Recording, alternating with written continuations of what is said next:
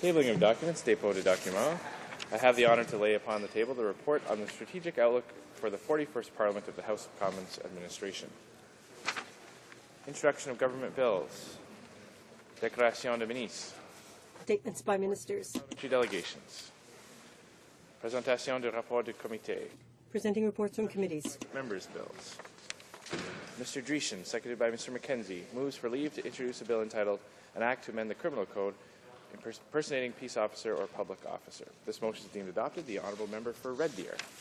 Mr. Speaker, I'm pleased to introduce a bill to amend the Criminal Code which would establish impersonating a peace officer for the purpose of committing another offence shall be considered by a court to be an aggravating circumstance. I had introduced this bill during the previous Parliament, receiving support from all parties, but Parliament dissolved before it could be read a third time. I'm confident that members of this House will also see the merit of this important amendment. My bill seeks to preserve the trust and respect for authority that we have for police officers and to increase penalties for those that breach this trust to cause harm. Thank you, Mr. Speaker. Mr. Dreeshen, seconded by Mr. McKenzie, moves that the bill be now read a first time and be printed. This motion is deemed adopted. First reading of this bill. Première lecture de ce projet de loi. When shall the bill be read a second time? At the next sitting of the House. Première lecture du projet de loi d'état. First reading of Senate public bills. Motions, motion. Presenting petitions, présentation des pétitions. The honourable member for Random Buren St. George's. Thank you, Mr. Speaker. And I rise today to present a petition on behalf of my constituents of Random Buren St. George's. And again, they're calling on the government to reverse a decision to raise the age for receipt of OAS from 65 to 67. I hear repeatedly everywhere I go in my riding and throughout the province, in fact, that this is not acceptable. It's going to impose a hardship on our seniors. Those who have given so much to all of us are asking now that the government consider that and reverse this decision. Presenting petitions, the honourable member for Davenport. Thank you, Mr. Speaker. And I rise today on behalf of the members of my riding in Davenport and Toronto who continue to express concern over Bill C-31. This petition calls for the reversal of some of the more egregious elements of that bill, and I table that today. And as well, this petition is on behalf of Canadians from coast to coast to coast who have concern over the cutting of the Canada's experimental lakes area. They have grave concerns over this. There's hundreds upon hundreds of signatures on this one petition that's placed before the House today. Thank you. The honourable member for Vegreville Wainwright. Thank you, Mr. Speaker. Mr. Speaker, I'm proud to present a petition on behalf of constituents who note that Canada is the only country in the Western world, in the company of China and North Korea, without laws restricting abortion. And my constituents call on Parliament to do as the Supreme Court suggested we do many years ago, which is to enact abortion legislation which restricts abortion to the greatest extent possible. Thank you, Mr. Speaker. Member for Skeena-Bulkley Valley.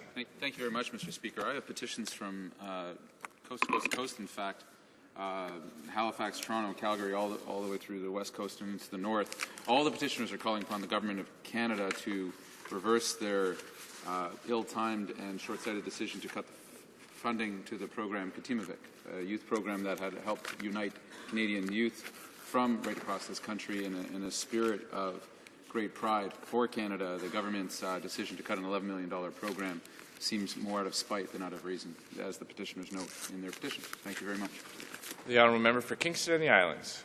Thank you, Mr. Speaker. I have a petition today signed mostly by my constituents who are concerned about the effect of the Comprehensive Economic and Trade Agreement on farmers and concerned that they might force them to use genetically modified seed. They're concerned about the dangers inherent in genetically modified foods. And they're also worried about multinationals who are using CETA to take control of our food supply.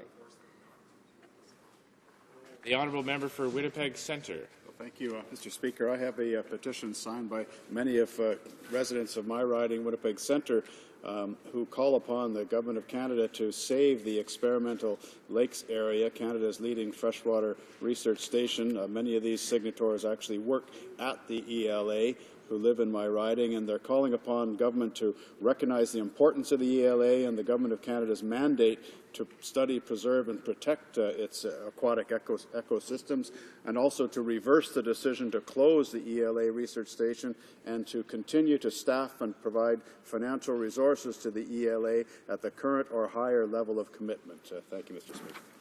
Presenting petitions, présentation des pétitions. Questions on the order paper. The Honourable Parliamentary Secretary to the Government House Leader. Thank you, Mr. Speaker. Mr. Speaker, I ask that all questions be allowed to stand.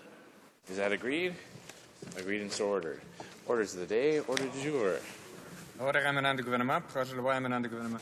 orders, bills of the Commons. Will you please the débat, resuming debate. The Honourable Member for Parkdale High Park. Thank you, Mr. Speaker, and I'm pleased today to speak on Bill C-44. This is a bill that we supported at second reading, and we supported this bill because obviously this is an issue of helping families. It's not a question of ideology or partisan politics. It's about helping families in their time of need. And as you well know, this bill, C-44, would amend the Canada Labour Code, the Employment Insurance Act, the Income Tax Act, and the Income Tax Regulations to allow workers to take leave or to draw EI in the event of serious illness in their children or during the disappearance or death of their child due to crime, all very serious and challenging circumstances that, unfortunately, too many Canadian families are dealing with. Now, it of course goes without saying that we agree with supporting families in their time of exceptional need and at a time when there is clearly suffering and trauma going on in a family. But I do want to remind the House that Conservatives during the 2011 election campaigned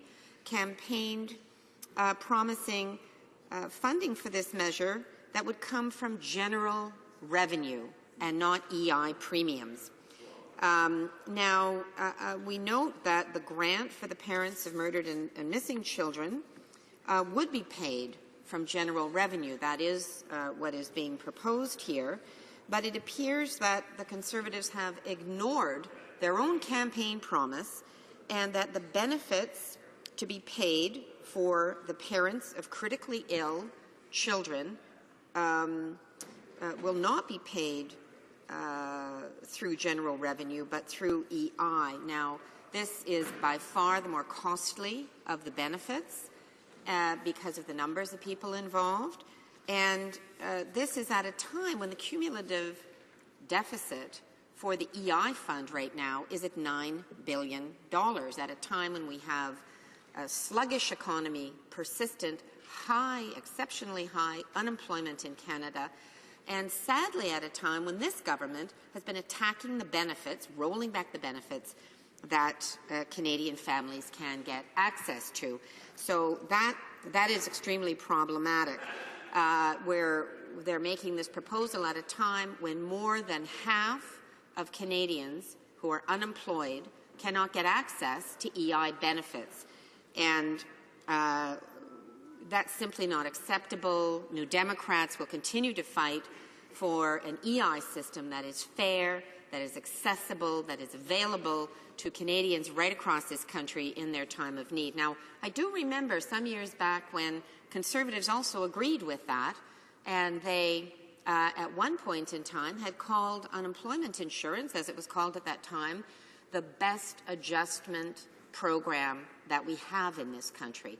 And it is an adjustment program that is necessary during periods of downturn in the economy, but also during periods of great change, great economic change in our society. Now, New Democrats have spoken many times in this House about the deindustrialization that has taken place under the watch of this government and the previous government, and we have seen hundreds of thousands of good-paying manufacturing jobs leave this country, and far too many people ultimately do not get access to EI benefits. They end up in jobs which are very low-paying, contract, temporary work, and face a dramatic decline in their standard of living. Mr. Speaker, you know, the EI system was designed to help working people during these periods of adjustment to a changing economy. And what has been so grossly unfair is that this government and the previous Liberal government really plundered tens of billions of dollars out of the EI fund to balance the books when this was money paid by working people and employers across this country and ought to have been available to those working people when they were at their time of need, when they faced unemployment. And we are left today with this legacy of more than half of unemployed workers not being able to get access to benefits. We have a deficit in the fund, and benefits have been reduced. So I want to make the point that further tapping into this fund for a new benefit in complete contradiction to the Conservatives' campaign pledge is simply not acceptable. But, of course, Mr. Speaker, we do support the principle of helping Canadian families in their time of need. Now, you know, there are many tragic stories of Canadian families and how they have been affected by the critical illness of a child, or their children have been victims of very serious crime, including murder. And, you know, just very recently, I was speaking with a constituent in my riding in Parkdale High Park in Toronto, and a mother who is a strong community activist, lives in Toronto community housing. So they're a family of limited means, and this woman is a single parent, and her only child, her son, was out walking in broad daylight on a Saturday afternoon and was the victim of a drive-by shooting. And fortunately, for all concerned, this young man, he was, I believe, 15 at the time, fortunately, he survived, but the bullet went through his abdomen. He is now, well, he was severely injured. He is remaining at home. He's been completely traumatized by this. He will have a permanent disability as a result of his injuries. And this is through no fault of his own. This is a kid who's been, by all accounts of everyone in the community, who's been a good kid, does well in school, helps out in the neighborhood, and he was just the victim of a random crime in his neighborhood. And it's frightening because as a parent of 3 sons, you imagine that could happen to any of our children anywhere in this country. But this woman was telling me that because her son has been so traumatized by this, he's not been able to return to school, and they are being forced to move not just out of the Toronto Community Housing building that they live in, but they are looking to move out of Toronto because her son has been so traumatized. He just doesn't want to. He doesn't want to go out of their apartment. He's afraid to go to the window of their apartment because he fears for his life. And this is just one example. You get a sense of what some families are dealing with in this country because through no fault of their own, they have been victims of crime. So we support the goal of assisting families in their time of need, whether it's a child who has been a victim of crime or whether it's a child who is critically ill. And this means parents have to take time off work and that they, some cases, have to travel distances in order to deal with this crisis that they're facing in their family. But, Mr. Speaker, what we have difficulty with is imposing more costs on the EI system at a time when this fund is already stressed, at a time when far too many, more than half unemployed workers, cannot claim the benefits for which they have paid and which they ought to be entitled to. So, Mr. Speaker, I see my time is just about up. I hope that we can have a good discussion and debate about the best way to implement this goal of helping Canadian families, and that there is the opportunity with the government opposite to take constructive proposals to make this bill better so that it serves the needs of families in crisis, but also does not negatively impact those far too many, more than 1 million Canadian workers who today are unemployed. Thank you, Mr. Speaker. Questions et commentaires. Questions and comments? The honourable member from Sherbrooke. Thank you very much, Mr. Speaker, and I'd like to thank my colleague for her remarks, which were very interesting. We agree that this bill will help families, victims of sad incidents, and it's important to provide it at second reading. But as she mentioned, there are several aspects that are less worthwhile in the bill. The Conservatives had made promises that were to be taken into account, that this funding would come out of the general revenue funds. I'd like to ask the member if she thinks that the way the Conservatives have chosen to proceed is the right way, by taking money out of the EI fund that has been paid into by employers and employees. Because since for many years now, money has been taken out of this fund. Does she believe that this is the proper approach?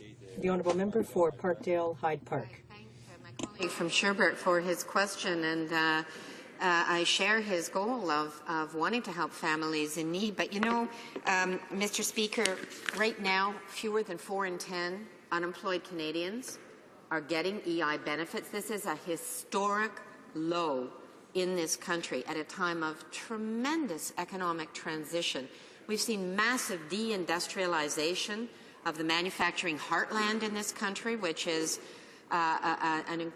it's just a disgrace that we are losing our manufacturing and economic powerhouse in central Canada.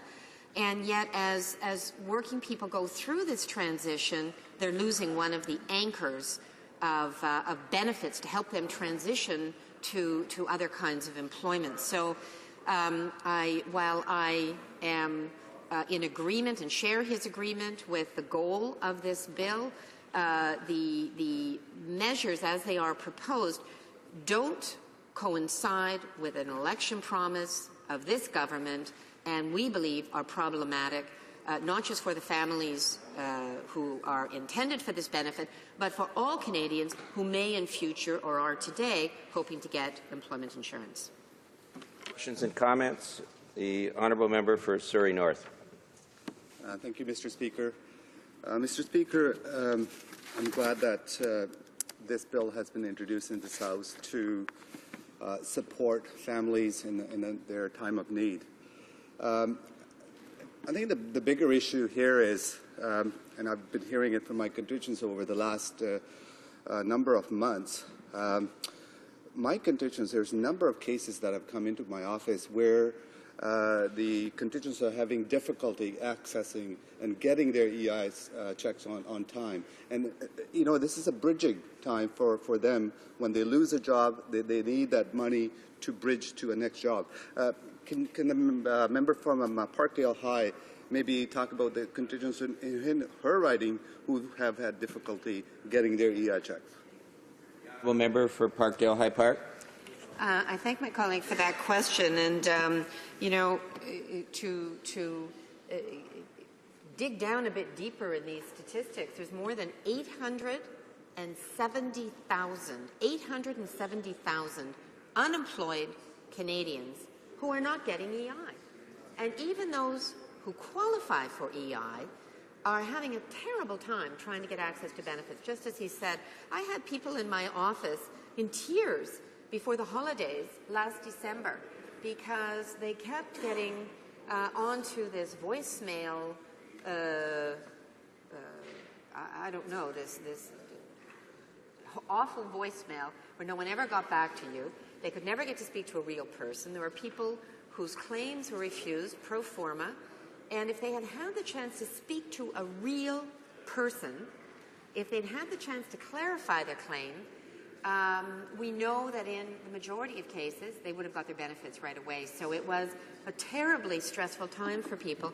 And it still exists today. We've seen cutbacks of the staff of people who are processing EI claims, and increasingly people are forced onto an automated system. They're not familiar with it, and it's resulting in people who ought to be entitled to benefits who are not getting those benefits. So, you know, we agree with helping families who are in traumatic circumstances because of their children, but we also believe in an employment insurance system that works for all Canadians who are unemployed and need that bridging benefit. Resuming debate, the Honourable Minister of Labour. Thank you very much, Mr. Speaker. Mr. Speaker, I'm very happy today to rise in the House and express my strong support for Bill C-44, the Helping Families in Need Act. As Canada's Labour Minister, my focus is on the Canadian workplace, and I think and I hope that this act will be welcomed by both workers and by employers because it brings support to families at a time when they need it most. As you know, Mr. Speaker, supporting working families is a priority for this federal government, and there is no more important time to do that than when parents are grieving the loss of their child, dealing with the disappearance of their child, or caring for their critically ill child. And that is why this bill intends to amend the Canada Labour Code to create a new unpaid leave to address the needs of parents who are faced with this kind of unthinkable hardship. You know, working parents face a lot of pressures. Parenthood can be a challenging time, and some careful planning and organizing can certainly help. But a bit of bad luck can throw all your careful planning and your organizing out the windows. Some scenarios, as a parent, are predictable and can be handled with ease. You have a common cold that affects the whole family, a school can close because of a snowstorm, or you may have an injury requiring basic medical care. And in fact, these situations can pretty much be expected as a parent, and I'm sure that most of us have dealt with these things and can relate. But there are scenarios that as a parent, one cannot foresee or even imagine. Heaven forbid the doctor tell you that your child has something more serious, much more serious, than the cold or the flu. And suddenly, you find yourself in the hospital, keeping vigil over a little person who's been hooked up to tubes and wires. And at a time like that, do you think about the emails you haven't answered or the deadlines you've missed at work? You don't. Unfortunately, though, the world does not stop while you're dealing with your child's illness. The bills keep coming in, even if you have taken a leave of absence from work. You still need to eat, you need to heat your house, and you still need to put gas in your car. And indeed, you may likely have extra expenses to cover because your child's in the hospital. And then there's the anguish that parents feel when a child is missing, possibly the victim of a crime. And what if the unthinkable happens and your worst fears are confirmed and you're told that your child will never be coming home?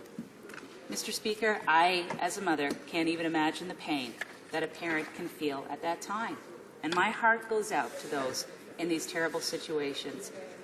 These are situations that as parents, we never, ever want to be faced with. But I'm glad that our government can offer these families more than just sympathy. We can also give them financial help. Canadians told our government that existing EI benefits were inadequate for the parents of critically ill children. And we listened. And they told us that parents of missing or murdered children needed more assistance. And we saw that they were right. We were also told that people on parental leave sometimes fall ill and that they needed to be able to access EI sickness benefits. So we took action. And that's why in Bill C-44, the federal government has launched important new initiatives. Now, what I'm going to do today, Mr. Speaker, is give a brief overview of the initiatives in general, but then I want to focus on the impact that these changes will have on the Canada Labour Code. On April 20th, 2012, Prime Minister Harper announced our government's intent to offer a federal income support for parents of murdered and missing children. You know, every year, approximately 100 children in Canada die as a result of a criminal code offense such as homicide or aggravated assault, and 1,100 children are reported missing as a result of abduction.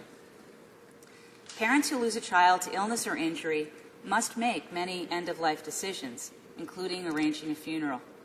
But parents of murdered or missing children must also deal with uncertainty, and sometimes that is for an extended period of time. They are involved with the police, they're involved with the courts, and these are not quick processes. Currently, parents of murdered or missing children have access to limited financial assistance. The Victims Fund reimburses expenses incurred by Canadians who are victims of crime abroad. In addition, the RCMP's Travel Reunification Program provides free transportation to reunite a parent with a child who was abducted by the other parent. Parents who are sick due to the emotional trauma related to the death or disappearance of their child are unable to work for this reason, or are unable to work for this reason of emotional trauma, may also be entitled to up to 15 weeks of employment insurance sickness benefits. But once implemented, the new federal income support will be a substantial improvement. It will provide payments of $350 per week for up to 35 weeks in a one-year period to parents of children under 18 who have gone missing or who have died as a result of a suspected criminal code offense. This income support program is expected to be operational by January 1st, 2013. But Mr. Speaker, let me say a few words about the provincial benefits. Parents whose child has died or is missing as a result of a suspected criminal code offense have varying levels of support across the country when they take time off from work. All provinces, except Newfoundland and Labrador and the Territories, provide varying degrees of compensation and financial assistance for victims of crime, which may include parents of murdered or missing children. For example, Nova Scotia provides a maximum of $4,000 for counselling expenses, whereas Manitoba has a more comprehensive program with no maximum amount. This new federal income support will complement these initiatives, and it will help lessen the burden on parents. Now, parents of critically ill children will also get more help.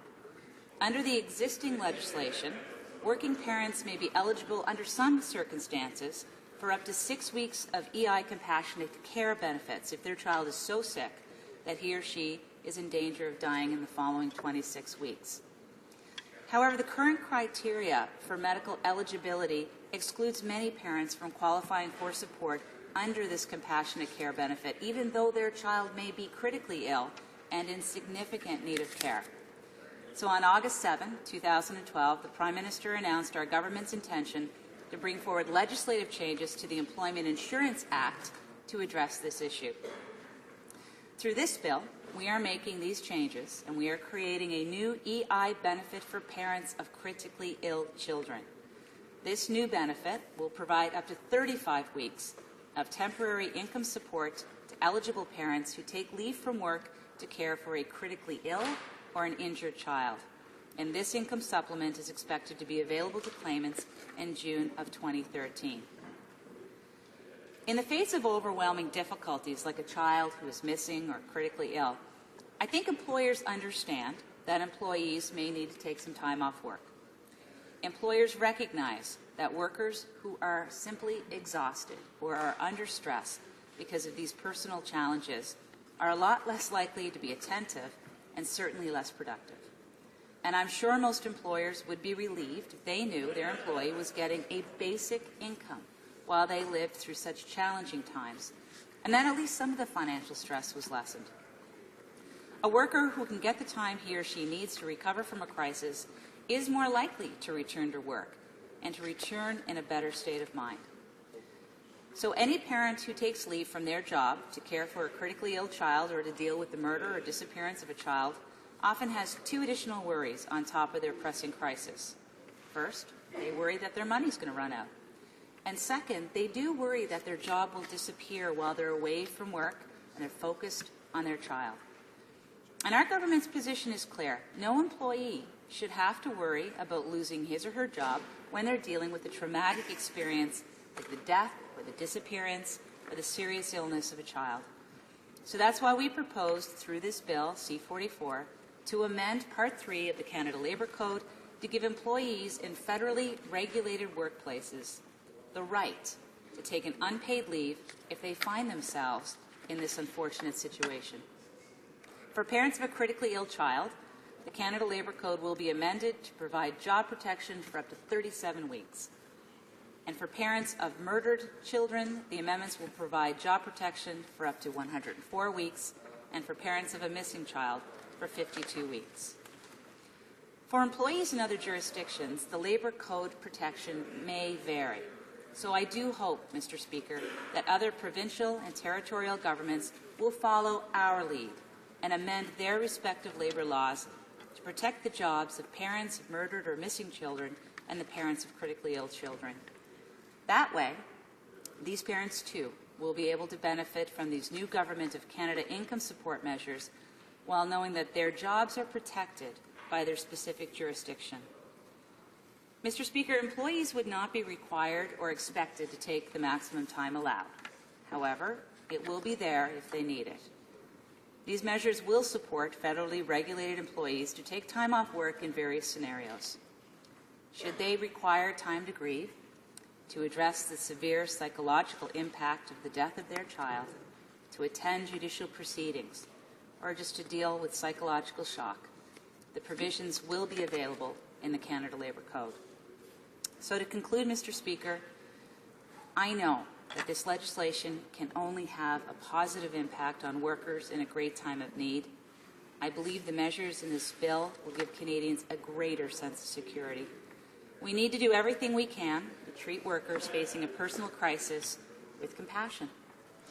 And I know employers will support these measures because they will be of crucial importance to the workers who need them. I thank the honourable members for the support on the bill, and I also trust that we will do the right thing and we'll support this bill. Thank you very much. Well done. Questions and comment time. Questions and comments. The honourable member from Winnipeg North. Yes, thank you, Mr. Speaker, and I appreciate the comments from the Minister. And one of the concerns, and it's a little outside of this particular bill, but it's still relevant in terms of the need to look at employment insurance and how we support individuals that might need some form of compassionate care, if I can put it in using those terms. And what I'm thinking of is individual parents or siblings or a spouse where there's a need to have a family member at their side, especially in terminal care cases. To what degree is the government prepared to look at what it might be able to do to expand those type of compassionate benefits to these individuals? It's something in which I and many members of the Liberal caucus had talked a great deal about in the last campaign. To what degree is the government prepared to entertain those type of progressive moves? The Honourable Minister of Labour. Thank you, Mr. Speaker, and I appreciate the comments from the honourable member. What we're focusing on here, though, Mr. Speaker, is supporting families and helping them balance their work and their family responsibilities, and we're narrowing in on these very, very difficult circumstances that parents can actually face, much to their surprise and indeed much to their sadness. What we want to do through these amendments is to allow us to offer new support measures to Canadian families at times when they need it most. And what we've identified are these periods of time when a child is missing because of a criminal code offence, when a child has died because of a criminal code offence, and of course if the child is critically ill. And those things are there to supplement what we currently already have in place. And we're very proud of the legislation that we've brought forward, but we always end up listening to our stakeholders and we listen to the Canadian public because we do extensive consultations. And the Minister, I'm sure, has many people who are indicating improvements that can be made, but at this point in time, this is exactly what we're delivering on. This is what we said we would do for parents and families, and that's exactly why we brought this to the House. Questions and comments? The honourable member for Timmins James Bay.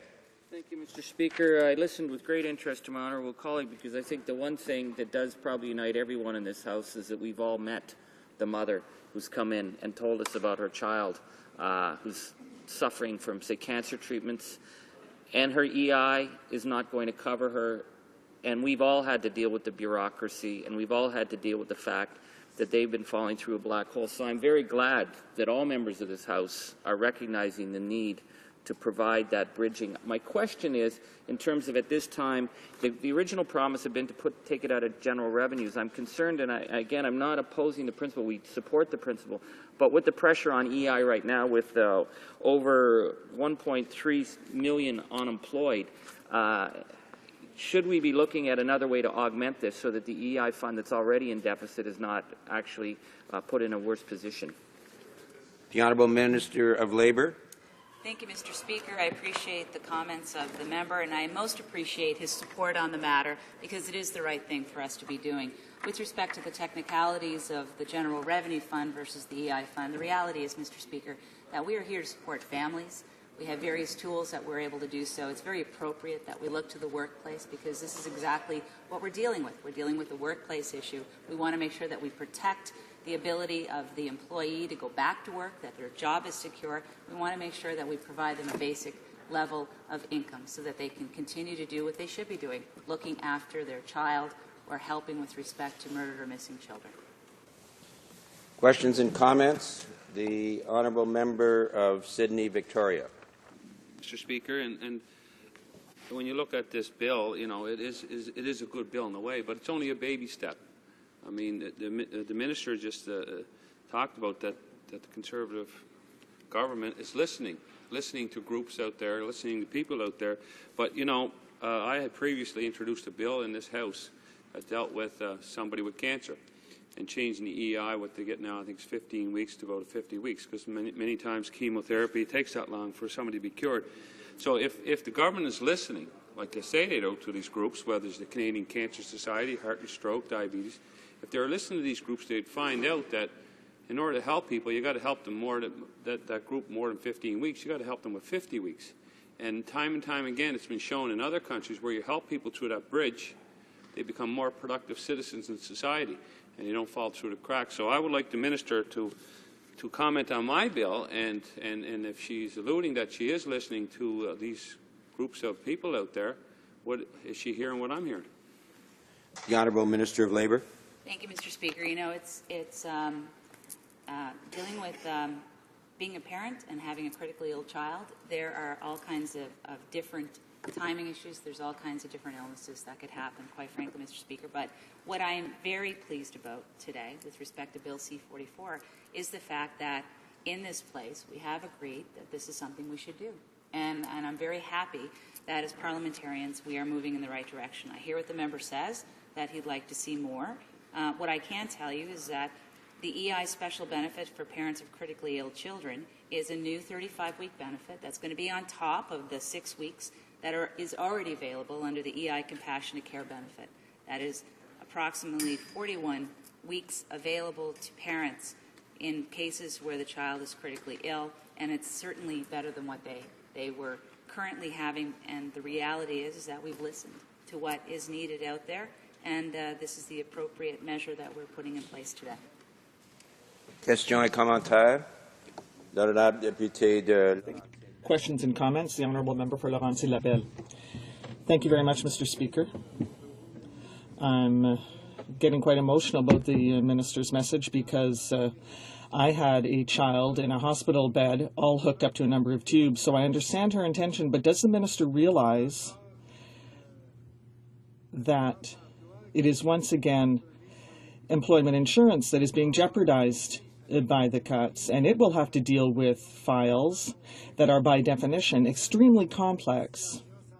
People who experience these appalling situations don't feel like talking to an answering machine, and they don't feel like booting up the internet to fill out forms. So I'm wondering how people will feel about this when they are transferred from answering machine to answering machine numerous times, only to have to leave a message at the end.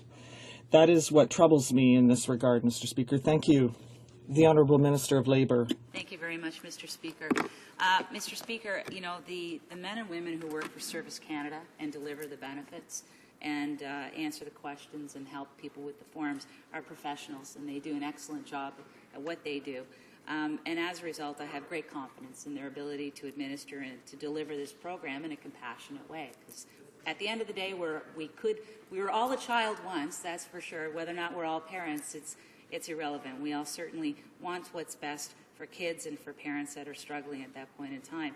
With respect to EI itself, as I stated in my remarks, Mr. Speaker, this is a measure that I believe as Minister of Labour, having great contact with the federal private sector workplace, that employers and workers will embrace, and they will appreciate it. And those are the ones that pay into the EI fund.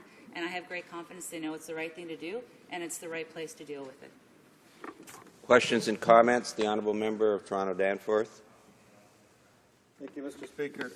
I'd like to ask the Honourable Minister if she could help clarify something that I'm still not clear about after the technical briefing last night.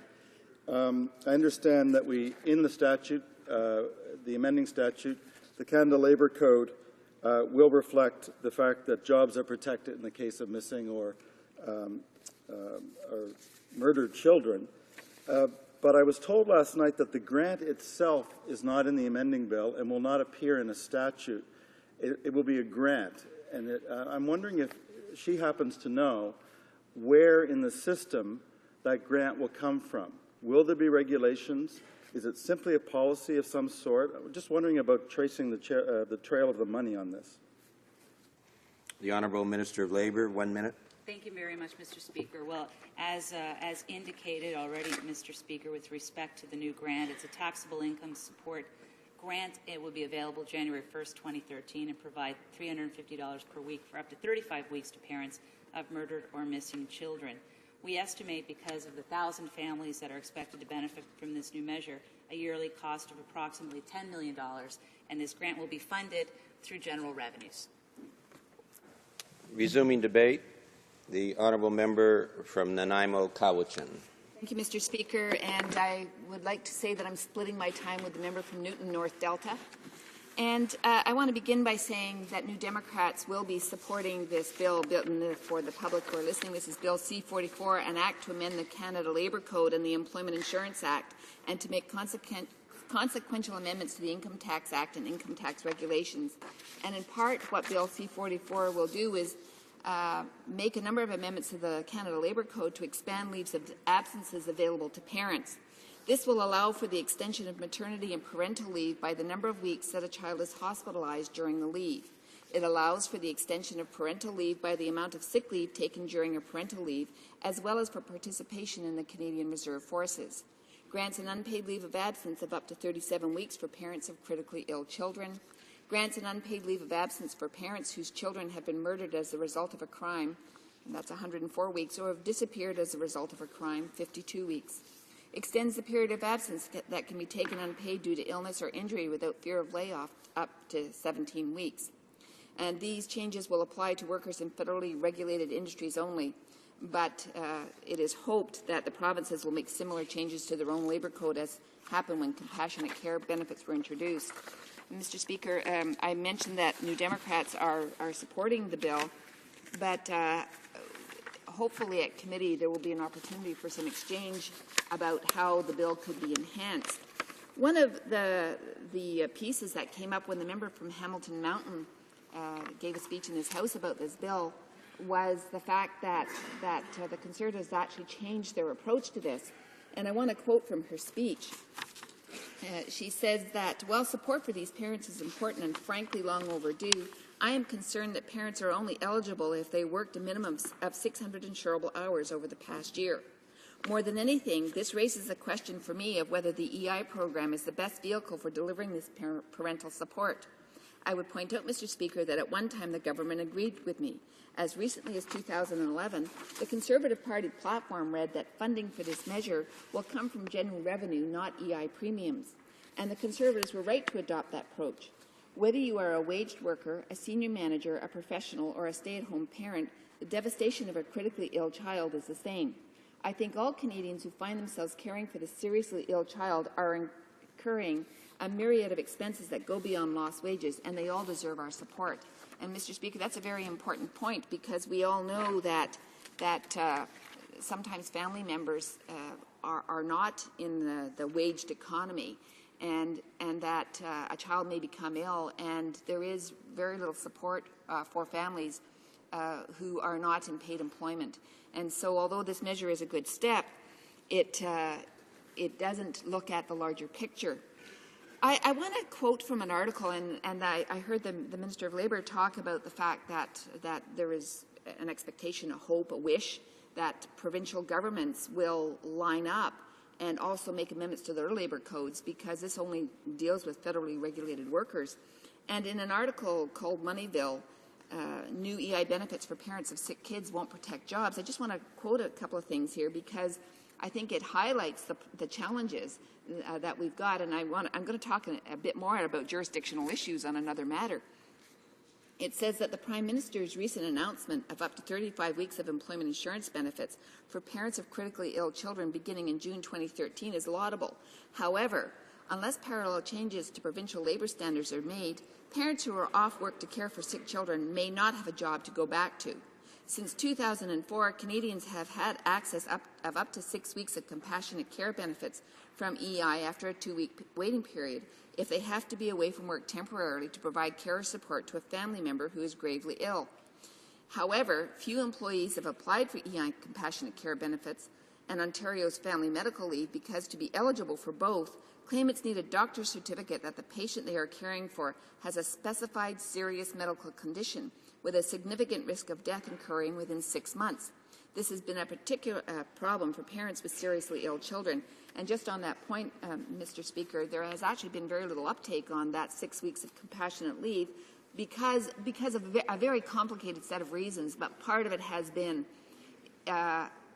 almost this requirement that families give up hope that their child or loved one won't recover. And we know that with improvements in medical care that many people at one time, when a diagnosis may well have been a death sentence, that in fact with the kinds of medical care that's available, people do recover. And so part of the challenge with the uptake on that compassionate leave piece was the fact that it was acknowledging that the person was going to die, the child was going to die. So there does need to be more latitude and more discretion around what serious illness is. And hopefully that will also be clarified. It's also, the article goes on to say it's also important to recognize that government recent announcements does nothing to correct the fatal flaw in the EI Compassionate Care Benefits Program as it applies to non-parents who need time to care for ailing loved ones. If the federal government is serious about offering support to family caregivers, the requirement for medical certification of imminent death should also be eliminated so non-parents can more readily claim up to 6 weeks of compassionate care benefits currently available.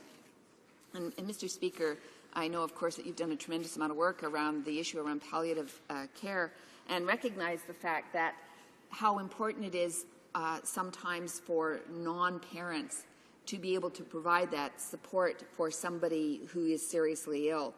And many of us in this House are of an age where we've got aging parents. I'm very blessed that my mother's very healthy, but a few years ago, my father was diagnosed with terminal cancer, and there was not a way for family members to support him other than just taking unpaid time off work. So it's very important that with our aging population and with other changes that are happening in our society that we recognize that non-parents are often caregivers and need to be recognized in this legislation. I want to touch briefly on jurisdictional issues because, again, we've heard the fact that we're hopeful that the provinces will step up and they'll be part of this granting of leave for compassionate reasons to care for somebody who's seriously ill. And a number of years ago, I was fortunate enough to introduce in this House a principle called Jordan's Principle, which was a direct result of a critically ill child and jurisdictional issues. And in this particular case, I just want to quote from this article on Jordan's Principle. It says, very often it is the harmless innocents that get caught in these jurisdictional black holes, as is the case of Jordan, a baby from Norway House, Manitoba. He was born in 1999 with a serious genetic and medical condition, and it soon became apparent that he would have to be placed in long-term care. After 2 years, the medical staff determined that he would be released from the hospital and go to a special foster care home. Unfortunately, he got caught between competing bureaucracies. The federal and provincial governments argued over who should pay for his care. The tragic outcome was that Jordan spent 2 more years in hospital and died before there was any resolution. Following Jordan's tragic life and death, there was an outcry from the First Nations community and frontline workers. The result was the drafting of a statement of principle that put the child first when it comes to funding and jurisdictional disputes. It's called Jordan's Principle in his honour. And, Mr. Speaker, I would argue that in this case where we're talking again about critically ill children and the hopes that the provincial governments will come to the table with what the federal government has offered, I think at times could be a stretch. We know in Ontario that there's been some move around the granting of compassionate leave, but just to assume that all provinces will come to the table and grant this leave under their own labour code so that non-federally regulated workers are included might be a bit of a pipe dream. Jordan's Principle was passed in this House 5 or 6 years ago, and we still haven't seen the kinds of moves that would have this federal government taking leadership to make sure that children actually do come first and that their families come first. So, I remain to be convinced that this is going to work. Mr. Speaker, I can see that you say I've got 1 minute left. What we've seen this government do is tinker with parts of the Employment Insurance Act and disregard some of the very serious deficiencies. I heard a member talk about the lack of resources, and this is not about the good frontline workers in employment insurance. They're doing what they can, but they cannot cope with the volumes. This is not about the fact that only 40% of workers actually qualify to get paid for employment insurance. It's not about the fact that there hasn't been significant changes in the amount of money that people are being paid as our economy has continued to stagger. So, Mr. Speaker, although we welcome this bill and think it is an appropriate thing to do, I would urge this government to actually take a look at why it is that Canadians who've paid into this fund simply cannot collect benefits in this day and age. Thank you, Mr. Speaker. Question commentaire. Questions and comments. The honourable member from Terrebonne-Blainville. Thank you, Mr. Speaker. And I listened to the speech prepared by my colleague with a great deal of interest on C-44, and she talked about family caregivers. Now, in my riding, there is a group of family caregivers who are very concerned about the fact that they must take time off work, full-time work. It is full-time work to take care of people in the family who are ill, whether it be a spouse or a parent. I know the NDP has reflected on this issue, and I would like my colleague to explain to this House what the NDP's vision is to help this segment of the population who does not have the assistance necessary to be able to take care of a family member. I'm glad that this bill has been put forward because it will help the parents of ill children or children who have been the victims of crime. But I think we also have to think of this segment of the population, and I'd like to hear what my colleague has to say on this matter. Member from Nanaimo-Cowichan. Well, I want to thank the member for that very good question.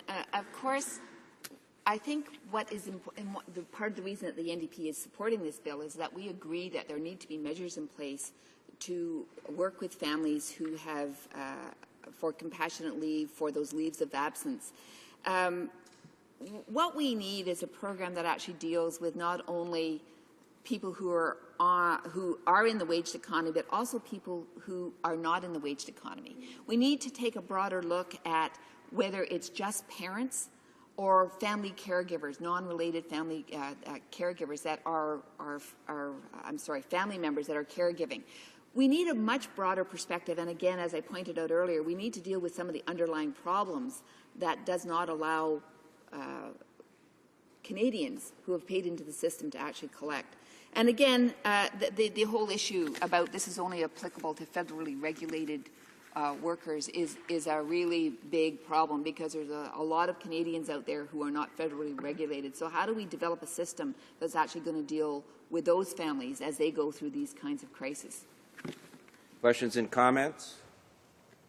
The honourable member for Winnipeg North. Mr. Speaker, I appreciate the comments, and it's an interesting door that the member opens up in terms of having individuals receive some benefits from employment insurance, even if they hadn't necessarily contributed or employers had contributed to it. But and it's something that would be great to actually have a good, wholesome debate on that particular issue. One of the concerns that we do have within the Liberal caucus is that how this particular bill is somewhat limited, that we could in fact be doing more. We appreciate and recognize the valuable change that it's going to make, and we will support it going into committee and ultimately passing. It's nice to see. But I'm wondering if she would recognize, as we have been talking about for the last number of years within the Liberal Party, that we should be looking at how we could be expanding services, in particular for those individuals that have terminal illness, and allowing for family members, in particular, as I mentioned earlier, spouses, possibly siblings, possibly a child, to be able to have a benefit so that they would be able to stay home with their loved one at a time in which they need to be there to be supportive, and the role that employment insurance could play in helping facilitate that. The honourable member from Nanaimo, Cowichan. Thank you, Mr. Speaker, and I want to thank the member for that question. And of course, he's absolutely correct. What we need to do is take a broader view around who can collect the employment insurance benefits. And again, that broader view around Canadians who are not eligible for employment insurance. The member mentioned briefly resources, and I just need to talk about resources. It's not just about resources for Canadians who are on employment insurance for sickness or maternity or parental or compassionate care. It's also the workers who are there for regular benefits, and we need to take a look at again, a comprehensive look at what's happening with the Employment Insurance Fund. I want to reiterate, I know one of the members opposite talked about how this is, Service Canada employees are doing a great job, and they absolutely are. This is another look at resources. What's happening, though, is cuts to the department have meant that Canadians who have paid into the fund, whether it's sickness, maternity, parental benefits, or regular benefits, and they're trying to collect the benefits that they've paid into, cannot get answers out of the department, not because people aren't working hard, it's because they don't have the resources to answer the phone calls and to deal with people. I've had people coming into my office simply because they've tried for 2 days to get through to the department and haven't been able to talk to a live person. So, Mr. Speaker, when we're talking about these benefits, it's fine to talk about putting these benefits in place, but we actually need to make sure that the department has the resources to ensure that people get paid and the answers that they need. Resuming debate. The honourable member from Newton North Delta. It's my privilege today to rise in support of this motion at second reading. We support this bill. This is not about partisan politics. This is about doing the right thing. It's about assisting families who are going through some horrendous issues, whether it be a loss of a loved one or whether it be an illness, a serious illness of a young child. And as I look at this in a very humane way of approaching this whole area, the thing that comes to mind is how much we need to change our EI system and the way we look at illness, especially serious illness or loss of loved ones.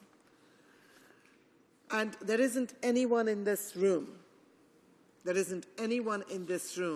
who does not know of someone whose child or a family member has been either seriously ill or they have lost them either under tragic circumstances or after a lengthy illness. And each and every one of us know what that loss means to the families involved. And when you are struggling with illness in the family or a serious loss, we also know the pressures that the family is under. And the very last thing those families need to worry about is about finances. It's about paying their bills and getting food on the table. And also about feeling that pressure of having to go to work because you may not keep your job, or spending time with your loved one, with your child, who may not have that long to live. Mr. Speaker, I've had the privilege of working in a cancer institute, reading stories, be it, a very pleasurable activity in one way to read to young children, but also when you're dealing with children and then with the families of very young children as they struggle with a terminal illness, you know the toll it takes on the families. And it's because of that, those personal experiences, both as a volunteer in my early work experience and then later as a teacher, that I can absolutely say without any reservation that I am pleased to see us moving in this direction. Does it go far enough? You've got to take baby steps at the beginning, and this is the beginning of the baby step. And one of the things that really hit me just now is when my colleague from Nanaimo Cowichan made her eloquent presentation, is when she talked about this only applying to federal jurisdictions and that the provinces would have to make similar changes. It reminded me of how haphazard that is going to be and how diverse and disparate the treatment is going to be across Canada. I arrived in Canada in 1975, and my daughter was born in 1977. And I was quite shocked at the time that there was no paid maternity leave, but you got some weeks of EI, because I had come here from England where there was full paid maternity leave for a very lengthy time.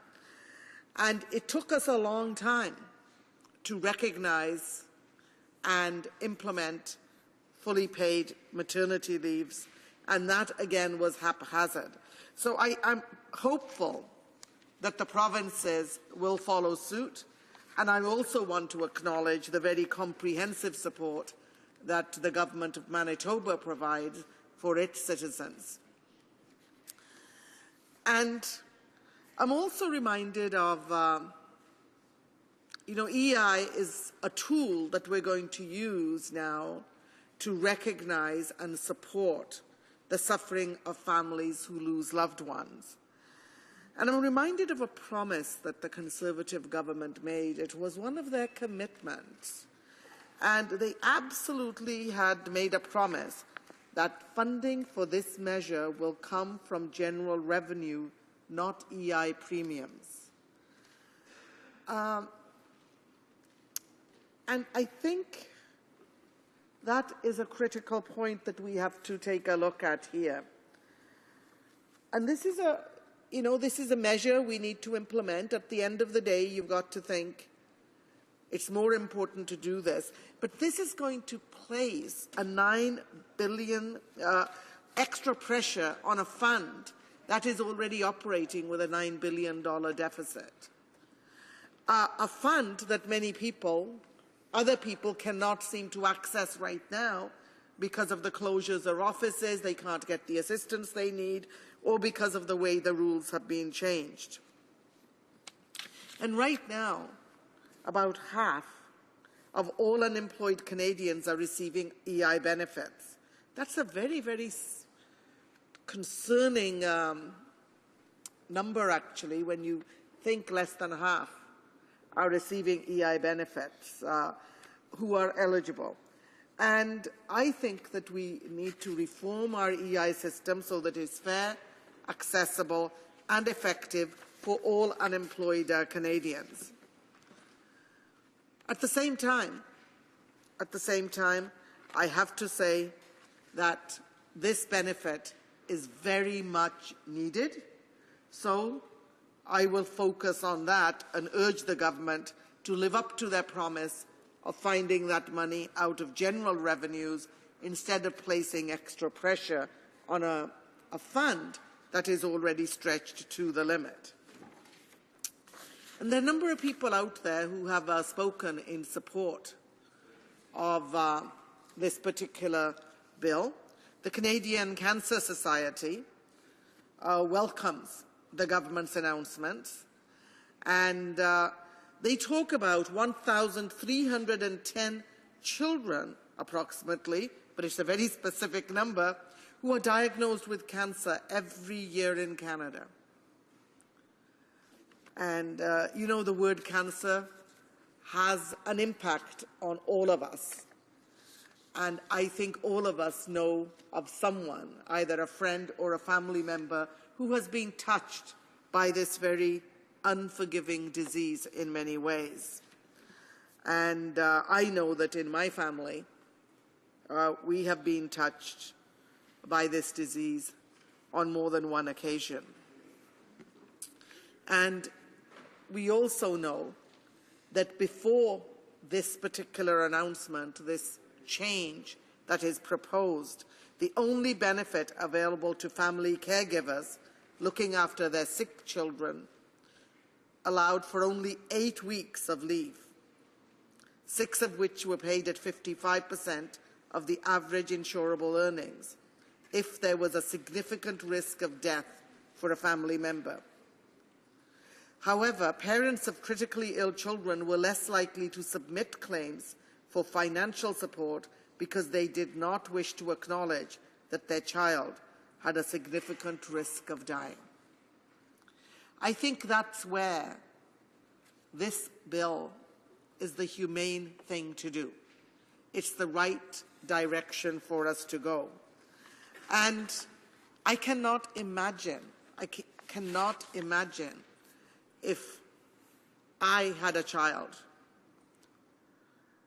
who was diagnosed with cancer and I knew they had a very short time to live, that at that time I would even care or know about the additional financial pressures. But having this kind of security will relieve the families of a financial worries that will place extra stress on those families and could lead to further long-term absences. And what I also have seen time and time again are long-term periods of depression and therefore being out of the workforce for a very, very long time. Thank you, Mr. Speaker. Questions and comments?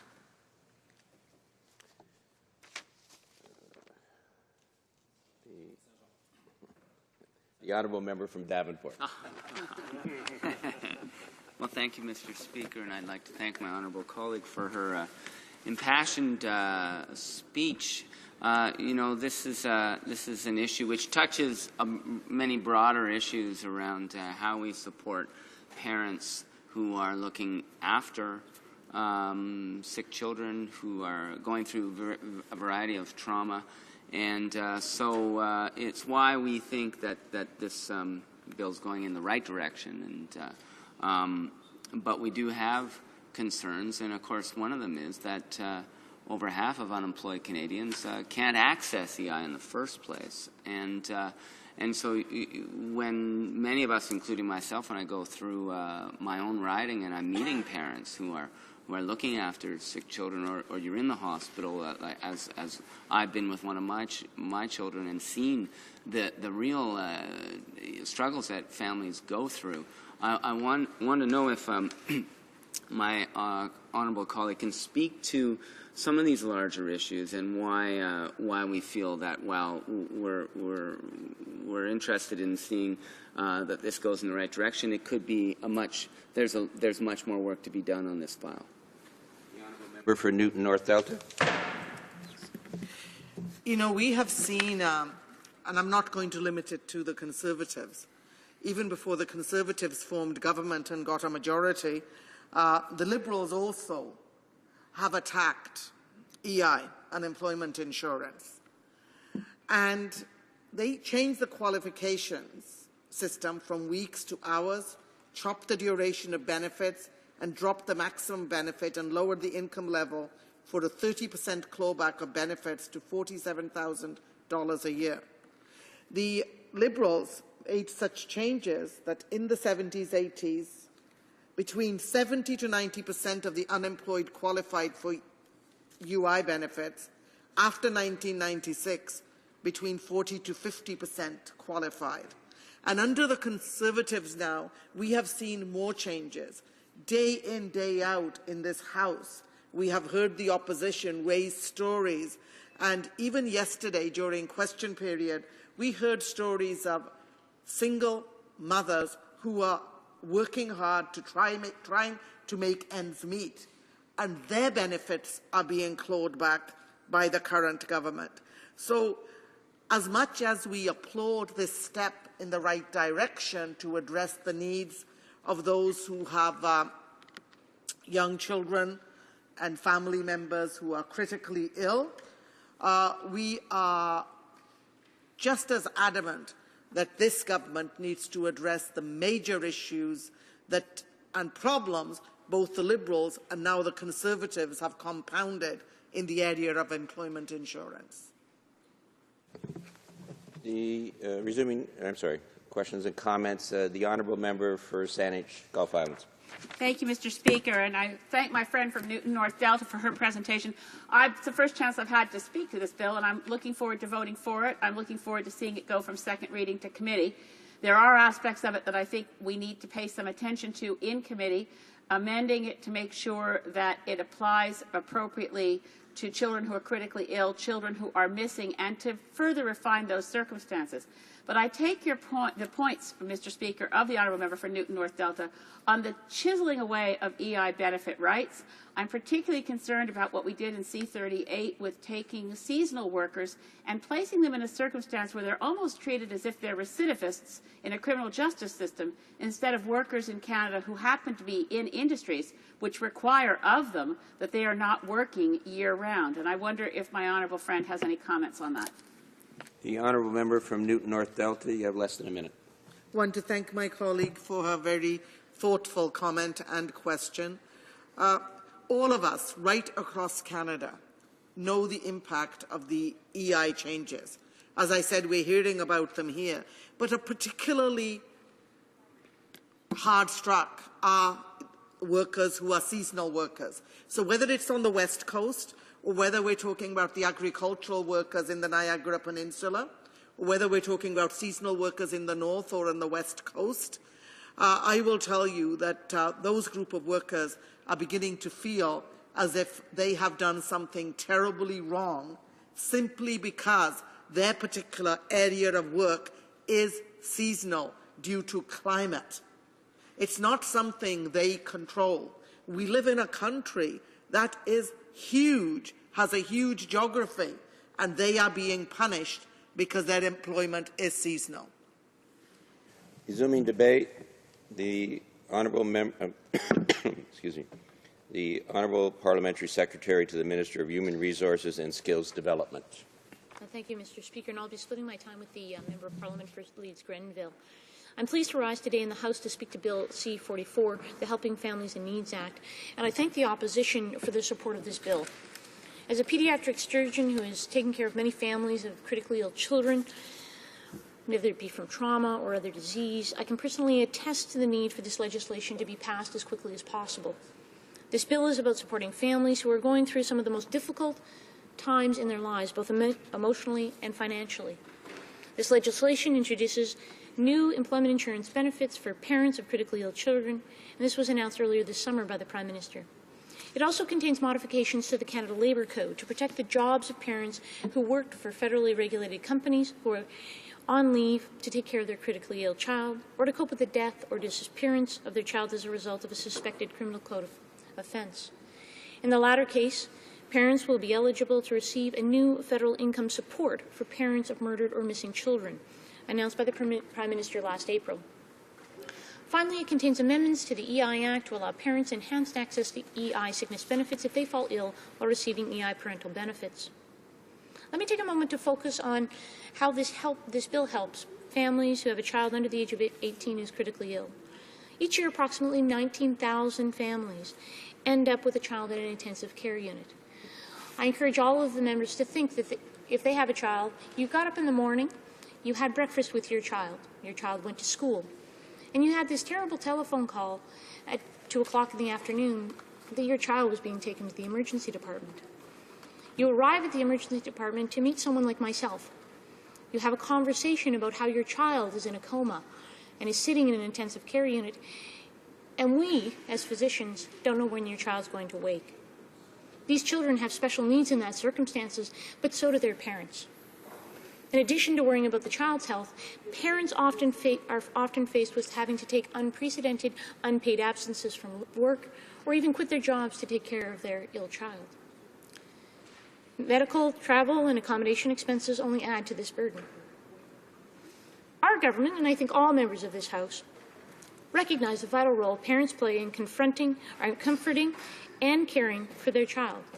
As a surgeon, I've seen the impact that a parent has on the recovery rate of their children. That's why this bill introduces new 35-week EI benefits to support parents who leave work to take care of their critically ill child. As with EI parental and compassionate care benefits, parents will be able to share this benefit. The definition of a critically ill child includes those that have life-threatening illnesses, as was mentioned by my colleague with respect to cancer care children, or injury, like those I take care of, that may be involved in various phases of their illness and need continued parental support. This benefit fills a gap that existed in the EI system, where parents have a child that is so seriously ill they need full-time parental care, but fortunately where their child is not at an immediate risk of dying.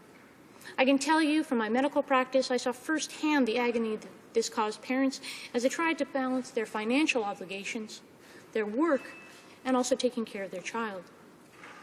In the unfortunate situation that a child's condition deteriorates, parents or family members may also be eligible for an additional 6 weeks of EI compassionate care benefit if the child has a significant risk of death within the next 6 months.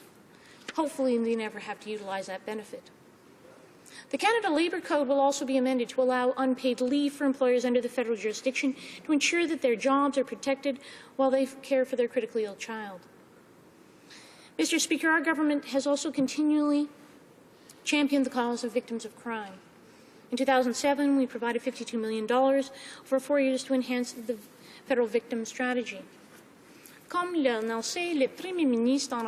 As announced by the Prime Minister in April of this year, we will provide financial support to parents who are coping with the disappearance or death of a child as a result of a criminal act. This will come into effect in January 2013. By the Prime Minister in April of this year, we will provide financial support to the parents who are coping with the disappearance or the death of a child as a result of the criminal act.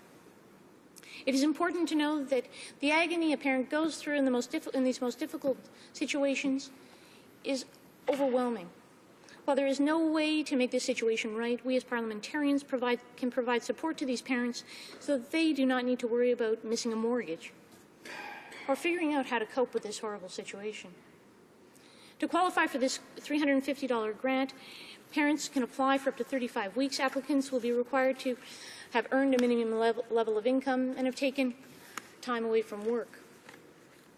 Workers who take a leave of absence from a federally regulated job with such an event will have their jobs protected, as will parents of critically ill children, thanks to amendments to the Canada Labour Code. The third aspect that we're introducing in this legislation is greater access to illness benefits for parents themselves. With this bill, parents will be able to access sickness benefits if they fall ill while they receive parental benefits. Currently, EI claimants cannot access sickness benefits during a claim for parental benefits because of the requirement to otherwise be available for work or for self-employed persons to otherwise be working and having stopped because of their illness. This bill will amend the EI Act to waive those requirements for claimants receiving EI parental benefits. Mr. Speaker, the combination of these new measures in Bill C-44 is an example of common sense measures our government is taking to help parents balance work and family responsibilities. Mr. Speaker, as the Prime Minister has previously stated, families are the building blocks of our society. Family and its importance is a fundamental value that truly connects all of us as Canadians. It's a time to stand together and support families in this country when they need it most. And I appreciate once again acknowledging the support of the opposition with respect to this bill. Stand together and support families in this country when they need it the most. Questions and comments?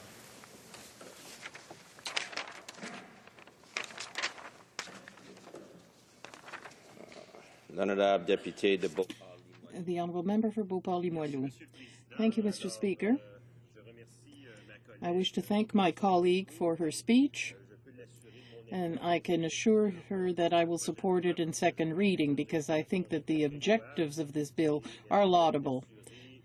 She can rest assured that she will have my cooperation as that of my colleagues after we've examined it seriously and perhaps even improve it if it's possible.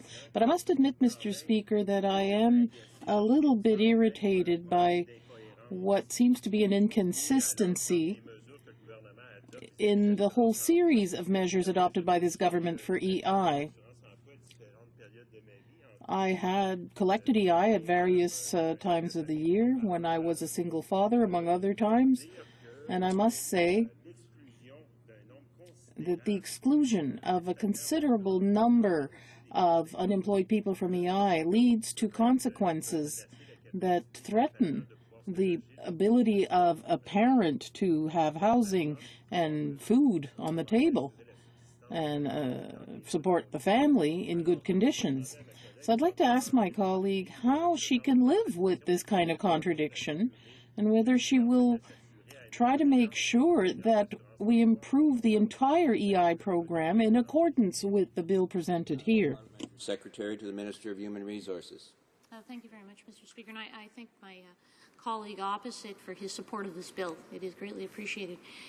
This bill is focused on making sure that families and parents are supported in their greatest time of need. I encourage us all to focus on exactly that. That's what this is about. This is about making sure that parents who have a critically ill child, like that one that I mentioned who may have been hit while running onto the street because they got off the schoolyard, or because of that missing child that their family is seeking. That's what we need to focus on here, and I agree, we want to make sure that this bill is as good as possible to benefit those families who are in their greatest time of need. Questions and comments? The Honourable Member from Winnipeg North. Mr. Speaker, and I appreciate the comments from the member. And you know, we recognize over the last little while there's been a great deal of concern in terms of other issues related to employment insurance, and for good reason. I've asked questions earlier this morning, in regards to the need for us to look at other forms of where we can extend that compassionate hand. There's no doubt, no one inside the House of Commons today is going to vote against this particular bill, because we recognize the value and we want to support parents and the best way that we can. The question I have for the member is, to what degree does she believe, in representing the government, is there a government responsibility to look at the entirety of employment insurance and the benefits, and look at how its government decisions are impacting current people that are on EI, and look at ways in which we can add additional compassionate grounds to get money in the hands of individuals that need the money? The Honourable Parliamentary Secretary to the Minister of Human Resources. Thank you very much, Mr. Speaker. And I thank the member opposite and his colleagues also for their support of this bill. We did significant consultations with individuals to find out exactly what they needed and desired, and it was very, very evident that families that have a critically ill child, you know, whether that child be suffering from cancer, as my colleague from the NDP had mentioned, or those that I meet, the parents that I meet in the emergency department, they're in need. And it's a very tough time for them. We want to make sure that they're very well supported. This is a very specific and targeted bill to make sure that those families are supported in their greatest time in need. This will benefit over 6,000 families with respect to critically ill children, over 1,000 for murdered or missing. And I appreciate, and again, I guess, appreciate that everyone in this House has been supportive of this measure. Resuming debate, the honourable member for Leeds Granville. Thank you very much, Mr. Speaker. I'm absolutely delighted to rise in this House today to speak about the Helping Families in Need Act.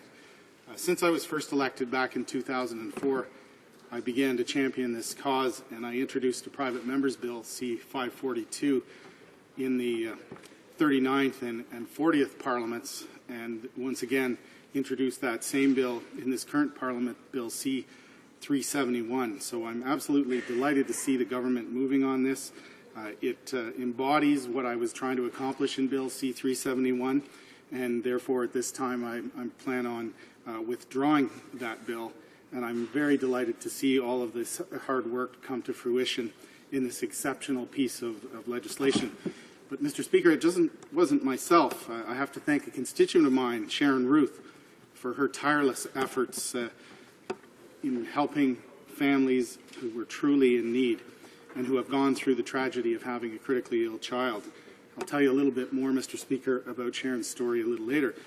Not only had we been advocating for this, but it also fulfills our Conservative Party's platform commitment to support the families of murdered, missing, and critically ill children.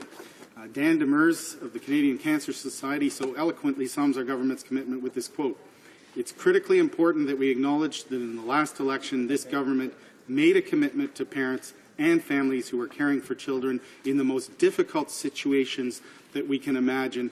And today, we're not only seeing the government take action to fulfill this commitment, but they're moving in this town at lightning speed." Here, here.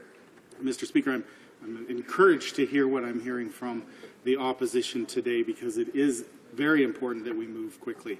This much-needed legislation will support the implementation of 3 initiatives: the new federal income support for parents of murdered or missing children, a new EI benefit for parents of critically ill children, and a measure to enhance flexibility for parents who fall ill while receiving EI parental benefits. And since our government was first elected back in 2006, we've been working tirelessly to implement policies that help Canadian families.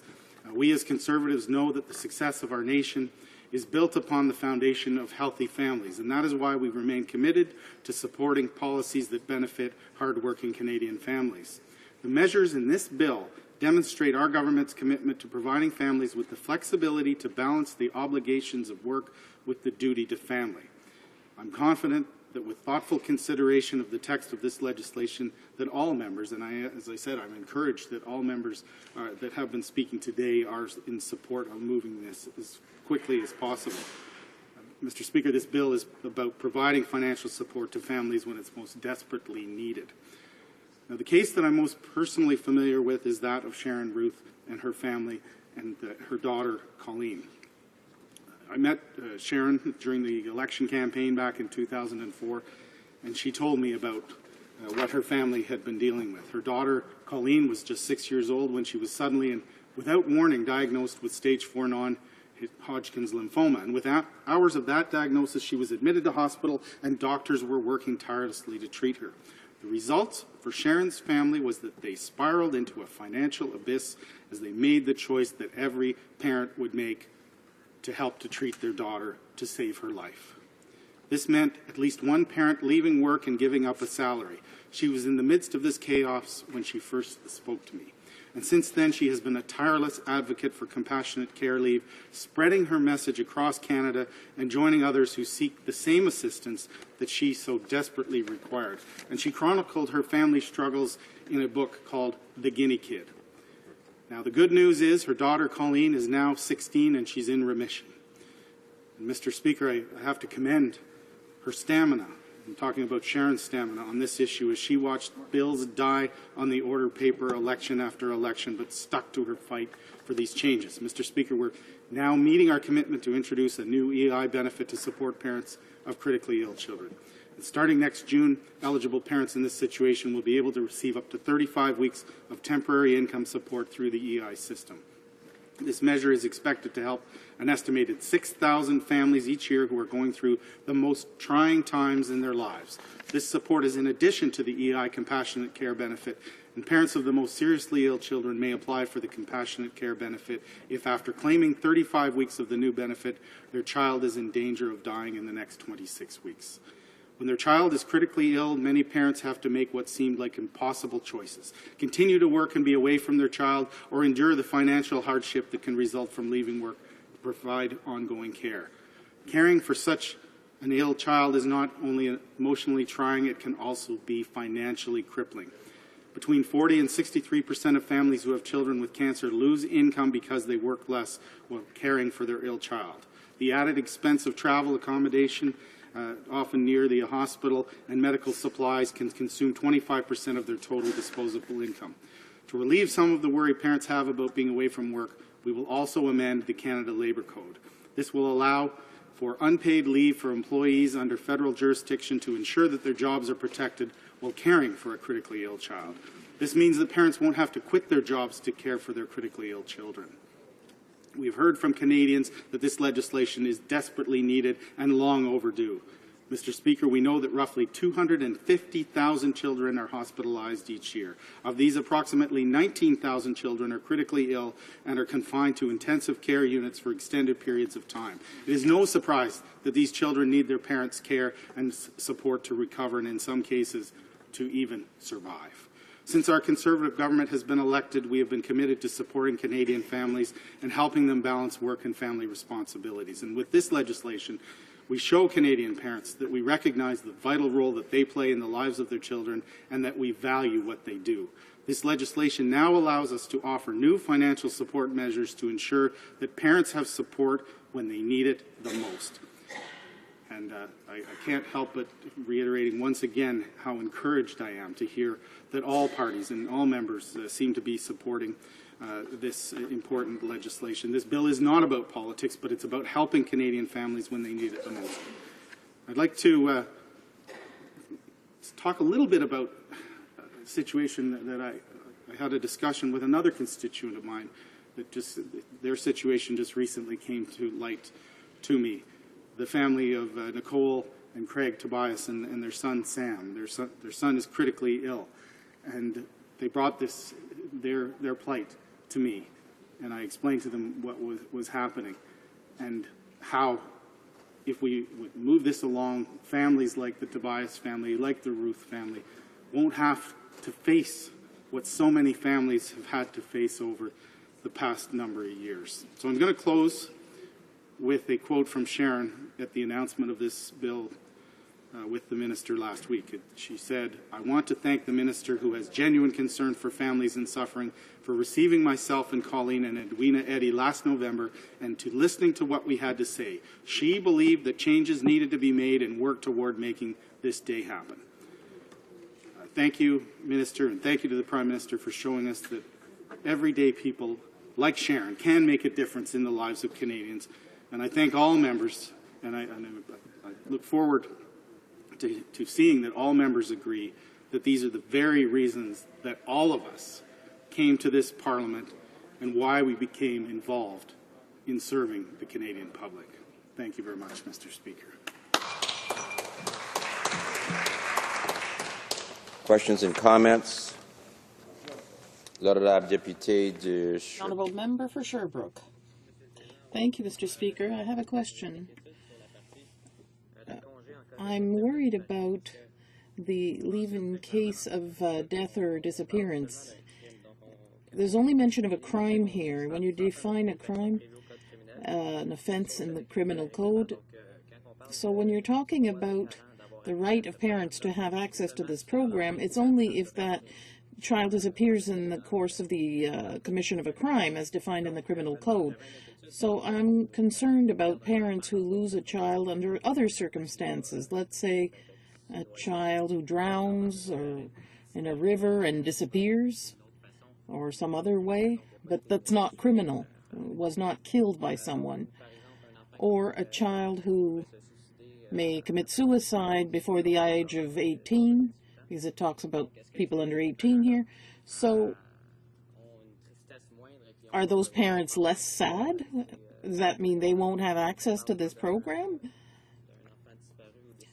When it's not a child who's disappeared or died because of the commission of a crime. Sure, Mr. Speaker, and I appreciate the member's question. I also appreciate the member's support for this bill. And I think he has an excellent point. There are many situations that families have to deal with. In this particular bill, we are focusing on those whose death or disappearance is a result of a suspected criminal code offense, and that doesn't in any way lessen what families who are dealing with other situations are going through. Questions and comments? The honourable member from Don Valley West. Well, thank you, Mr. Speaker. And clearly, this bill demonstrates the compassion of this House, and I applaud all that I'm hearing this morning, that there appears to be cross-party agreement that this is a good bill. I also want to applaud my colleague, Mr. Speaker, for his vision, his work, and his persistence in the development of this bill, something that I know he has had in his heart for a long time, and something that I applaud him for his work in seeing it through. But I'd like to ask the honourable member, my colleague, question, Mr. Speaker, with regards to the 35 weeks of EI benefits. I wonder if he could just speak in a little more depth about the help that it'll bring to parents of critically ill children in helping them to balance their family and employment obligations. Honourable member for Leeds Grenville. Thank you very much, Mr. Speaker. I'd like to thank the member from Don Valley West for all of his efforts on this bill. I know that I've had significant encouragement from my colleagues to continue doing what I have been doing, and have also worked towards having this government bill C-44 here today. To the member's question, we know that when parents can be with a critically ill child in the hospital, that it can actually save the child's life. And we hope that through this legislation that parents won't be having to make the choice between being with the child and paying the mortgage or the car payment or even putting food on the table. So this is going to help so many families, and I think that's why we're hearing such support across all of the House here today for this very important legislation. Questions and comments? Honourable Deputy de... The honourable member for Beauport-Limoilou. Thank you very much, Mr. Speaker. I thank my colleague for his speech. I do have one concern. As you know, in the more general file of EI, despite calls by the government, all our suggestions are systematically turned down. So I'd like to make sure that in the case of C-44, if we have amendments or suggestions for improvement of the bill, a bill that is full of good intentions that we salute and support, that we will get sufficient open-mindedness on the part of the government to examine these amendments seriously and maybe accept them. Thank you very much, Mr. Speaker. And as I go back to once again, I'm encouraged that there is support for this bill. The fact that so many people have had input into it, and I think that when we move this to committee, hopefully very soon, that we hear from all of these people and we hear from members of the committee and see if there's any way that any improvements can be made. I think as the bill stands right now, it is a very good bill. It's been well thought out. It has had input from so many groups and so many people across the country. So I look forward to seeing it in committee as soon as possible and back in this House for another vote. Resuming debate, the honourable member for Surrey North. Thank you, Mr. Speaker. Firstly, this is the first time I've had a chance to stand in this House since you've been elected. and I want to congratulate you on being elected. And I know this House will benefit from your knowledge and your wisdom. Surely I have been benefited as a lot of the other newer members in this House, so I look forward to working with you. Mr. Speaker, I will be splitting my time with my fellow British Columbian member from Esquimalt, Wandafuka. Mr. Speaker, I rise today to speak to Bill C-44, an act to amend the Canada Labour Code and Employment Insurance Act. Of course, my colleagues, my New Democrats, and we support this bill. It's not a question about ideology. This is not a question about partisan politics. It's about assisting families in time when they need the help most. Mr. Speaker, it goes without saying that we support these changes that will help ease the suffering of parents who need the help. Parents who have children who are ill, parents of children who are victims of crime deserve our support, Mr. Speaker, so that they don't need to worry about financial support when they're struggling to cope with a very difficult situation. In situations where children are in a hospital, the parents need to do parenting at that time, not worry about financial decisions that need to be made. So it's a good bill in that sense. We also support the new right to combine EI benefits so that if you get sick or injured while on parental leave, it doesn't take time away from your children. This bill is definitely a step in the right direction, Mr. Speaker, but I do have some concerns in this bill. My understanding is that this bill, the Conservative government, Conservative Party, promised in their campaign literature in 2011, they said basically to provide enhanced EI benefits to parents of murdered or missing children and parents of gravely ill children. This was their promise. However, the Conservatives also promised that the funding for this measure will come from general revenue, not EI premiums. The grant for parents of murdered and missing children will be paid from general revenues and not through EI. But it appears that the Conservatives have ignored their promise that benefits for critically ill children will be paid through general revenues. So, Mr. Speaker, I'm curious as to why they have made this choice, gone back on their promise that this would not come out of EI. Mr. Speaker, you know, this is a time when we have a deficit, accumulated deficit of $9 billion in the EI fund. And that deficit has occurred under this government. You know, I remember a few years back, we had a surplus of $50 billion in the EI fund. And that was paid by the workers and employers. So in time when that fund is needed, it was there. However, we've seen this government take that money out of the EI fund and put it in general revenue. So the money that was there for the EI when people need to use this insurance has been taken away by this government, and now we have a deficit of $9 billion in that fund. On top of that, we've seen this government increase EI premiums both for the employer and the working people, and that happened this year, and that is not fair, Mr. Speaker. New Democrats have been very clear. We want a comprehensive EI reforms. We want to make EI accessible and effective for all Canadians when they do need this insurance policy. Mr. Speaker, one of these measures also don't address the greatest challenge with EI, which is basically the lack of access for the unemployed Canadians.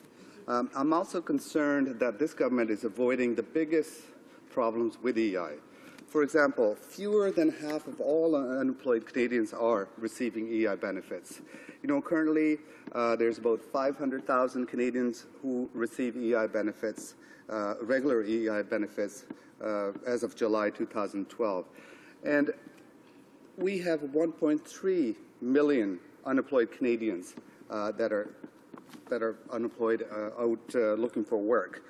This means we have over 870,000 unemployed Canadians without any EI. Mr. Speaker, that is 40% of the unemployed are not receiving their EI benefit. And then I'd like to remind this House, that is an all-time historic low, Mr. Speaker. That is why, NDP will continue to fight for an EI system that is fair, accessible, and effective for unemployed Canadians. Mr. Speaker, over the last number of months, we've seen changes to the EI program itself, and also the service cuts that have been brought through the Omnibus Bill C-38. And that the effects of those changes are trickling down into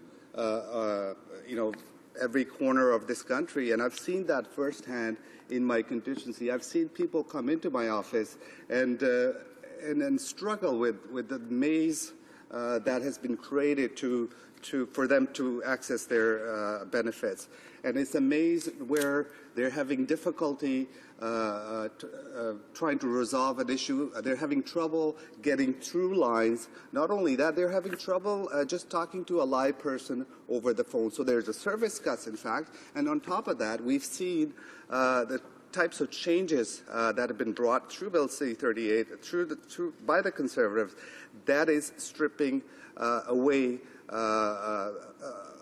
workers that have contributed into this fund, and they're not able to receive the benefits that they should be receiving. Mr. Speaker, I'm going to give you one example here.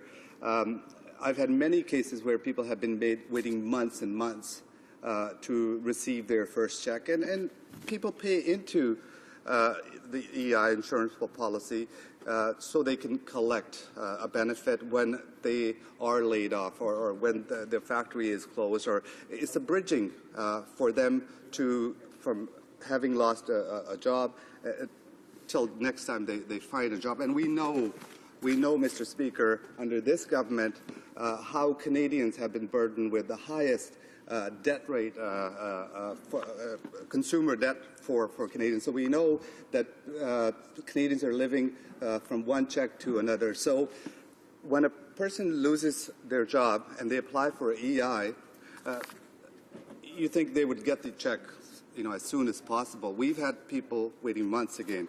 Mr. Speaker, I had one gentleman came into my office who had paid into the EI system for decades. He had never collected EI benefits, but unfortunately he lost his job. He came into my office after 2 months, and literally he was on his last box of macaroni and cheese, and in fact he had gone to the food bank to get food for his family.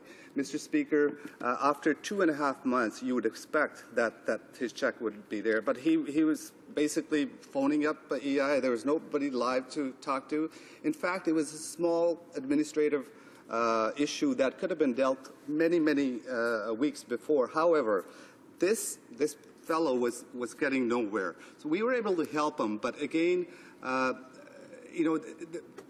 person who has paid into a system shouldn't have to wait for long to receive those benefits. So, Mr. Speaker, I see my time is running short here. I can go on about this issue because I've seen firsthand the types of changes that are affecting everyday families in my constituency, families right across this country.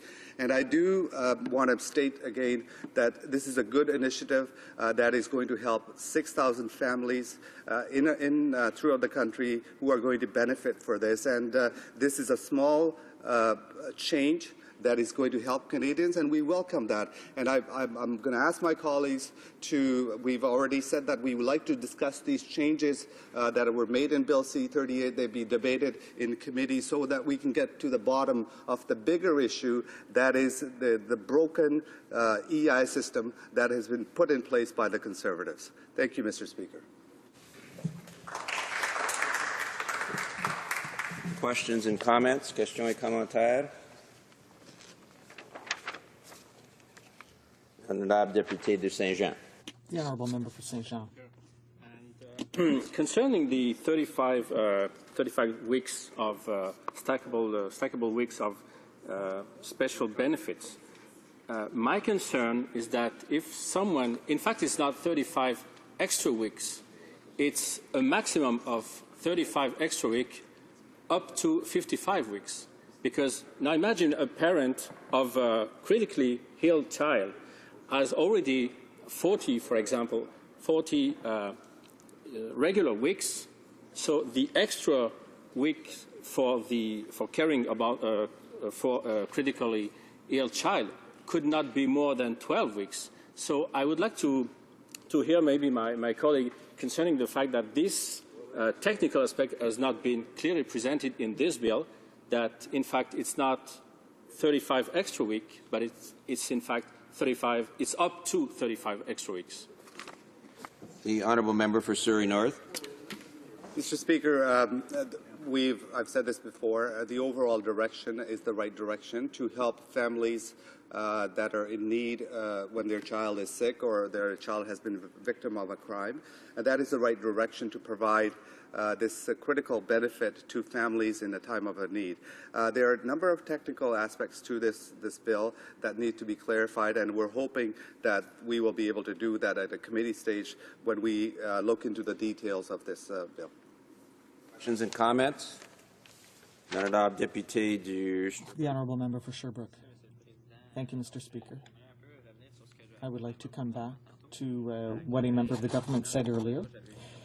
When I read the bill, I had a certain concern because when we're talking about the leave in case of death or disappearance, because it is clearly specified that this is when it is linked to a crime, and a crime that comes under the criminal code. So that means that parents who lose their child in another fashion, if it is not as a result of crime, for example, a child who drowns or commits suicide, for example,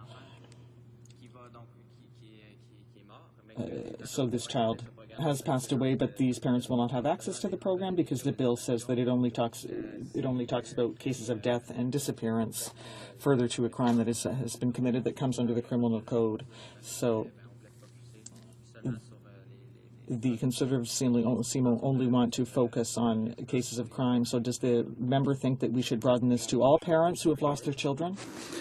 Mr. Speaker, when somebody's child is sick or a child is lost, dies, whether it's a cause of a criminal act, whether it's a natural act where, a drowning, certainly the Canadians, I think we're compassionate enough to provide support to our families. So in times of need, when the need is needed critically, financially, at that time, I believe parents need to spend time with their children or time with their family to look at the situation in that difficult situation.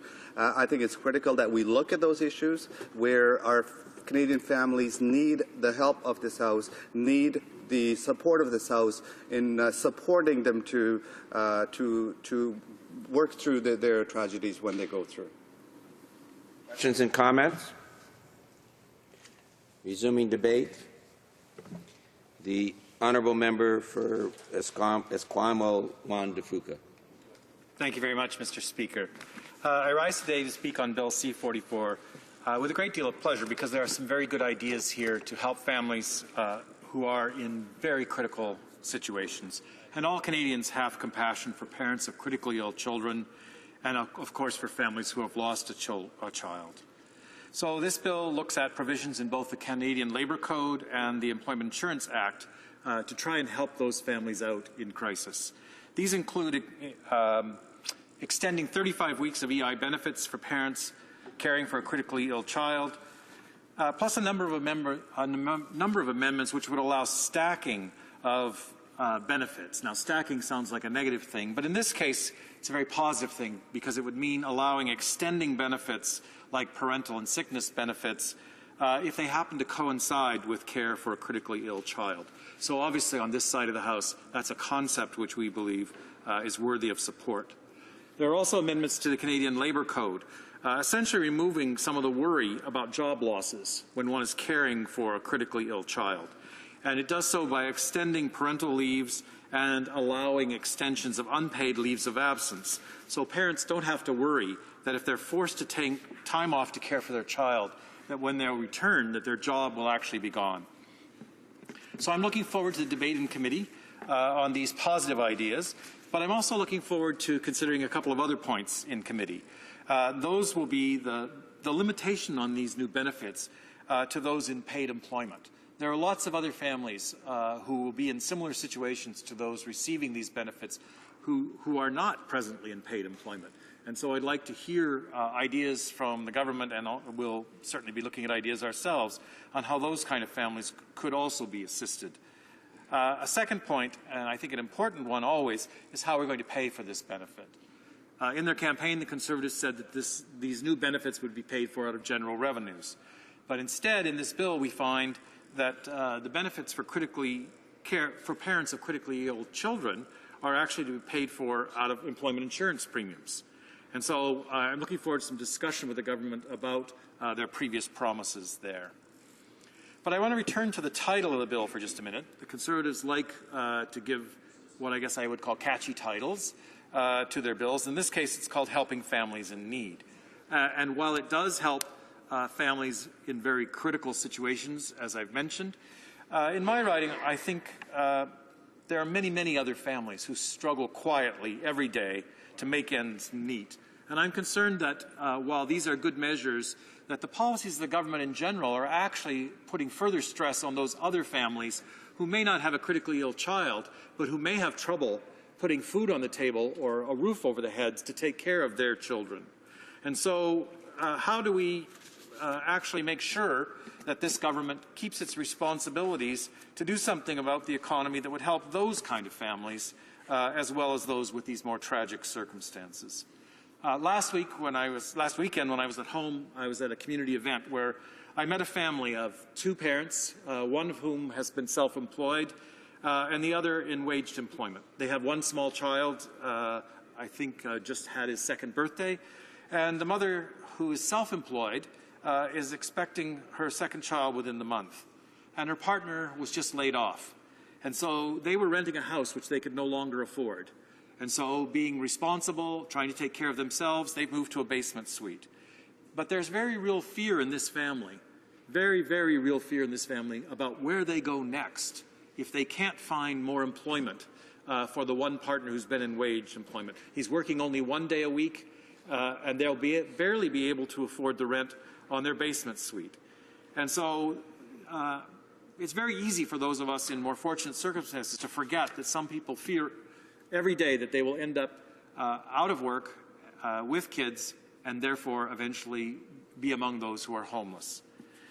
So at a time when unemployment is rising, I think we need to pay attention as a parliament, and this government needs to pay attention to all those families who are struggling every day to make ends meet.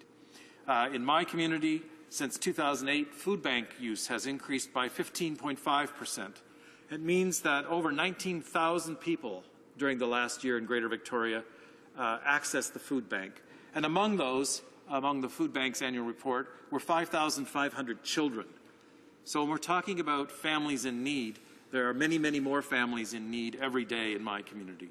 49% of those people who are visiting the food bank are families with children. And many of those are people with jobs because they're working in minimum wage jobs where it's becoming impossible to make ends meet. I just saw statistics that in Greater Victoria now, 1 in 6 workers has more than one job. That's 2 or more jobs to try and support their families. We've had the very unfortunate circumstances in my community starting in 2010 that the food bank by March begins to run out of food. And so looking at statistics across BC, we've seen that food banks, 38% of those food banks have been forced at some time to reduce the size of their hampers. And the majority of food banks limit visits to 1 per month, and they provide hampers which will provide food for 5 days or less. So yes, this bill goes in the right direction for a very limited number of families, but I want to see some action from this government in trying to find measures that will help all those families in need across the country. And in particular, my concern about funding of these measures goes back to the EI fund. And I want to make sure that what we're doing here is not taking with one hand what we've given with another. And so we're taking money out of that EI fund to fund these new benefits. Yet at the same time, we see this government restricting the access of part-time workers, restricting the income of part-time workers by clawing back their income.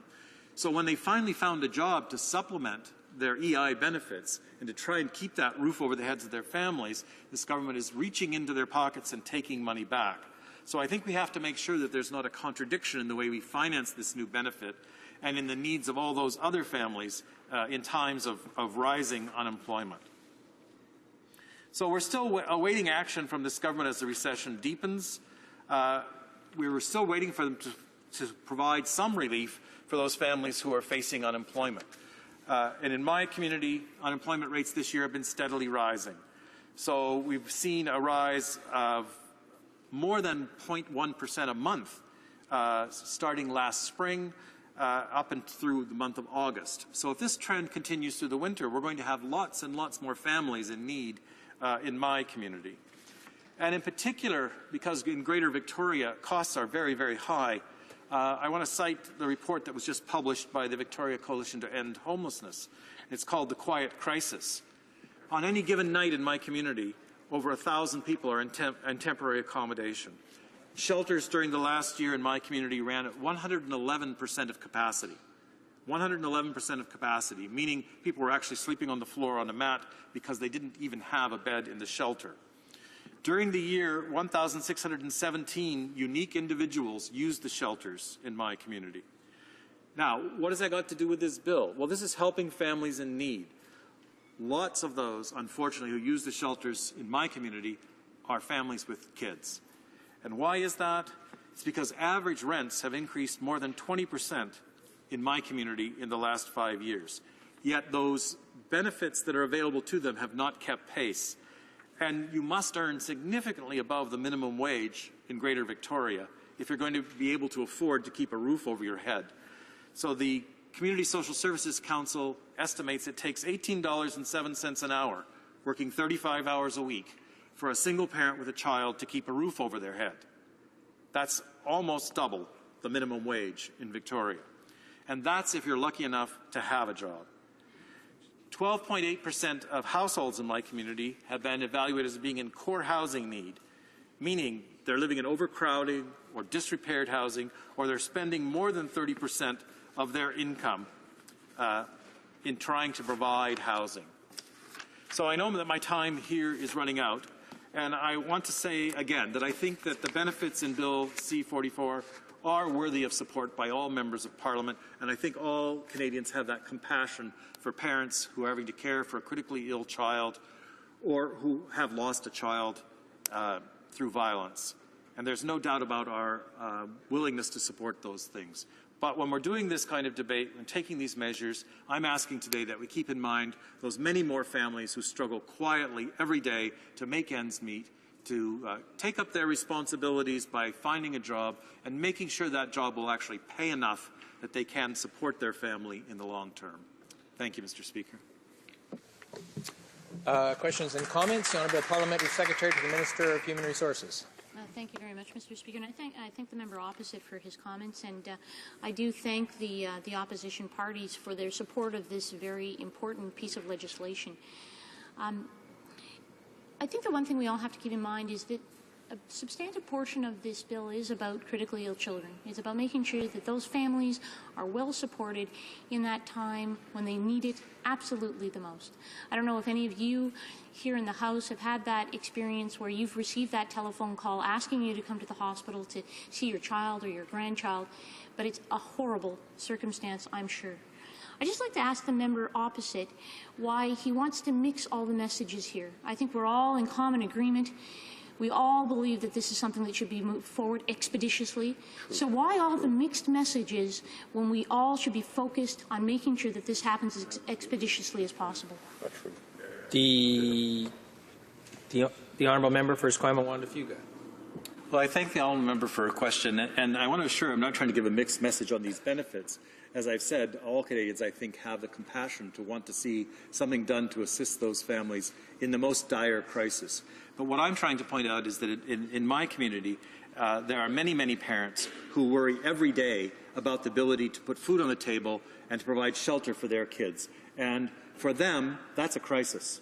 That's often a crisis. They want to make sure that they can actually make that happen. And I don't think that any of us here can diminish their feeling of angst that takes place at the end of every month when the food starts to run out and they have to go to the food bank, and when they wonder whether they're going to have enough money to pay the rent or where they end up in a shelter. So I'm saying that if we talk about families in need, yes, I agree with providing benefits to these families, this narrow range of families in severe crisis, but let's not forget those other families in need in all of our communities.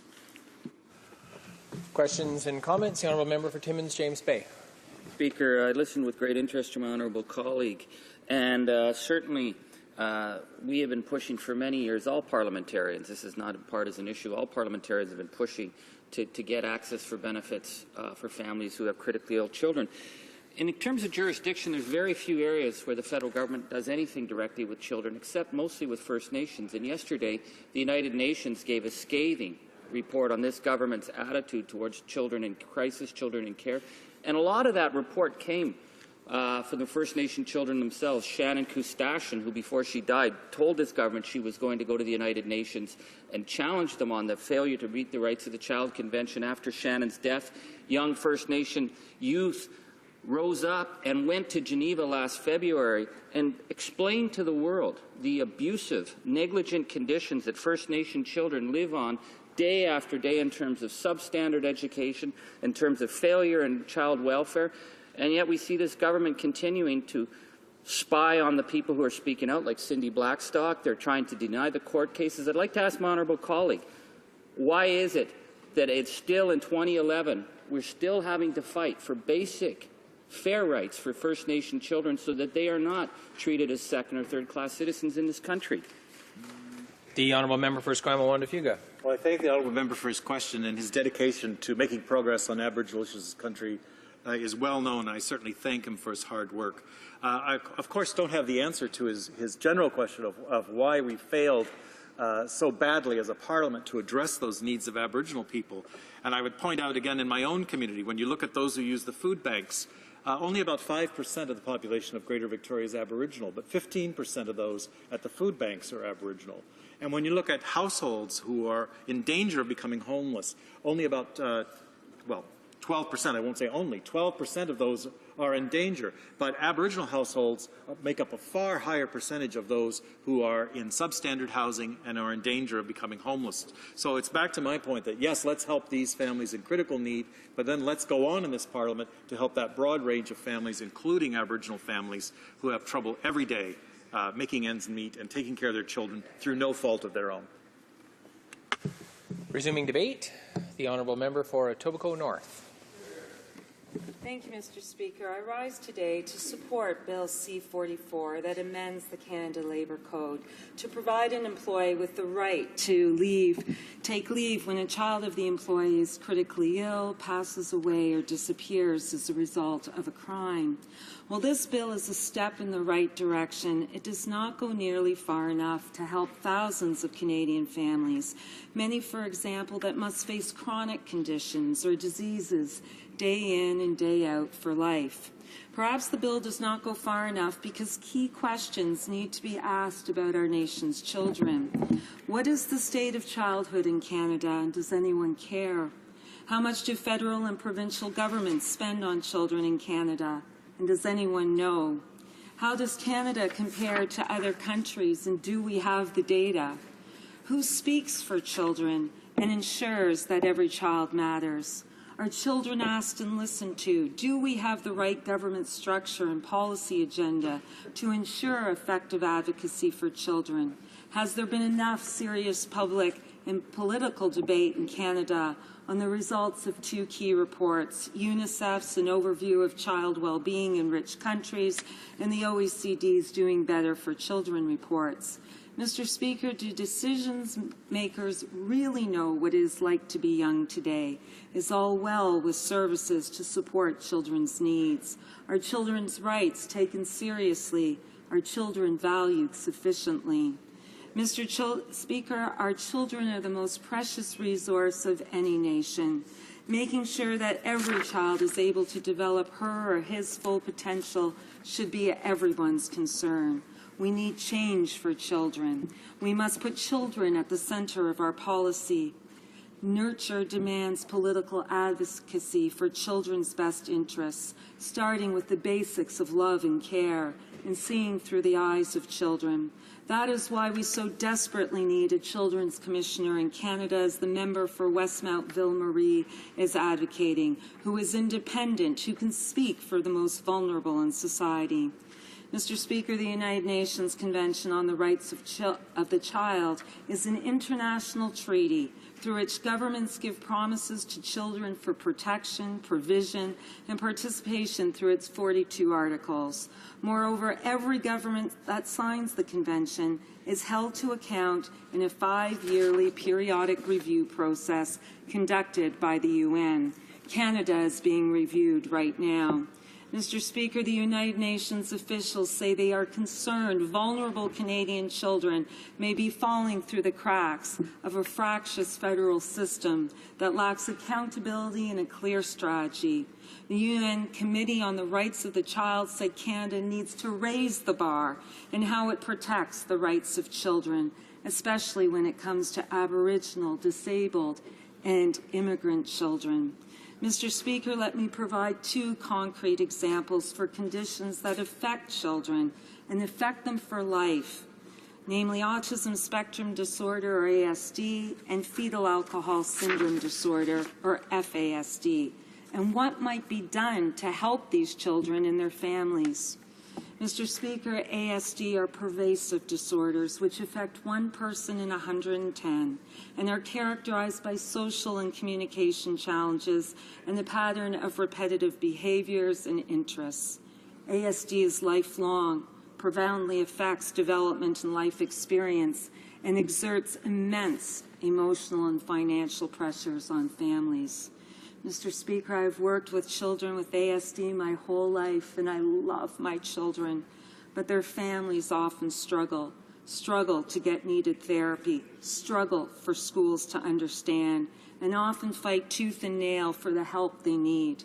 In my riding, ASD is so prevalent amongst our Somali community that we have 2 Somali autism organizations.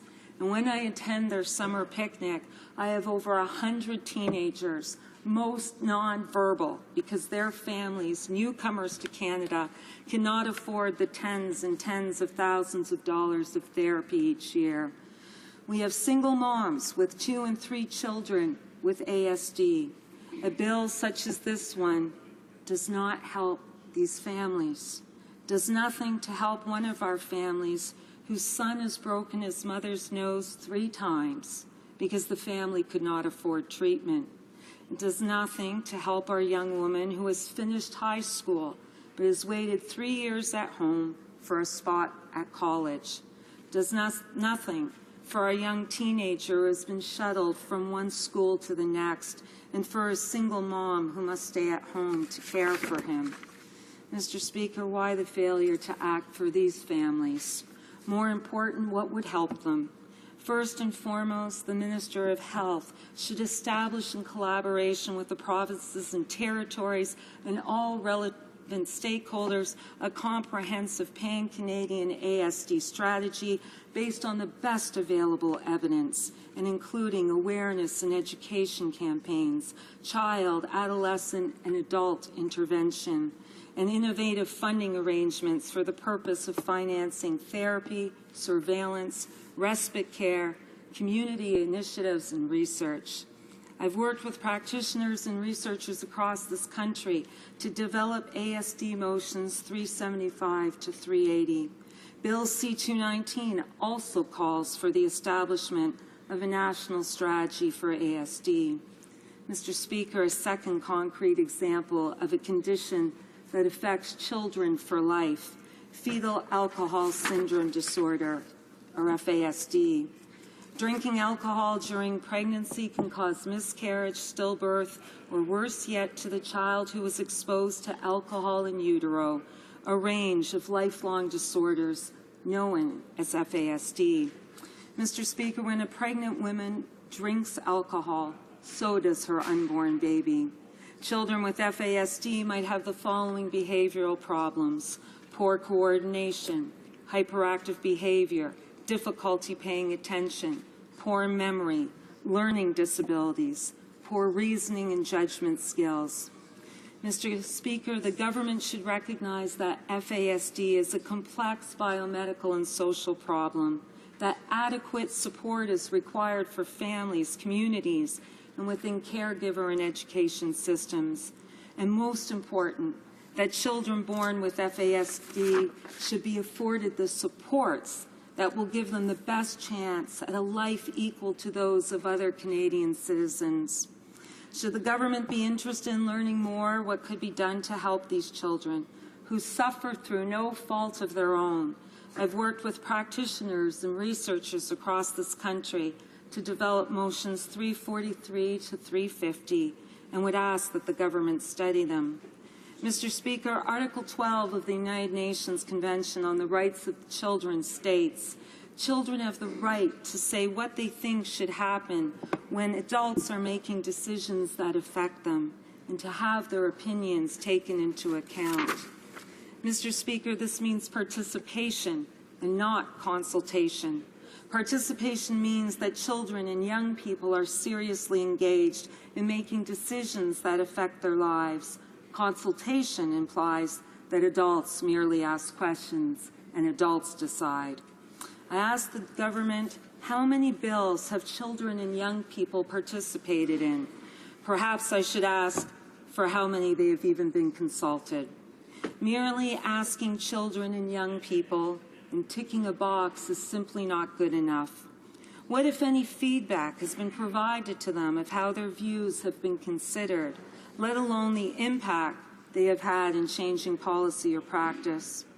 Mr. Speaker, in closing, I wonder if children and young people are being meaningfully consulted by this government and what they would be asking for. Perhaps it is time we put the right structure in place so we can meaningfully consult.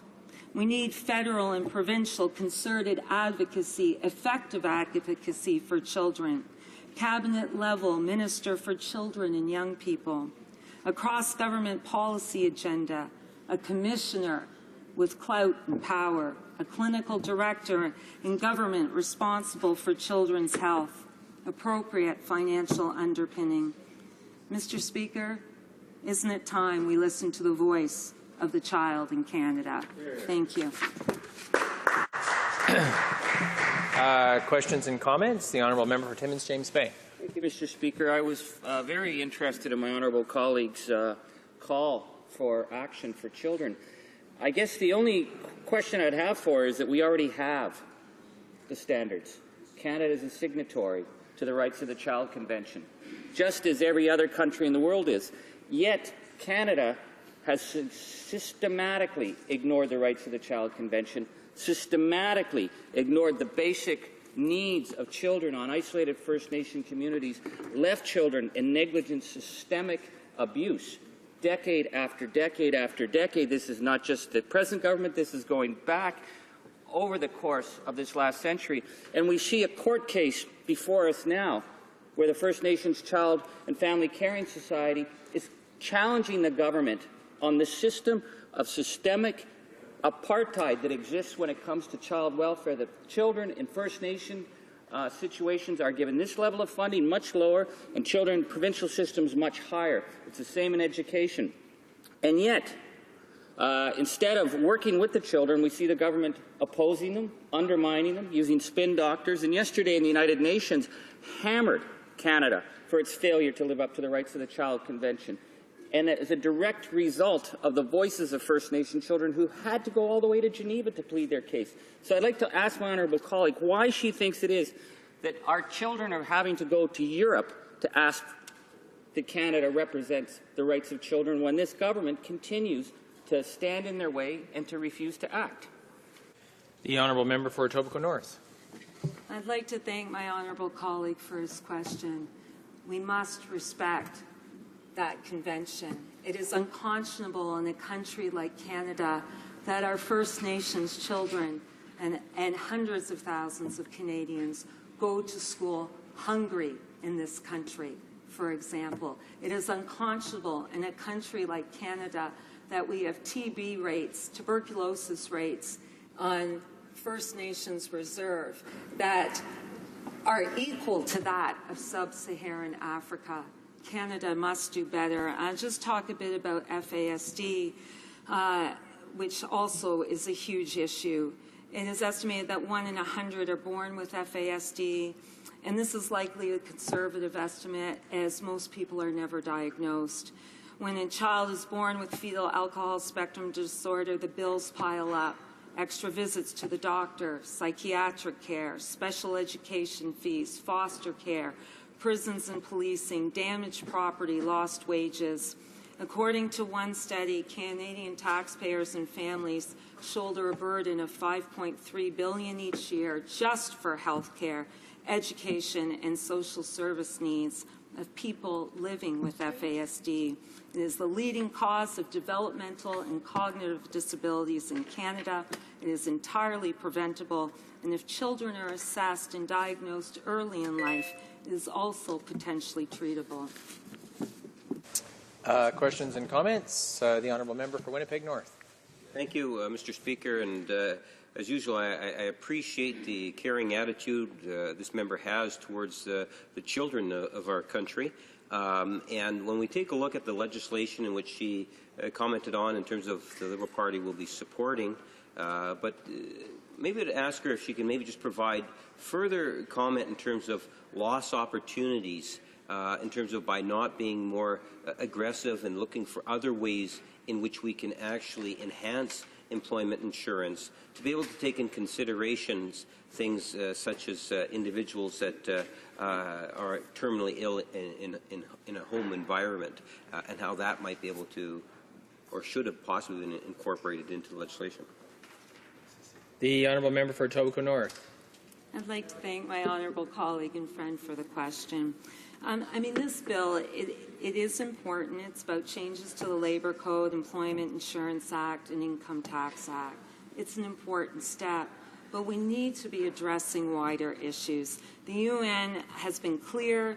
Children with disabilities are falling through the cracks. So I'd like to give you a third example. It would be cerebral palsy, which is a group of disorders affecting body movement and muscle coordination due to an insult of the developing brain. At its most severe, CP results in virtually no muscle control, profoundly affects movement and speech. These effects may cause associated problems such as difficulties in feeding, poor bladder and bowel control, breathing problems, pressure sores. People with CP have a normal life expectancy, and their families need real help. Questions and comments? Reprise de débat, l'honorable. Resuming debate, the Honourable Member for Charlebourg-Haute-Saint-Charles. I will be sharing my time with the member for Scarborough Rouge River, Mr. Speaker. I'm pleased to speak today to debate Bill C-44, a bill to amend the Labour Code and EI. I'm all the more happy that this government is initiating true solutions that will improve the living conditions of many families and lightening their burden. These new measures will give some respite to families and allow workers to take leave and get EI benefits when their children are seriously ill, disappear, or die following the commission of a crime. In this precise case, support for this bill goes well beyond the distinct ideologies and partisan politics.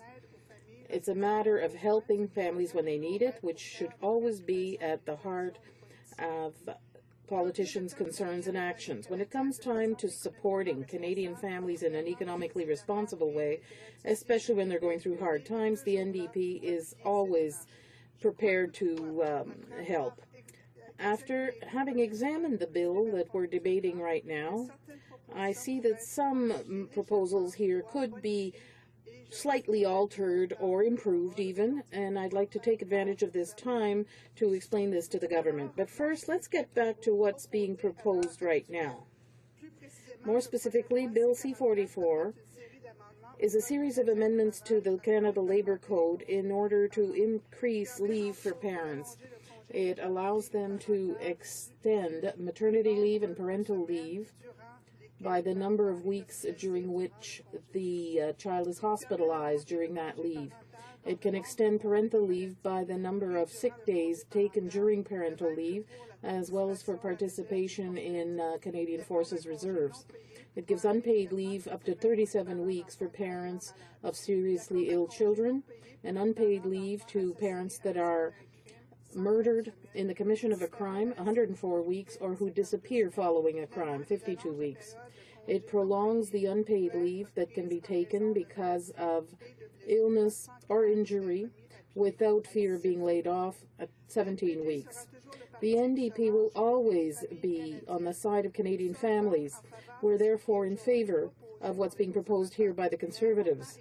It's also important to note that some of these measures, or similar measures, that were presented in previous parliaments through a private member's bill were tabled by New Democrat MPs who saw flagrant injustice in the current system. Before going ahead with what's at stake in the bill, which raise a few concerns, I want to salute the initiative concerning support to families of disappeared or murdered children. In 2011, the Canadian Police Information Centre noted 25 stranger abductions and 145 by parents. This situation is completely unacceptable, and I hope that this measure will be some kind of balm on these wounds. Another aspect of this bill requires some discussion. Bill C-44 also makes changes to the Unemployment Insurance Act, or Employment Insurance Act rather, in order to stack benefits only for special benefits. Maternity benefits, parental benefits, and sick benefits are a special category of EI, but the benefits offered when someone loses their job are considered regular benefits. It used to be impossible for an EI recipient to stack these two types of benefits. Under Bill C-44, a new benefit is created that can be stacked with other special benefits under the system, only in the case of parents of a child who is seriously ill. In and of itself, this is a piece of good news, but I think it's legitimate to wonder why the government doesn't go any further in this proposal by offering protection to women who come back from parental leave who lose their job. This is a legislative black hole that negatively impacts many Canadian families. In the past few months, I was made aware of this problem by listening to very sad stories of new mothers who go back to work only to be told that they've been fired because their position no longer exists or because there's been restructuring in the company. This deplorable situation is the case for many women, including many residents of my riding of Charlebourg, who feel unfairly treated by a system to which they contributed throughout their careers before stopping to start a family. Why don't the Conservatives extend coverage to new mothers? It's quite clear that the government is missing a good opportunity here to help women who work hard to obtain greater justice when it comes to EI access. Why is Bill C-44 limited to special benefits? Why not allow women who come back from parental or maternity leave to receive normal benefits if they had to come back to work and discover that they were laid off or that their job has been eliminated? The government should answer these questions. It would be an inexpensive measure because this unfortunate situation is not very frequent, but it gravely impacts the families to whom it happens. From the NDP standpoint, the bill doesn't go far enough. The NDP will continue to fight for the rights of women to obtain EI benefits if they lose their job immediately after the end of a parental leave period. Another point that we should look at is the fact that in their 2011 platform, the Conservatives promised that the funding of this measure would come from the general revenue and not EI premiums. From what I understand here, the subsidy offered to parents of murdered or disappeared children will be paid through the general revenue and not EI. But it would seem that the Conservatives ignored their promise, under which benefits paid to parents of sick children would be paid through the general revenue. This measure will be financed by the EI fund, which is paid for by employees and employers. So this is a totally different proposal than what had been presented in their election platform. This broken promise raises concerns, in my opinion. It is the most expensive measure in the bill, and yet the Conservatives are proposing it when the EI fund has a cumulative deficit of $9 billion. We have to look at the way this excellent initiative could be financed. In my opinion, this measure should be paid through general revenue as promised by the Conservatives. I also find it unfortunate, and I think this bears mentioning, that despite the tabling of this bill, the government is avoiding tackling the graver problems of EI as a whole. Less than half the unemployed in Canada receive EI benefits, whereas they all contribute to the system. 508,000 Canadians got regular EI benefits in July 2012. There was 1.377 unemployed Canadians during that month. That means that 870,000 unemployed Canadians had no access to EI, even though they had contributed to the system. So it's high time that an exhaustive reform of our collective EI system be established. This is a social safety net to which all workers and employers participate, and they have a right to expect that they will receive support when they need it at some point in their careers. The NDP will continue to fight for an EI system that is fair, accessible, and effective for the Canadian unemployed. In closing, once again, I wish to offer my support for this bill, but I hope that the Conservatives will be open to a genuine dialogue and exchange of constructive ideas in order to refine the proposal presented in this bill in order to offer Canadians the best. Thank you, Mr. Speaker. Questions and comments? Resuming debate. Question commentaire, l'honorable député de Saint-Jean. Honorable Member for Saint-Jean. Thank you, Mr. Speaker.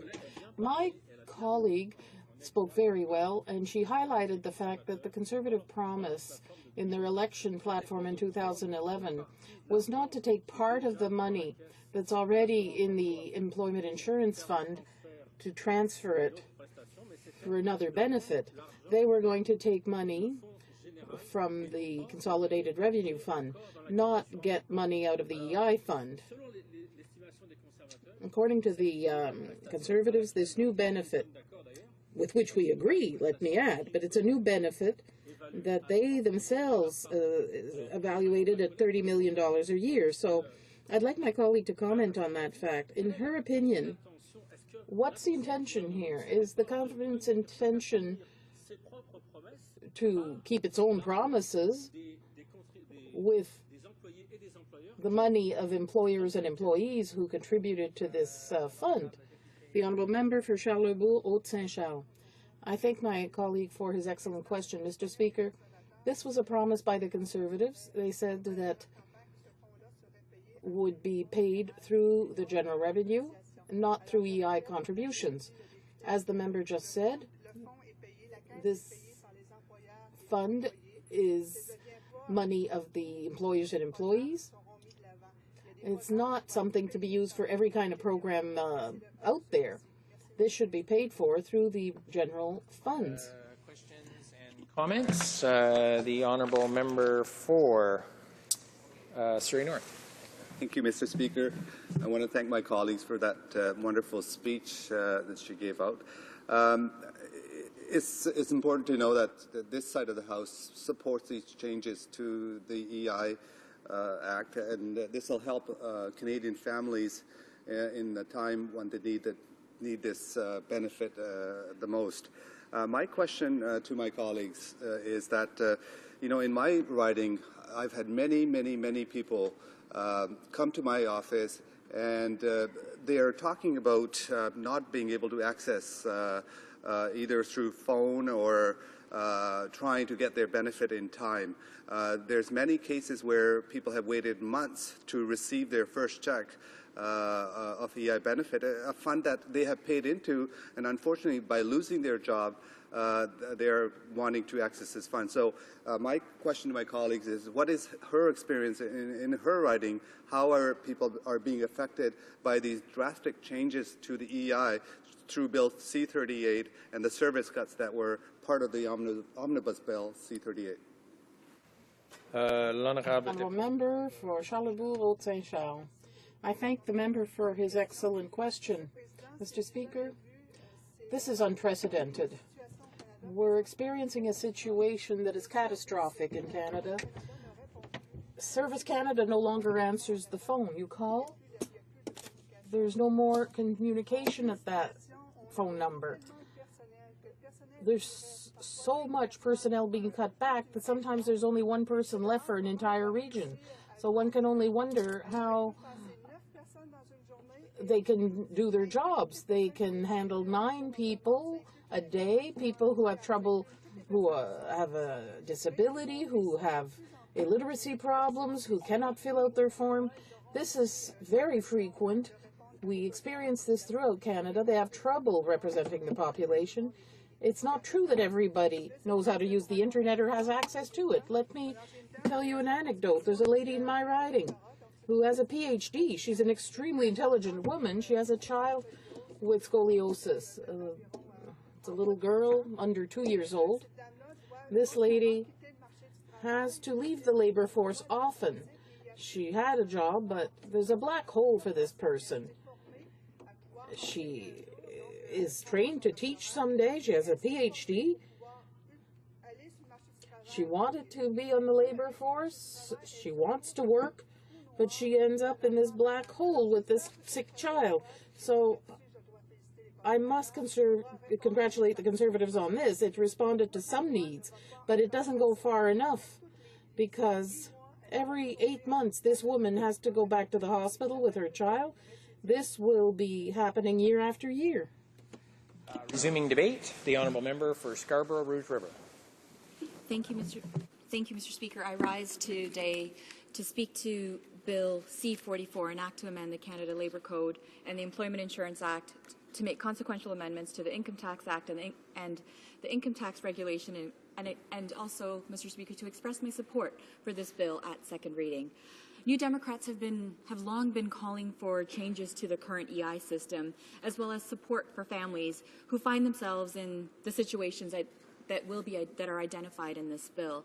We, the New Democrats, the NDP, are the only party that calls for extending EI stimulus measures until unemployment falls to the pre-recession levels.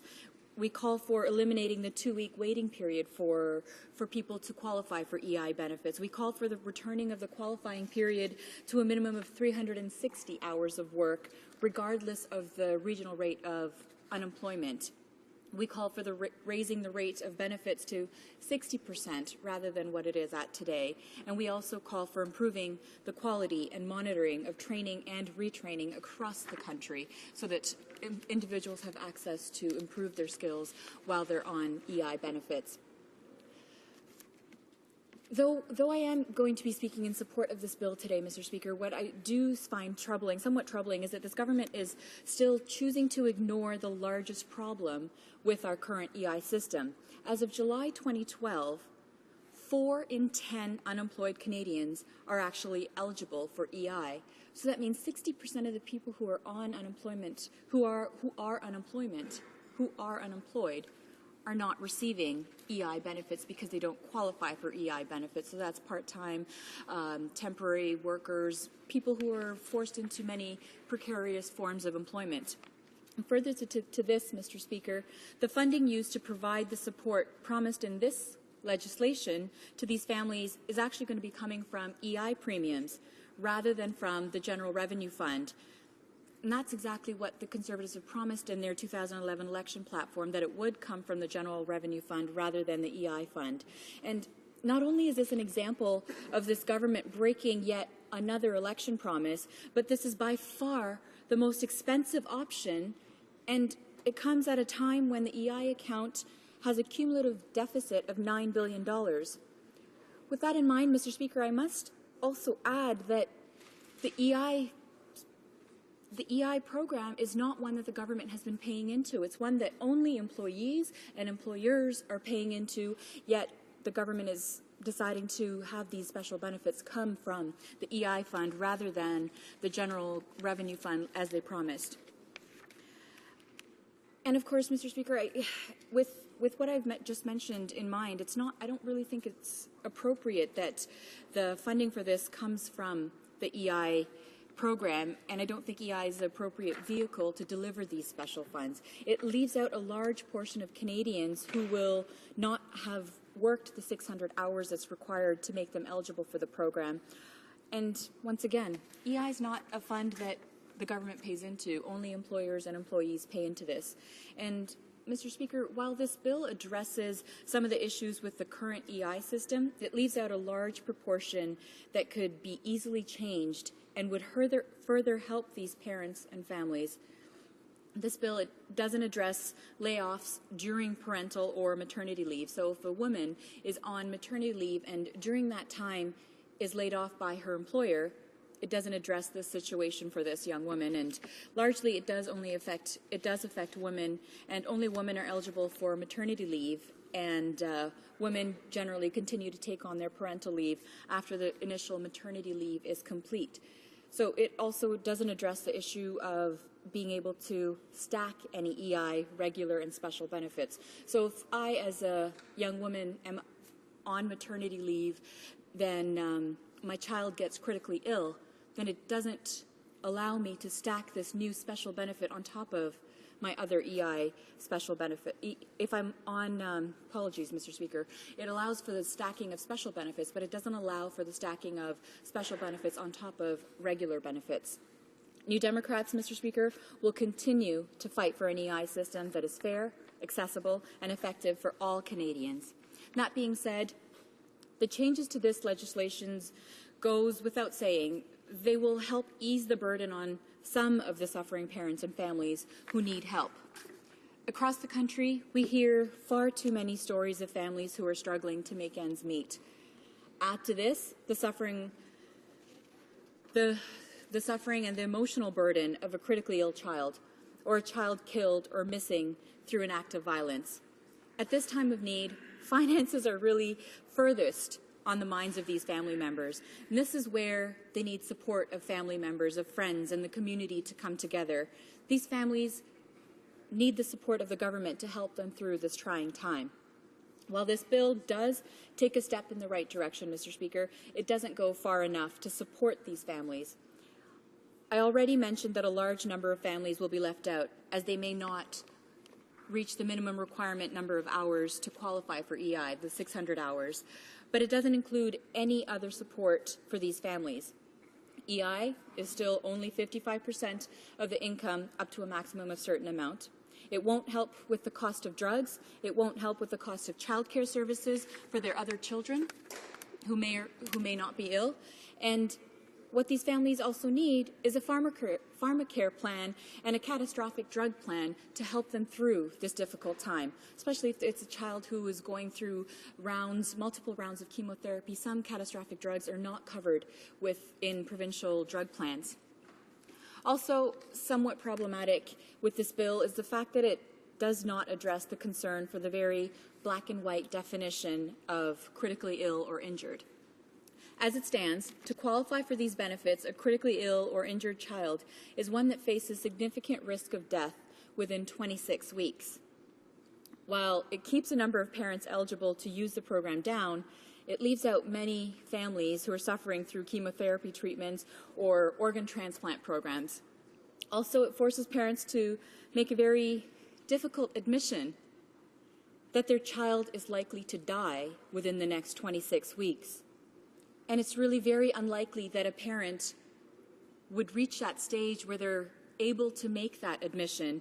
And we know that doctors are also hesitant to make such a categorical statement of a child, it's extremely difficult for parents or doctors to make such a categorical statement. Families always want to remain hopeful that their child is going to turn the tide and do better. And with changes and advancements in our medical system, and it's completely reasonable that they would hold on to hope. We've seen many illnesses that were a decade ago considered terminal become more and more treatable and maybe even curable today. To force families into such a position where they need to make a categorical statement is quite unfair. Mr. Speaker, I must also say that included in this bill is a change to the Income Tax Act that will allow for a direct grant to the parents of a child missing on account of a suspected breach of the criminal code. While I'm supportive of the creation of this much-needed support for these families, I'm left wondering, why is it available only to parents of children who go missing on account of suspected breach of the criminal code? Why not parents of all missing children? Regardless of how your child went missing, your child is missing. And don't all parents deserve and need government support during this trying time when they're frantically in search of their missing child? I was happy to see the inclusion of changes to the Income Tax Act to allow for a direct grant to the parents of a child who was murdered. You may know this summer we saw alarming incidences of violence in communities in Scarborough, where I'm from, and in the larger Greater Toronto area.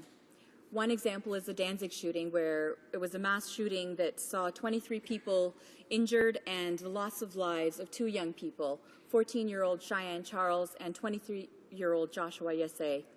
And this shooting and other acts of violence committed in our communities was tragic. It left the entire community and the city mourning the senseless loss of two young, bright lives. The families of these children need support that unfortunately wasn't available to them until now. I'm happy that future families will have the ability to receive it. I spent my summer talking to people in the area and the community, and what I heard time and time again, Mr. Speaker, was that they wanted to see federal leadership that addresses violence in our communities and addresses the root causes of crime. So we know that this is a great initiative of the government, and it's taking steps to help parents of children who were murdered. But what parents want to do is never have to bury their child. They want preventative measures so that their child is not murdered through crime. Thank you, Mr. Speaker. Questions and comments? L'honorable député the honourable member for Winnipeg North. Thank you, Mr. Speaker, and I thank the member for her comments on the issue. Like the New Democratic Party, the Liberal Party, I believe all members of the House of Commons have seen the value of this specifics within this legislation and want to see it ultimately passed. Having said that, there is some disappointment in the sense that there's good reason to do a lot more in terms of looking at ways we can provide assistance based on compassionate grounds. For a good while, the Liberal Party has been advocating that we should be looking at seniors and individuals in particular that are having to go through great illnesses that need to have family support, that are in the workforce, and ultimately be able to allow people that are in the workforce the opportunity to provide care where there's maybe some form of palliative care that's necessary, so they could have access to employment benefits. And I'm wondering if she can provide her comments on that particular issue. Would she support people being eligible to receive employment benefits for a longer period of time for individuals that want to provide care for a sibling or for a parent that's having to go through some sort of a terminal illness? The honourable member for Scarborough Rouge River. Thank you, Mr. Speaker, and I thank my colleague for his question. As we have seen some improvements in this bill, in Bill C-44, and as my honourable colleague pointed out, we would like to see further changes that would actually help families that are put in very difficult situations, and providing support for an elder in the family. And as we know, as we see many more of our boomers aging, we are going to see a lot more individuals who are in the sandwich generation taking care of their children as well as their elderly parents. And it would be a very welcome addition, I think, to see these type of changes to the EI system that would allow for individuals who are taking care of their children as well as elderly to have these kinds of support. Thank you, Mr. Speaker.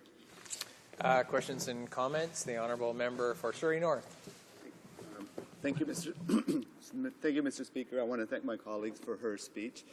Mr. Speaker, these are good changes. That's going to help families in time of needs, and we fully support that. But I do want to highlight the bigger problem of the EI program that has been in place, and we've seen gutting of the EI program by this Conservative government in the last Bill C-38, not only gutting of the benefits that are being paid to Canadians, they've also cut services that are provided to people that want to access this benefit. I've seen it in my own community in Surrey North, where hundreds of people have come into my office. They are struggling with the maze that's been put in place, where you phone up somebody and there's either no answer or you can't get anybody live on the other side. And not only that, people are having difficulty accessing EI benefits that they have paid into. After two and a half months, they haven't received their first check. And as you know, under this government, we've seen the highest consumer debt rate for all Canadians, and so you need the money to bridge that gap once people lose their jobs. So my question for my colleagues is, has she heard these sorts of complaints in her constituency? The honourable member for Scarborough Rouge River. Thank you, Mr. Speaker, and I thank my colleague for his comments and question. And of course, Mr. Speaker, I've heard the very similar stories in my constituency of Scarborough Rouge River. But I must go one step further, is that we have extremely high levels of unemployment of adults as well as youth. My constituency has the highest youth-to-population ratio in all of the GTA, and we know that youth unemployment is skyrocketing, is the highest in our history, and continues to skyrocket. We know that 4 out of 10 people who are unemployed didn't qualify for EI benefits, and this is all from the continued cuts and clawbacks and changes to the legislations with respect to EI that we're seeing through Omnibus Bill C-38 and other changes that this Conservative government continues to bring forward that will continue to see the erosion of the benefits that employers and employees have paid into. And we have to remember, Mr. Speaker, and I will finish with this final comment, that the EI Benefits Fund is a program that only employers and employees have been paying into, and that the government isn't paying into it. Thank you, Mr. Speaker. Resuming debate, the honourable member for Toronto Danforth.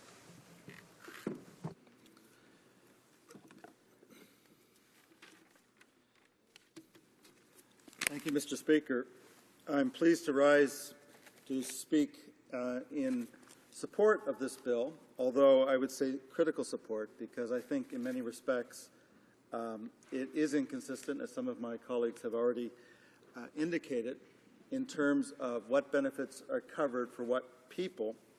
I'll speak to that concern a little bit myself, but I did want to first acknowledge some of the very important aspects of this bill that we should celebrate and thank the government indeed for moving on. Currently, it's the case that employment insurance claimants can access sickness benefits and subsequently access parental benefits.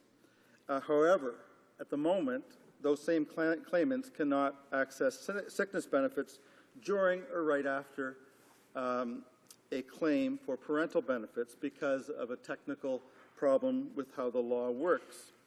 And C-44 would amend this, and this is extremely welcome, and I thank the Minister for moving on that.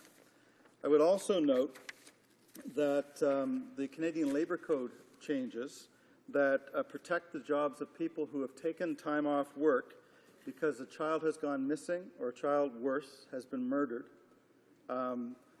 as a result of a criminal code offense or what is suspected to be a criminal code offense, that too has to be welcome. We can all understand the deep trauma, the debilitating effects on parents when a child is lost in that way.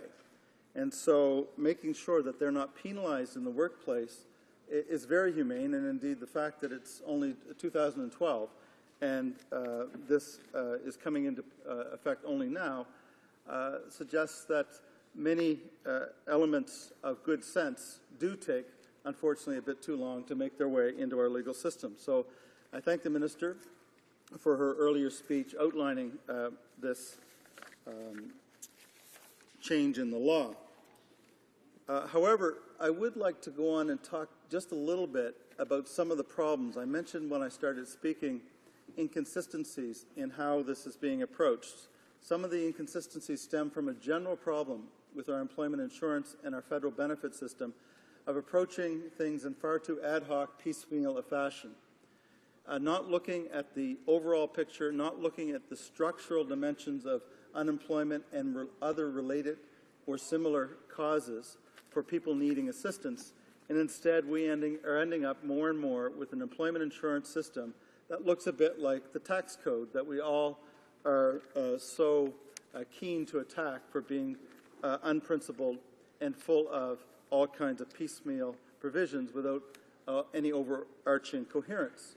I think our employment insurance system is approaching that point, and although the benefits in this C-44, this act, are very much welcome, they add to this piecemeal ad hoc approach.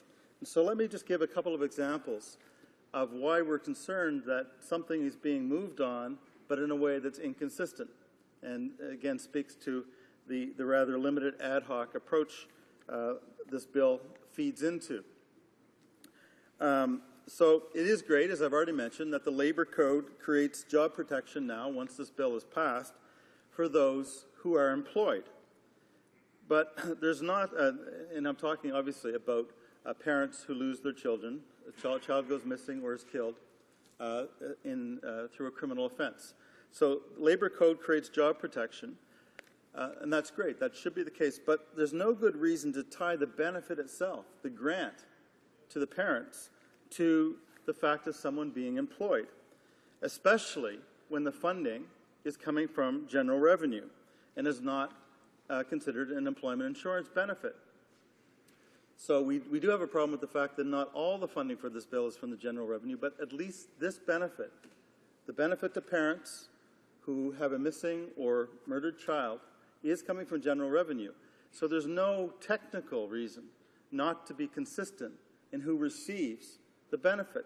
And yet, it is being treated as if it's somehow an employment insurance benefit because it's being linked and limited to those who received $6,500 a year of earned income in the previous year before the benefit.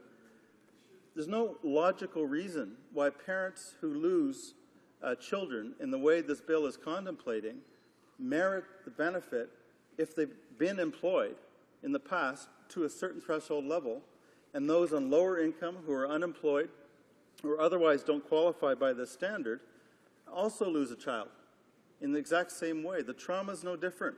The debilitating effects are no different. The undermining of their responsibilities, even if they're not responsibilities in the workplace, are no different. Others have responsibilities in their lives. Whether or not they're employed, that will be undermined, indeed made impossible to fulfill, if a child is abducted or worse, murdered. For example, let me just give two examples that I think anybody can recognize as valid ones. You have stay-at-home parents who are not earning a formal income in the workplace. They are working. In this day and age, we all recognize the fact that this is work. I think many of us would hope that the system would eventually evolve to the point that this work is recognized as a form of employment. At the moment, that's not the case. So you have stay-at-home parents who have other children, for example, that they're taking care of, or an elderly parent, or they're just trying to hold things together in the house, and they lose a child in exactly the same circumstances as somebody who is employed or had been employed to the $6,500 rate. And the second example, Mr. Speaker, is an unemployed parent who has to spend, according to our system and according to our cultural values, has to spend a lot of time looking for work. That's exactly what we expect somebody to be doing. That will be undermined by exactly the same event in their life as somebody who's employed. Their ability to work, somebody who's employed will be affected by losing a child. The ability to actually put yourself back into the workplace, the job market, will also be affected. So that inconsistency, I think, is something that I'd love to see looked at in committee, especially, again, because this is being funded from general revenue. Mr. Speaker, I neglected to ask at the beginning for permission to split my time.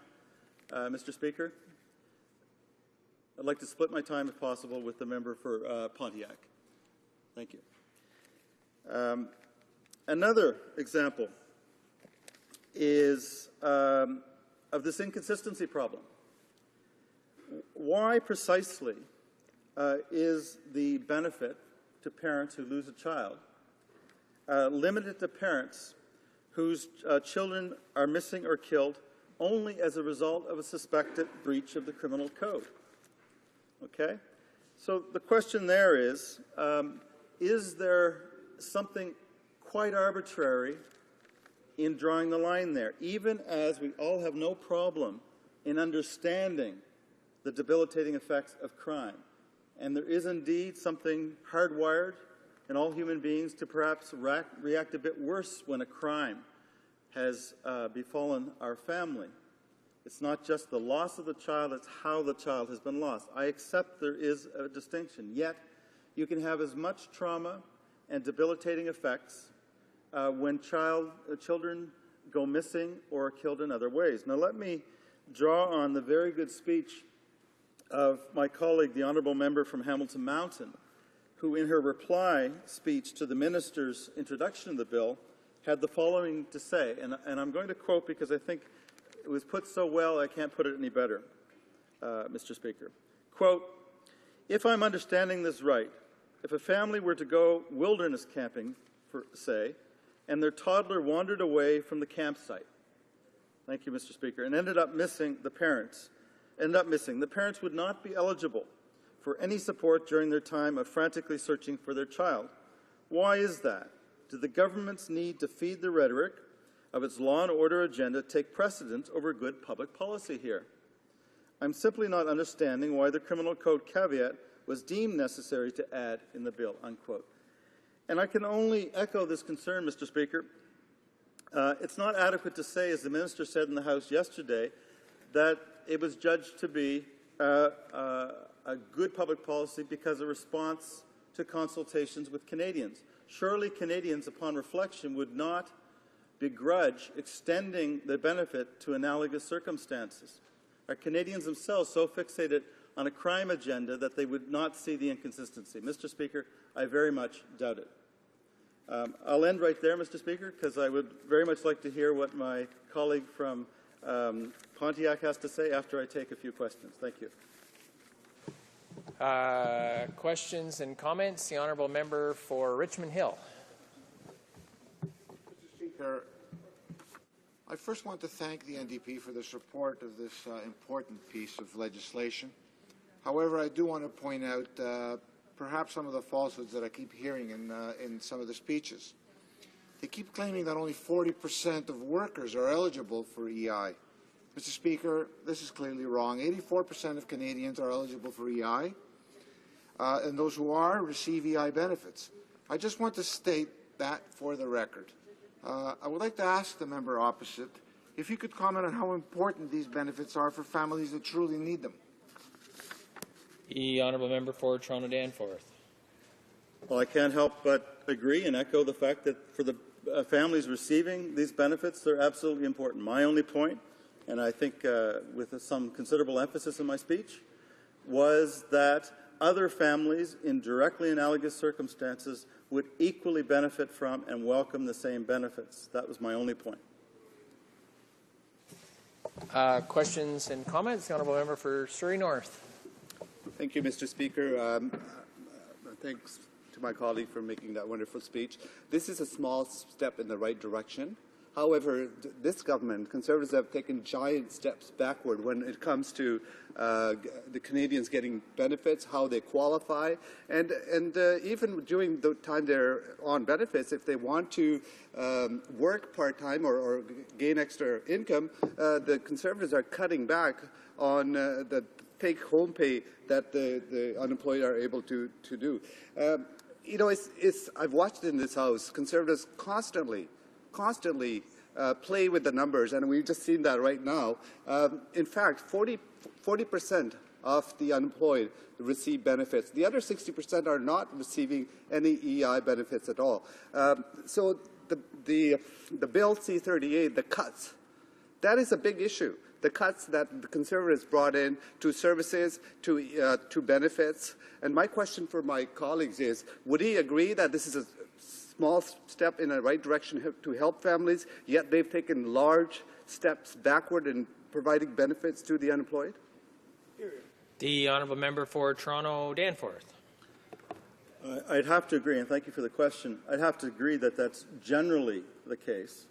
And I also would ask on behalf of my party that as we continue with question period, we get some straight answers from the minister on what the latest changes in EI system actually mean. We've had some backing away of her earlier statements to make it look like it's 100% good, the new system of receiving income while on unemployment insurance, only to have some fudging in the last session of question period.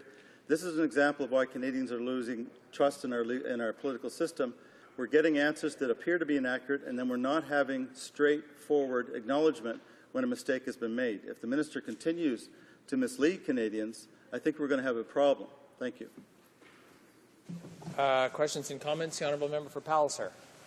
Thank you, Mr. Speaker. And I thank the member opposite for his speech, but I think he has to update his information, and he alluded to the fact that there was some discrepancy in what he said and what the minister said this morning, and I'm quoting from information here we have.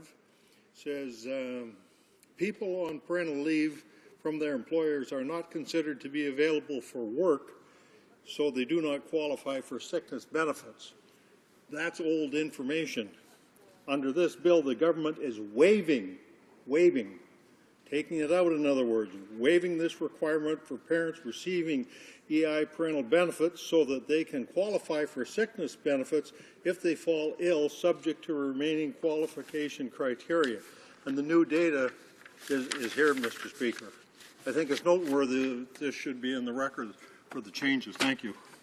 The honourable member for Toronto Danforth, short answer, please. Mr. Speaker, there's no need to correct the record. I was actually complimenting the government for that exact change. What I was speaking about at the beginning was the current law. Until this bill is passed, it's not the current law. So I was saying the current law is as you described. The law will change, and I was thanking the minister. There's no need to correct the record because I was completely accurate. Thank you. Reprise du débat. L'honorable. Resuming debate. The honourable member for Pontiac. Well, thank you, Mr. Speaker. I rise in this House today to contribute to a very important debate and to provide my support for second reading of Bill C-44, an act to amend the Canada Labour Code and the Employment Insurance Act, and to make amendments to the Income Tax Act and the Income Tax Regulations. This bill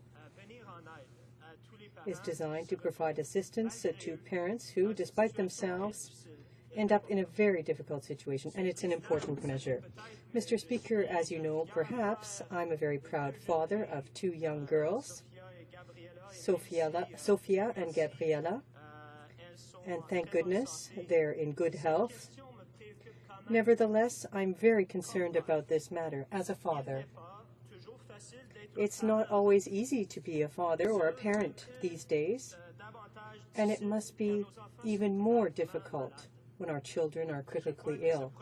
I think this bill could help to alleviate suffering for parents who are in need because their child is critically ill or has disappeared or, even worse, has died as a result of a crime. It's important to put in place measures that will alleviate the suffering of parents at times like that. As human beings, it's our duty to show this kind of compassion. It doesn't make sense for parents and families not to have access to reasonable support from the government to care for their children in very difficult situations. The sad reality, Mr. Speaker, is that increasingly caregivers are left to fend for themselves. They become the invisible backbone of our healthcare system.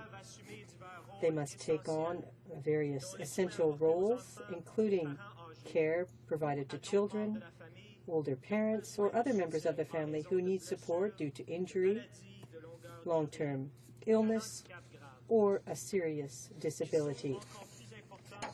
They're even more important in the current context, where investment in our healthcare system is clearly insufficient and increasingly called into question by the government.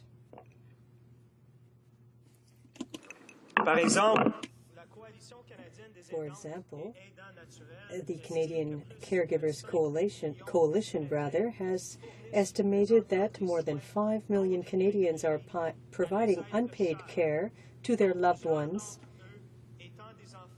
many of whom are children and members of their family. As an elected representative, I'm here to say that we must do more for those people. They deserve to have an accessible employment insurance system that responds to the various problems that I have just raised. The facts speak for themselves. Serious injury, an intentional serious injury, is an important cause of mortality among children, but also the main cause of death and disability among children and young Canadians. They're responsible for 15% of all hospital stays for children under the age of 12, and that was in 2005. Many of the healthcare problems and diseases that children live with, although they aren't deadly, are very serious. Some problems are more specifically worrisome during childhood, and they can have less serious repercussions on once the children have reached adulthood, such as asthma, diabetes, and cancer. These are all illnesses that are on the rise among children. Each year, an average of 800 children under the age of 15 are diagnosed with cancer, and 150 die. Cancer is the second leading cause of death among children in Canada. Fortunately, though, there is hope. Over the last 30 years, the cancer survival rate among young people has considerably improved, going from 71% in the late 1980s to 82% in the early 2000s. The survival rate, the 5-year survival rate, has increased for many types of cancer among children, fortunately. However, while I support this bill at second reading, I believe that it doesn't go far enough in dealing with all of the problems facing our employment insurance system, which must be reformed at all costs, Mr. Speaker. For example, if a woman were to lose her job right after taking parental leave, she should be entitled to employment insurance benefits. This bill doesn't go far enough on that issue. Why not allow women to collect regular benefits and to not allow for the collection of both special and regular benefits? That would be logical. It seems to me that the government has missed a good opportunity to provide assistance to mothers who are working so hard for justice, because this is a matter of accessibility to employment insurance. I'm also disappointed that Bill C-44 is limited to special benefits. It seems to me that the government is avoiding dealing with the problems recurring in the employment insurance program. It's a sad reality that only 508,000 Canadians received regular benefits in July of 2012, when at the same time there were more than 1.3 million Canadians unemployed. That means that there were, in fact, are 870,000 Canadians who are unemployed and not receiving employment insurance. Less than 4 out of 10 unemployed people are receiving benefits, which is a historic low and completely unacceptable. What that means is that hidden poverty is increasing in our society. It's clear that we need to focus and continue fighting for a fair, accessible, and efficient, effective employment insurance program for all unemployed people in Canada. This bill does move forward with some important reforms, which I support. For example, measures for families victims of children assassinated or who have disappeared. I support this bill so that families don't have to be concerned about financial support at such a difficult and impossible situation for us to imagine. For parents of young children, like mine, who are in good health, I support the initiative of extending parental leave to provide financial benefits when children are ill and when the priority is to be a parent at the time. Not to focus on a job, but to be a parent. I also support the idea of combining employment insurance benefits, special benefits, so that if a parent is ill or injured while on parental leave, because that will not take time away from them spending time with their children at a time when they need to be with their children. It seems to me that the advantages of this bill, though it does not do everything that I would like or perhaps my party would like, it does some key things. And it does some key things, I think, on a fundamental humanitarian basis. I cannot imagine, as a father of 2 young girls, being in a situation where one of them falls sick, perhaps terminally sick, or is found victimized by violent crime. I can't imagine being in that situation, but I know that there are a number of my own constituents that are. And they expect their elected officials to be compassionate, to make changes in laws and regulations so that they could be supported financially by the state at such a difficult time. And I think that is the fundamental motivator behind this bill, and that is the reason why it is a pride for me to stand up for my constituents and support it in its second reading. Thank you. Questions and comments? The Honourable Member for Toronto Danforth.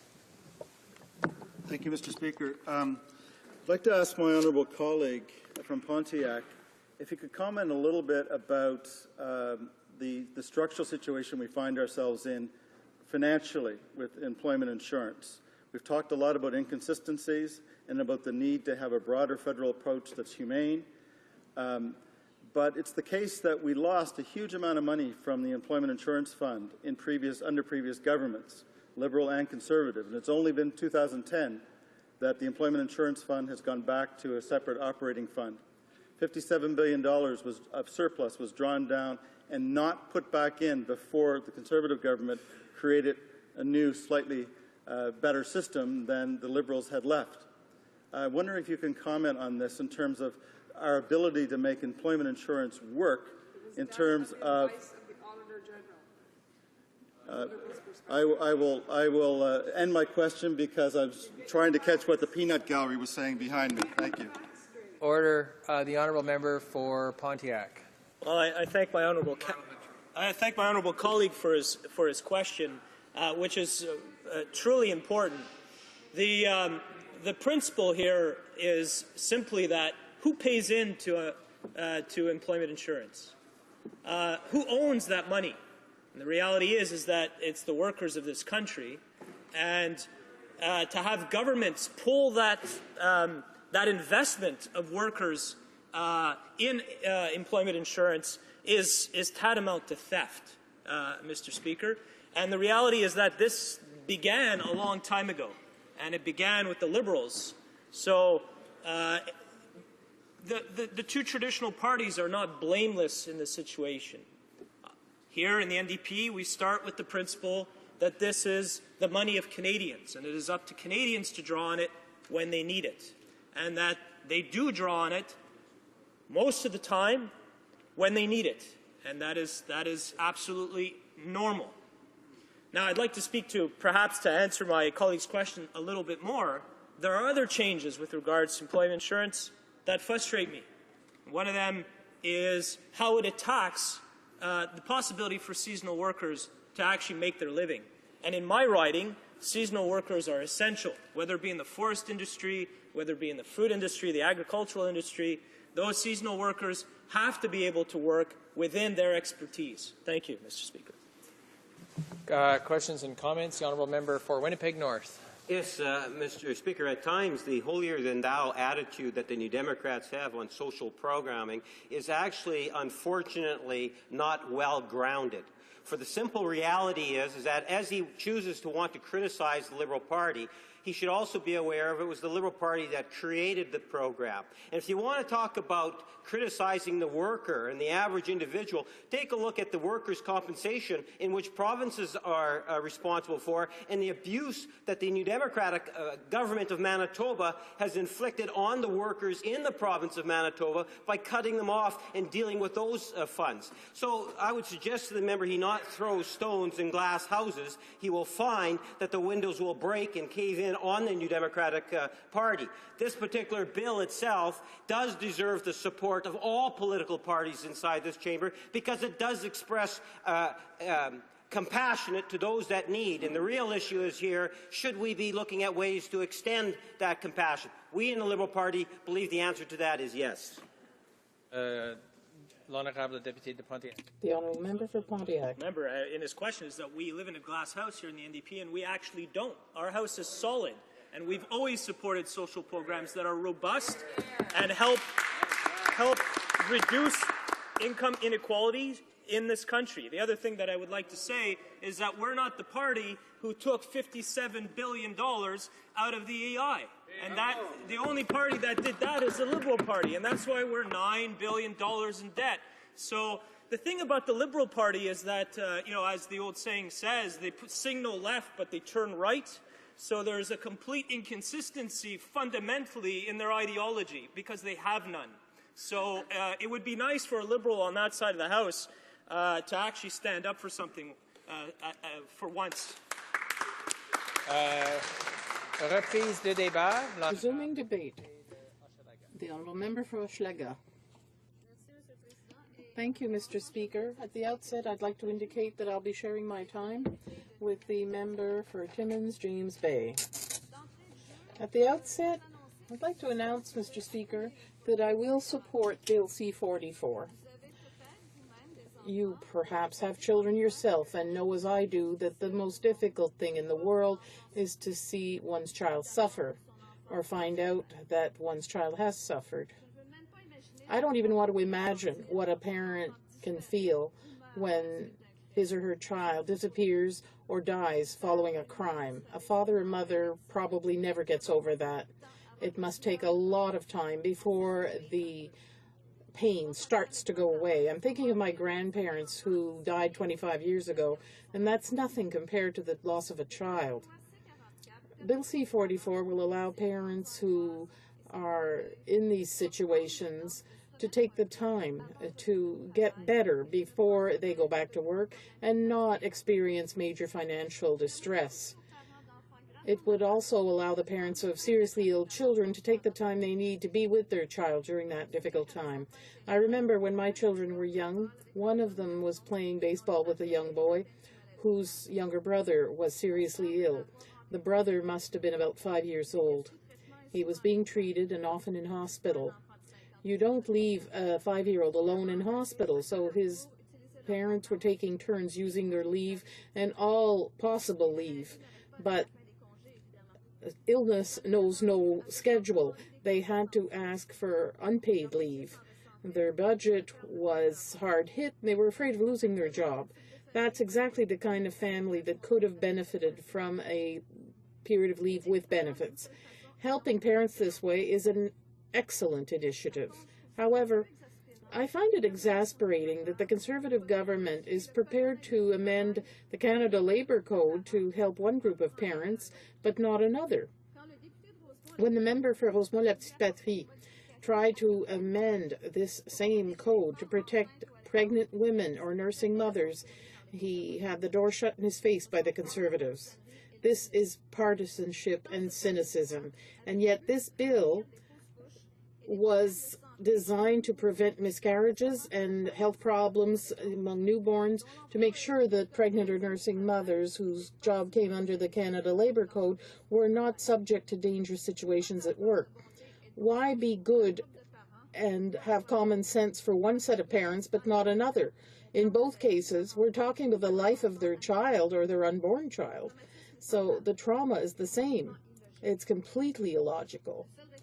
The only plausible answer to this question is that Bill C-44 that we're discussing today comes from a Conservative minister, whereas Bill C-307, which sought to help pregnant women and nursing mothers, came from a New Democrat MP. Is that what Conservatives call democracy?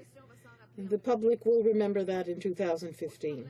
Another problem, just a year ago, when the Conservatives had promised that they would help murdered or disappeared or gravely ill children, they'd also promised to do so from the general revenue. That's what C-44 says in the first two cases, but not in the third case. Benefits to parents of sick children will be taken out of the EI fund. Why do I see a problem with that? Well, for many reasons. First of all, because the EI fund is currently in a $9 billion deficit situation. Secondly, because the money in the EI fund is supposed to be a safety net for workers who are unemployed.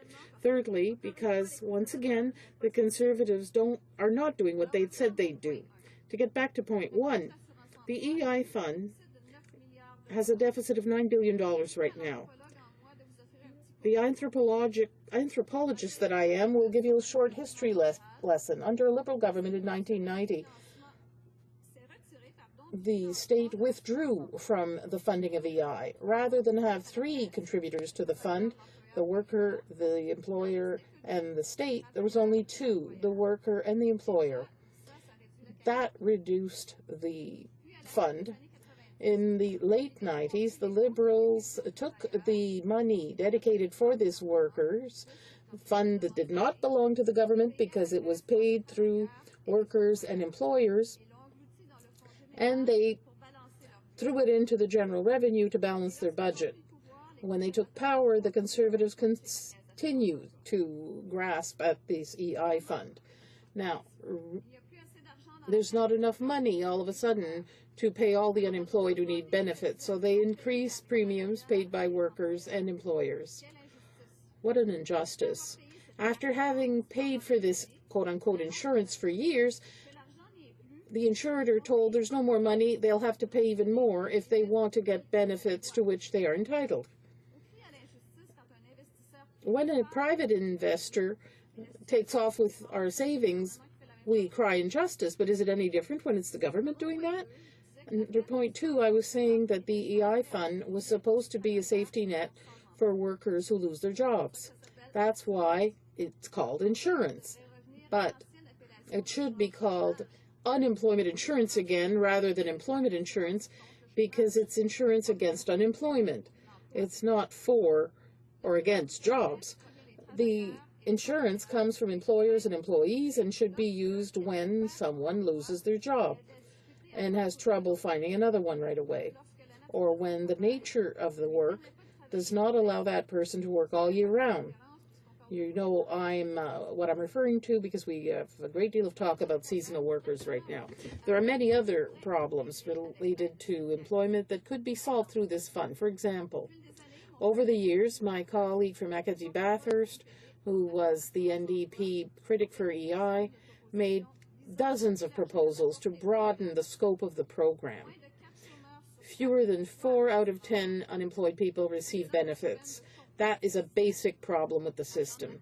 The money should be used to remedy these problems. The money to help the parents of sick children should come from the general revenue, as the Conservatives had promised to get elected, not from the EI fund. All the money pillaged from the EI fund, $54 billion, could and should help workers who have not managed to get through the last economic crisis, workers who lost their jobs recently following Conservative cutbacks, 300,000 more unemployed people before the 2008 crash. In conclusion, Mr. Speaker, I support Bill C-44 because it does provide necessary help to parents who are going through very difficult times, where the stress of the situation should not be aggravated by financial concerns. However, I would ask the Minister to keep the promises of her party, to use general revenues and not the EI fund to finance these measures. I would also ask her to hold public consultations to figure out the real problems faced by millions of unemployed people in order to make the system fair for all. I can assure her of the full cooperation of the NDP in such an undertaking. And lastly, I'd also ask the government to be just as compassionate to parents of children who disappear in non-criminal circumstances, as requested by the Palliative Care Association, for all the family caregivers who have trouble surviving with the meager resources given to them by governments. Thank you, Mr. Speaker. Questions and comments? L'honorable député de Sherbrooke. Honourable Member for Sherbrooke. Thank you, Mr. Speaker. Indeed, I had noted the same things. There are deficiencies when I look at this bill when it comes to children that die or disappear following non-criminal circumstances. There's a void here, and the answer I got from the Conservatives was, well, this bill focuses on those who disappear or die because of criminal circumstances. But it's just as dramatic to a family if the child dies because, for example, he committed suicide. That's one example. It's not a criminal act, but the child is dead nevertheless. But this program would not apply because we're only talking about cases where a crime has been committed.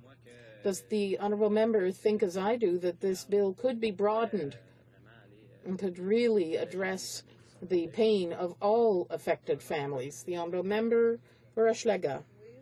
Yes, I thank the member for his question. Yes, of course, I agree with him. There are deficiencies in the bill. There are gaps. I do support the bill. But as I indicated, there were gaps in it.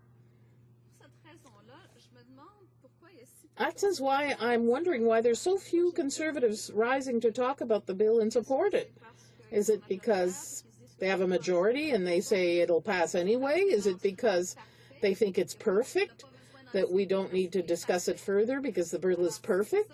Well, if that's their way of thinking, I think it looks a great deal like 16th century colonialism, where certain nations thought their way of thinking was the only valid one. And I think history has shown that that is not a particularly enlightened view. Ask the First Nations, for example. Questions and comments? Honourable Member for Scarborough Rouge River. Thank you, Mr. Speaker. I thank my honourable colleague for her very excellent speech, including experiences from her constituents as well as bringing in her anthropological expertise. My question to her will be about some of the gaps that I've identified as well. We, the New Democrats, will be supporting this bill because it is a welcome addition or welcome changes from the constant cuts that we see this government make. And, you know, they are implementing some of the changes that some of the members on this side of the House have been proposing for many years. One specific question that I have is the inability to stack benefits. So even though we're seeing in this in this bill the proposition of the ability to stack special benefits, such as, maternity leave with the new grant, or if your child becomes ill, being able to stack some of those up to a maximum of 104 weeks. What will be happening if somebody who's on regular EI benefits sees their child gets ill?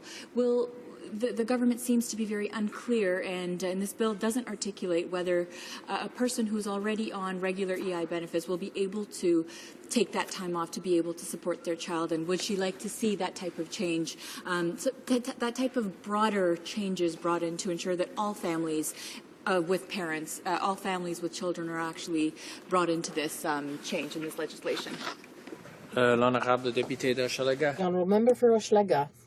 Thank you for that excellent question. Yes, as I mentioned earlier, there are some groups that seem to be privileged by this bill, but some are forgotten and left by the wayside. We're making a distinction between different groups. It's so sad if a group of parents was forgotten when it would be so easy to make some amendment here. This bill will go to committee. I hope the committee will examine all the issues, such as that one that the NDP has brought forth, and I think the Liberals will too, in order to make some changes that are essential to ensure that all parents experiencing such difficult circumstances can benefit from this bill. Resuming debate, the honourable member for Timmins James Bay. Thank you, Mr. Speaker. As always, it is a great honor to rise in this House representing the people of the region of Timmins James Bay, and I think that this debate on Bill C-44, which will amend the Canada Labour Code, the Employment Insurance Act, the Income Tax Act, and income tax regulations to allow workers to take leave and draw EI at times of serious illness for their children, or for a child who has disappeared or been killed as a result of a horrific crime. This is the kind of debate, Mr. Speaker, which I think is instructive for Canadians, because Canadians look more and more on this Parliament as an increasingly dysfunctional place where people are trained like seals to speak through a little message box, to bark when they're told to bark and to stand when they're told to stand. And yet in this debate, we see that this is where our expertise as members of Parliament really come together, because there's not a member in this House who hasn't dealt with one of these instances, who hasn't sat down with a family member, a young mother whose child is going down to CHEO in Ottawa, or sick kids in Toronto, whose need for their EI benefits has been so obvious, and they come to us. And each one of us, and across party lines, have felt this situation where we see the system and we see that people are falling through the cracks. And so I'm very glad that within this Parliament that sometimes seems so fractious, we can show Canadians that outside of the House, this is the kind of work that gets done within our offices, and we can come together and try and find some good solutions. Mr. Speaker, I think of the young people that I've dealt with in my office, and as the years go by, I seem to have a little shrine for the little ones that lost along the way, like Sylvain Noel, wonderful young boy, and I got a picture of him with us, with the Timmins firefighters, as they made him an honorary member of the Timmins firefighters just before he passed. I think a young Trina Martin, age 4, who died in a house fire in Saskatchewan when there wasn't a single firefighting unit in the community to save her. I have her picture. I keep a picture of Charlie Hunter, who died in the residential schools, and nobody even bothered to tell his parents. And for 40 years, his family worked to get that little boy's body home, and I was so proud to be there when Charlie Hunter did come home. I think of Courtney Kostashian from Attawapiskat, one of the many young people that we seem to be seeing suffering from cancer rates from the James Bay coast. I have her picture, and of course I have the picture of young Shannon Kostashian, who was a great youth leader from Attawapiskat. And I know of each of their families and each of their stories, and I think of the other young people who fortunately did get their treatment and lived. But I also know the struggles that the families went through. So this bill touches all of us. Mr. Speaker, I think this bill also speaks to a need to look at how the economy is structured in this country, because I've heard it said by some that some of my conservative friends would tell me there's technically no such thing as unemployment. There's just a gap between the market and services, as though people are just widgets and digits that you can move around. You know, if you have high level of unemployment in the Maritimes, just ship them to Fort Mac and everything will be fine. And yet we know that this blind belief in the market, to repeat or to paraphrase G.K. Chesterton, is really about being blinded by the horrible mysticism of money, that it's not just widgets and digits, that there's people, that there's communities. And employment insurance was part of this fundamental driver to build a sustainable economy in Canada. It's not a honeypot to be rated like that was rated during the Paul Martin years to $50-some billion to be used elsewhere. It's not something to be seen by some, I think the present minister, Conservative minister, who thought it was a disincentive. You don't want to have too easy EI benefits or people stay on the couch. That's a misunderstanding of what insurance is. Just as people have a right to free public health insurance, just as people have house insurance, because they need insurance in time of need. And so employment insurance, just as in buying car insurance, just as buying house insurance, is that it provides you that in time of need you can access it. And why is that important for the economy? Well, Mr. Speaker, at the present time, we are suffering through a long, drawn-out economic downturn, and we have 1,377,000 Canadians out of work at this time. Think of the effect on those families. Now, up into the 1990s, if they paid into EI, which almost most of them would have done, of course it wasn't EI then, it was unemployment insurance, 70 to 80% of those people would have been eligible for benefits. So as the crash hit them, their families would have been able to be cushioned until perhaps they managed to get a bit of breathing room and either they moved or found other employment or been retrained. But right now, with 1.37 million unemployed Canadians, there's 870,000 of them are not eligible at all.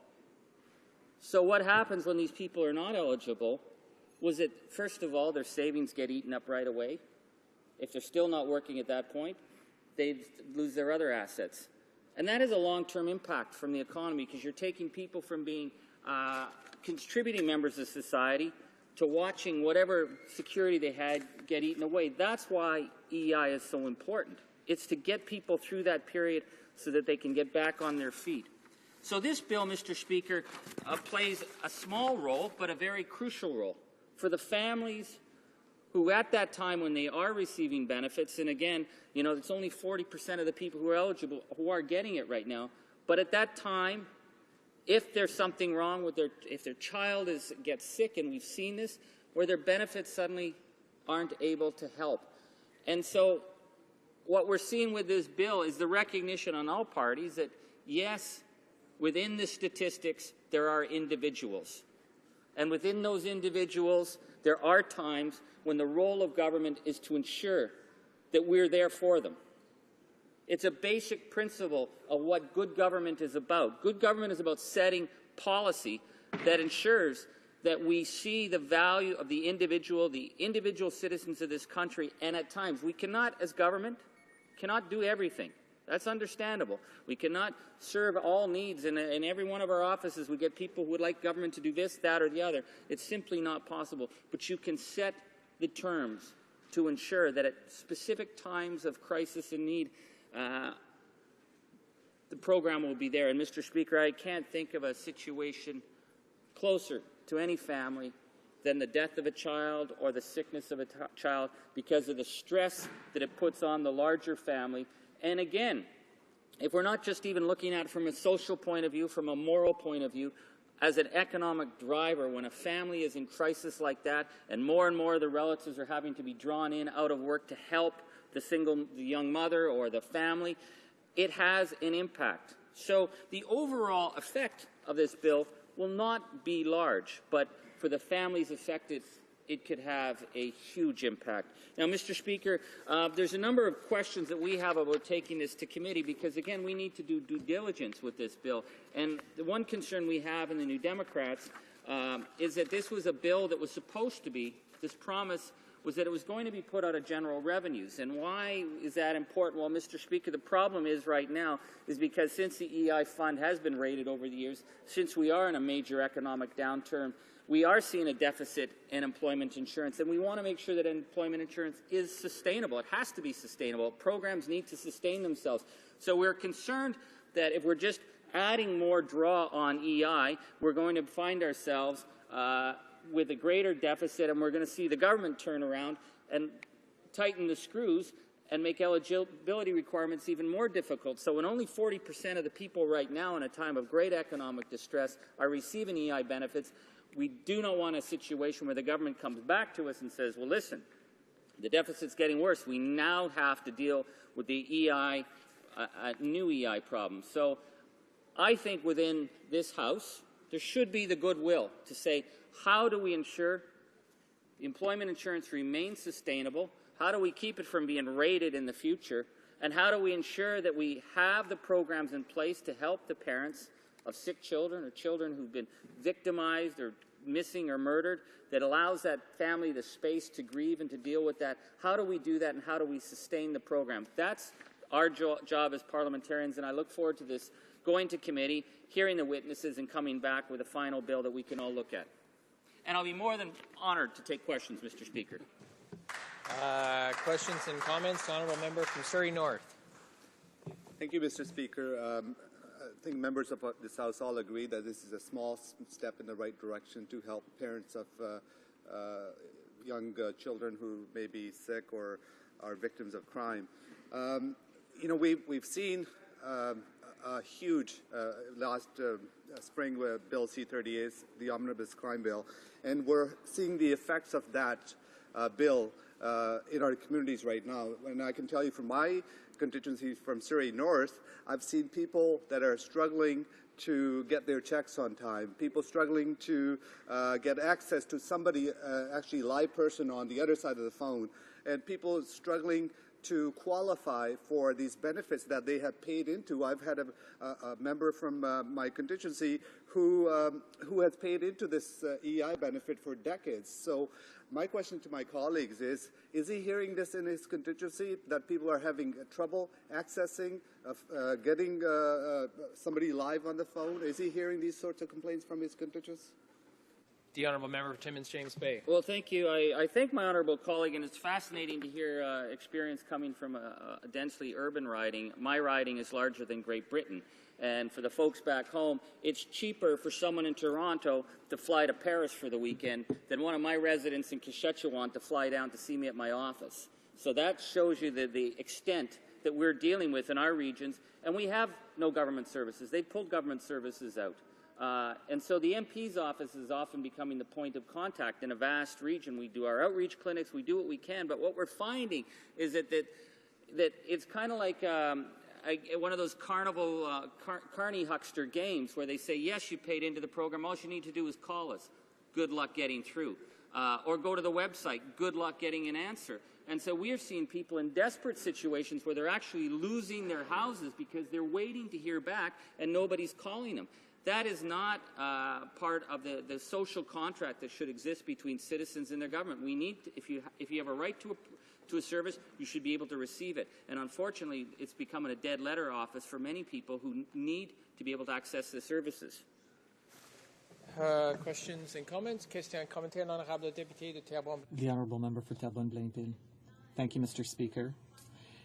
The Conservatives have introduced bills on a number of occasions that are destined to help victims, but on our side, we have trouble with the fact that they claim that these might help victims. For example, C-10, they doesn't seem to provide any direct assistance to victims.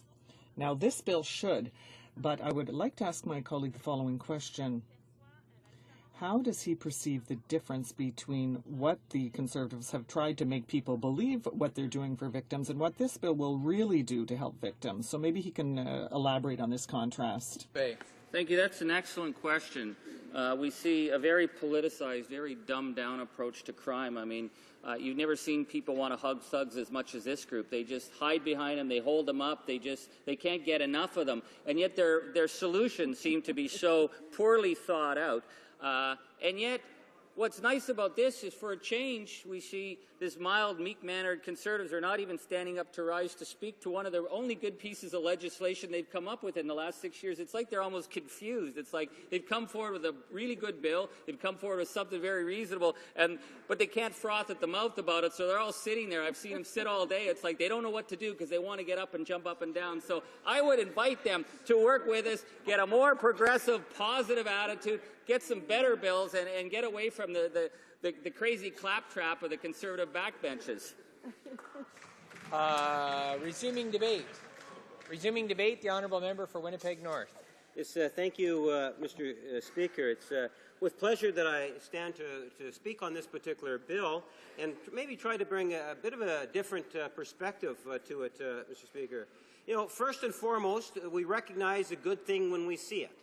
And what we see here is the government is bringing in legislation that, for compassionate reasons, that would allow for individuals to receive employment benefits in certain situations where you have a very sick child, or there's been a situation where a crime has been offended or a child has disappeared.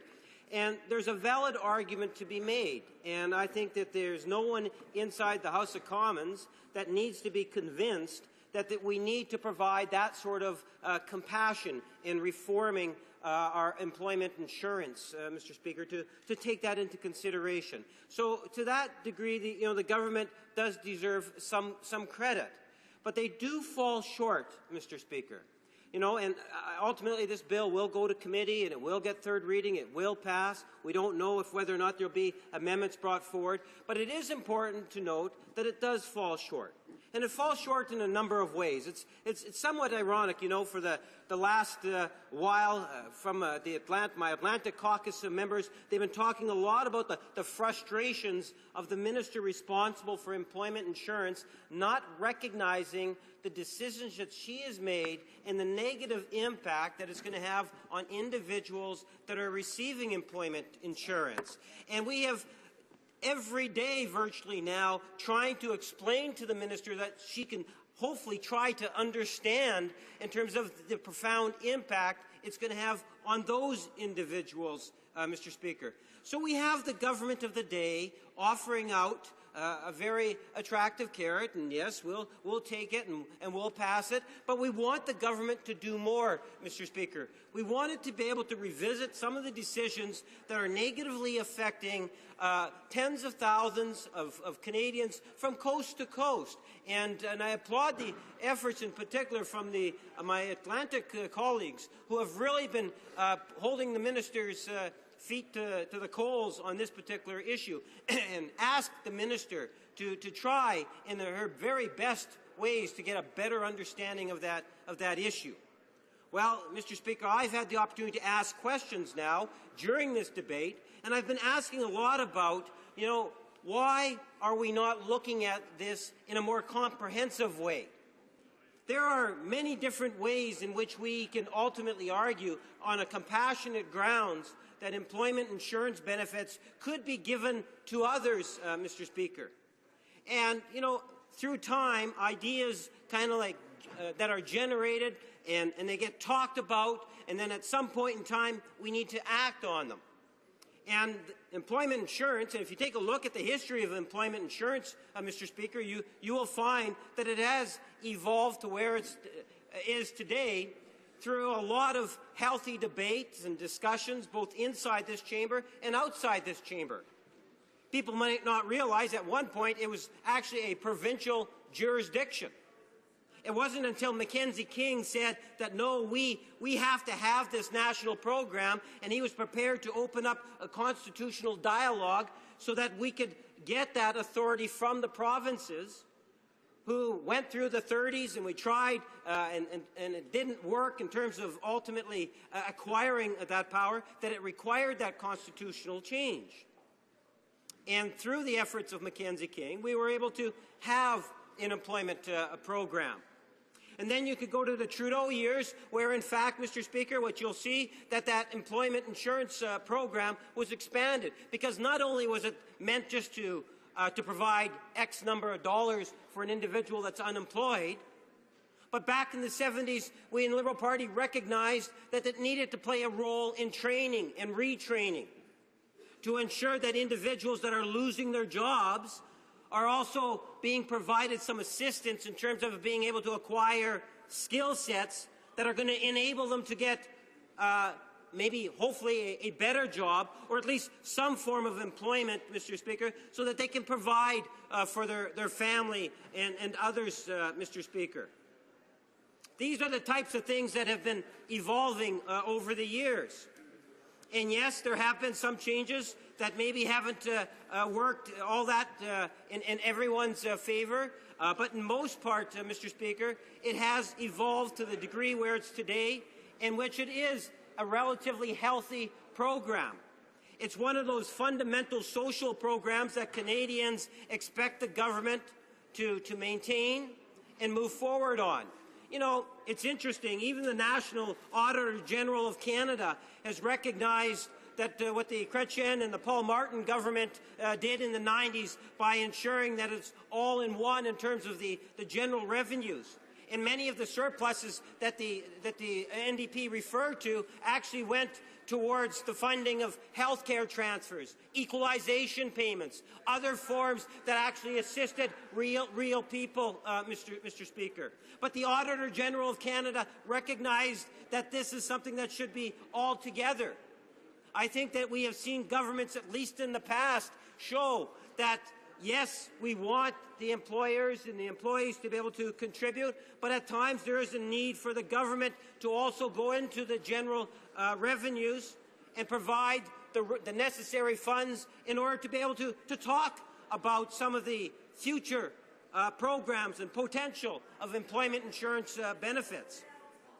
That's why we've had leaders of the Liberal Party, in particular Mr. Ignatieff, talk about the importance of trying to extend on compassionate grounds the opportunity for a sibling or for a spouse to be able to provide first-hand real care and be with a loved one in their dying days, Mr. Speaker.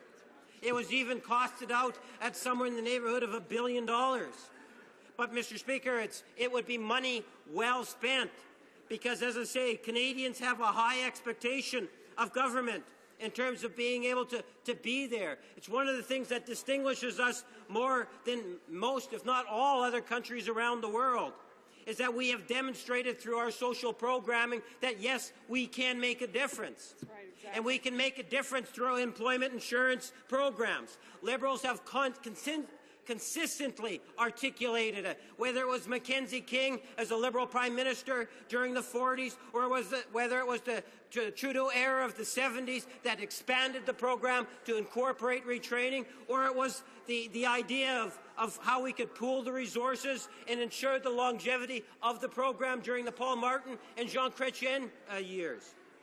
And it's because we believe in employment insurance, because it's something that we have an obligation to the citizens, to all workers, and those individuals that find themselves in the misfortune of having to be laid off or are not able to be employed for whatever reasons, Mr. Speaker.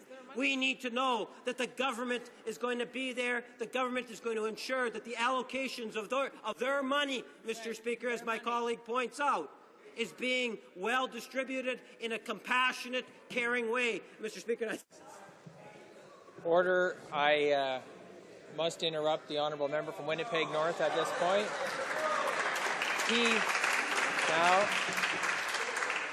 He will have 12 minutes when the House returns to this matter, possibly later today. Statements by members. The honourable member for Don Valley East. Mr. Speaker, the Boys and Girls Clubs of Canada has been a leading provider of after-school and critical hours programs since its inception in 1900. This organisation is recognised for significantly contributing to the healthy development of young people, an effort I fully support.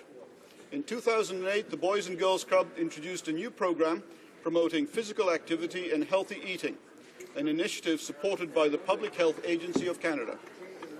This initiative, known as Get Busy, has grown from 10 participating club communities to a current 22 communities across Canada.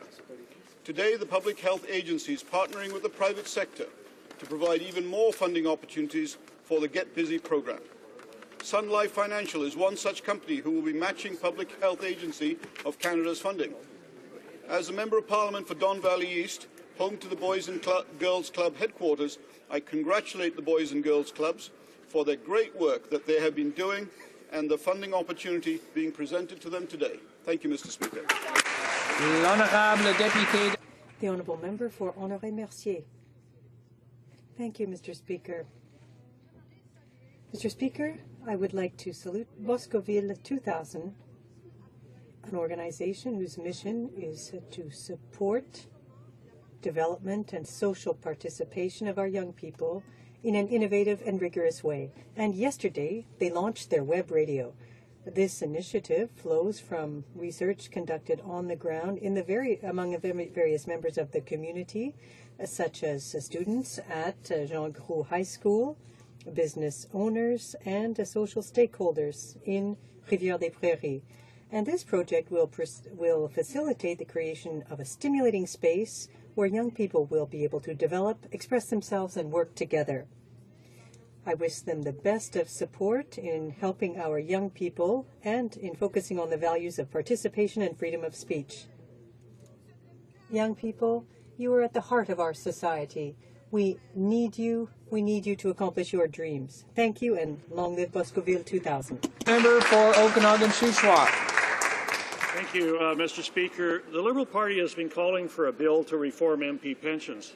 This seems odd, considering it was the Liberals who brought in the existing MP pension plan. In Economic Action Plan 2012, our government proposed changes to MP and civil servant pensions to better reflect fairness for taxpayers. The proposal will bring MP and civil servant pension contributions to a 50% level equal to the contributions by taxpayers. Other aspects of the pensions are being reviewed in light of sustainability and fairness to the taxpayer. Our government listens to those we serve, and we take action on pension reform. Mr. Speaker, in 2006, there was a transition in this place from a government of we are entitled to our entitlements to one of fairness to Canadians we serve. I'm proud to be a member of the latter. Thank you, Mr. Speaker. The Honourable Member for Vancouver Centre. Mr. Speaker, I make a plea to the NDP and Conservative members of this House to put aside political partisanship and join me and other Vancouverites at a non-partisan rally this Saturday, September the 29th, at Kitts Point. For the sake of our constituent safety, we must ask this government to rescind its decision to close the Kitsilano Coast Guard base. I echo the BC Provincial Government, Vancouver City Council, police and firefighter first responders, experts in marine safety, port traffic controllers, and the people of Vancouver who all say the decision was made without consultation and that the closure will cost lives. Vancouver City Council says it will create a significant gap that they have neither the authority nor the resources to fill. Thousands of Vancouverites signed petitions to the government to rescind the closure. I ask this House to put aside politics and go to bat for their safety. The Honourable Member for Desnefe, Mississippi, Churchill River. Thank you, Mr. Speaker. I rise today to honour an incredible individual, entrepreneur and athlete, Mr. Robert Hudson. Robert was involved in a tragic snowmobile accident that left him as a paraplegic. He decided to utilize his passion of archery and began training competitively 3 hours a day to compete in the Paralympics and is now a medal-winning champion and ranked 15 in the world. Robert competed in multiple world championships, including Italy in 2005, Korea in 2007, Czech Republic in 2009, Italy and the Pan American Games in 2011, and most recently, the Paralympics in London in 2012. Outside of competing, he owns a mechanical shop, is involved in the local archery club, enjoys hunting, and especially spending time with the sun. Robert demonstrates dedication and perseverance in his pursuits. I am personally humbled by his dedication that Robert displays and is the passion he has in representing this country. On behalf of Canada and designated Mississippi Churchill River, I wish him the greatest success in his future endeavors. Thank you, Mr. Speaker. The honourable member for Hamilton East Stony Creek. Mr. Speaker, according to yesterday's Canadian press story, the Canadian government, and I quote, was hauled on the carpet by the United Nations for its poor record on child rights. It's a shame that things have come to this, as Canada once was considered a leader on child rights, but not anymore, not with these Conservatives. Mr. Speaker, according to the OECD, Canada ranks very low in terms of access, quality, and funding of early childhood development and care. On average, developed countries spend twice what Canada does on these same areas. In Canada, 50% of children with disabilities lack access to the aids they need simply because they can't afford them. Finally, Mr. Speaker, out of 30 countries, Canada has been ranked 20th in terms of child poverty.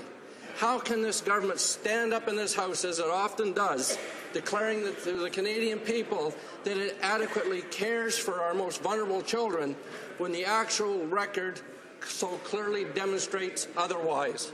The honourable member for Brampton Springdale.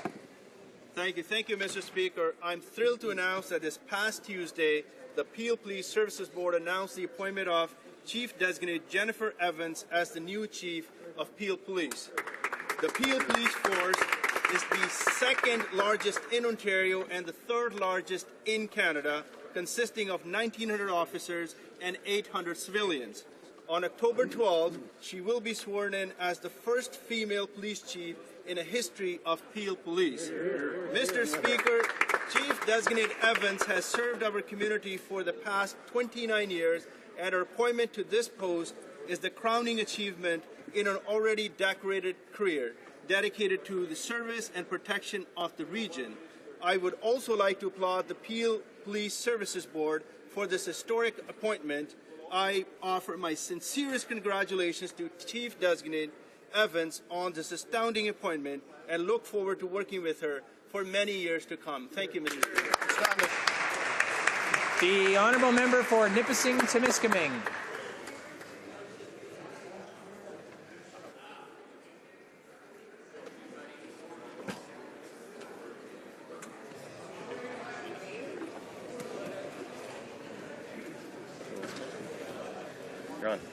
Mr. Speaker, French language and culture play a significant and irreplaceable role in Canada's identity. They are part of our heritage. In Ontario, we have for the last 40 years recognized and celebrated our vibrant Francophone communities and the value French continues to add to our society. This week, the citizens of my hometown, North Bay, celebrated by banding together for a parade through the streets before raising the Franco-Ontarian flag at City Hall. Two flowers depicted on the flag are significant. The white lily represents the French-speaking community worldwide, while the green trillium represents the floral emblem of Ontario. It was our first Prime Minister, Sir John A. Macdonald, who said, "Let us be English, let us be French, but above all, let us be Canadian."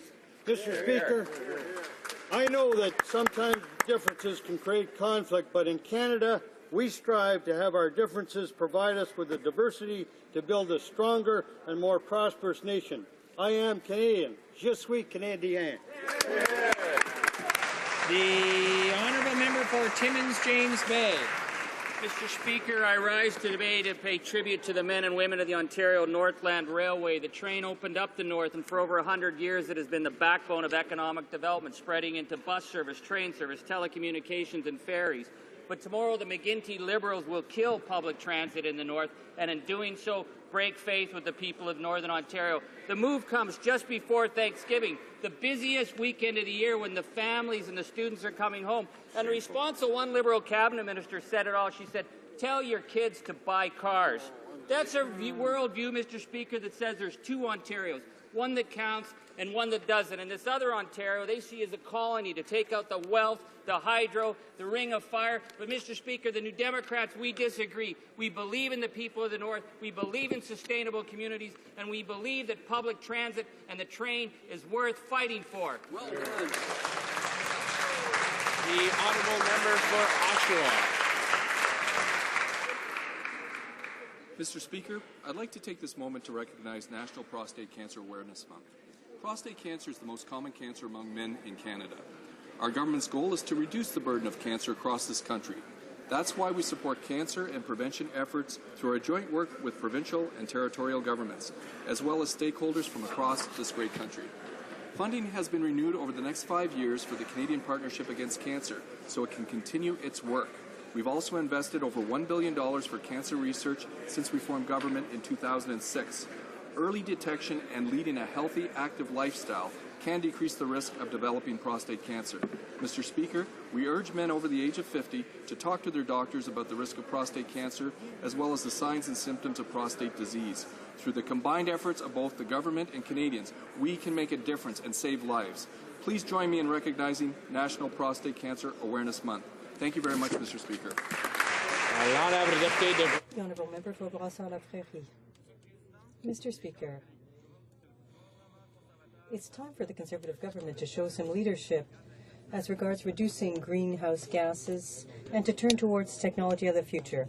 I'm very proud to see in my riding the development of companies that are very innovative, which bring together the economic and environmental interests of HoC Lithium, for example, which works on batteries for electric and hybrid cars, has invested $78 million to build a plant in Candiac. District Controls, the world leader in energy efficiency in buildings, is building and putting, in fact, its new headquarters in Brossard for $6 million. Our future and the Canadian economy are, for the most part, in our hands, and in fact, it's in the area of development, sustainable development, that the government should play a role.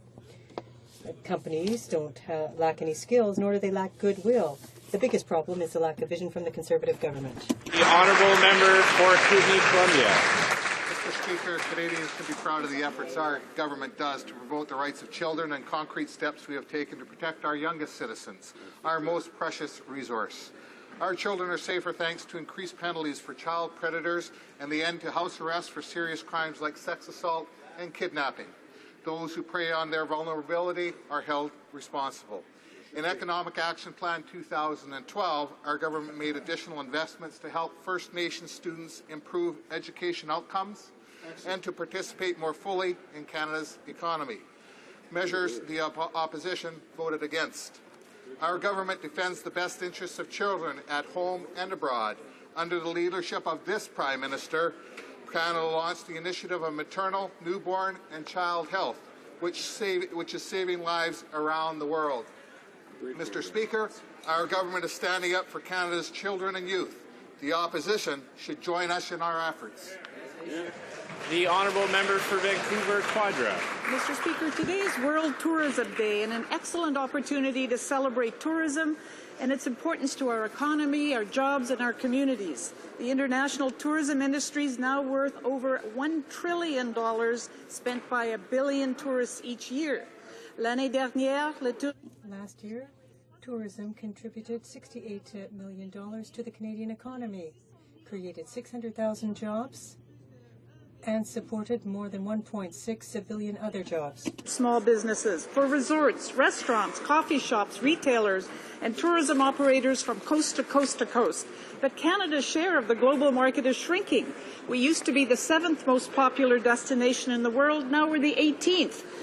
The number of visitors are dropping. We have a climbing tourism deficit of billions of dollars. So today, I call on the government to ensure that Canada gets a bigger piece of this important $1 trillion pie, to strengthen our international tourism marketing, and to support this vital sector of Canada's economy and all of the people and the communities across the country that depend on it. The Honourable Member for Kildonan St. Paul. Mr. Speaker, back in 2008, the NDP member for Edmonton Strathcona stated that the most important thing is to put the right price on carbon. Then in February 2012, the NDP's House leader stated, I'm more of a cap and trade kind of guy. The point of the exercise is putting a price on carbon. And in March, the NDP leader even stated that he would have a cap and trade program that would produce billions. The promise of a job-killing carbon tax can also be found on page 4 of the NDP's platform. They want to raise $21 billion in revenue from this new tax scheme. This will hurt Canadian families and raise the price of everything. Mr. Speaker, how can the NDP, or why does the NDP want to impose a job-killing carbon tax on Canadian families during this fragile economic time? Why? Honourable Deputy Gatineau. The Honourable Member for Gatineau. Mr. Speaker, yesterday the Conservatives had what one might call a bad day. 86 of their members, including 10 ministers, voted to take rights away from women. We could have expected the Minister for the Status of Women to vote in favour of women's rights, but no, she voted for the motion, as did 4 Liberal members.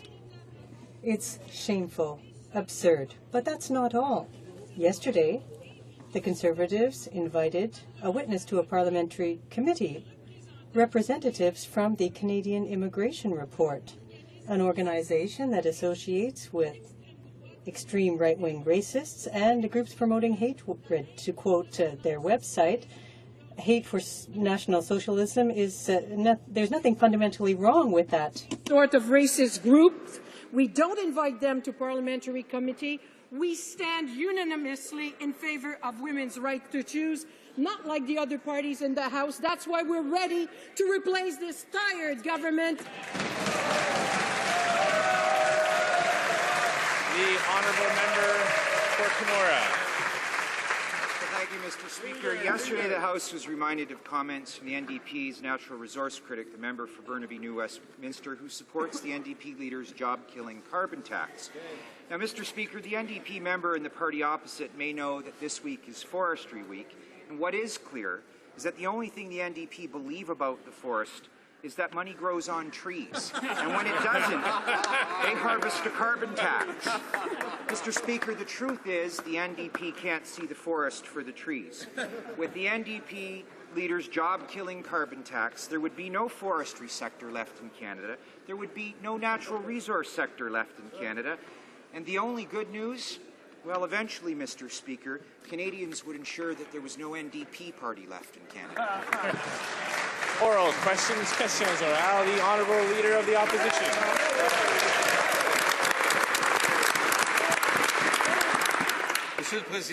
Mr. Speaker, yesterday, leaders of Canada's oil companies expressed their concerns regarding the control of Nexen by a Chinese state company. Members of the U.S. Congress, both Democrats and Republicans, are also expressing their concerns about the control of their resources by China.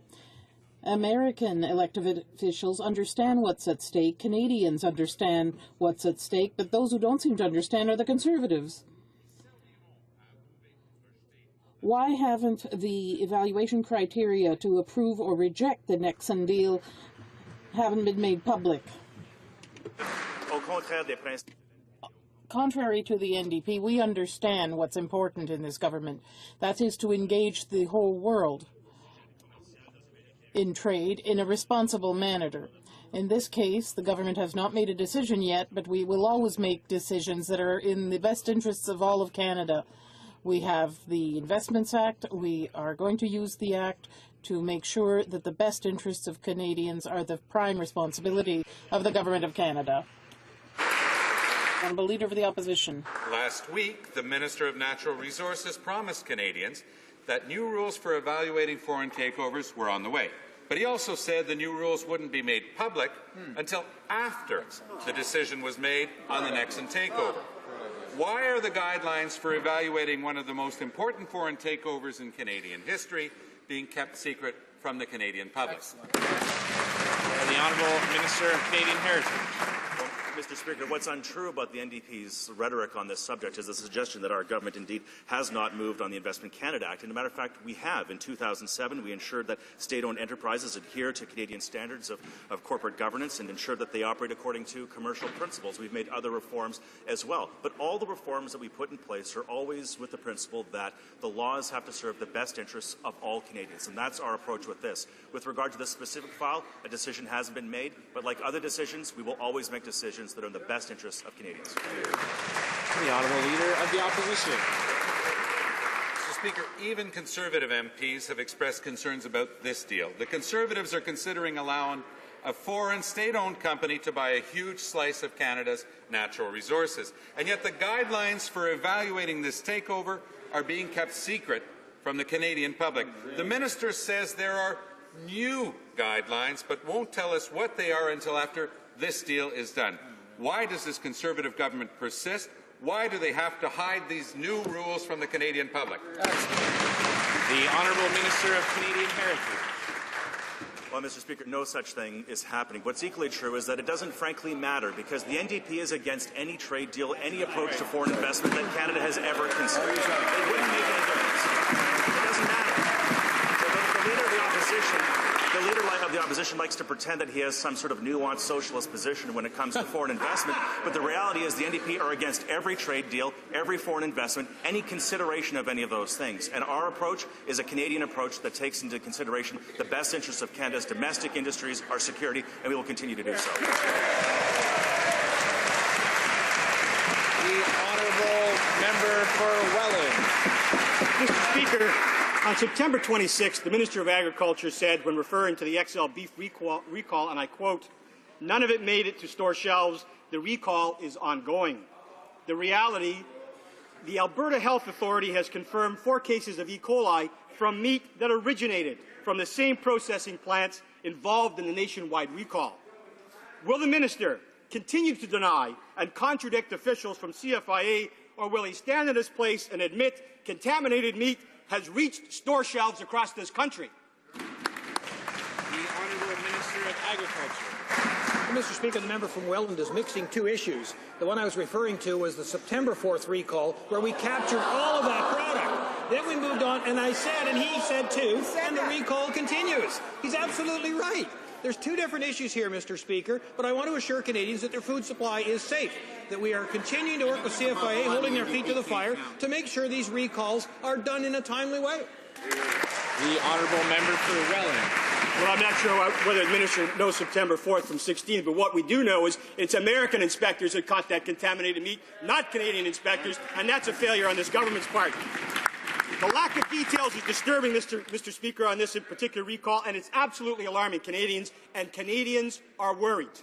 When will Canadians start getting the straight answers, and when will the Conservative government admit their failure in food safety policy because of their draconian cuts to CFIA?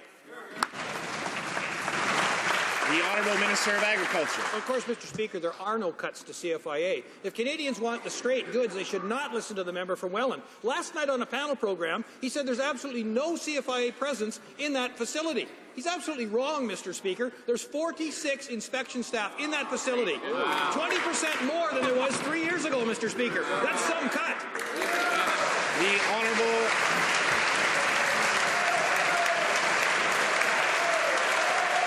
The Honourable Member for Toronto Centre. Order. Speaker, perhaps I could ask the government to explain why the Canadian Food Inspection Agency was informed by the American Border Services on September the 4th that there had been an E. coli contamination with respect to product from XL. I'd like to ask the minister a simple question. Why did it take 12 days before a recall notice was put out by the Canadian government, Mr. Speaker? The Honourable Minister of Canadian Heritage. Mr. Speaker, the government inspectors did indeed do their job, and they're continuing to do so because the minister is ensuring that they do what's in the best interest of all Canadians. And we will continue to have that pressure, and the minister is indeed doing his job. But, you know, it's very important that the opposition do understand that they stop misleading Canadians with regard to both food safety and the government's commitment to food safety. We've increased our investment. We ensure that we have more inspectors. In fact, 700 more inspectors are on the job now than when we formed government. We've done that. We continue to go in the right direction. Order. Order. The Honourable Minister of Canadian Heritage has the floor. Order. We have built up the inspection regime that the Liberals neglected and tore down for 10 years, and we'll continue to do so.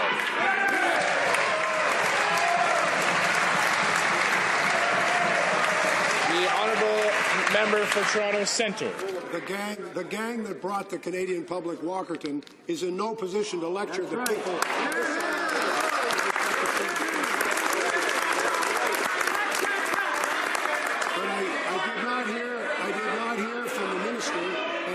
To a very simple order.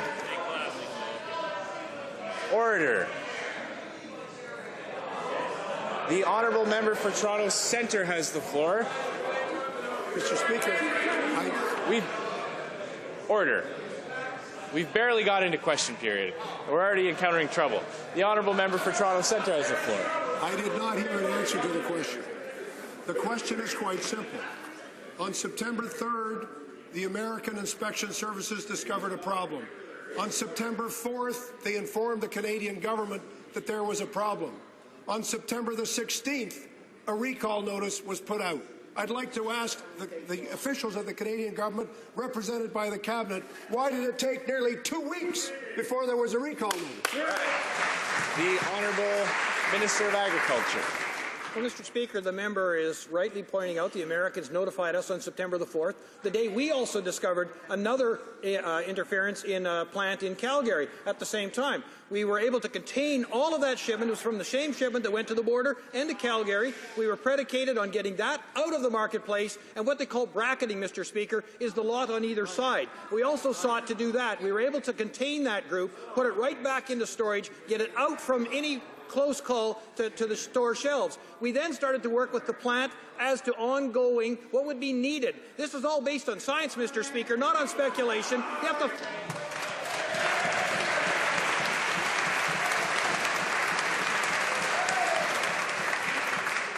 The honourable member for Toronto Centre. Les paroles du ministre.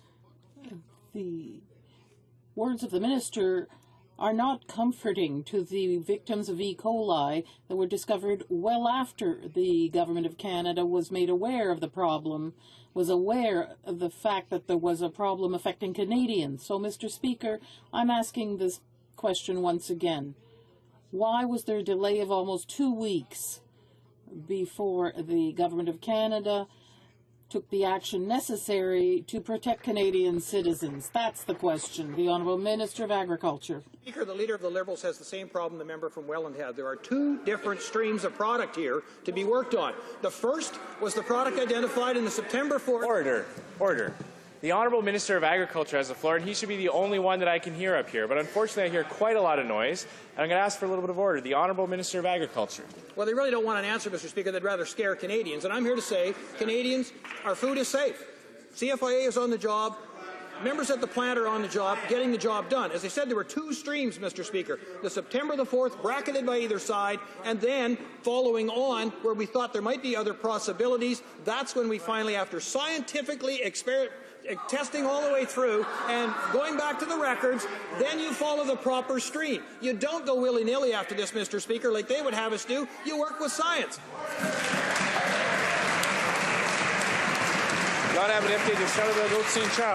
Honourable Member for Charlebourg-Haute-Saint-Charles. Mr. Speaker, the Conservatives are cutting back EI even though this money doesn't belong to them.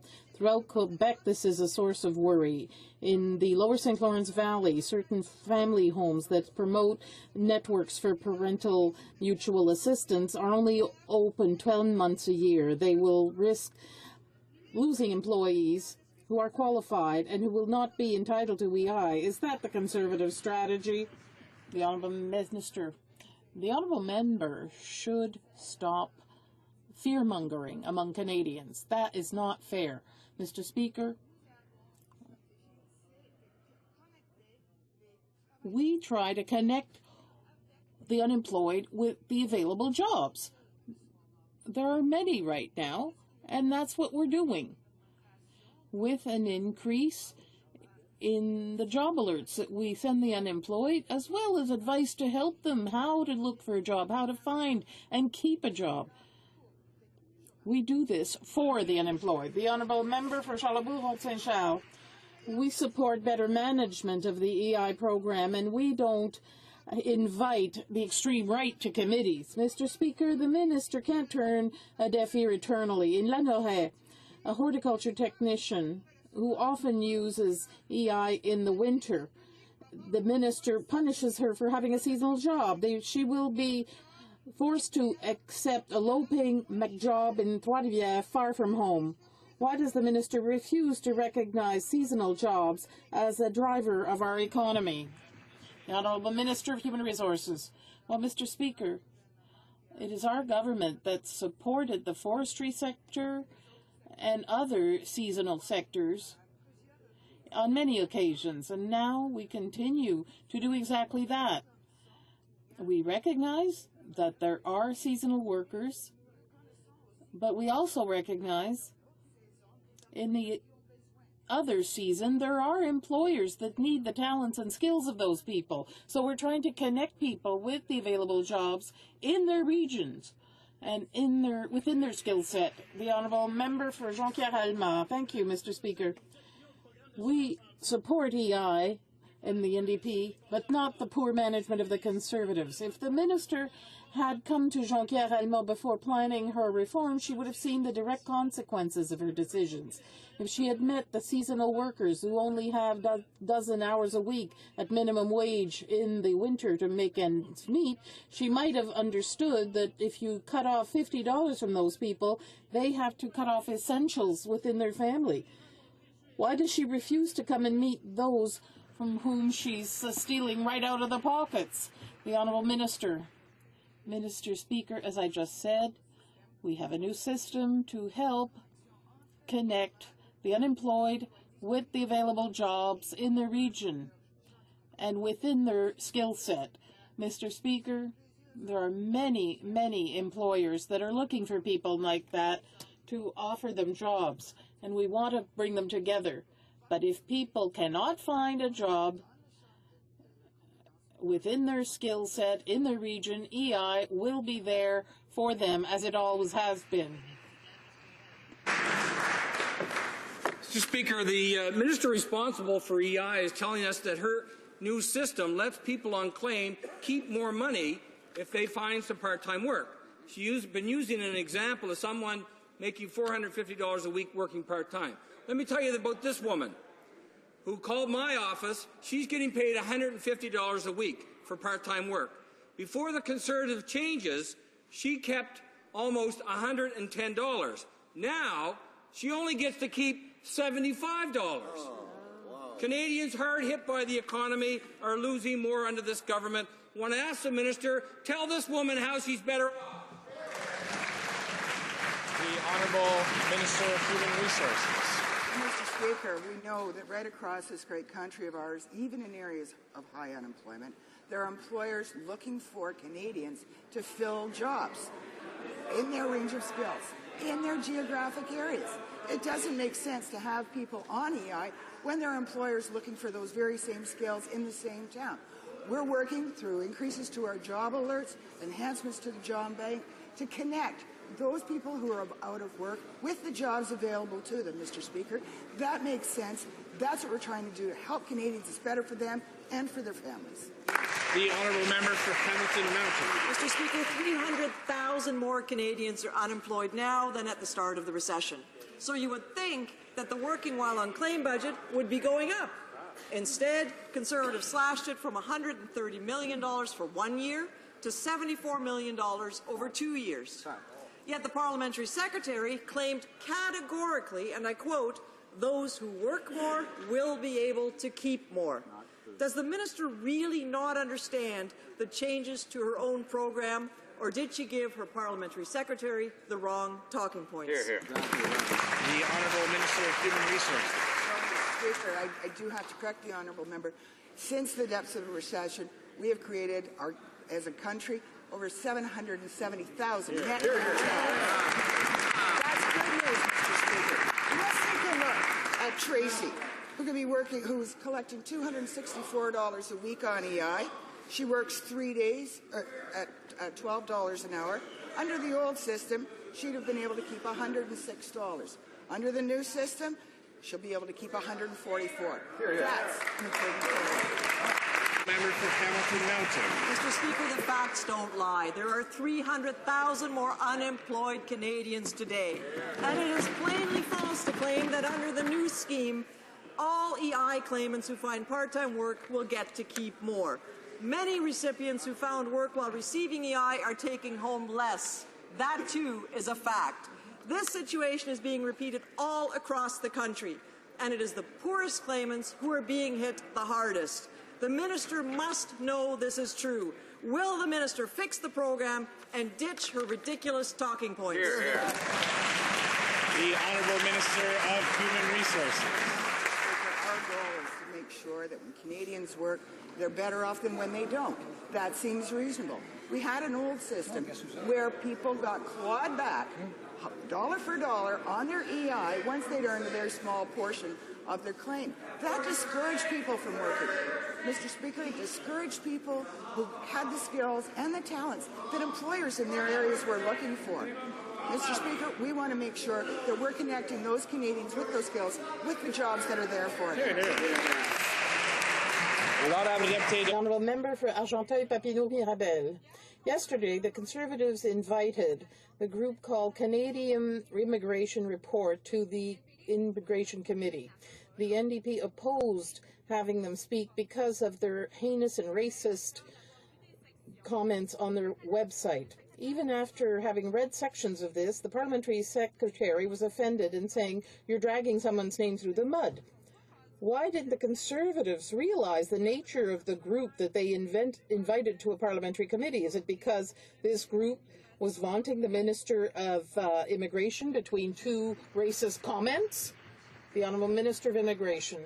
Mr. Speaker, the parliamentary secretary was an immigrant to Canada from Taiwan. He got a suggestion for a witness group for the committee from one of his constituents. As soon as he found out that these potential witnesses had these totally inappropriate opinions, he requested that these witnesses be withdrawn from the committee. He condemned their comments from their website. So I must say, Mr. Speaker, we have the most diversified caucus in the history of Canada, and we have the highest immigration levels in our history.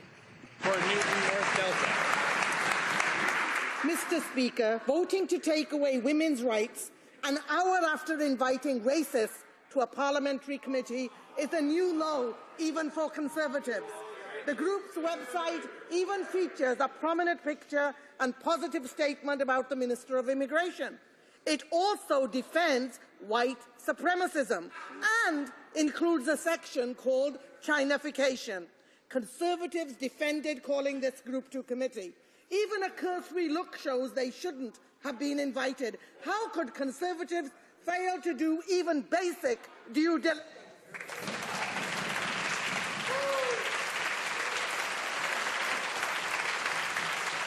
The Honourable Minister of Immigration. Well, Mr. Speaker, what a fine example of McCarthyite demagoguery from the member opposite. The member from Willowdale, Mr. Speaker, the member from Willowdale is an immigrant to Canada from Taiwan. He put forward a witness at the suggestion of a constituent. The moment he found that that witness had expressed totally inappropriate views on the internet, he condemned those views unequivocally, demanded that the witness be withdrawn, said that if the witness came before the committee, he would give them a very serious condemnation of their outrageous views, That's Mr. Right. Speaker. But let's face it, this is coming from the NDP, whose members hang out with the anarchist group No One Is Illegal, that says that Canada is illegal, Mr. Speaker. That's...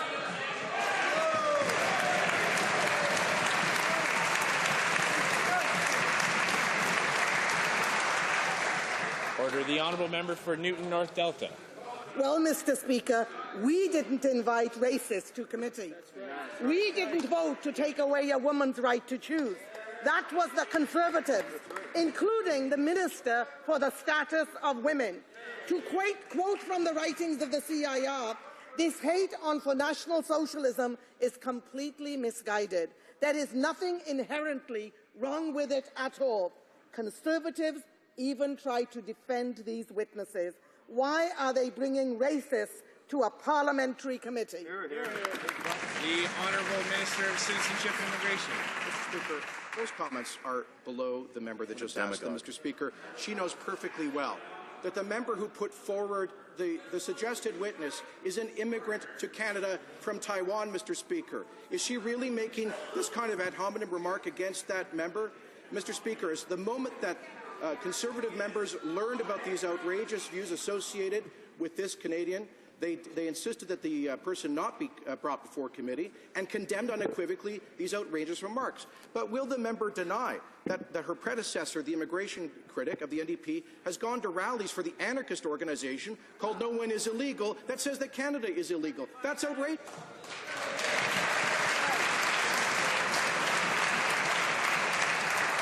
The honourable member for Cape Breton-Canso.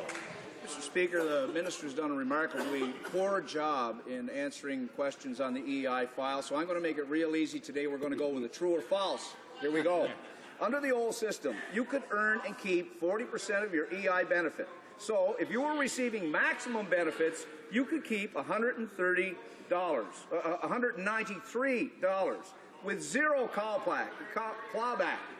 True or false? And Mr. Speaker, she's got a 50% chance of being right on this one. Good luck. The Honourable Minister of Human Resources. Well, Mr. Speaker, the honourable member can focus on the past, but our government is focused on the future of Canadians. We're working with them so they can get the skills they need for the jobs of today and tomorrow. We're working with them to make sure that they know what opportunities are available within their skill range, within their regions. Mr. Speaker, we're connecting them with the jobs available, with employers, because, Mr. Speaker, we believe that Canadians working is a good thing, and we're here to help them do just that.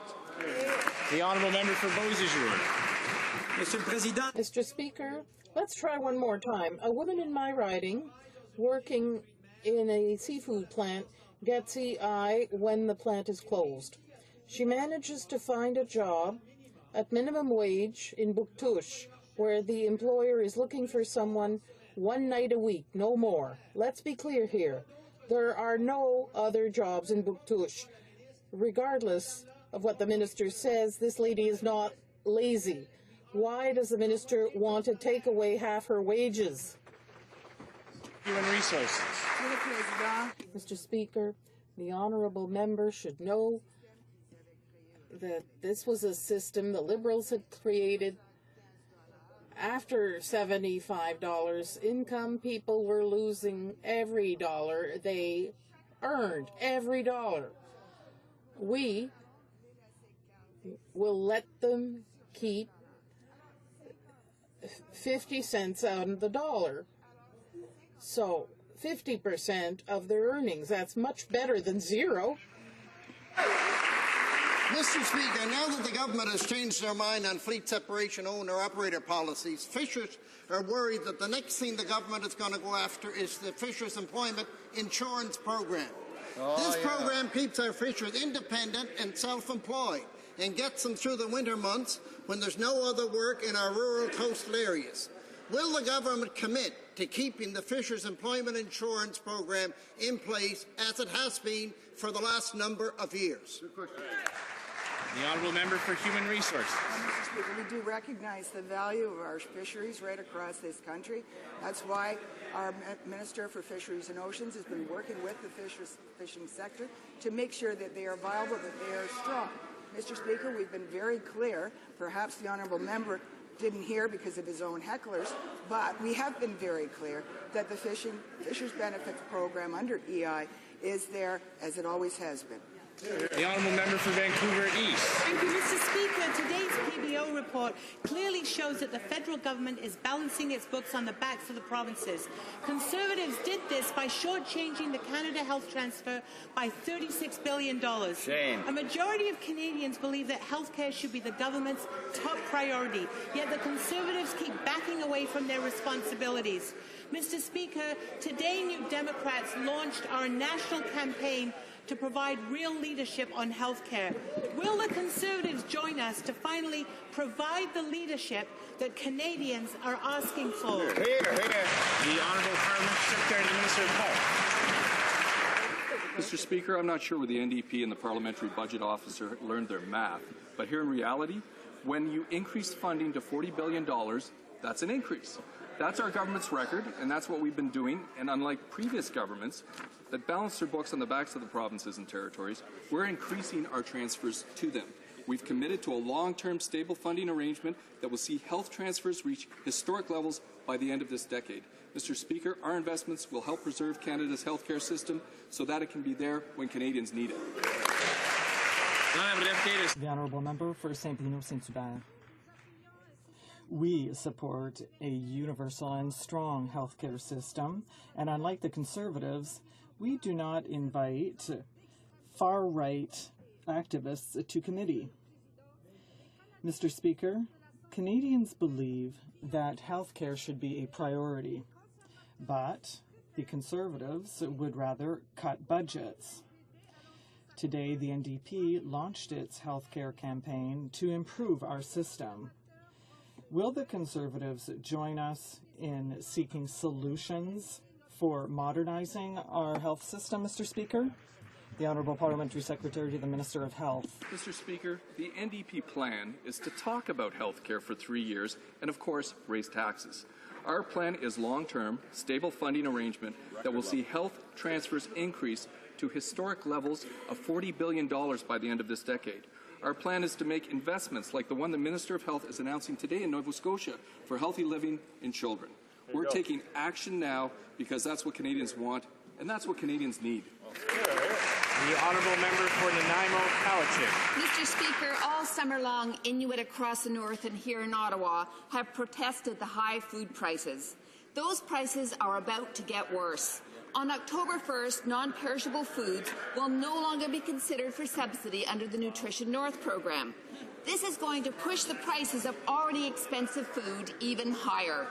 Will the minister admit that this program is not working for people in the north and commit to keeping the current list of foods on the subsidy list? Good question. And the Honourable Minister of Aboriginal Affairs. Mr. Speaker, I can quote from a recent letter from an Inuit-owned retailer, the Stanton Group, that says, in the first year of the Nutrition North Canada program, we've had savings of up to 35% on perishable foods such as fresh fruit, vegetables, milk, meat, and eggs, savings that have been passed on to northern residents. Mr. Speaker, what northern Canadians don't have an appetite for is an NDP carbon tax on everything from soup to nuts, meat, and milk, and everything else. Thank you, Mr. Speaker.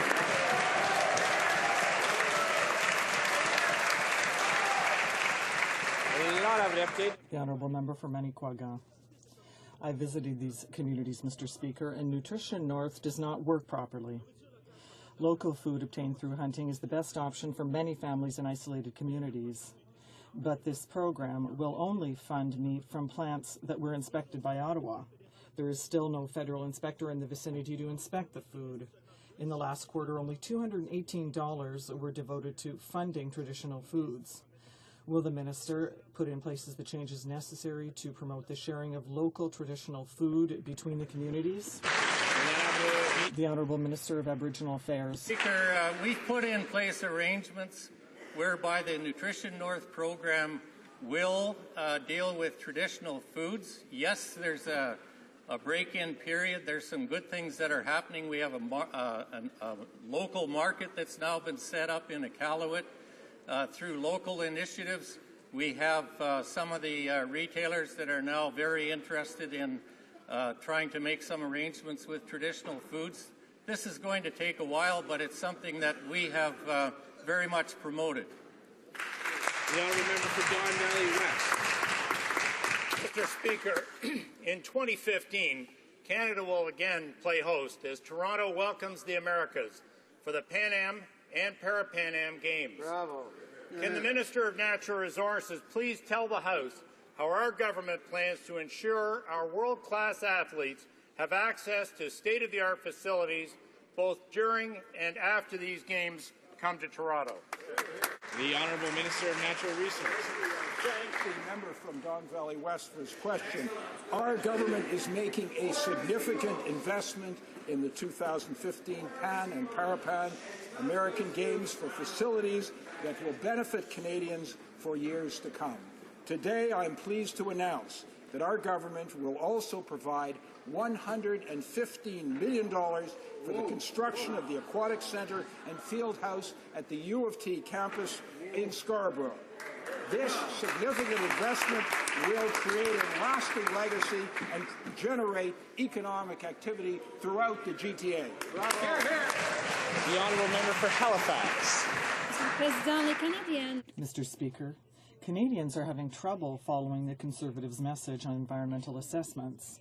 Even the minister is confused because yesterday he stated, and I quote, "Until the legislation was tabled, it would have been inappropriate for us to consult." Except that he consulted the industry in January to figure out how to push pipeline development forward. Why did he consult the oil industry before consulting Canadians? Secretary to the Minister of the Environment. Recap my colleagues' talking points fresh off her party leader's mini lectern. The NDP have a disdain for our natural resources sector and a love for being ineffective government. What we've been doing over the last year is reviewing our environmental assessment process to ensure that we have a balance between rigor and process efficiencies. We feel we've achieved that balance. We had a very strong working group in our subcommittee around this, which my colleague rarely attended. We feel we've got this balance right, and we're doing great things for this country. The honourable member for Halifax. Mr. Speaker, I suggest they get some notes, because yesterday the minister told this House one thing, when a few months ago he told industry something entirely different. Exactly. The Conservative budget bill gutted environmental protection, and it scrapped environmental assessments for 200 pipeline projects. Coincidence? Canadians weren't consulted, our committee was kept in the dark, and yet that minister went out of his way to reassure industry that he had their interests at heart, and this was before the legislation was even tabled. So why did he tell the House otherwise yesterday? Mr. Speaker, during the hours and hours of committee study that both the Finance Committee and the Environment Committee looked at our environmental assessment laws last year, we heard over and over again the need to streamline and make the process more efficient. Again, the Commissioner for the Environment himself said that 99% of the environmental assessments that are conducted in this country have little to no environmental impact, and that the resources dedicated to those screening could be more effectively used to larger screenings. This is getting things done for Canadians. The honourable member for Burnaby Douglas. Thank you, Mr. Speaker. Conservative disregard for environmental science is hurting Canada's global standing and reputation in science and technology. A new study commissioned by the Conservatives themselves shows that under their watch, Canada has moved from leader to laggard in environmental and natural resource sciences. Mr. Speaker, I know the government dislikes when evidence gets in the way of its political agenda, but is the minister really satisfied to play catch-up with the rest of the world on scientific research? And the Honourable Minister of State for Science and Technology. Well, Mr. Speaker, I'll tell you what, the member really needs to read the report, and I don't understand why the NDP are always bashing Canada. Here's what the report said. Environmental or natural sciences maintains considerable strength with Canadian research in agriculture, fisheries and forestries ranked second in the world, and in environmental sciences ranked fourth in the world. I don't know why, Mr. Speaker, that the NDP are constantly bashing Canada and scientists. We are doing very well. The honourable member for Rivière-des-Mille. The parliamentary secretary can say what he likes, but the numbers don't lie. While other countries are making environmental science a priority, the Canadian government is shutting laboratories, cutting jobs, and removing essential tools for researchers. For Canada, that means fewer jobs, fewer patents, and fewer profits. It's clear Canada is lagging well behind other OECD countries. Will the Conservatives stop using science only when it suits them? The Honourable Minister of State. The members should read the report before they make comment on it. The fact is that in the last 5 years this report was done, Canada increased its publications 60%. Wow. The only country in the G7 to do that. Now, we made a decision to support science, which included about $135 million for environmental research, water research, climate change research, and the NDP voted against it. They need to get their facts right and get on board with supporting scientists, because we are moving in on #1 in the world. The honourable member for Etobicoke North. Mr. Speaker, Canada's world-renowned facility for freshwater research and education, the Experimental Lakes area, is in danger of extinction by this Conservative government.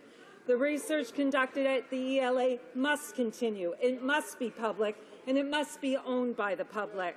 Can the government honestly answer the following question to Canadians? Does it plan to mothball or decommission the ELA, or will it ensure its independence?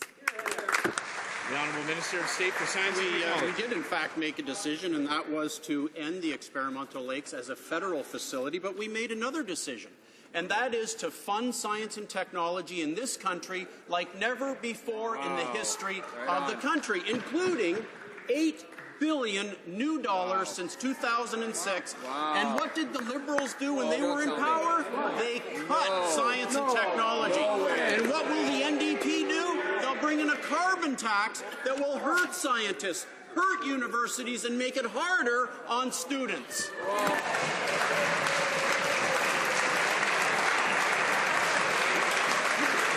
The Honourable Member for St. Paul's. Mr. Speaker, Nutrition North was supposed to make feeding families in the North cheaper, but it's failed miserably. Monday, the government will stubbornly persist with the cuts, the devastating cuts, to the list of essentials that will be subsidized. Will the government listen to the desperate Northerners who've never protested before, to the poignant Feeding My Family movement, and go back to the drawing board and work with Northerners to fix this international disgrace? That's it. The Honourable Minister of Aboriginal Affairs. Thank you, Mr. Speaker.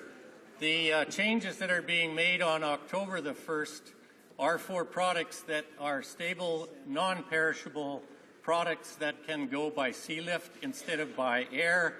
That's the reason we're making these changes. That allows for the subsidy to go to perishable products. Those are the products, for example, like milk.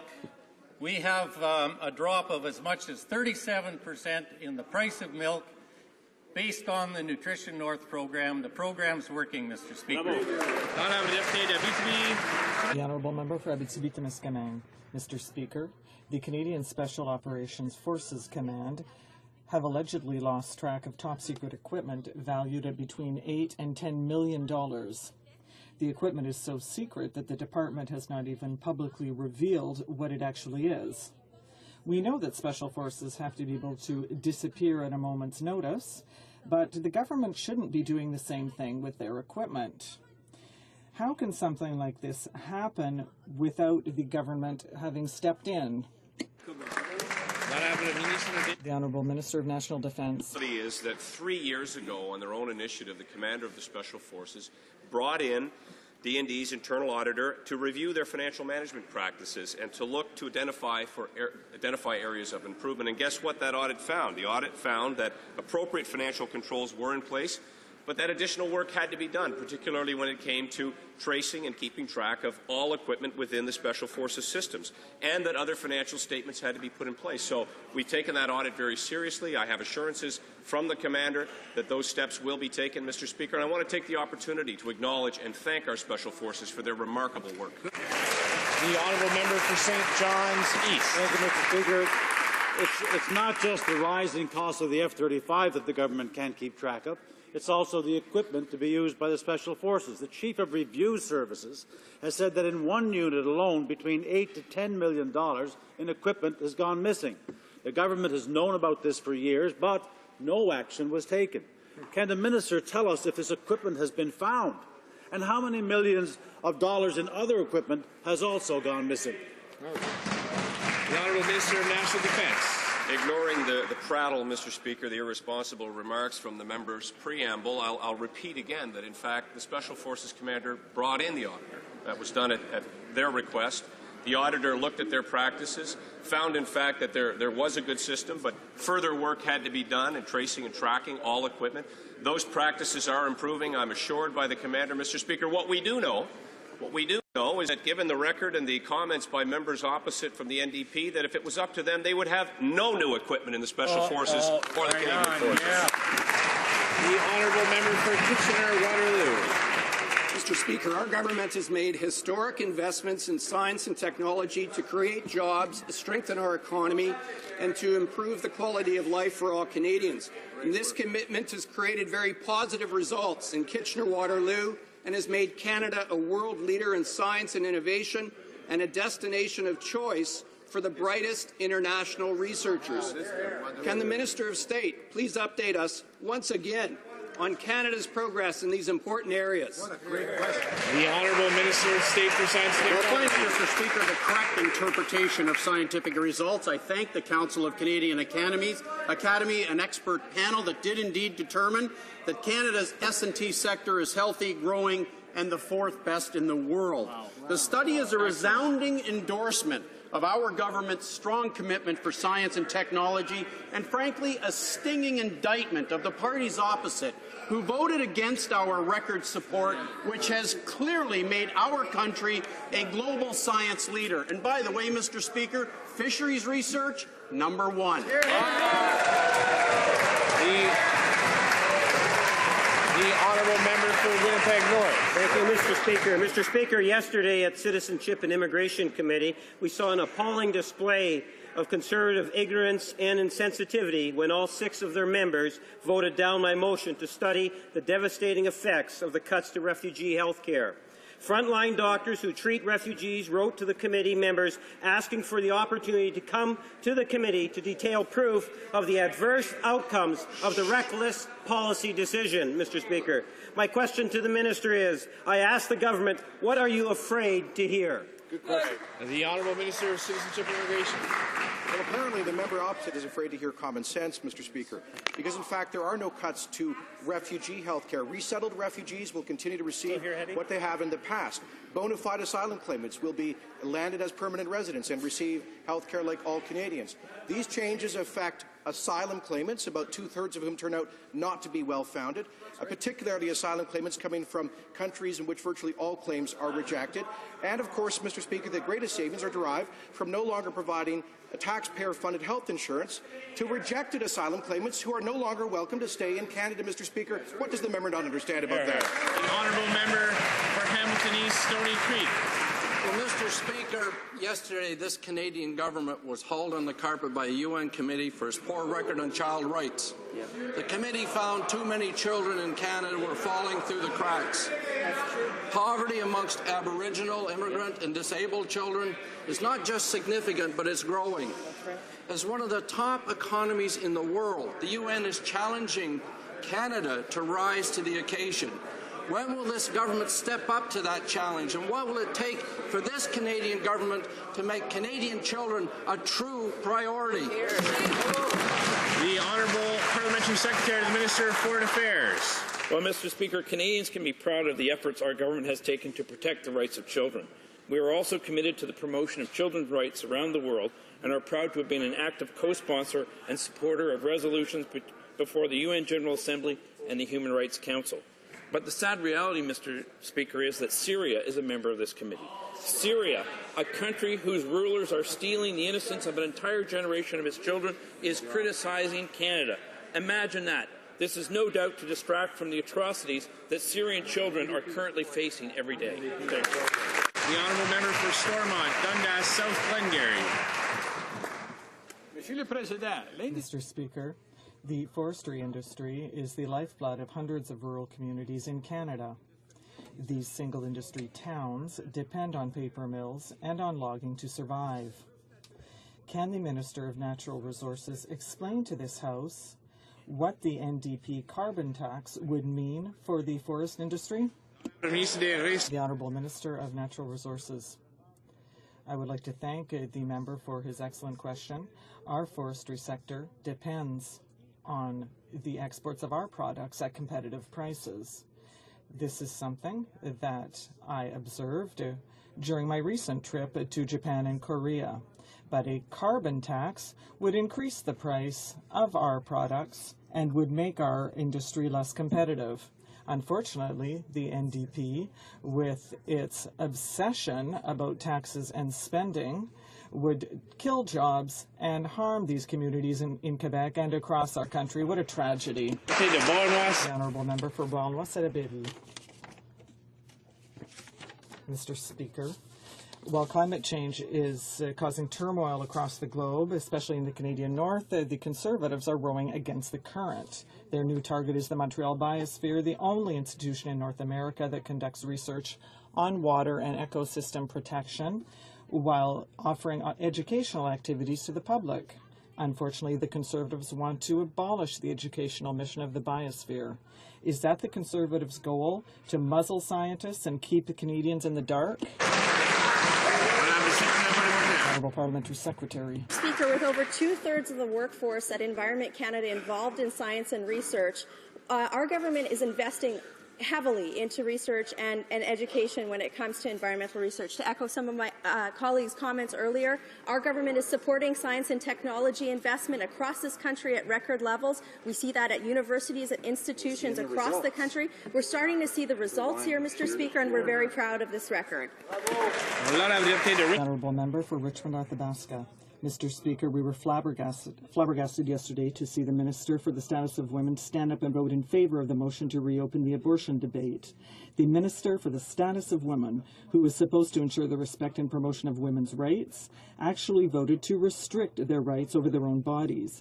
It's not surprising that the Quebec Women's Federation is calling today for the Minister's resignation. The Minister has broken her bond of trust with women and has broken the election promise of her own party. Will the Prime Minister ask her to resign, or does he condone her gesture? Or will she rise today and tell us that she is resigning? We're prepared to hear from her. The Honourable Minister for the Status of Women. It's interesting. This is the first question that I've received on the Status of Women file this year. In fact, I think that this is the first question I've received since last year as well. And you know why that is, Mr. Speaker? It's because this government has an incredible track record of standing up for Canadian women and girls. We have increased funding to its highest point in Canadian history. And so far, in just a couple of years, we've funded over 550 projects from coast to coast to coast to tackle violence against women and empower women and girls, and we'll continue to do just that.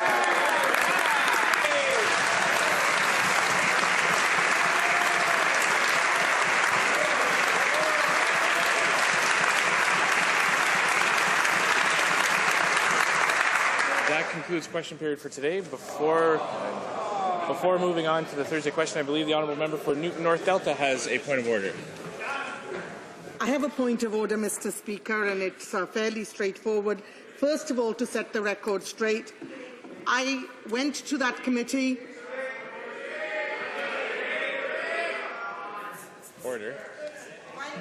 I'll hear the Honourable Member for Newton North Delta. I will remind her that setting the record straight is usually considered a matter of debate, but if she does have a legitimate point of order, I would certainly hear it now, and I'll ask for a little bit of order. Mr. Speaker, while I was asking my questions, the Minister of State for Science and Technology was yelling out freedom of speech, and at the same time,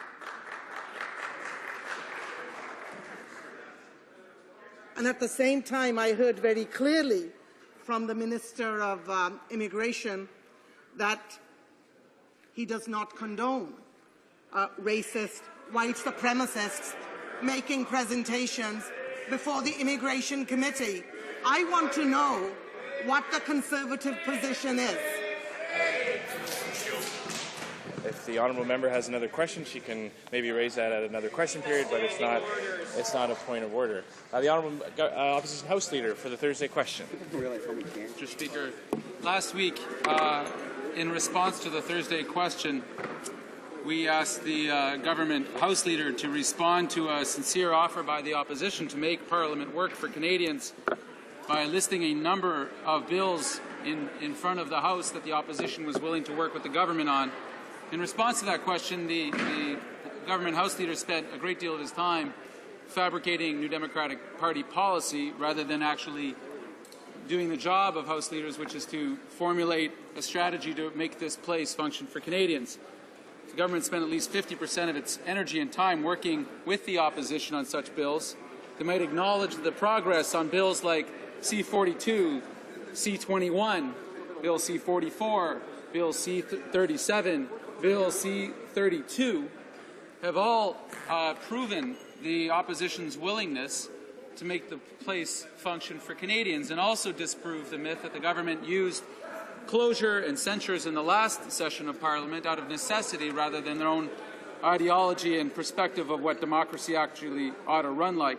The clear question in front of the government is twofold. When we see the opposition days in the coming calendar for the official opposition, and also the question on the minds of many Canadians: will we see a repeat of a second Budget Implementation Act of the nature of the one we saw in the spring, what many called a Trojan horse bill containing many more measures that had absolutely nothing to do with the budget whatsoever? Good question. Leader. I thank the House Leader for the Opposition for his kind comments about cooperation, and indeed it is true. We have been working in a cooperative fashion together on the bills he discussed. In fact, by not utilizing time allocation, we've been able to now here, after 9 days of cooperative debate on things that everybody agrees on, have one vote on one bill at one stage. So if you wonder why it's difficult to get things done, I think that tells you why, if we all agree and it still takes 9 days to get one bill to one vote at one stage. In any event, cet après-midi, nous poursuivrons. This afternoon, we will continue with our Helping Families in Need Week with a second reading debate on Bill C-44, which will undertake several steps to help hardworking Canadian parents in times of need. Based on discussions, I hope that we will finish debating Bill C-44 today, because all parties, I believe, agree on it. And if so, I will then call Bill C-21, the Political Loans Accountability Act, tomorrow. I understand that there is interest in all corners of the House to see this legislation referred to committee quickly. Again, I hope that this will be the case because, as far as I understand, all parties wish to see this type of progress. Our streets and communities even safer. From Wednesday through Friday, we will consider second reading of Bill C-43, the Faster Removal of Foreign Criminals Act, which will firmly show that Parliament does not tolerate criminals and fraudsters abusing Canadian generosity. On Monday and Tuesday, we shall have the third and fourth allotted days. Both days will go to the official opposition, and I'm eagerly waiting to see what we debate those days. Perhaps, Mr. Speaker, the New Democrats will use the opportunity to lay out their fine details for a $21 billion carbon tax, which will raise the price of gas, groceries, and electricity. Or perhaps I should correct the record, a $21.5 billion carbon tax. I know there are some in the press gallery who want us to be precise about that. If we have a hard-working, productive, and orderly week in the House, which sees debates on Bills C-44, C-21, and C-43 finish early, the House will also consider second reading of Bill C-37, the Increasing Offenders Accountability for Victims Act, which the official opposition supports despite debating it for 4 days just last week. Bill C-15, the Strengthening Military Justice in the Defence of Canada Act. Bill S-2, the Family Homes on Reserves and Matrimonial Interests or Rights Act. And Bill S-8, the Safe Drinking Water for First Nations Act. Thank you very much, Mr. Speaker. Orders of the day. Order du jour. Ordre émanant du gouvernement, projet de loi émanant du gouvernement commun, resume Bill C-44, the Helping Families in Need Act. The honourable member for Winnipeg North has 12 minutes left to conclude his remarks. Thank you, Mr. Speaker. And as I had the opportunity to begin my comments just prior to question period, I'd like to be able to continue on in terms of the important role that these employment insurance actually plays in today's society. But before I do that, I think it is important for us to emphasize that in looking at this particular piece of legislation, that we do see the value in terms of seeing it pass. And I anticipate that it ultimately could be passing today because there does seem to be very wide spread support amongst all political parties inside the House. So we anticipate that it will likely pass today, and for good reason. Well, we all like to think that at the end of the day we want to try to improve the system, and this legislation does take into consideration the whole issue of compassion towards the critically ill children. And it does that, Mr. Speaker, by allowing for 35 weeks of benefit. As an example, in certain situations, they would even be extended to go beyond that 35 weeks. I also appreciate the fact that it does provide some protection in terms of unpaid leave, Mr. Speaker, which is, again, a very strong positive, and I appreciate that we're really referring to civil service jobs with respect to that particular requirement.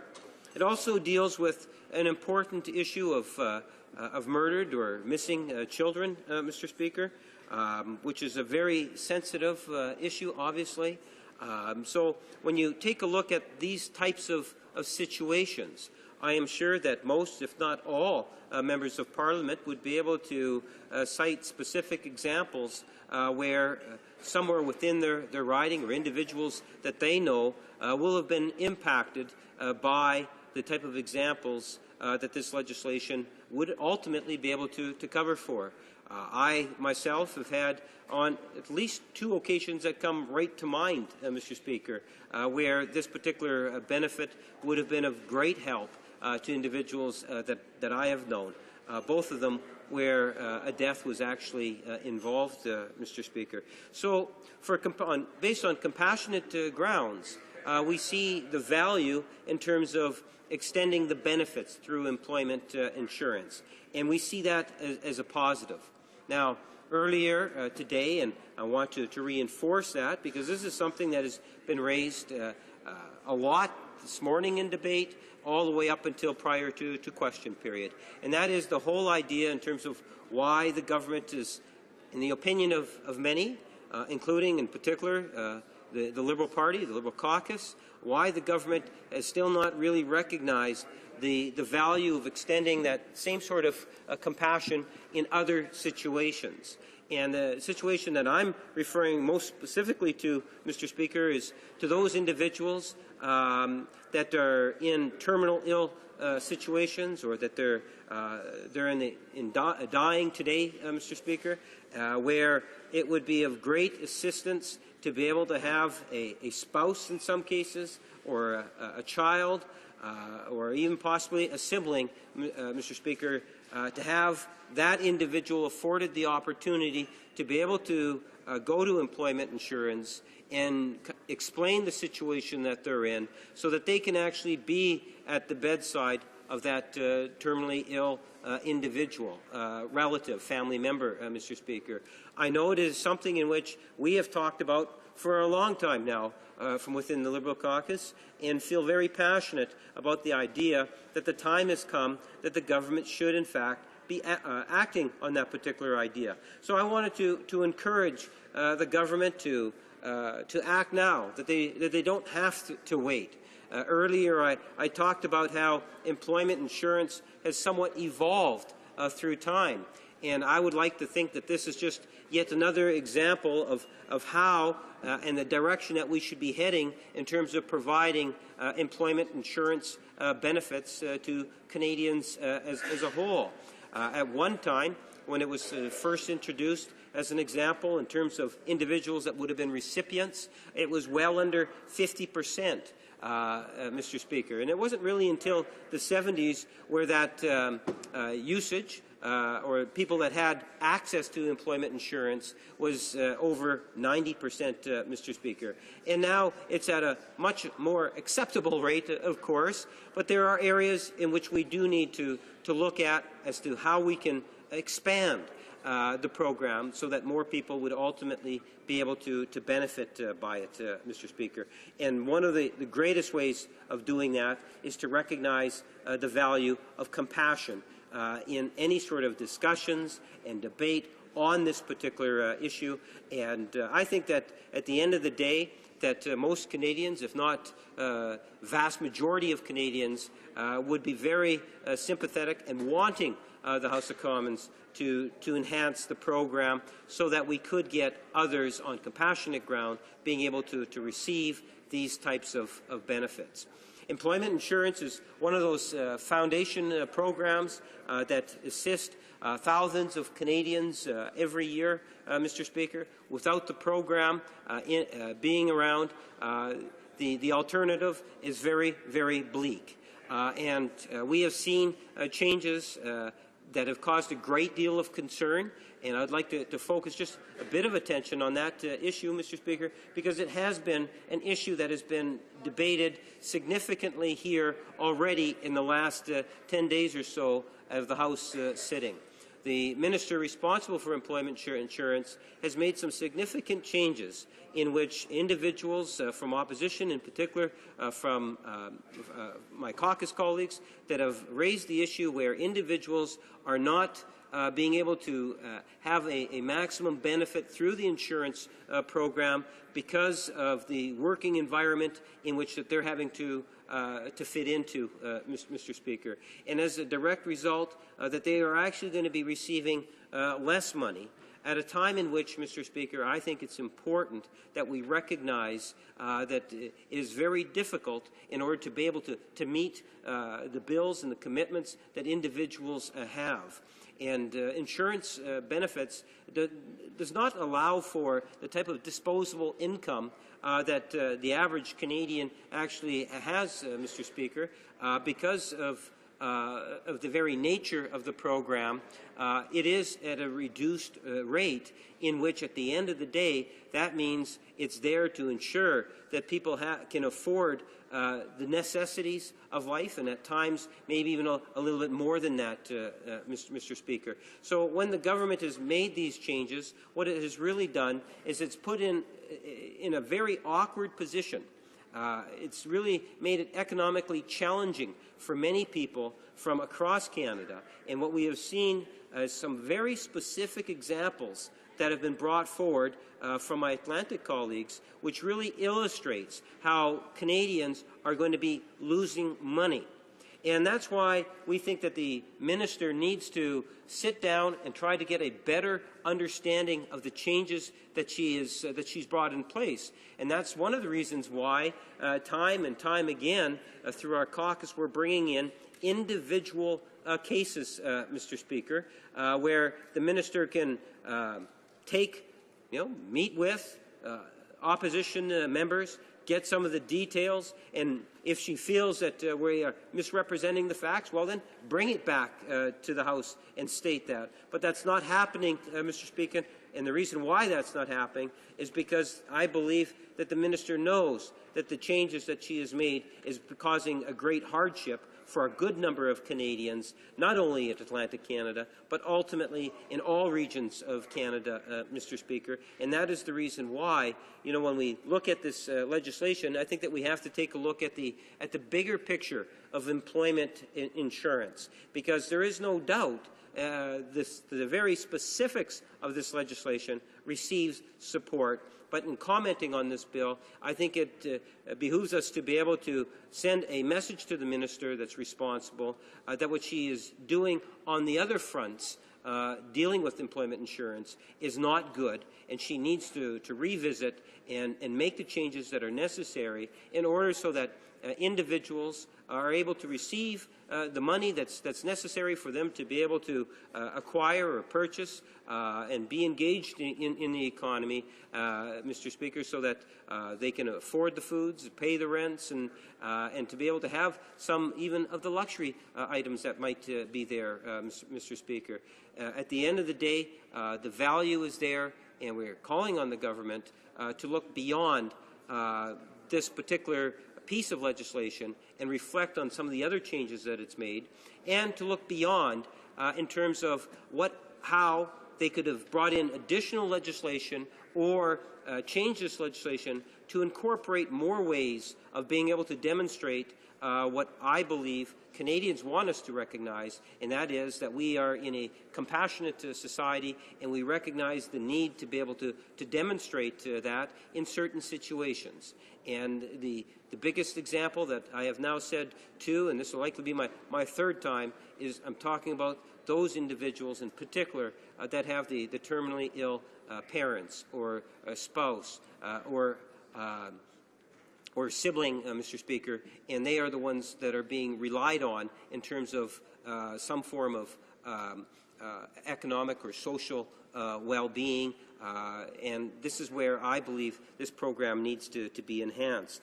Just like during the 70s where we recognized that, Mr. Speaker, and we were able to make a number of the modifications. So not only would people be receiving a check, but unemployment insurance also had an additional responsibility to look at different types of programs that would assist the individual in being able to adjust to a new working environment.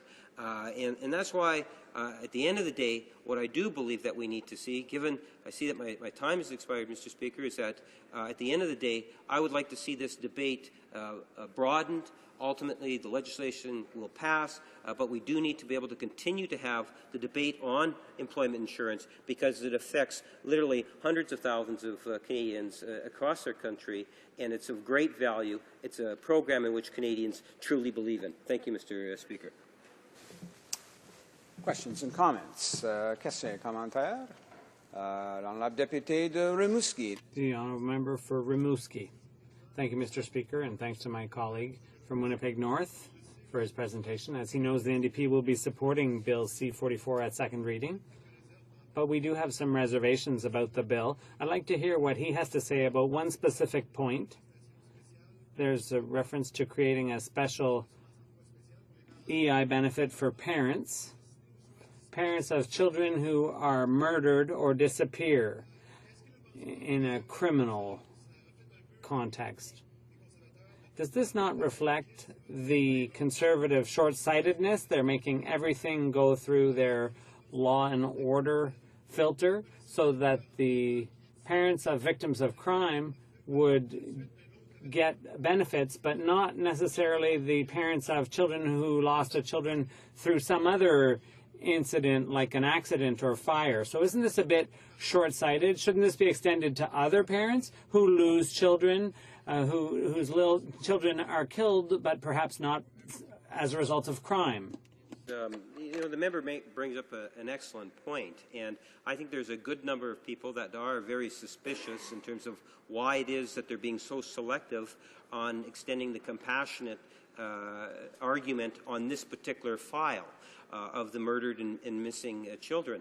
And it's not to take away the importance of recognizing that need for compassion in that situation, but ultimately there are other cases where that same sort of compassion and understanding and proactive approach of government should be encouraged and be taken. And I think that's where, as he points out, the legislation has really fallen short. There are many different types of incidences of missing children, as an example.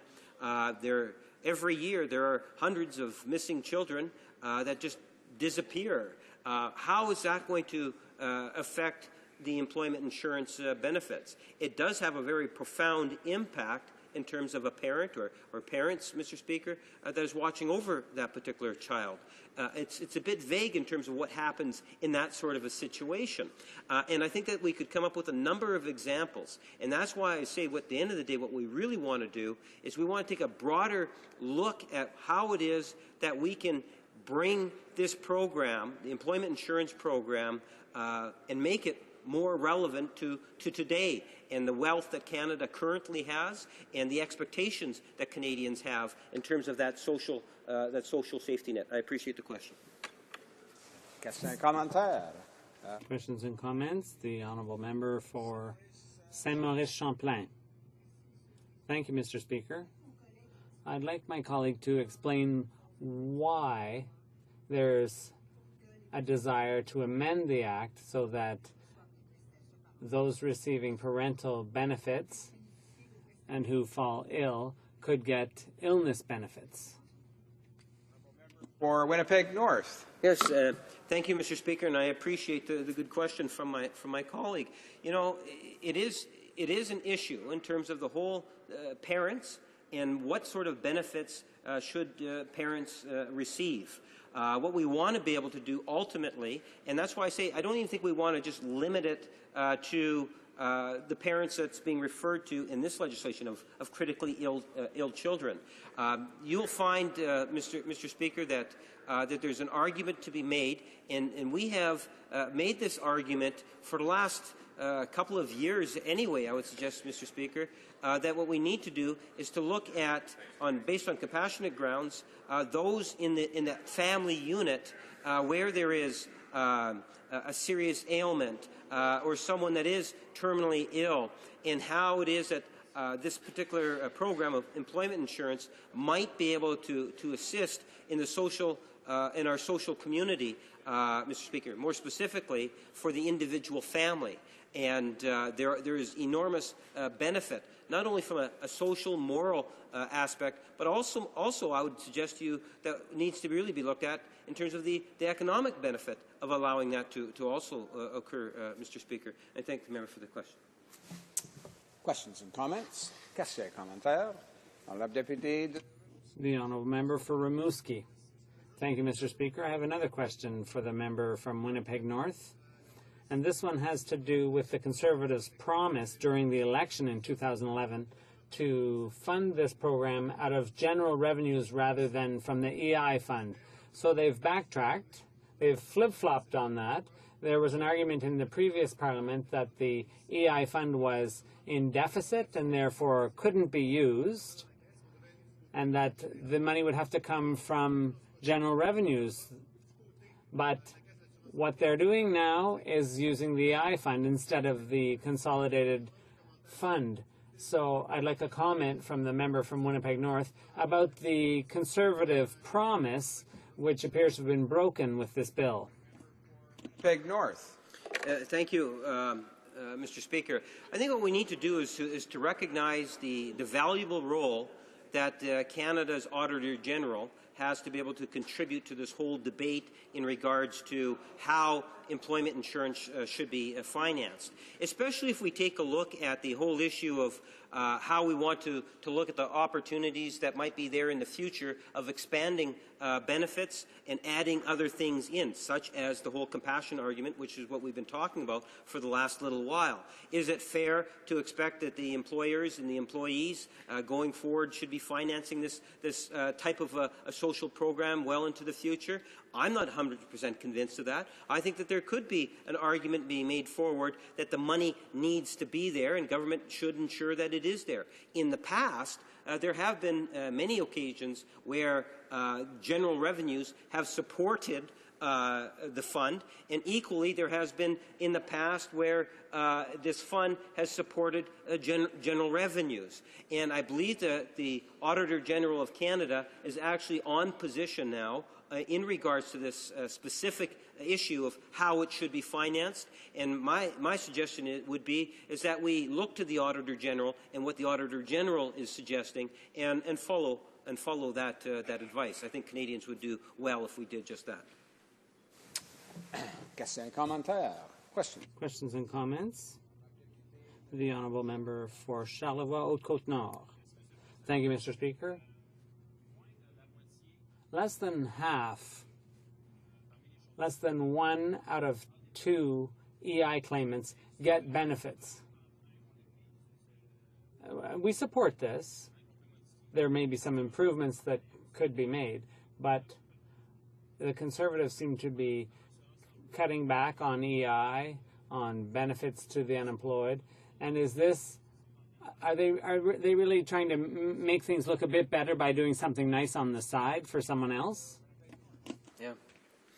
You know, I think that what we do is we have minimum requirements, or there's a certain criteria, number of hours worked and so forth, that in order to be able to qualify for employment insurance.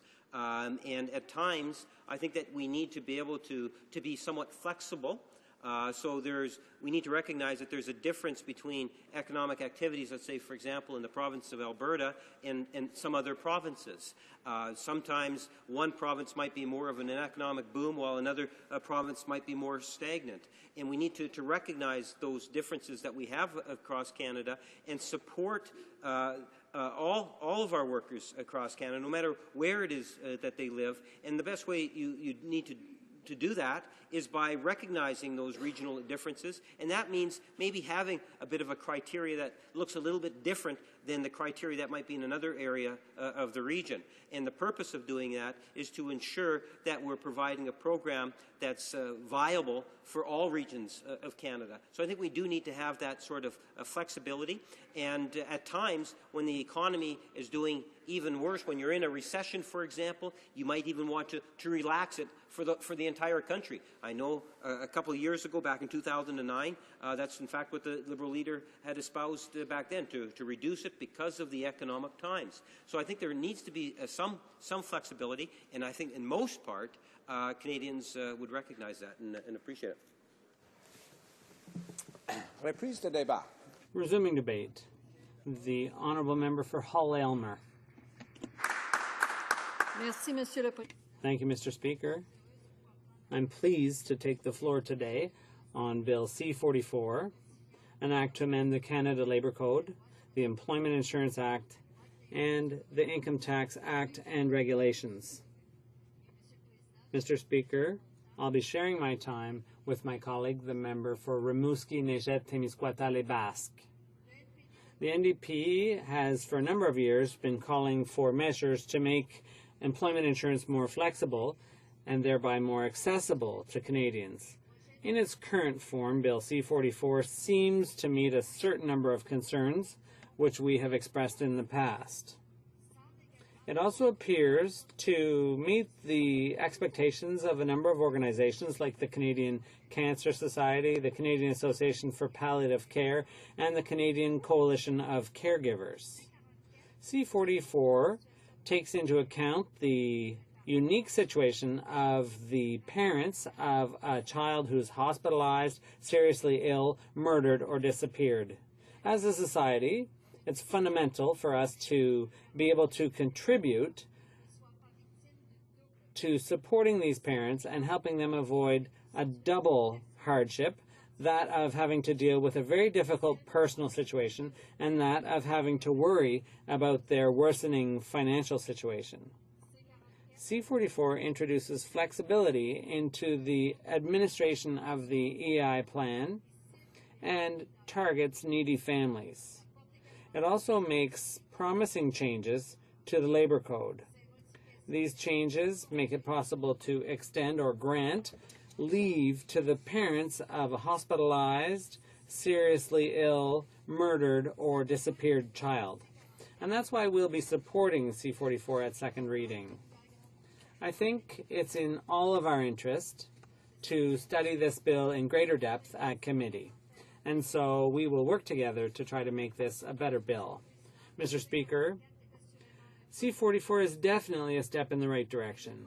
But we mustn't get into a situation where you can't see the forest for the trees. Since coming to power, the Conservatives have repeatedly gone on the offensive against the unemployed.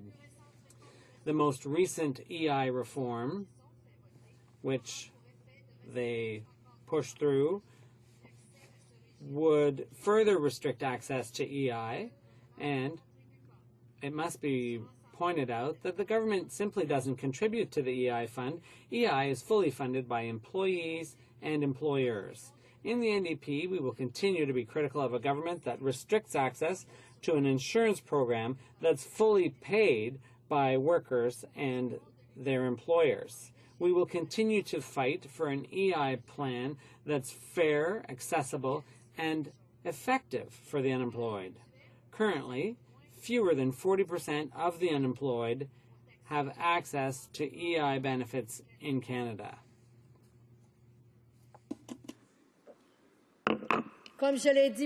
As I said before, we will be supporting C-44 at second reading. We believe that the measures it contains will help alleviate the suffering of some needy Canadian families. Canadians know that when it comes to helping families out, the NDP can be counted on. But what we have a lot of trouble understanding here on this side of the House is why the Conservative government is avoiding dealing with the larger problems with EI. C-44 will enable around 6,000 people to get new support measures. And that in itself is very positive. Those 6,000 people won't have to worry quite so much about their finances at a time when their priorities lie elsewhere. But what fate awaits the 800,000 other unemployed people? What are the Conservatives doing for them, those people who are excluded from a fund that they've paid into? For the time being, the Conservative government's response is simply to restrict access to EI benefits rather than to facilitate access. And I should point out that the Liberals hardly did any better. In the 70s and 80s, 70 to 90% of the unemployed did get benefits, but in 1996, that had fallen to between 40 and 50% of claimants who qualified. Canadians are interested in reforms to the EI system that would allow greater access to more claimants. Mr. Speaker, when I read the bill, I was interested to find things there that didn't seem essential to me, and by the lack of solutions to some problems that had been identified in the past. For example, I think C-44 as it stands leaves out things that could have been done to help mothers coming back from maternity leave and who find that they've been laid off or their position has disappeared. And often they have to give up that. Currently, these women cannot benefit from the standard benefits after using up their extraordinary or special benefits. C-44 could have and should have included a measure that would have allowed these individuals to combine the two types of benefits. Similarly, I wonder about the reasons that led the Conservative government to make the distinction between the parents of children who have disappeared under circumstances where there is a possible offense that was committed under the criminal code and the others. I have some difficulty explaining the exclusion of parents whose children has disappeared in circumstances where it is not believed that a crime has been committed, for example. And we can give a number of examples of children parents of children who have disappeared, parents who have invested all of their time and money in trying to find those children. In my opinion, C-44 should take those people into consideration. Does their suffering not equal that of parents in the first category? I would appreciate the government explaining the logic that guided its decision in this area. And I noted that the government has given up funding a part of the subsidies set out in C-44 through the state's general revenues. In their 2011 platform, the Conservatives had promised, and I quote, that funding of the subsidy given to the parents of children who were murdered or who have disappeared will be paid from general revenues and not from employment insurance contributions. I'm curious to know, once again, the reasons for the change in position by the government in this regard. Mr. Speaker, to conclude, I would say that C-44 is not perfect, but it is a step in the right direction. I only hope that the government will be open to the changes that we will put forward in committee. Partisan politics has no place in the process that we need to have to ensure that we can have, as a result of our work, good bills that serve the ideal of justice. Thank you, Mr. Speaker. Questions and comments. Questions et commentaires. Questions and comments. The Honourable Member for Rimouski, Nejet Témiscouata-les-Basques. Thank you, Mr. Speaker. I liked my colleague's speech from Hal Elmer. She talked a lot, in fact, about what the Conservatives have done to the EI program and what is being proposed here. And, in fact, It's a tree that hides the forest of what the Conservatives have finally done to the EI program. There are a number of questions that I heard, and I heard they denied that 4 out of 10 people who have contributed to the EI program are getting benefits. Of the 1.4 million unemployed people in July 2012, only 508,000 people were able to get benefits. So I'd like to have additional comments from my colleague with regard to the Conservative policies on employment insurance and the reasons why they themselves are denying figures from Statistics Canada. The Honourable Member for Hull-Aylmer. Thank you very much, Mr. Speaker, and I want to thank my colleague for that question concerning the employment insurance program. As I mentioned in my speech, both the Conservatives and the Liberals before them have dramatically changed the employment insurance program by taking the Liberals in 1995 took the employment insurance fund surplus instead of improving the program and helping individuals.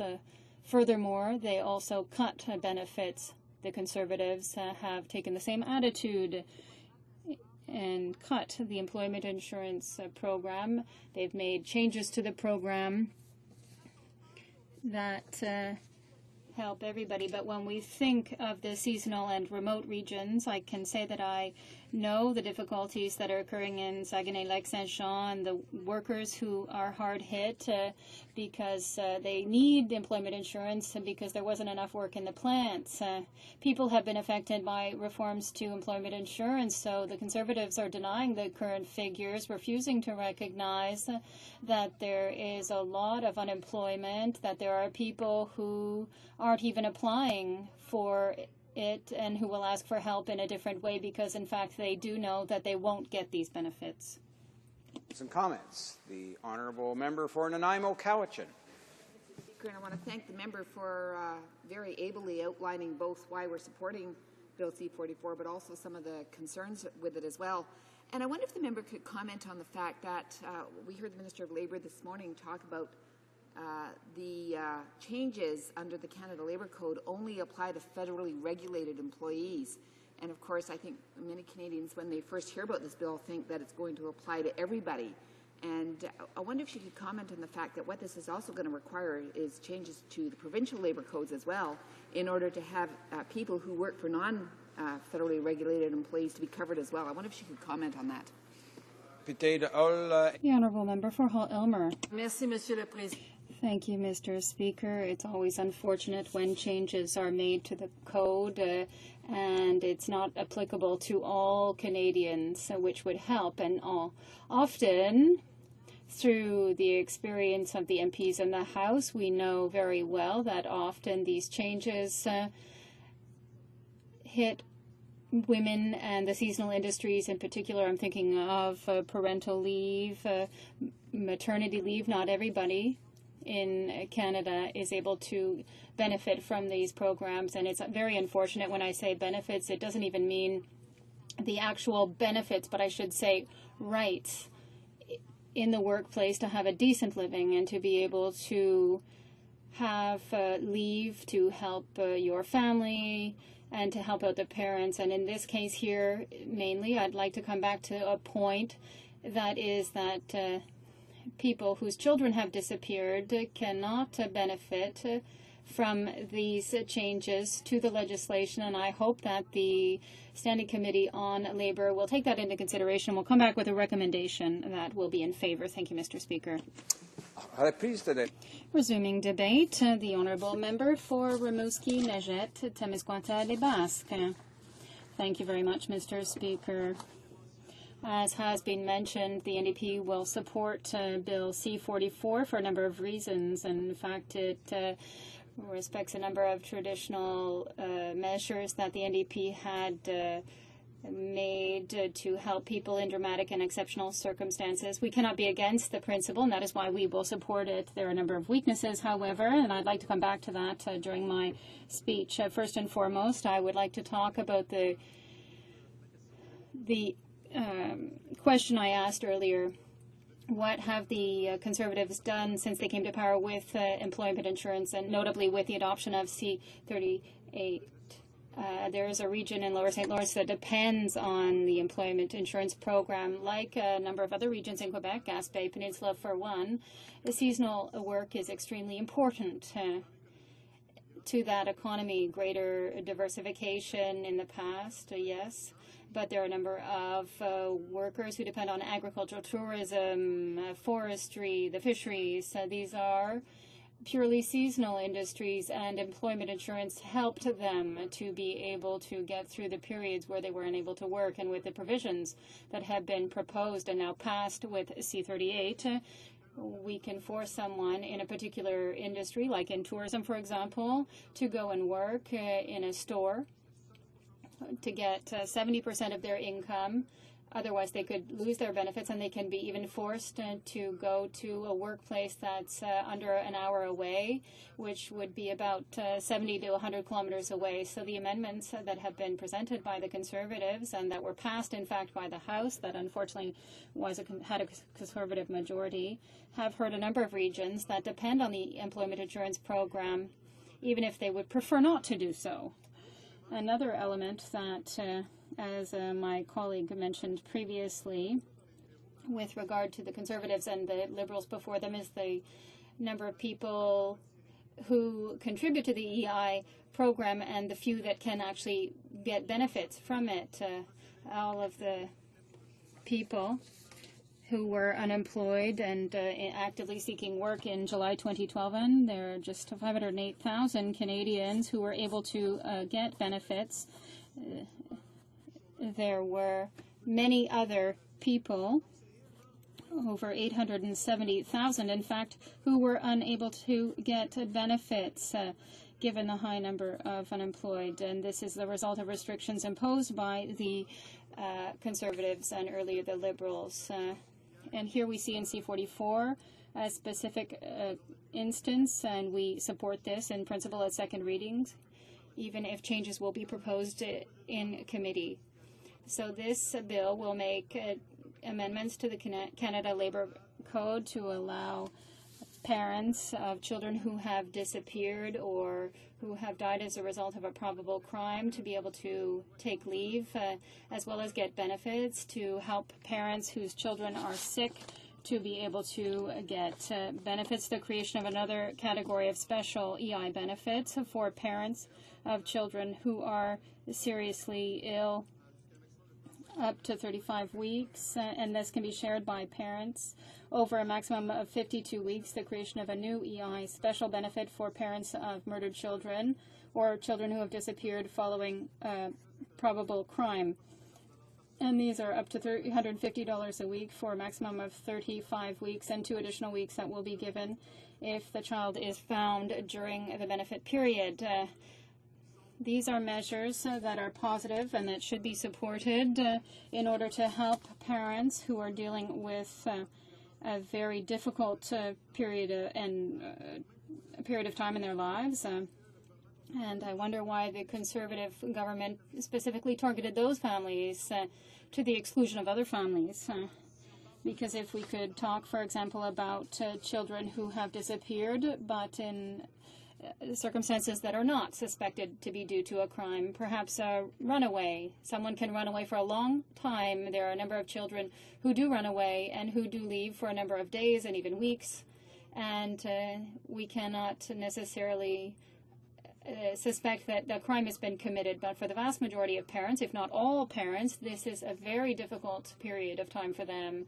First of all, they want to ensure the well-being of their child. They want to be able to have to be available, to take part in the search, to actively search for their child, a child who has disappeared. And I don't think we can necessarily exclude those parents from the provisions and from the category being established here for the EI program. So I'd like to have an answer to that. Another element that troubles me is the exclusion in the text. It's not an implicit one. It's set out in the text of the special benefits for parents whose child could be injured while committing a crime. A crime could be many things. It could be a serious crime or an offense. It could be where the parent needs to really take a role. I have children. I have a young daughter who's not yet a year old and another child as well. And if my child is 8 or 9 and does something stupid like shoplift something, my role as a parent is to be able to make sure that my child gets back on the right path. In fact, this child doesn't go before the courts because we know that these children can't necessarily distinguish between what is right and what is wrong. So the parent has the role of guiding that child. Let's take the same child, and that same child shoplifts, and during the commission of the crime, that child is hit by a car. This parent will not get the benefits. This is set out in the text, in the legislation. There's no room for interpretation here.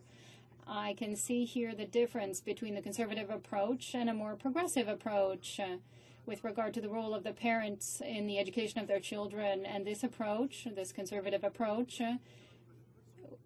even affects bills that are being proposed. The conservative approach was raised by the member for Saskatoon Weskasewin during committee hearings, and they were talking about a very similar private member's bill put forward by a member of the opposition at the time. He mentioned that this presentation of the bill will support the victims, but we can't say that this supports the victims if the parent. In fact, he says, you posture this bill as being in support of victims. That is hardly in support of victims at a point where the child commits a criminal act and falling down the stairs in some other ways gets hurt or injured, and then you provide a benefit to them or their family. It's not a benefit to the victim, so I would not be supportive of a bill on that basis, end of quote. That is what the Conservative member, who is still here today, had said in a previous legislature before committee. And this shows the difference between the conservative approach and the progressive approach to education of children. And I think that this is even in a bill. As we see here, we have to understand that parents of children who are seriously injured in different circumstances can be affected, and we don't talk about this. This is a real problem to really identify a specific category, even if I agree with probably all members here and with you, Mr. Speaker, that these parents do need help, and we're prepared to give our support. But what we find unfortunate is that this approach that we find in C-44 does exclude another category of parents, and so these people are being excluded and ignored, and I think that this is part of the law and order agenda that we see in everything the Conservatives do, not just in justice bills, but it also is applicable to human resources and employment assurance, as we see here. So I think, Mr. Speaker, that the House will want to debate the bill. I hope the committee will do an excellent job. That is the committee, the Standing Committee on Human Resources. This bill is a step in the right direction. A number of colleagues have said that before, and we hope that from the Conservatives we will get some justifications with regard to the exclusion or admissions that occurred, and also with regard to the category of individuals who may get the special benefits, and we will probably propose amendments in order to try to correct these omissions. But for the moment, we can only express our support to help parents of children who are victims of probable crimes, children who have disappeared or who have been murdered. And we want to be able to help them and to be able to make a contribution in helping these people deal with this situation. Thank you. Questions and comments? Questions et commentaires? Questions and comments. The Honourable Member for Montmorency, Charlevoix-Côte-Nord. Thank you, Mr. Speaker. I greatly appreciated my colleague's speech. I would like him to be able to talk about the fact that he started his speech with a discussion about employment insurance and what's happening, and the fact that the Conservatives had said that they would invest in this fund. They would invest in these benefits from money that didn't come from the EI fund, and they broke their promise.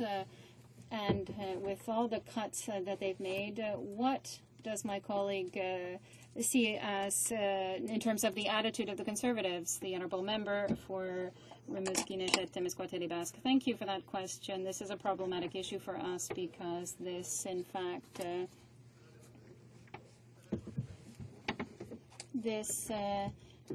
comes from a philosophy that I find difficult to express. If you look at previous bills, which were similar to this one, and which had been opposed by the government,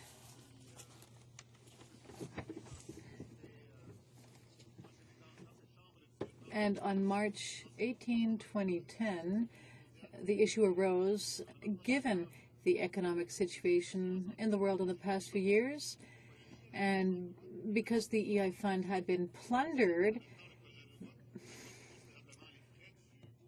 and given the fact that this bill increased the cost of the program, it would require higher contributions to the fund, which would not be a good thing. This is what the Conservatives said in 2010. And so now they are doing just that, plundering the EI fund. So I would like answers from the Conservatives, and I really hope that the issue will be discussed seriously in committee. The Honourable Member for Manicouagan. I appreciated what my colleague said, but now I have a question on the perpetration of criminal acts, and I would like my colleague to explain his own view of the bill. Who is ultimately going to decide on the matter? The Honourable Member. My approach to this issue, Mr. Speaker, is that the Conservative government excludes that category of people from the bill. And I could refer to what other MPs have said in committee, and they use dramatic examples to justify the exclusion. But I can tell you, Mr. Speaker, that as a parent, in many situations, my child could find himself in situations of trouble, and it's my job as a parent to make sure my child stays on the right track. So I should be able to guide my child, but the Conservatives would punish anyone.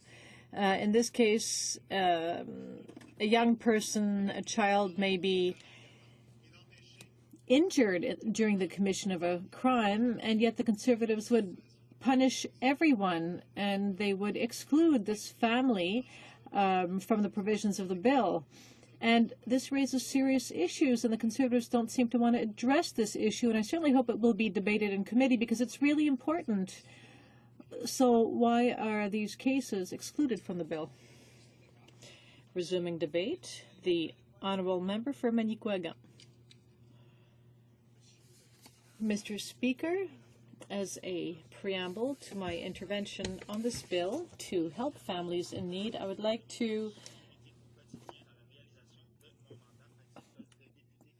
reiterate the fact that there are legal aspects to my role as a Member of Parliament. In fact, I completed my bar, and then I did an internship with a law firm. And in fact, I would like to greet my colleagues from the Bar Association in Sept-Îles. One of the first cases I had to deal with, in fact, 6 months after I joined the legal aid cabinet, there was a young child which had been taken hostage in a high school, and this was in Sept-Îles, and the issue received a lot of coverage. I wasn't very old at the time, and everybody knew about this case because it isn't a big place. So this person had been taken hostage in a classroom, and then there was another young person, a student, who was in college, who lost it, really, entered a classroom with 2 canisters of gas and a Rambo-style knife and a pellet gun, and took a whole class hostage, tied up the students with tape.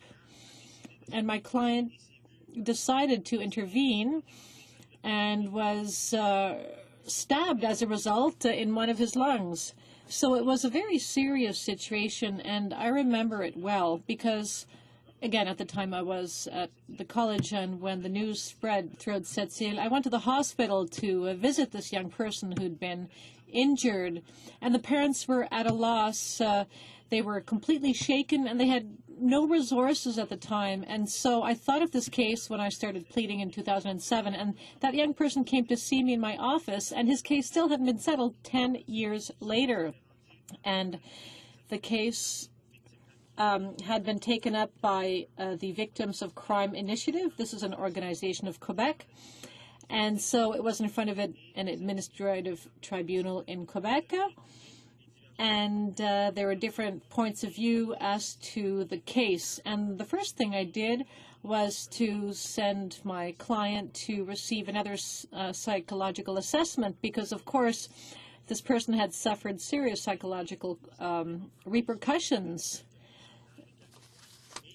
And so the test results came in. But I wanted to tell you about this specific case because really it took 10 years to wend its way through the system. And at the time the event occurred, the parents had no resources. And having met the father of the young person that day at the hospital, I could tell he was completely at a loss. There was no support from the school or from any public institution. So I simply want to point out that this was a very public event, and these kinds of events do happen on a fairly regular basis, and that's why I mentioned this case in the House today. So this bill is interesting because it addresses in a very pragmatic manner the financial needs of families who go through terrible events which occur randomly, and this is why my party supports the measures contained in this bill, because it would help parents in need with money they would need, with financial resources. Now, when it comes to the threat to the physical integrity of a child, I mean, this is horrible for parents. And Mr. Speaker, again, when I was working for legal aid and when I opened my own practice, I met with people who had undergone severe psychological shock, including children, and there are many cases of psychosis. And in Sept-Îles and in my community, a lot of young people take speed, and so when young people inhale the powder form of speed, and when they inhale 4 or 5 such tablets, they become completely violent, incoherent, they lose all sense of reality, and often they end up in a psychiatric institution, and the parents of these kids don't know what to do, and there are no resources for them, and the young person isn't safe anymore. And so, again, looking at this bill, I thought of all of these cases which I had to deal with in the past. This also includes young kids who are homeless and kids who are in care of the state. So I think it's important for me to share these experiences with all Canadians, and I also think that the measure to help parents whose kids have disappeared is a good one. Now, sometimes kids disappear, and there might be a suspicion that they've done so because they may have committed a criminal act. In many communities, including in Native communities, it is not unusual for kids to disappear. However, those rates are very high in Aboriginal communities as compared to those in the rest of Canadian society. And in fact, it seems that this phenomenon is increasing. So I think that some of the measures contained in this bill will be well received by some Native communities in Canada. Again, I worked with young Native people, and I thought of the cases that I had to deal with when studying this bill. Mr. Speaker, there is sometimes there is a criminal investigation in the case of the disappearance of a young person. So depending on the tribunal, on the judge, there is a decision made as to whether a young person has disappeared if they've committed a crime. And so if this is the suspicion, a criminal investigation might be triggered. And so I agree with my colleague in that this criteria should be applied. So when a child disappears, there usually is a police investigation, but we will have to see how the measures contained in this bill will actually be implemented. Now, that being said, and despite the fact that some of these measures are very good, we need to reevaluate the fact that the government wants to take monies to help families in need from the EI fund. The fund has been plundered by $9 billion. It's not spare change. So it is an important shortfall.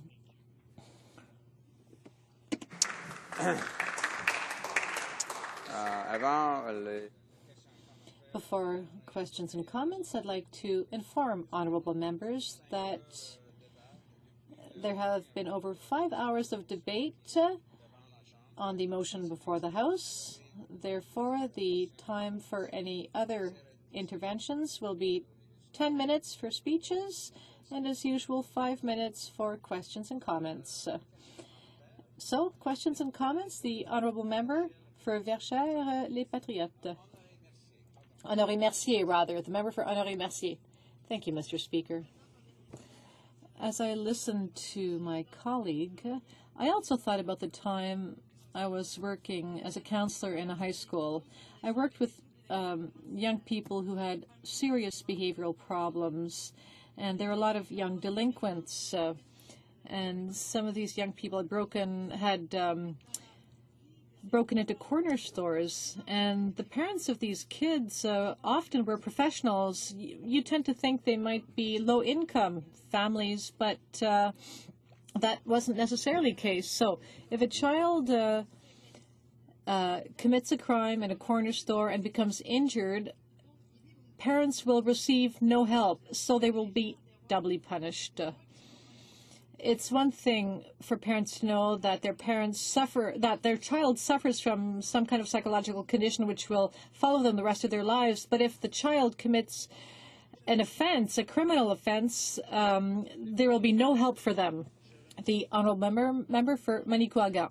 I'd like to thank my colleague for her question, and I would humbly like to make the following distinction for my Conservative colleagues. So if a young person commits a crime, we do have the criminal code which applies, and there are provisions for young people under the ages of 16 and 17. So I think there should be a distinction with regard to the age of a delinquent, and that when these young people become hurt in the commission of a crime, they should be treated differently.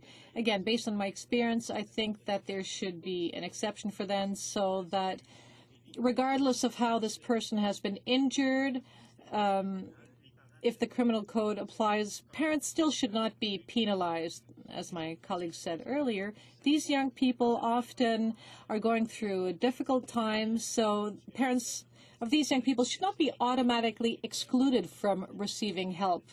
They should be supported. There should be something in the bill, a provision which would help them. Questions and comments. The honourable member for Charlebois, Montmorency, Haute-Côte-Nord. Thank you very much, Mr. Speaker. I appreciated what my colleague said when he talked about his experience with young people who had troubles with drugs and violence, and these things are real. However, it seems that very often we hear about cases which really happen on the ground in real life, but it seems that our colleagues opposite don't want to acknowledge this. And it seems that many of the bills they present ignore certain segments of society. Is it because they're disconnected from what's happening on the ground, or is it for ideological reasons? Perhaps my colleague can clarify me on this. The Honourable Member for Manicouagan. I would like to thank my colleague for his question, and in fact, I had the same questions. Sometimes when I look at the measures introduced by my Conservative colleagues, I'm wondering, do they live in the same world as we do? Do they get their groceries in the same store as we do? Sometimes they seem to lack humanity when they present their bills, which can be very, very harsh, which are very right-leaning. I would say that sometimes a touch of humanity is a good thing, and if they showed a little empathy with their fellow citizens, it certainly might help. And again, I speak here from experience. And we still have some time for questions and comments. Anyone else? Resuming debate, the Honourable Member for Joliette. Thank you, Mr. Speaker. And thank you so much for your speech.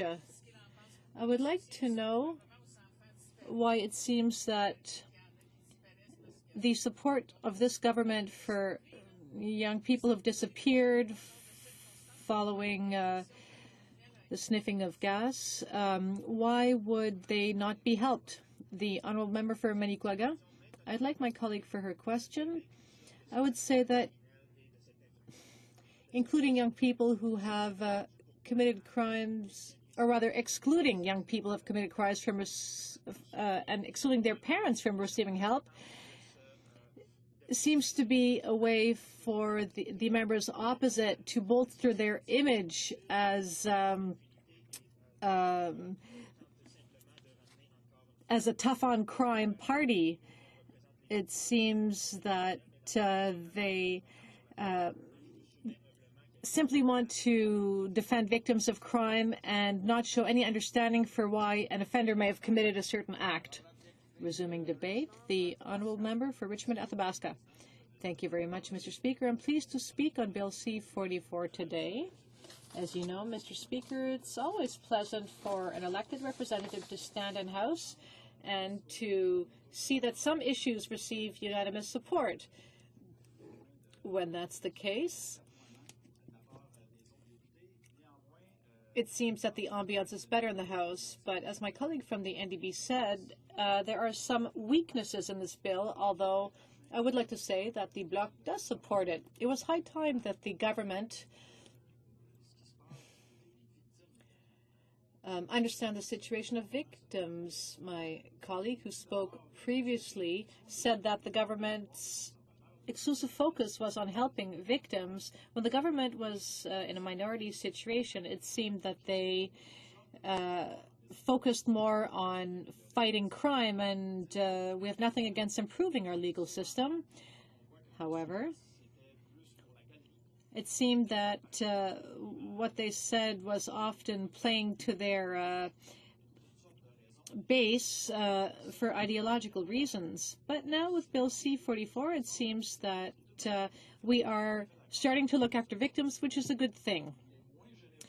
This bill is less generous than those presented in the past by the Bloc Québécois, and I would like to remind everyone that in 2007, my former colleague France Bonsan had presented a first bill to help victims of criminal crimes, victims of crime, and the parents of these victims to help them receive EI benefits. It's really important to ensure that people don't lose their jobs when something terrible happens, such as the loss of, or the disappearance, or even the loss of a child. regardless of how that child might have died. Sometimes parents have to face these terrible events and they just cannot go back to work. So my colleague France Bonsang had introduced this bill,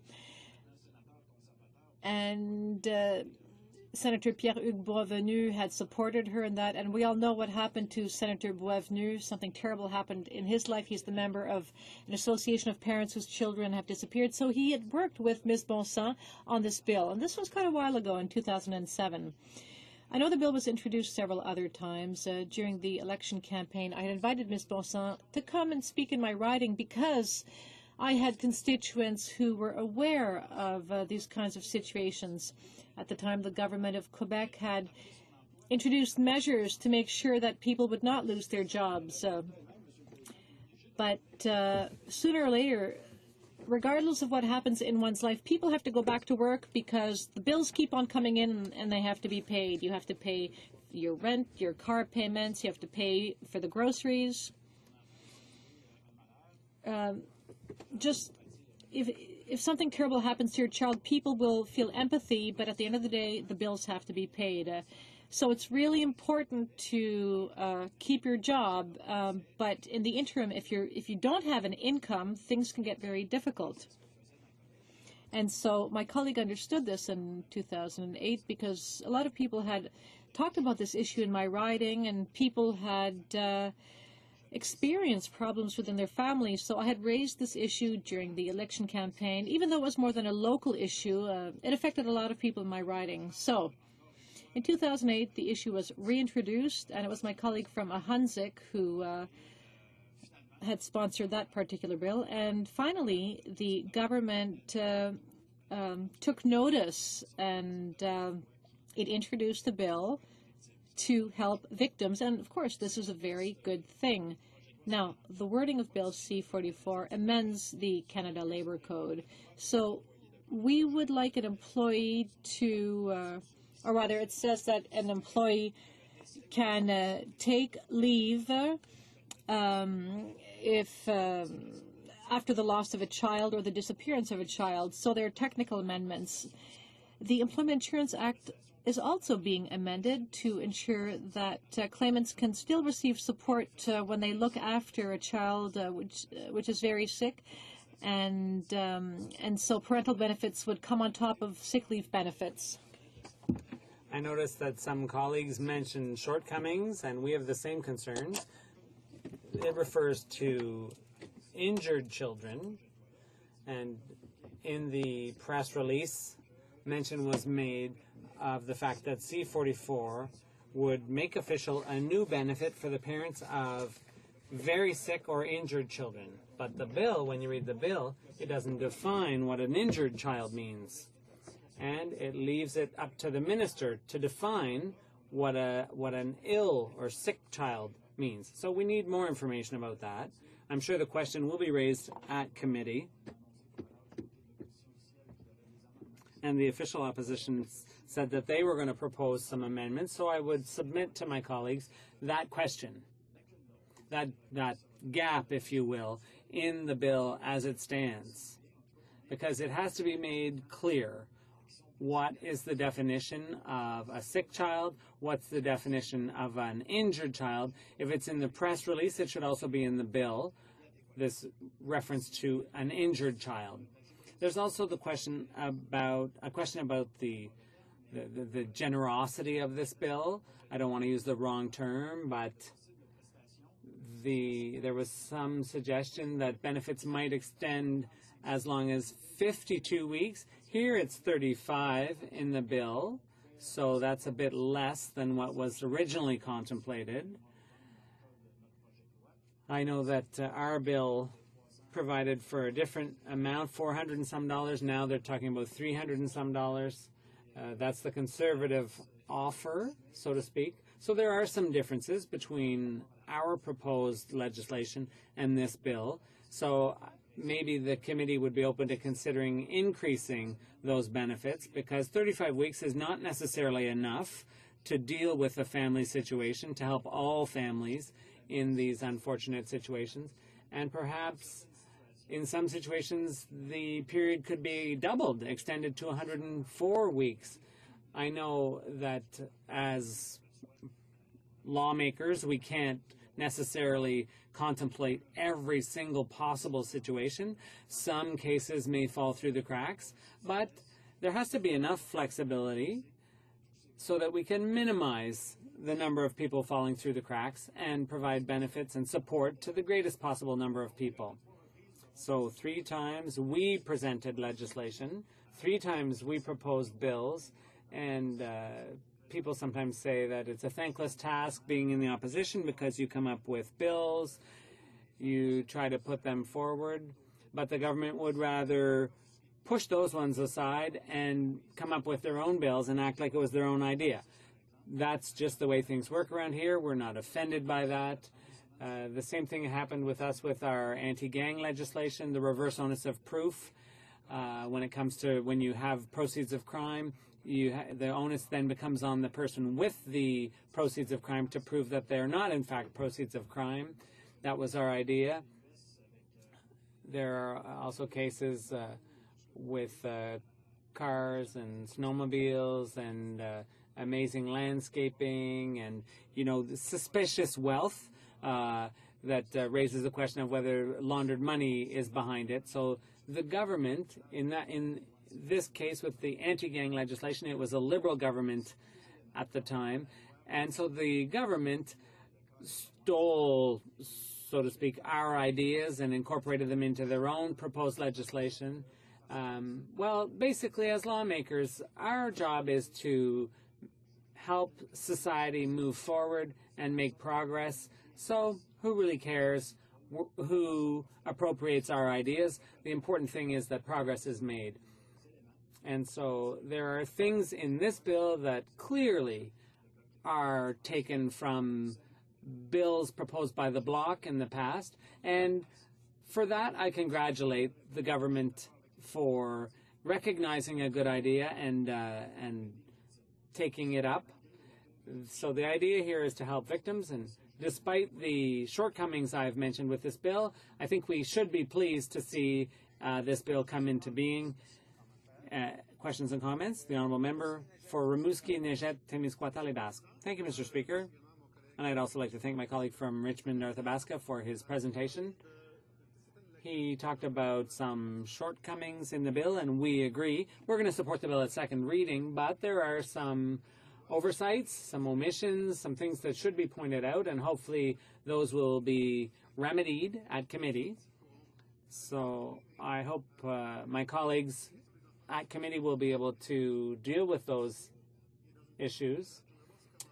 I'd like my colleague to comment on the fact that children who have disappeared, what's the situation of if it wasn't in a criminal context as a result of crime? If they disappear, for example, because they've run away from home, the parents can be stressed out by a situation like that. It's very distressing to have a child disappear, but it might not be as a result of crime. So how should the bill deal with that?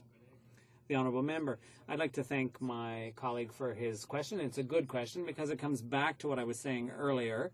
I was saying that it's not necessarily out of bad faith. Those drafting legislation don't necessarily think of every single situation that could crop up. And I think that's what's happened here. This is a case that's fallen through the crack. A child could disappear not as a result of crime, but rather for other reasons.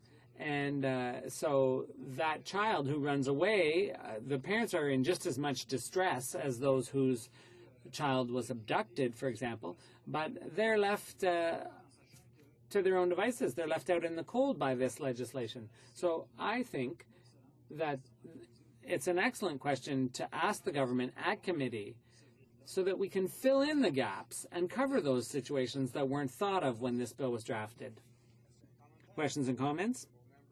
Winnipeg North. Yes, thank you, Mr. Speaker. And it's just to pick up on that particular point, because it is something in which that we had raised earlier within the Liberal caucus, was the fact that there are some issues in which we would hope that the government would take into the committee with the idea of providing some more detailed responses to, and this is one of them.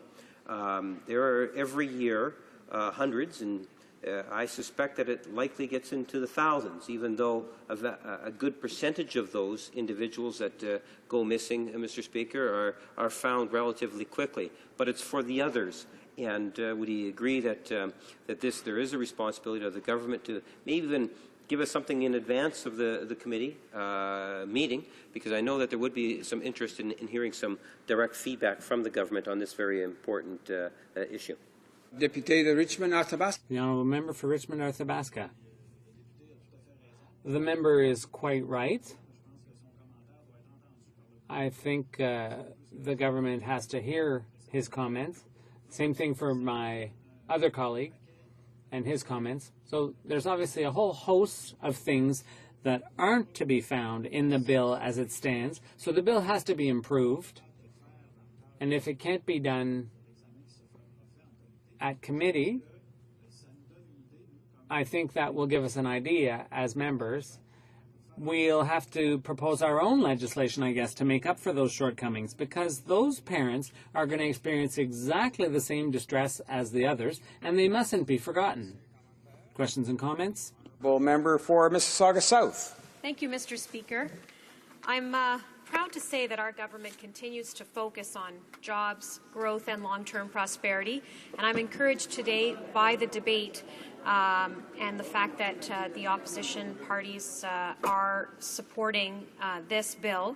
Our government continues to provide support for families, be it over taking over 1 million Canadians off the tax rolls, with our tax cuts, providing over $3,000 of tax cuts to the average family, instituting the working income tax benefit or the universal child care benefit. These are all initiatives that have helped families that I talk to in my riding in Mississauga South, and I'm wondering if a member from Richmond Athabasca could comment on how important all of these measures have been in terms of a declining poverty rate in Canada.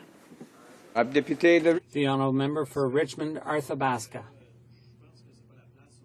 I don't think this is the place. This may sound funny, but this isn't the time to be talking about partisan promotion. The member may be able to rhyme off a whole bunch of good things she thinks the Conservative government has done. But what we're talking about today is C-44 and whether or not it's a step forward. Everything else in the budget, yeah, I could talk about the fact that there's a lot of people in Quebec suffering when the government decides not to do certain things for the forestry industry, for example, when billions of dollars goes to the auto industry in Ontario and virtually nothing to the forestry industry in Quebec. That's a huge problem. So I don't think we should mix apples and oranges here. C-44 is a good step, but there are some shortcomings, and the member should be made aware of that so that the government could correct those shortcomings and make the bill even better. Debate, it is my duty pursuant to Standing Order 38 to inform the House that the questions to be raised tonight at the time of adjournment are as follows. The Honourable Member for Gaspé-Île-de-la-Madeleine regarding employment insurance, the Honourable Member for Drummond regarding the environment, and the Honourable Member for Charlebourg, Haut-Saint-Charles, regarding employment insurance. Resuming debate, the Honourable Member for Argenteuil-Papineau-Mirabel. Thank you, Mr. Speaker. Of course, it's going to be a pleasure to support these changes, these new measures to allow workers to take leave and get EI benefits when their children are seriously ill, etc. So clearly, this is something that I think everyone is going to agree with. But I would still like to raise my concerns about EI. EI is seriously in need of reform. 1.3 Canadians who are unemployed, and the vast majority of them don't get benefits. They don't qualify for EI. So this bill is just one small first step in a long series of steps to strengthen and improve access to EI.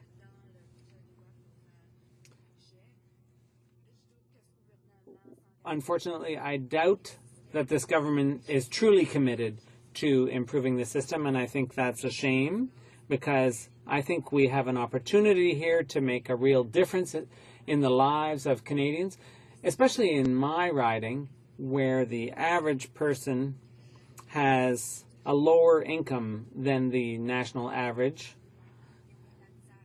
And it's very hard for people to get EI benefits and make ends meet. Help that it is going to accord for an estimated 6,000 people. These people can really use the relief it will provide. However, there are aspects of the bill that are badly thought out, and I'm hoping that the government will see fit to amend the bill at committee. For example, Conservatives first promised to make this change to EI benefits during the last federal election campaign.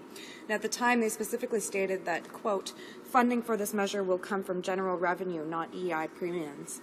Now that we see this bill in the House, we find that the government is reneging on this promise, and will be taking the funds out of general EI to pay for the part of the legislation that will provide benefit to parents with children that are critically ill. It may seem like an insignificant cost, but when you consider that the Conservatives, by their own calculations of the Conservatives, an estimated 6,000 people will be claiming this benefit, I mean, it will come to a large amount when the EI program itself is already $9 billion in deficit, and hundreds of thousands of Canadians already cannot access regular benefits and are slipping deeper into poverty. It's important to note, Mr. Speaker, that the $9 billion deficit is not because EI is an intrinsically unsustainable program. It's because the government, and the Liberal government before that, did a really bad job of managing and maintaining it. Mr. Speaker, this is the case for so many of our essential public services. These services are being eroded by short-sighted corner cutting that cost taxpayers more money in the long term. Major cuts that came down with the last federal budget are having major impacts in my riding. I hear from my constituents who cannot make ends meet because of insufficient EI, pensions, OAS every day when I'm at home. I've promised them that I will bring their needs to this House and raise it when I can. Mr. Speaker, my constituents would tell you that this bill is good, but that it does not go far enough to improve our EI system. We need comprehensive EI reform, and we need it fast. I'm very proud that today we are helping Canadians who are caring for their sick children, but that should not divert our attention from the thousands of other Canadians whose lives could really be improved by extending similar EI benefits to their specific needs. For example, a constituent in my riding recently called my office. She has cancer and she's undergoing treatment. As people who have had cancer treatment know, 15 weeks is not enough to make a full recovery, and it's not enough to be able to go back to work.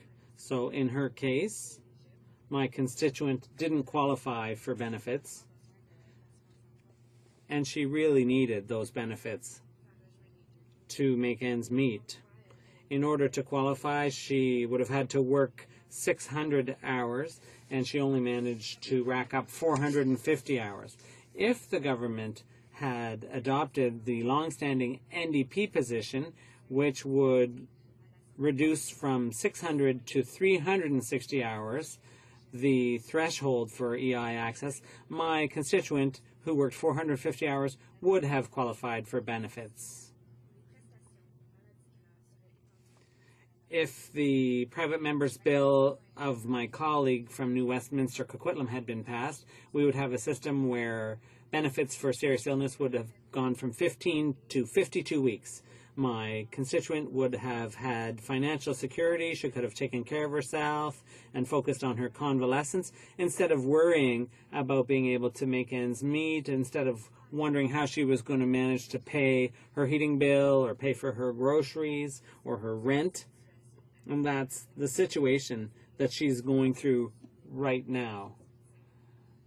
at the same time as she's undergoing treatment to try to recover from her cancer. This is just one example. There are others in my riding. It's just the most recent. There really are a lot of these cases in my riding. So we really need genuine reform to EI. We need to improve EI for seasonal workers, for example. For example, in my riding, many people earn their living through seasonal work, through forestry, agriculture, and tourism. And it's really a matter of equity toward rural Canada. All of Canada benefits from the work of seasonal workers, and they should have adequate protection for their way of life and their type of work. The other major difference that could be made with reform to EI is the introduction of compassionate care benefits. The people in my riding are getting older. The average person in my riding is older than the Quebec average and older than the Canadian average. So keeping in mind that in rural Canada there's a lack of health care in many places. So dealing with seniors is a real problem. The Canadian Caregiver Coalition estimates that 5 million Canadians are looking after a loved one. That's an incredible workforce that is unpaid. These caregivers are really heroes. The NDP has frequently tabled bills that seek to extend employment insurance benefits for family caregivers, but the Conservatives have preferred to vote against those bills and therefore those benefits, and it's something that we really need to improve. I would use this opportunity to raise. Right now, we have an unemployment crisis. In July 2012, 1.3 million Canadians were unemployed. Only 508,000 of them received EI benefits. So that means that a staggering 870,000 unemployed Canadians could not claim EI, and many of those were barely subsiding because of the situation. So that's less than 4 in 10 unemployed getting help, and this is a historic low, and it's the worst it's ever been. But I will be supporting this bill. I do want to make that clear, but I really want it to be clear as well that this is only the tip of the iceberg. Thank you, Mr. Speaker. Questions and comments? Questions and commentaires? Questions and comments. The Honourable Member for Honoré-Mercier. Thank you, Mr. Speaker. There is something that jumps to mind here. We're talking about employment insurance for parents whose children are extremely ill. But if parents are self-employed, what happens to them? Will they have to go on welfare? So in the first proposal from the Conservatives previously, they said that benefits would be given to parents whose children were sick from based on monies coming from general revenues.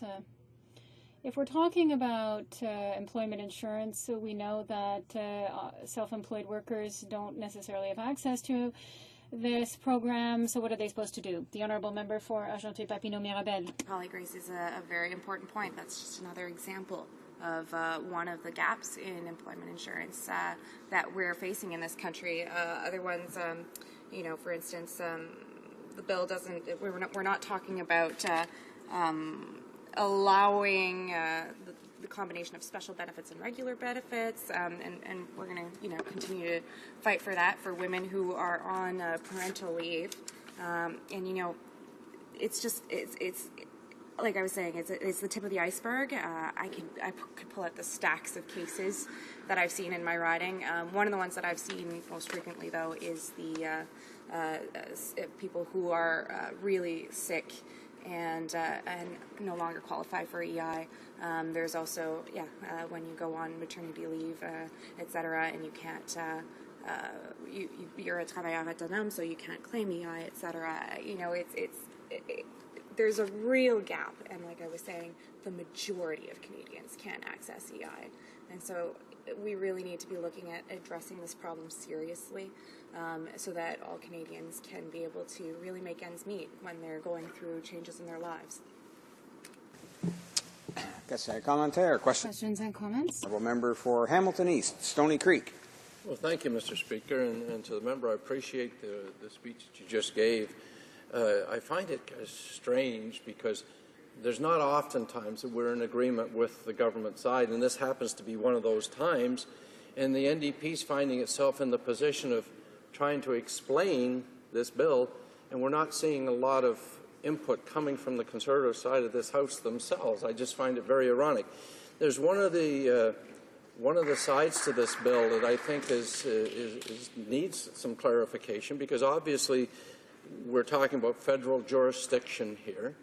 And is the member aware of any processes, procedures, or any investigation of whether the provinces will be like-minded and move on this, because it's important because of that jurisdiction? Député de Argenteuil-Papineau. Honourable Member for Argenteuil-Papineau-Mirabel.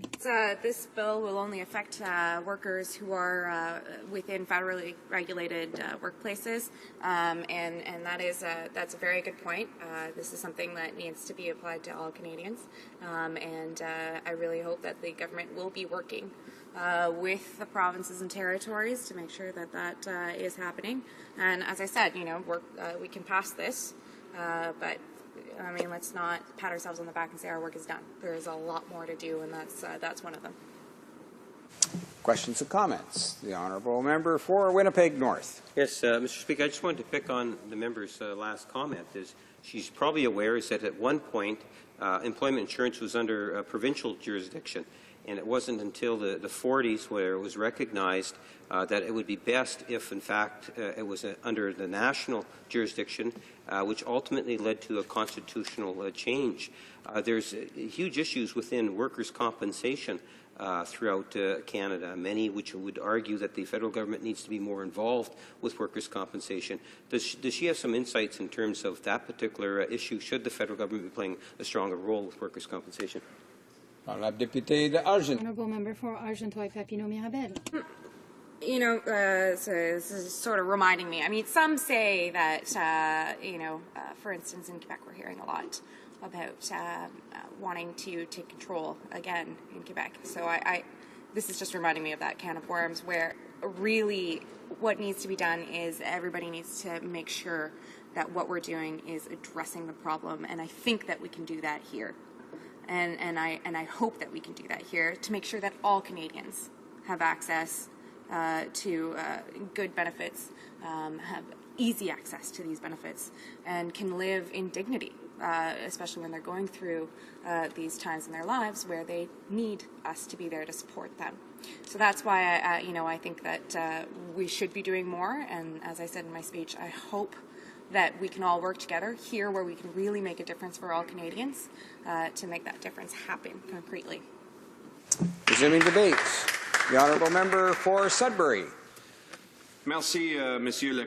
Thank you, Mr. Speaker. I am pleased to rise today in the House to talk about Bill C-44, an act to amend the Canada Labour Code and the Employment Insurance Act, and to make consequential amendments to the Income Tax Act and income tax regulations.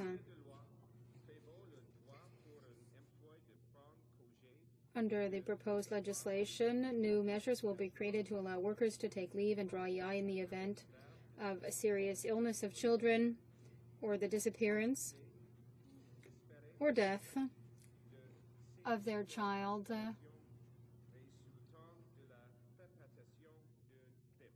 due to a probable crime. Specifically, Bill C-44 makes a number of amendments to the Canada Labour Code to expand leaves of absence available to parents. It would allow for the extension of maternity and parental leave by the number of weeks that a child is hospitalized during the leave. It allows for the extension of parental leave by the amount of sick leave taken during a parental leave, as well as for participation in the Canadian Reserve Forces by the same number of weeks. It grants an unpaid leave of absence for up to 37 weeks for parents of critically ill children. It also grants unpaid leave of absence for parents whose children have been murdered as the result of a crime for up to 104 weeks, or whose children have disappeared as the result of a crime up to 52 weeks. And finally, it extends the period of absence that can be taken due to illness or injury without fear of layoff for 17 weeks.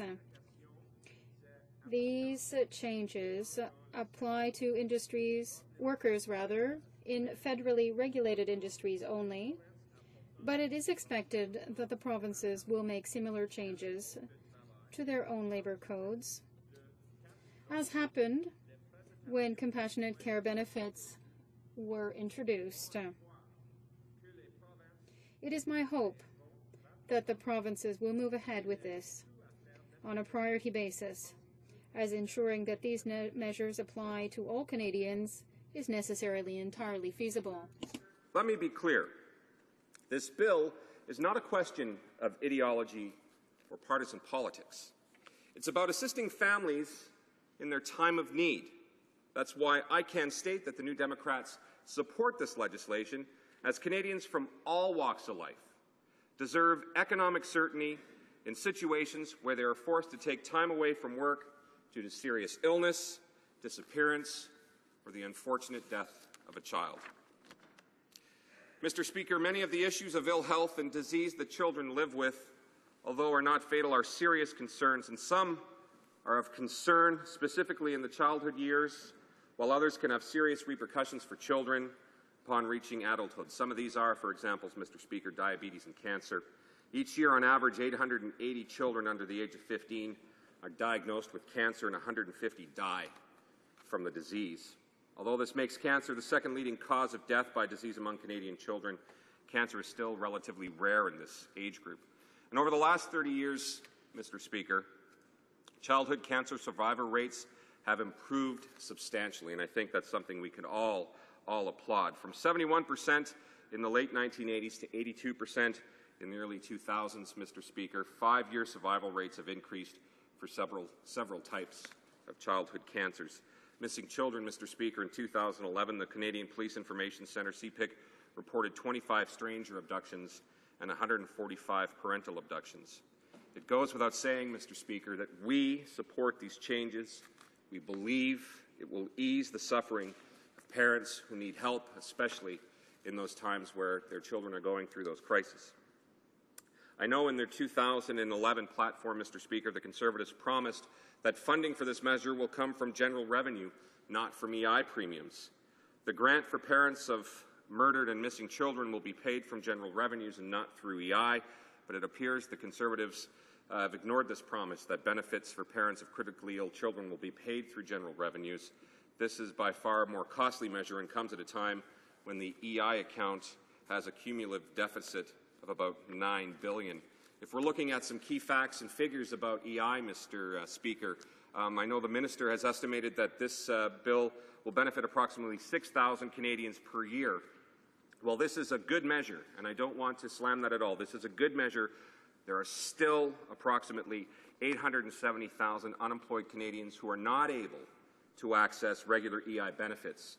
So this bill fails to address some of those bigger issues facing EI. 508,000 Canadians received EI regular benefits in July of this past year, in the summer. But there were still 1,377,000 unemployed Canadians that month. That means there are 870,000 unemployed Canadians without EI. Fewer than 4 in 10, Mr. Speaker, are receiving EI, a historic low. So, Mr. Speaker, when it comes back to this bill, we're not the only ones that are talking in favour of this. If you look at some of the other validators out there, the Canadian Cancer Society, they welcome this change, and they see it as a way to provide more support for parents of critically ill children through a new employment insurance benefit. The benefit will help alleviate some of the financial burden associated with caring for a sick child. Prior to this announcement, Mr. Speaker, the only benefit available to family caregivers looking after their sick child was about up to 8 weeks of leave under the Federal Employment Insurance Program, 6 of which were paid at 55%. So if you have a sick child and you're worried about medicines, if you're worried about any type of care that you need to provide, if your income is at only 55%, it truly would be another layer of worry on top of families and parents that they don't need. Mr. Speaker, if I can ask you how much time is remaining? Honourable member has about 2.5 minutes, thereabouts. Yeah, thank you very much, Mr. Speaker. Again, the Canadian Hospice Palliative Care Association, in support of the changes that we're seeing. Same thing with the Canadian Caregiver Coalition. En guise de conclusion. In conclusion, Mr. Speaker, although I strongly support the intent of this bill, it is also vital that I note the government's avoidance of the biggest problems with employment insurance.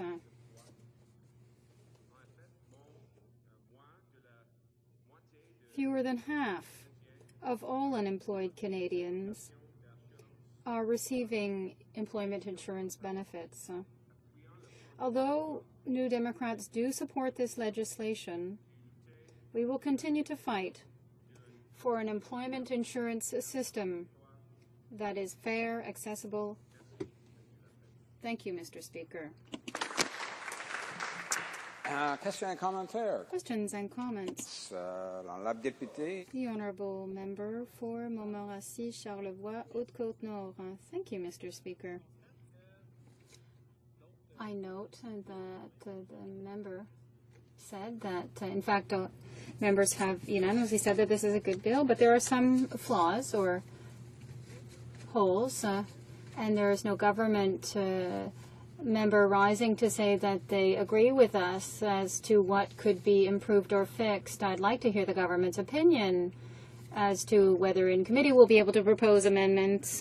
Unfortunately, there are only NDP members who are rising and sometimes other parties. What does my colleague think about this attitude? For Sudbury. Thank you, Mr. Speaker. And I know we're talking about a bill right now relating to children, and we're hearing some children speak, which is always great within the chamber walls, because it really reminds us the importance of what we're doing here in our country and what we try to do in this House. And sometimes we disagree. Well, maybe a little more than sometimes. We probably disagree a lot. And right now what we're doing is we're talking about a bill that we can agree upon. You know, my honourable colleague is right. Is it perfect? Of course not. Do we want to see some changes? Of course we do. And I think the process that we have in place here in our parliamentary system allows us to present the amendments once we get this bill to committee. So, you know what, I think right now, Mr. Speaker, we have truly an opportunity to do what's right for Canadian people. We need to make sure that our EI system is functioning and is working well for all, and I think this is a small step in the right direction. Thank you. Questions and comments? The Honourable Member for Joliette. Thank you, Mr. Speaker. Yes, we agree with this bill. There are many flaws, and one of them is, and I would like here to have the comments of my colleague, women who are on parental leave. And when they go back to work, they find they've lost their job, the job has been eliminated, whatever. And does the bill not allow for the accumulation of extraordinary and regular benefits? I would like to know the opinion of my colleague, and it would be good in committee when the bill comes before that committee for us to add this to the bill. That is, that women need these benefits and they cannot live without money. Sudbury. Thank you, Mr. Speaker, and I'd like to thank my honourable colleague for the question, and she's right. You know, it's a very, very easy answer for me to stand up and say, you know what, I agree wholeheartedly, and I think most of us on this side of the House agree with that. And I'm very pleased to hear that this will be something that will be brought forward to committee to make sure that it's implemented and recommended. Because there's nothing, we are in an age where we should be able to have children and go back to your job and not necessarily worry about if the job's going to be there or not. And you know what? That should be put into law. I completely agree. I have no questions relating to that, and I hope it gets recommended when it gets to committee. Thank you, Mr. Speaker. Questions and comments. Time for a short question and response. The honourable member for Winnipeg North. Yeah. Short is the challenge, I guess. Mr. Speaker, just to be very, very precise, and that is to say that where you have a child that goes missing and where they maybe are missing for more than, let's say a week or 10 days, that employment insurance could and should, in many cases, be provided in some sort of a limited way for a parent in that situation. This is something in which I think that most Canadians would want to see us do. Is this a type of amendment that the member would be in favour of? Well, member for Sudbury. Thank you, Mr. Speaker, and I totally agree. That would be an amendment that I would like to see as a father of two young daughters and so many other parents out there in the world. You know, right now we rely on the good nature and the support of our neighbors to, bring food when something like happens or to help out. The last thing on a parent's mind is if they have to worry about if they're going to go to work, they want to find their child. So if we can put that amendment in place, I don't see any reason why anyone would not want to support that. Thank you, Mr. Speaker.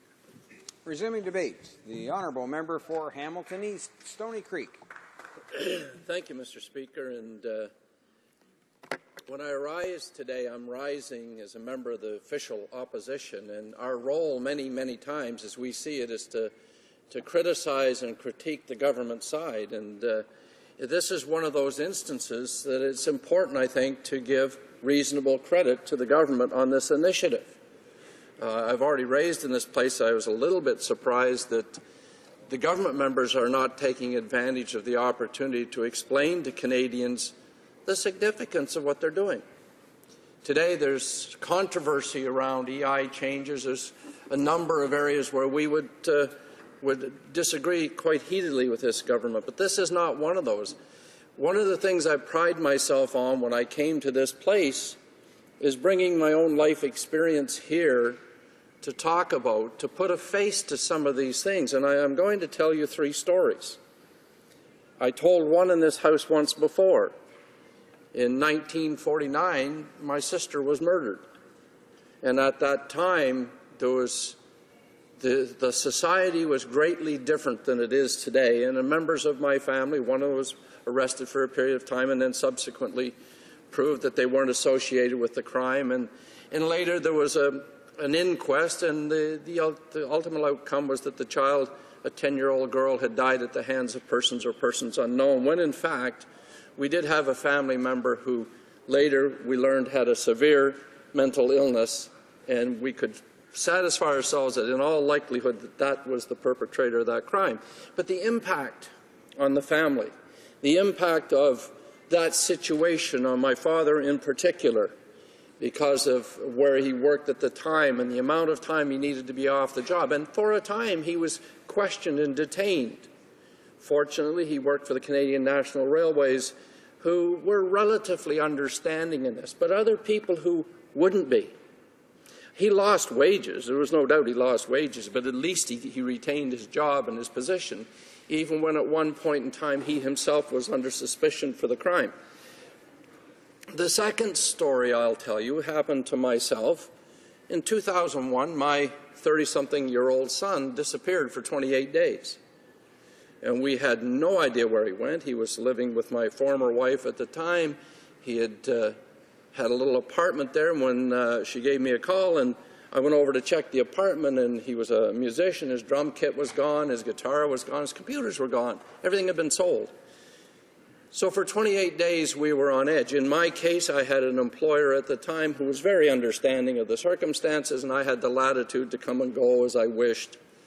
But if I hadn't had an understanding employer, and in the case of our son, it turned out that he had developed stomach cancer and had headed to the United States to see if he could find treatment for his stomach cancer, and that was a long time ago now, and fortunately we reconnected with him. He was a man who simply felt he didn't want to burden his family. Again, if it goes back to what we're seeing in this legislation, he was worried that he was going to cost us money.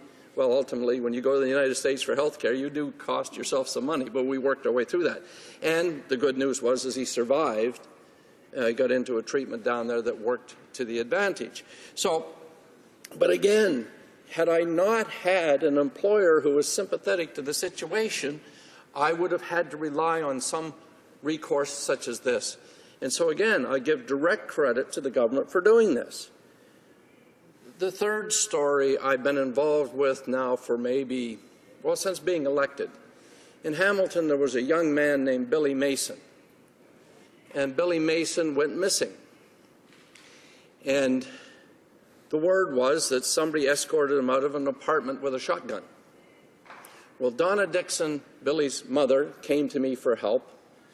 And over a course of time herself, and there was 3 other families in Hamilton who had missing young people. Billy was early 20s. And we were quite sure, the police were quite sure that he'd been murdered. But we kept pursuing and pursuing. And in this place, you'll know I talked about the need for a DNA data bank for missing persons. But coming back to Donna, the mother of this young man, and the cost to her, she was off her job. And I talked to her recently, and she was getting some victims' help. They ultimately found out through a confession of one guy that another person had indeed murdered her son and disposed of his body. And she had to go to the court case day in and day out and listen to that. And by the way, that individual was convicted, went to prison, and guess what? He killed another man in prison. Aside from that, though, the turmoil, the anguish that this mother was living under with a son who was missing, the terror of him never coming home, and we had annual gatherings, candlelight vigils, where we hoped that Billy would return home.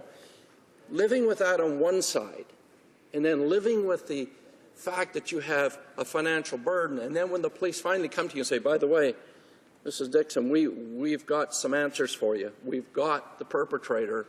There's going to be a trial. And she works in I believe, in a daycare center.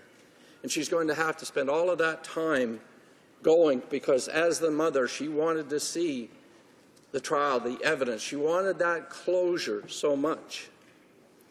But again, the financial costs, and so many times in life, you know, oftentimes you hear the great stories about all the legal bills someone has to pay when they get into situations or whatever. But we kind of forget about the lower level aspects of these things where a person is facing a loss of income, a loss, you know, or if they have other children, the expenses around the daycare, and there's so many things to be considered. And I think when it comes to employment insurance in this country, the government should reach across the aisle to us, because right now, in my opinion, there's major mistakes have been made with employment insurance, and they should reach across the aisle, and we should come together and say, look, what can we do to make employment insurance work for Canadians, to protect Canadians both at times like this or catastrophic illness like we had with my son? We could find a better way to do this, because it's not all about money. It's about dignity. Now, when you think, I had a little bit of a tour this summer. I went to the south shore of Nova Scotia. I went to Cape Sable Island. I went to Port Mountain and Bridgewater. I went to Charlottetown and Fredericton and St. John, New Brunswick. And I listened to the people there that had all of their concerns about the changes that were taking place around EI. People who were hard-working Canadians who all of a sudden said, you know, I don't have anything else to go to when the fishery closes down. I don't have anything. And then the other people on the other side of it who had small businesses, they say, look, the changes to EI are liable to force a lot of people out of our community, and when next season comes around, I'm not going to have people for the job. What am I going to do? There's certain expertise that comes with even when you're collecting crops or whatever you're doing, or the fisheries, there's expertise that develops over time that's lost. I think the government has, in that area, has made critical mistakes that's going to impact. And so they tell people that, you know, after a certain period of time, you've got to accept a job for 80% of your salary. Well, you accept that job and you're out of work next year, and the time comes around, you accept a job at 80% of it again, and then again 80%. Is that not going to encourage some employers to say, gee, you know, if I keep hiring different people, I can charge less and less? Will that not depress wages? That's just an example of a conversation we could have had across this aisle before you legislate, before you make changes. There's a kind of a feeling in this place where we're segmented in a way that we don't come together at those times when we should. Like, some of the committees of this House work reasonably well at times, but the purpose of our committees in this place is to take a piece of legislation and make it better, not take a piece of legislation and destroy it. Now, both sides have to have confidence in one another to make that work. So when we had EI, when we had the situation where the government was planning significant changes, and the last time, Lord help us, was back, thank you, Mr. Speaker, in the 1990s when the Liberals destroyed unemployment insurance, made it an employment insurance, and started segmenting our country in a way that was just unbelievable. Workers couldn't qualify, and I can see my friend from Sudbury acknowledging acknowledging that, because he would have worked with it. We can do better in this place, and we should do better in this place. We should be working together.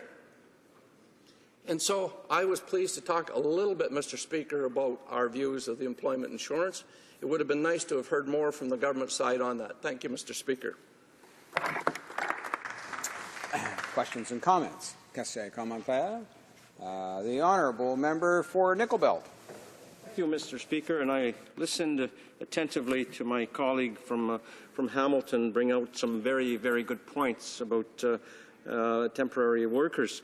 And I had a case in Nickel Belt just this spring where a tourist operator couldn't find part-time workers. By part-time workers, I mean seasonal workers, and he had to bring in a foreign worker from, I believe, Mexico.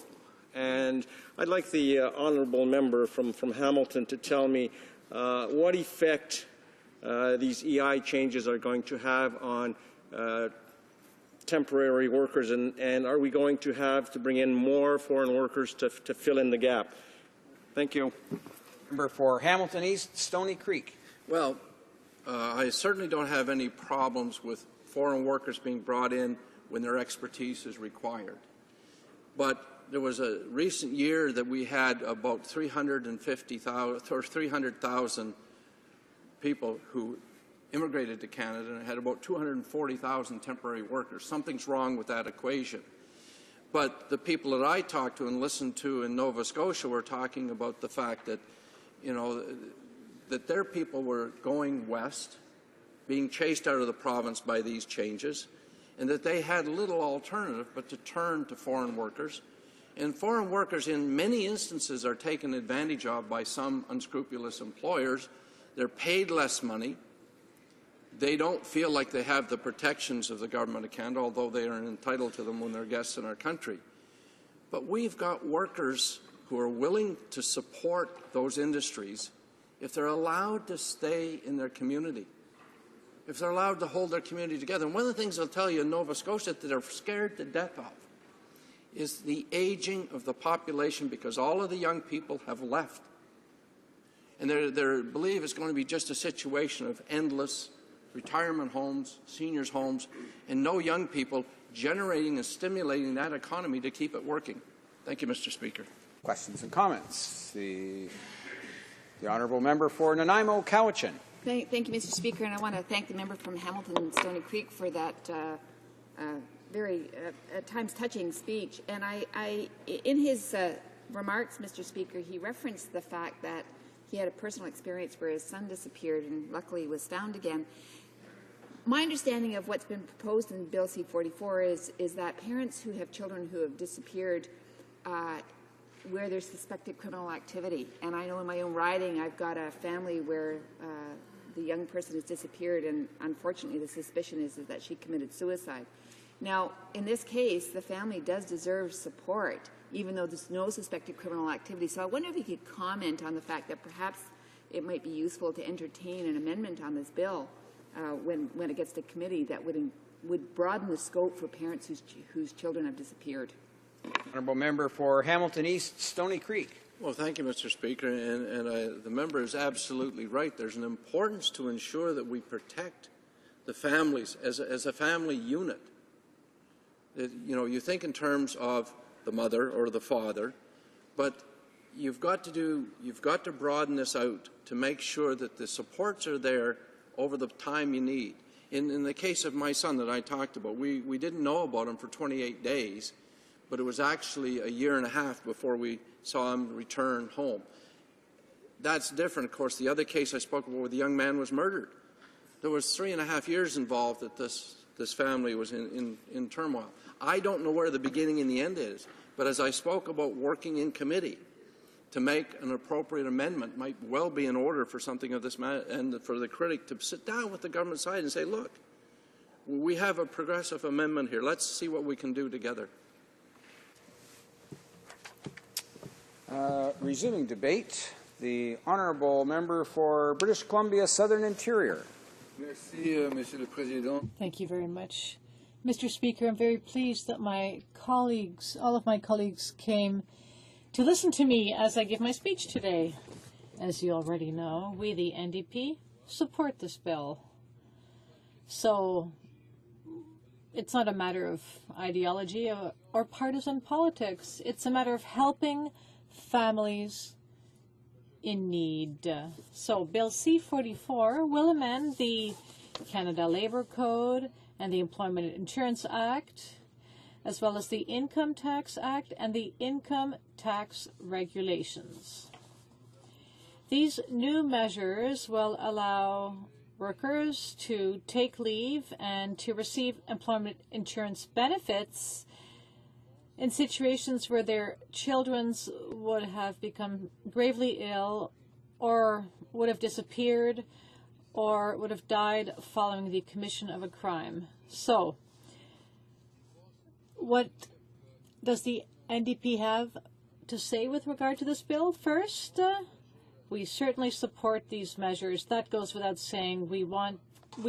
Because these measures are going to help alleviate the suffering of parents in need. Second, in their 2011 platform, Conservatives promised that funding this measure would come out of general revenues and not out of employment insurance premiums. So the financial support given to parents of children who have been murdered or disappeared would be paid out of general revenues and not out of the EI fund. But it seems that the Conservatives came back on their promise, which was originally that parents would not receive support out of the EI, rather that they would not receive support out of the EI fund. In fact, the EI fund has an accumulated deficit of $9 billion. But over the years, successive governments have taken money out of the unemployment or the employment insurance fund that all of us, all Canadians have paid into, and put this into general revenue, so that we arrive today at a time when there's a deficit and there's not enough money taken from workers to finance important programs. Donc, le gouvernement évite de s'attaquer aux problèmes les plus. So the government is not addressing the most serious problems related to employment insurance. Mr. Speaker, less than half of all Canadians who are unemployed receive employment insurance benefits. Really, it's a shame. Just imagine, less than half of the people who need EI benefits receive them. So under this government, it has become more and more difficult for Canadians to receive EI benefits. The NDP will continue to fight for a fair EI system. a system which is fair, accessible, and effective for Canadians who have lost their jobs. Of all the parties in the House, this is something we truly defend. Certainly, we are trying to address the economic crisis and create jobs, but the fact remains that we need to protect those who need our help, and that is the job of members of Parliament in the House of Commons. For years now, it seems that there is less and less money for those who need it most. So, Bill C-44 will make a series of amendments to the Canadian Labour Code to help families in need, and in our opinion, this is a good thing. No bill is perfect, and so we do support this bill. The bill would also extend maternity or parental leave by the number of weeks during which a child is hospitalized.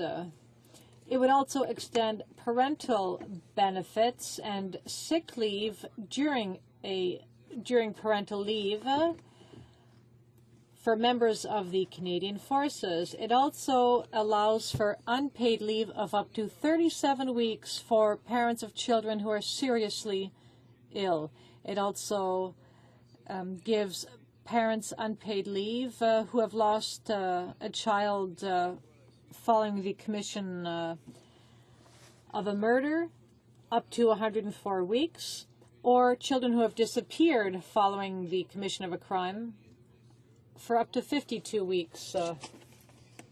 It also extends the benefit period, the unpaid benefit period, for illness or injury without fear of layoff for to a period of 17 weeks.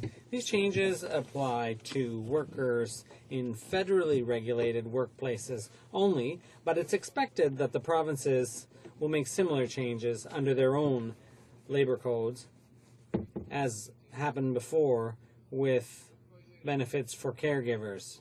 Bill C-44 also makes changes to the Employment Insurance Act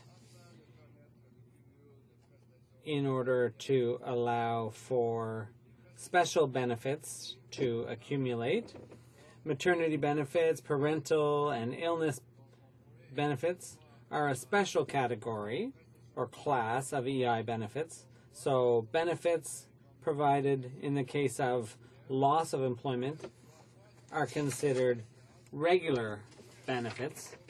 So before, it was impossible to receive both regular and special benefits at the same time. So that means that currently what we're getting at here is helping families out when they're in need. We want EI to be accessible and effective for all Canadians. Thank you. Question, commentaire. L'honorable député. The Honourable Member for Honoré-Mercier. Thank you, Mr. Speaker. There's something I'm worried about because it's quite clear here, because what's clear is that two types of parents are being created, two classes of parents are being created. Parents of a murdered child, and that's a terrible situation, and they will be provided benefits out of the Consolidated Revenue Fund and not out of the EI Fund. But in the case of the other class of parents, parents of a sick child, I remember the case of a beautiful little girl who was in my son's class, and she died of cancer when she was 13, and I got the news just after I was elected, and it was a shock. But those parents, they had a lot of trouble, and eventually they had to sell their house. So why was I saying there's two categories of parents? Well, because when the parents when they're self-employed or when they don't qualify for EI, why is this being limited to people who qualify for EI? You can't divide parents into different categories. Those parents should, in my opinion, should have got some help.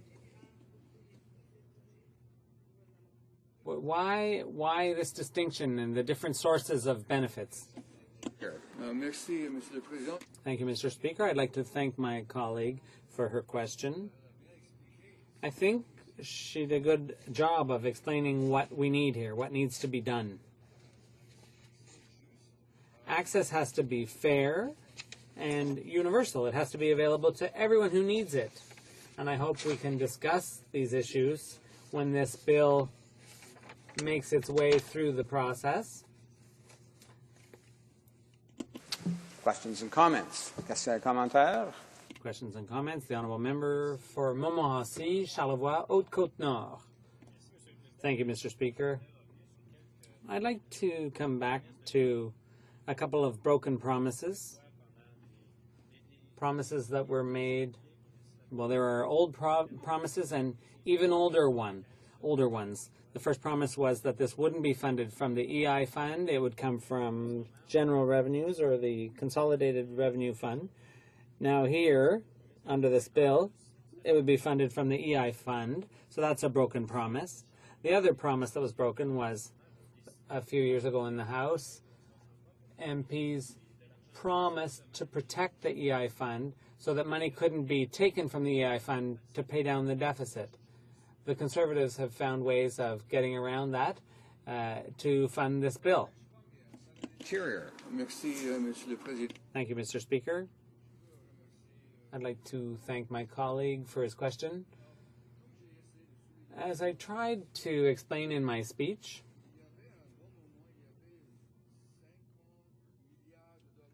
some time ago there was $50 billion in the EI fund for those who needed it. That money has disappeared. It went into the Consolidated Revenue Fund, as my colleague mentioned. And that was shameful. There are people all across the country who need help, especially given the current economic times, but there's not enough money left in the fund because that money, the money of all workers in Canada, was taken and used to try to balance the budget. And as I said in my speech, and I'll say it again, it was shameful, and it was done by the 2 or 3 previous governments, including the current one. Questions and comments? There's just time for one brief question. The Honourable Member for Winnipeg North. It's unfortunate. We do believe that we do have to respect what it is that the Federal Auditor General had to do and had to say in regards to the Consolidated Fund. Having said that, Mr. Speaker, I'm anticipating that this bill will be passing relatively quickly, and we want to express that we do support the compassion in proceeding forward with this particular bill, and at the same time, just to remind the Minister responsible for EIC of other decisions within the department, in particular some of the cutbacks that are affecting our workers, that she should be looking at revisiting those in hopes of bringing back or reinstating the type of support that they were receiving prior, Mr. Speaker. With having said that, we're prepared to see the bill passed. The Honourable Member for British Columbia Southern Interior. Well, I would like to thank my colleague from Winnipeg for his brief summary of what we expect. I'd like to thank him for his comments, and I hope that we move forward in a spirit of cooperation to really fine-tune what has to happen so that Canadians can actually, all Canadians can get the help they need with this type of legislation. Resuming debate. Reprise de débat. La Chambre est-elle prête à se prononcer? Is the House ready for the question? The question is as follows. Ms. Finley, seconded by Mrs. Oblonsky, moved that Bill C-44, an act to amend the Canada Labour Code and Employment Insurance Act, and to make consequential amendments to the Income Tax Act and the Income Tax Regulation, soit maintenu en deuxième. Be now read a second time and referred to the Standing Committee on Human Resources, Skills Development, Social Development, and the status of people with disabilities. Is it the pleasure of the House to adopt the motion? All those in favor will please say yay. que tout ce qui... All those opposed will please say nay. Mon avis, les... In my opinion, the yeas have it. Convoquez les députés. Call in the members. Honourable Chief Government Whip is rising on a point of order. Mr. Speaker, there have been discussions among the whips, and I believe if you seek it, you will find agreement pursuant to Standing Order 45-7 to defer the vote on this motion to the end of government orders on Tuesday, October 2nd, 2012. Is this agreed? Agreed? Agreed and so ordered. Accordingly, the bill stands referred to the... No, pardon, monsieur, c'est en erreur de moi. Excuse me, that's a mistake on my part. Let's see, let's go straight to... Let's go to 5:30.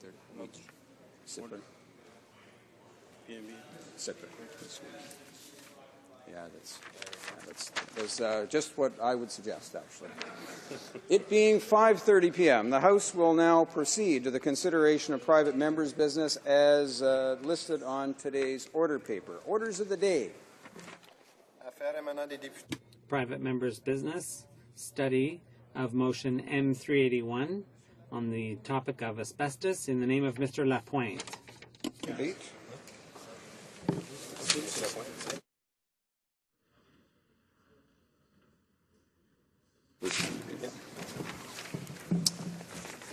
Okay, Monsieur Lapointe. Mr. Lapointe, seconded by Mr. Gravel, moves that in the opinion of the House, the government should A, implement in the year following the adoption of this motion an industrial restructuring plan towards sustainable economic sectors for all communities in which a portion of the economy still depends on asbestos mining.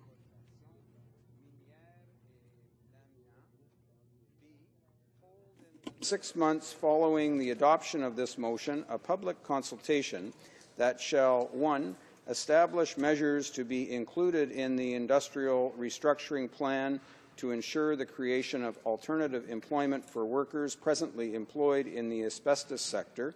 2, include all organizations concerned and groups of regions still mining asbestos and who ask to participate. C, publier dans l'année suivante. C, publish in the year following the adoption of this motion a comprehensive list of public and quasi-public buildings that contain asbestos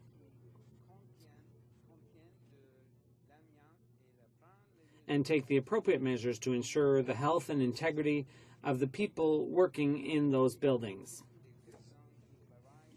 Ces immeubles. D, support the inclusion of chrysotil on the Rotterdam Convention list of dangerous substances, and E, stop financially supporting the asbestos industry within 6 months following the adoption of this motion. Debate. L'honorable député. The honourable member for Montmagny-Lillet, Kamouraska, Rivière-du-Loup. Thank you very much, Mr. Speaker. It's an honor for me to table this motion in the House, Motion 381. This is a very thorny issue, but it's a very important one. This motion has to do with the next steps to be taken, according to the NDP, but also according to a virtually full consensus of Quebecers and Canadians, the next steps that need to be taken around asbestos. The majority, a clear majority of Canadians that we represent here in the House, New Democrats and Conservatives, would certainly prefer to hear me talk about these next steps to bring an end to the exploitation of asbestos in Canada. The motion, to be dated today, adds to years of work by the NDP to move forward the asbestos file. We sincerely believe that this motion is in keeping with public opinion and can no longer be disregarded. There are hundreds of workers who are still working in the asbestos industry and in the surrounding environments. These are the people who are most affected by any decision. But difficult decisions have to be made. There's no getting around it any longer. Before getting into each part of the motion, I think it's important to go back over the events that have led to this current and very difficult situation, that have led to the need for an entire region to get out of a mining activity that has been a pillar of its economy for more than a century. Near the end of the 1870s, asbestos was discovered in the area known as asbestos and transformed the economy of that region forever. In 1878, 40 tons of asbestos were mined. Between 1919 and 1945, the industry grew incredibly. And this is a period when we saw the birth of the working class and unions in many parts of Canada. In 1949, one of the most important events in the history of workers in Quebec and Canada was the asbestos strike. That was a very major event, a turning point in social history in Quebec. Jean Marchand, who was Minister of Citizenship and Immigration and Minister of Labour and Immigration under the Pearson government, was the principal instigator of the conflict. The fight of the asbestos workers involved Mr. Gérard Picard, who was the negotiator in that labor conflict. He was one of my mother's uncles and a man she admired. Just to give a brief overview of that struggle, it's important to remember where workers' rights started. At the time, workers worked in dusty and harmful situations, and it was considered completely acceptable to expect people to work under those situations. So strike breakers were used, the police were rough, and workers showed incredible courage and solidarity, and unprecedented courage and solidarity back then. On March 5th, Archbishop Joseph Carbonneau made a speech in favor of strikers and called on the people to make donations to help them out. And he was pushed out of his position in 1950. This was an event that marked Quebec society and was considered the first step in the separation of church and state in Quebec. In all those battles, I'd like to express my full admiration for the people of Asbestos and Thetford Mine. In the wake of those events, it's easy to understand that asbestos workers and the surrounding environments are one of the strongest social fabrics you can imagine. And as a result, it's easier to understand how this community came to be so strong, and this industry too. Now, scientific discoveries have led us inevitably to the conclusion that asbestos should no longer be mined or exported, and there's a clear majority of opinion, both internationally and within civil society in Quebec. Given the situation, when you go back to the historical roots of asbestos workers, we have to tell them, we have to help you after years of economic uncertainty. You deserve respect after years of struggle for decent working conditions. All Canadians have benefited from your courage, and we thank you for that. In that spirit, I ask my colleagues in the House today to support my motion. 4 initiatives have to be finally implemented by the Government of Canada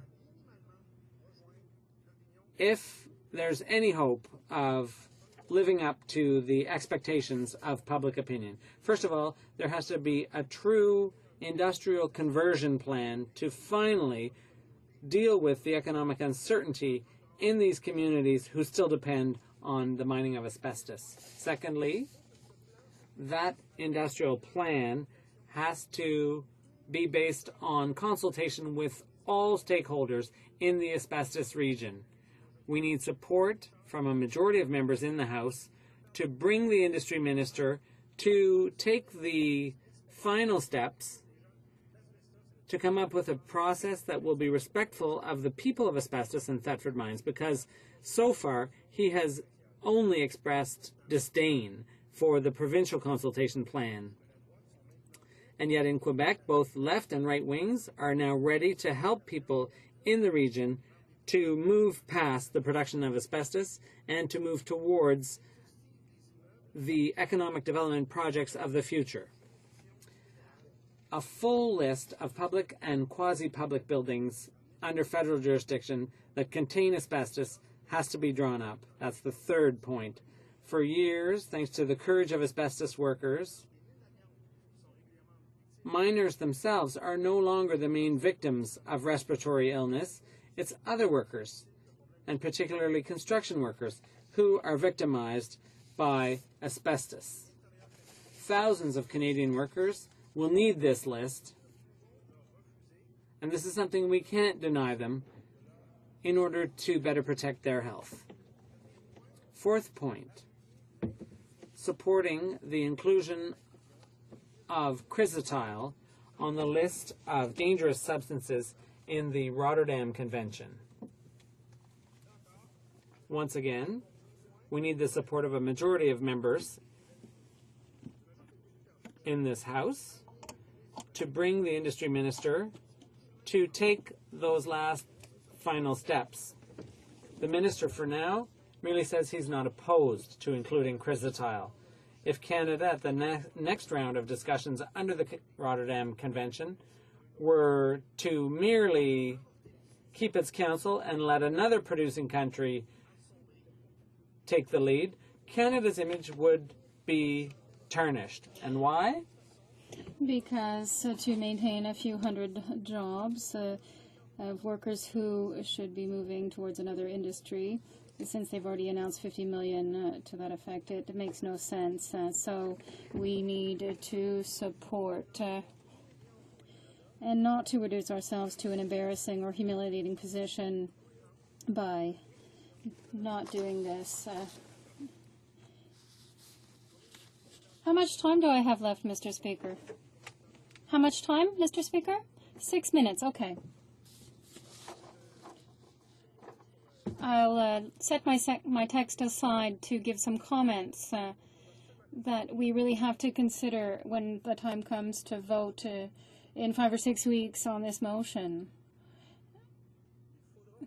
We need to think of the communities involved.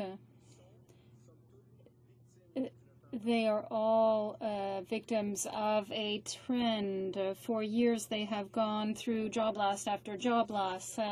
And this social fabric, which was so strong, there have been many social difficulties. We need to think of the fundamental rights of workers in knowing in the construction industry, for example, when they put a hammer in a wall to hammer in a nail, are they going to be hammering through asbestos?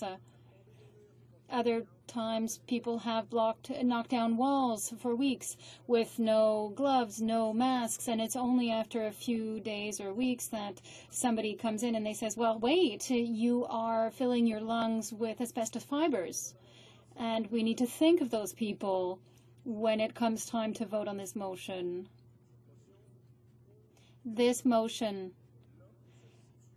simply is what public opinion is in 2012. These are the people we represent here in this House. We can no longer allow ourselves to be just on the margins of public opinion here in Canada.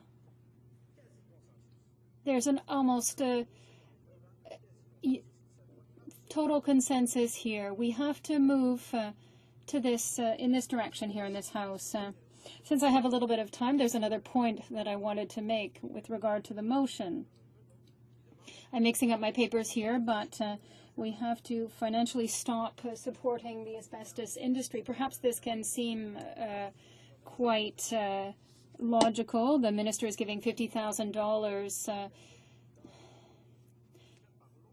in this region, and we need to make sure that the other hand is not giving money to support the asbestos industry. But we're not totally convinced of that.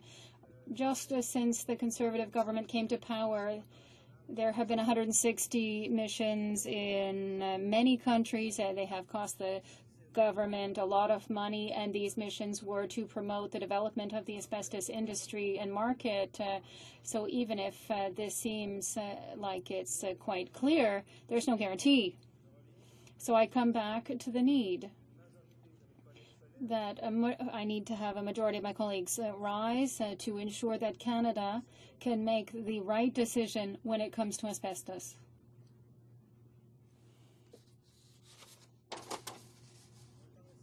How much time do I have left now, Mr. Speaker? May I ask? How much time? 2.5 minutes. Well, that's the first time I've had too much time, Mr. Speaker. So I would like to then reread the motion in French, but obviously there will be interpretation that in the opinion of the House, the government should implement in the year following the adoption of this motion an industrial restructuring plan towards sustainable economic sectors for all communities in which the portion of the economy still depends on asbestos mining. Sustainable is the key word. People deserve to have sustainable economic development for the next 5, 10, 15, 20 years, and they can be reassured in the stability of their companies. Hold in the 6 months following the adoption of this motion a public consultation that shall, 1, establish measures to be included in the industrial restructuring plan to ensure the creation of alternative employment for workers presently employed in the asbestos sector. The word that is key here is restructuring. The $50 million that was talked about. Is there any public consultations? No. So we need to look at the people in the region and ensure that there's not investments being made in areas where there won't be jobs created for those who are being laid off through this shutting down of the asbestos industry. 2, include all organizations concerned in groups of regions still mining asbestos and who asked to participate. Minister's first reaction was to criticize the province's decision. So, can't take that for granted. See, publish in the year following the adoption of the motion a comprehensive list of public and quasi-public buildings that contain asbestos and take the appropriate measures to ensure the health and integrity of the people working in these buildings. We cannot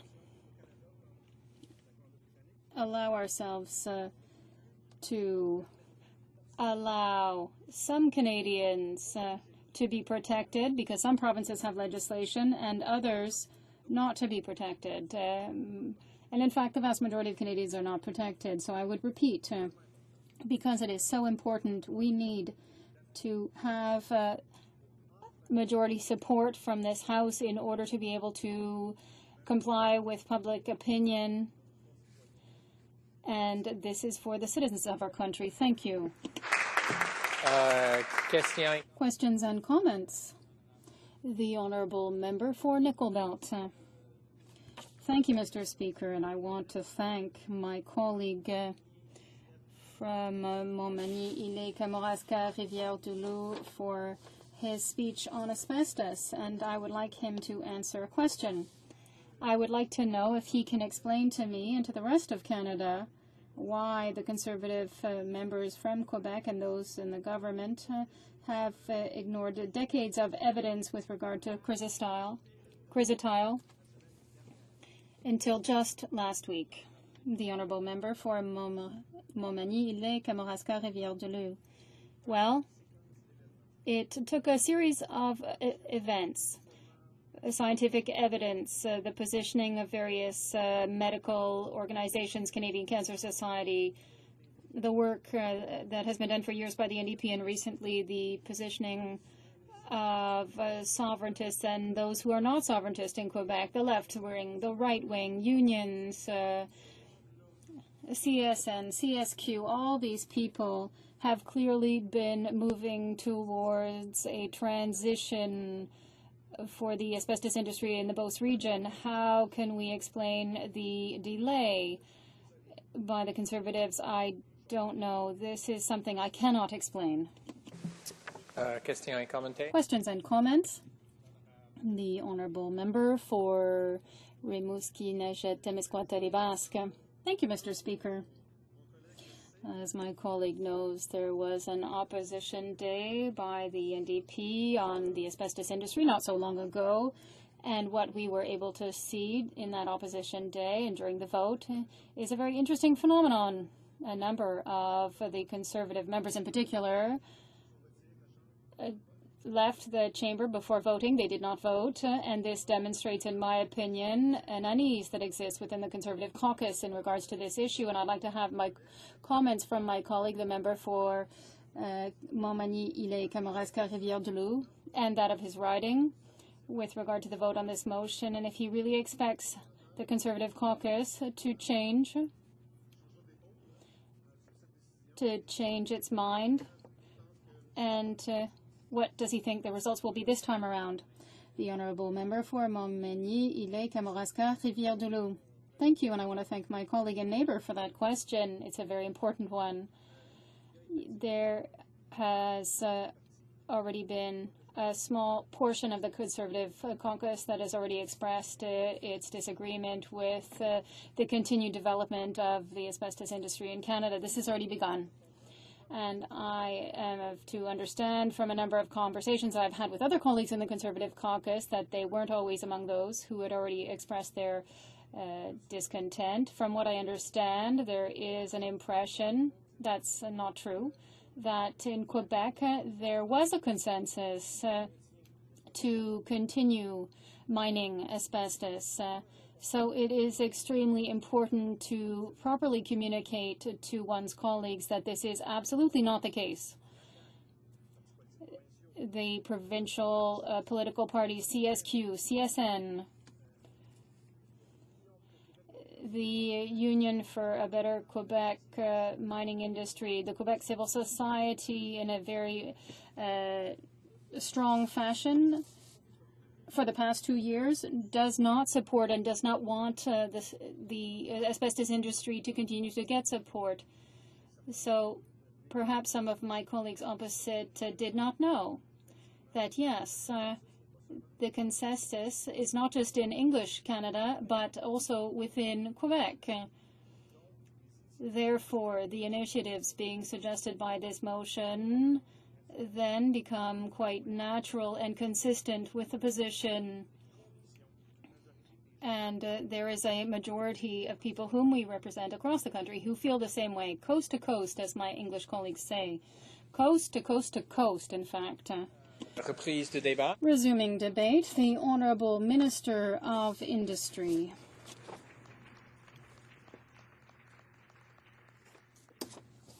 Thank you very much, Mr. Speaker. I'm very pleased to be here today to speak on behalf of my constituents in Thetford Mines.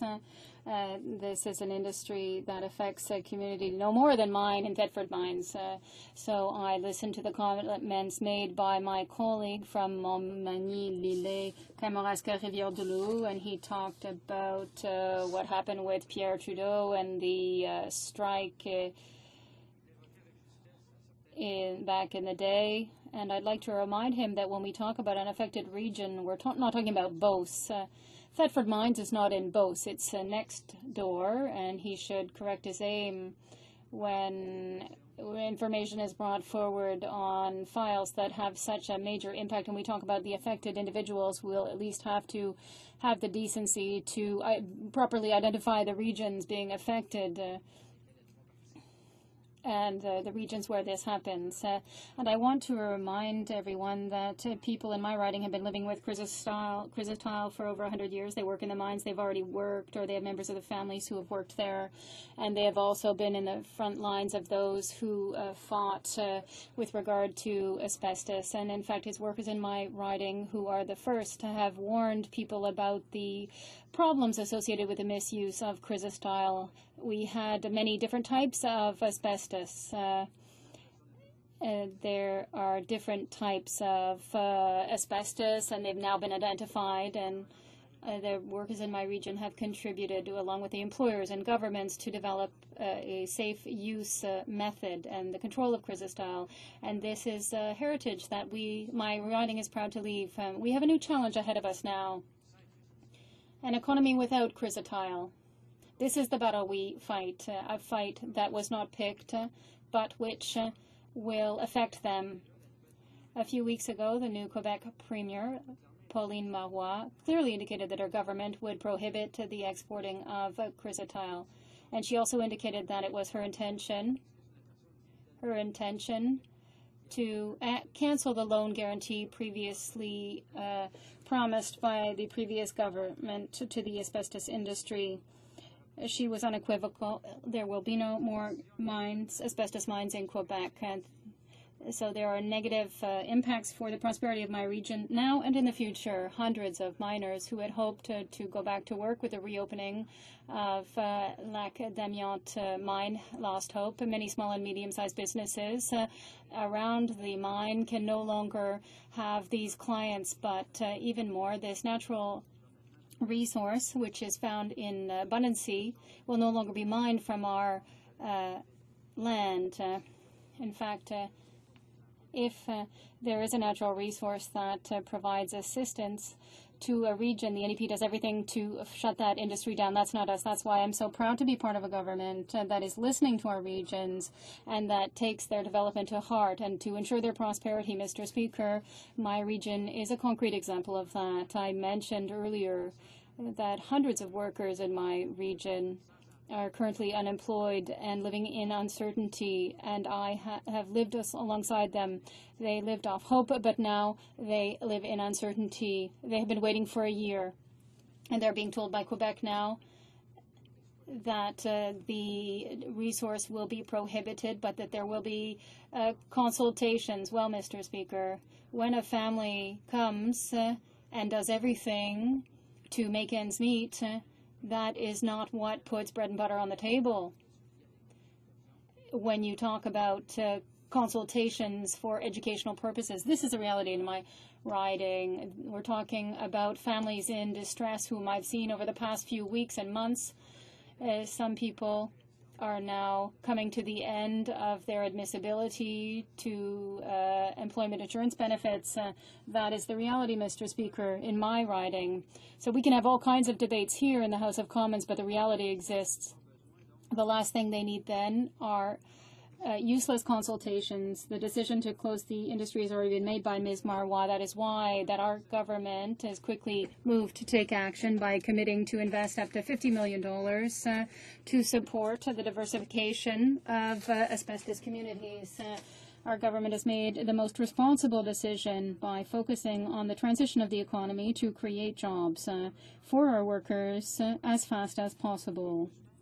Fortunately, the region has worked to diversify its economic base over recent years, and the government is no stranger to that effort. The government has taken certain steps. There was a recent announcement that the Prime Minister of Canada recently took part in, and that was the pipeline joining a region in Beauce to Thetford mines. With this investment of more than $18 million, the government will allow the construction of a pipeline of $24 million to ensure a more reliable source of energy using natural gas. This will help to the diversification of the economy in the region and surrounding regions. It will also allow companies to improve their competitiveness, and it will encourage others to settle in the region to help to create wealth and jobs. This contribution by the Government of Canada is an exceptional measure to diversify the economic base in that region, which was had a single industry for many years.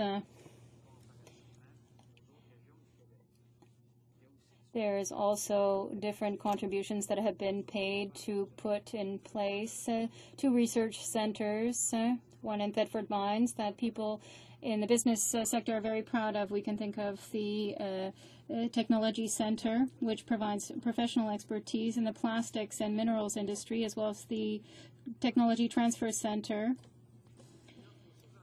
which gives companies and applied research companies to have access to technologies in organic chemistry areas and applications. There is also a research project to examine economic possibilities by mining mineral residue. And we will look into this. So we will look at all of the documentation on this subject, and we will examine samples in the waterways around. This will ensure we can ensure stability, identify minerals that can offer commercial possibilities and ensure the extraction of these minerals. This can lead to secondary processing operations. People in Thetford Mines have worked hard to diversify the economy, but they'll have to work even harder now. They can be proud of what has been accomplished. Thetford, like other regions in Quebec and Canada, has assets in terms of resources, and the region can count on our government to assist it with future development. This was a decision that was made, a hard blow by Madame Marois, and Canada will not oppose the inclusion of chrysotile on the Rotterdam Convention. So, from this point on, we're being pragmatic. Mr. Speaker, the region knows it can count on us and on a government which recognizes the importance of natural resources for every region in Canada, for the country, and regions can count on this government because we are for economic development. We are for maximizing our resources, including the oil sands and shale gas. There are so many possibilities, Mr. Speaker.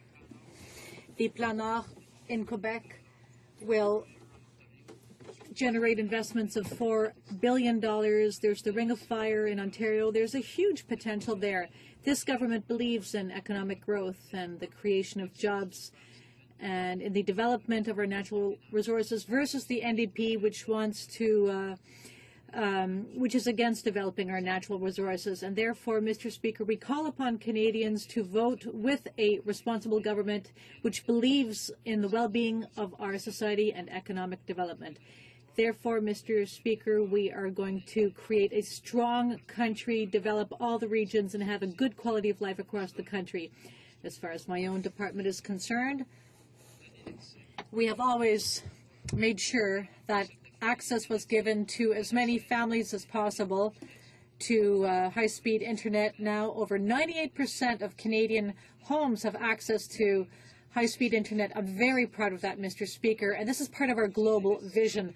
All of these investments which have been made in the past to develop this basic infrastructure, this is investment which the NDP opposed. So you can see the two schools of thought. We are responsible on this side, Mr. Speaker, and the Canadians can depend on us for the development of our regions. The member for Halifax West. Thank you, Mr. Speaker. I'm very pleased to rise to speak to the motion proposed by my honourable colleague from Gaspésie. It's a plan of action for dealing with asbestos, including economic diversification, including having this dangerous substance listed on the Rotterdam Convention and public hearings. Today is not a day of celebration. Certainly it is a good thing that the substance will be listed, but for people living in the affected area, we know that it's going to create many difficulties, and this usually happens after an industry closes down. So we have to do something to help this region to switch over to a different industry, to find new ways of doing things. Everyone is familiar with the dangers of asbestos, so I won't retill that particular soil. While this motion is non-binding, I certainly welcome it is certainly welcome given the events of the past few weeks. But the Liberal Party has for a number of years been pushing to have asbestos listed on the Rotterdam Convention's list of dangerous substances. It's become more and more clear in the last few years that this is necessary.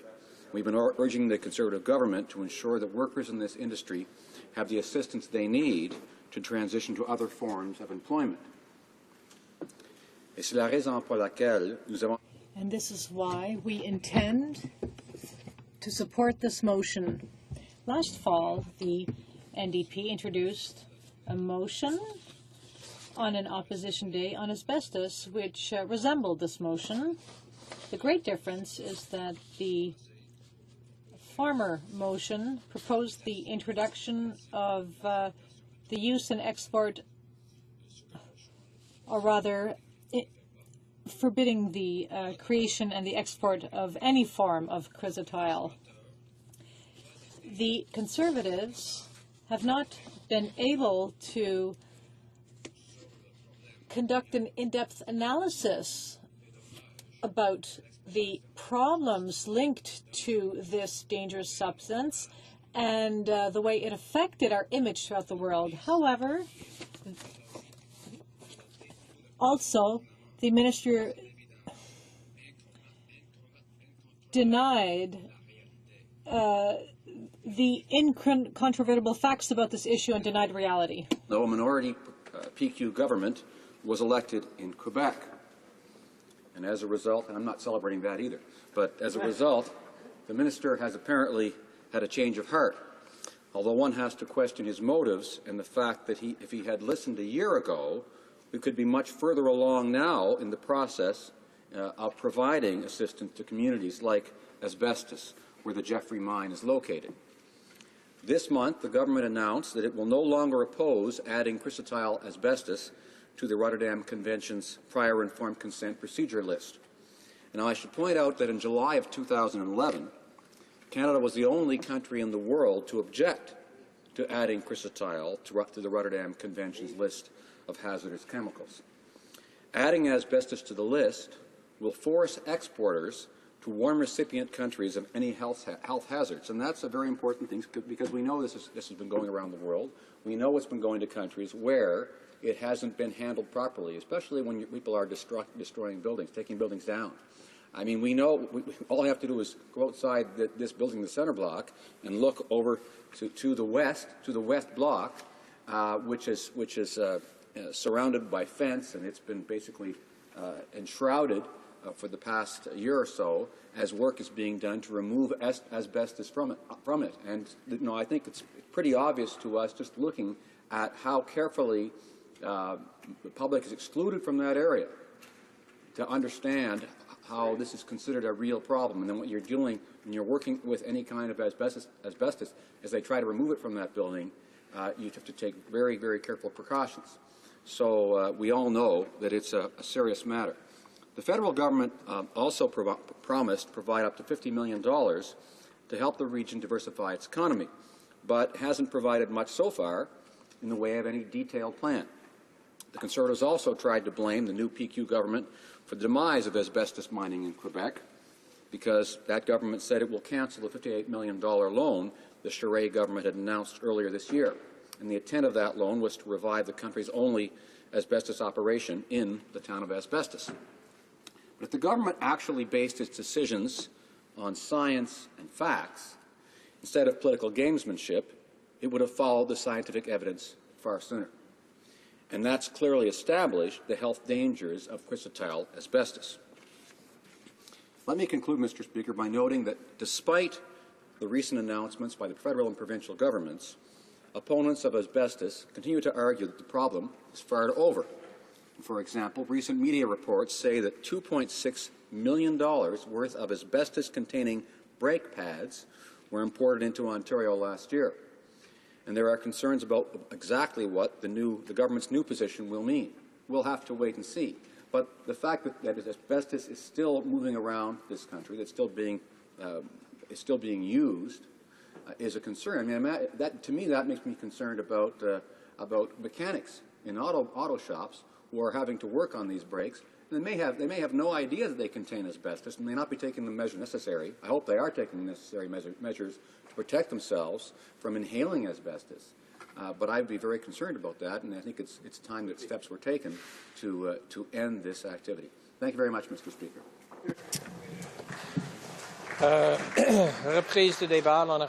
Resuming debate. The Honourable Member for Laval-les-Îles. Thank you, Mr. Speaker. I'm pleased today to rise in this chamber to support my colleague from Montmagny, Lillet, Kamouraska, Rivière-du-Loup, and his motion on the responsibility of government with regard to Canada's asbestos industry. Mr. Speaker, for many years now, there was a strong debate, especially in Quebec, with regard to the use of asbestos and particularly of a known cancer-causing mineral, namely chrysotile. This is a fibrous, non-flammable mineral. It is flexible and has a high chemical resistance, which also has high tensile strength.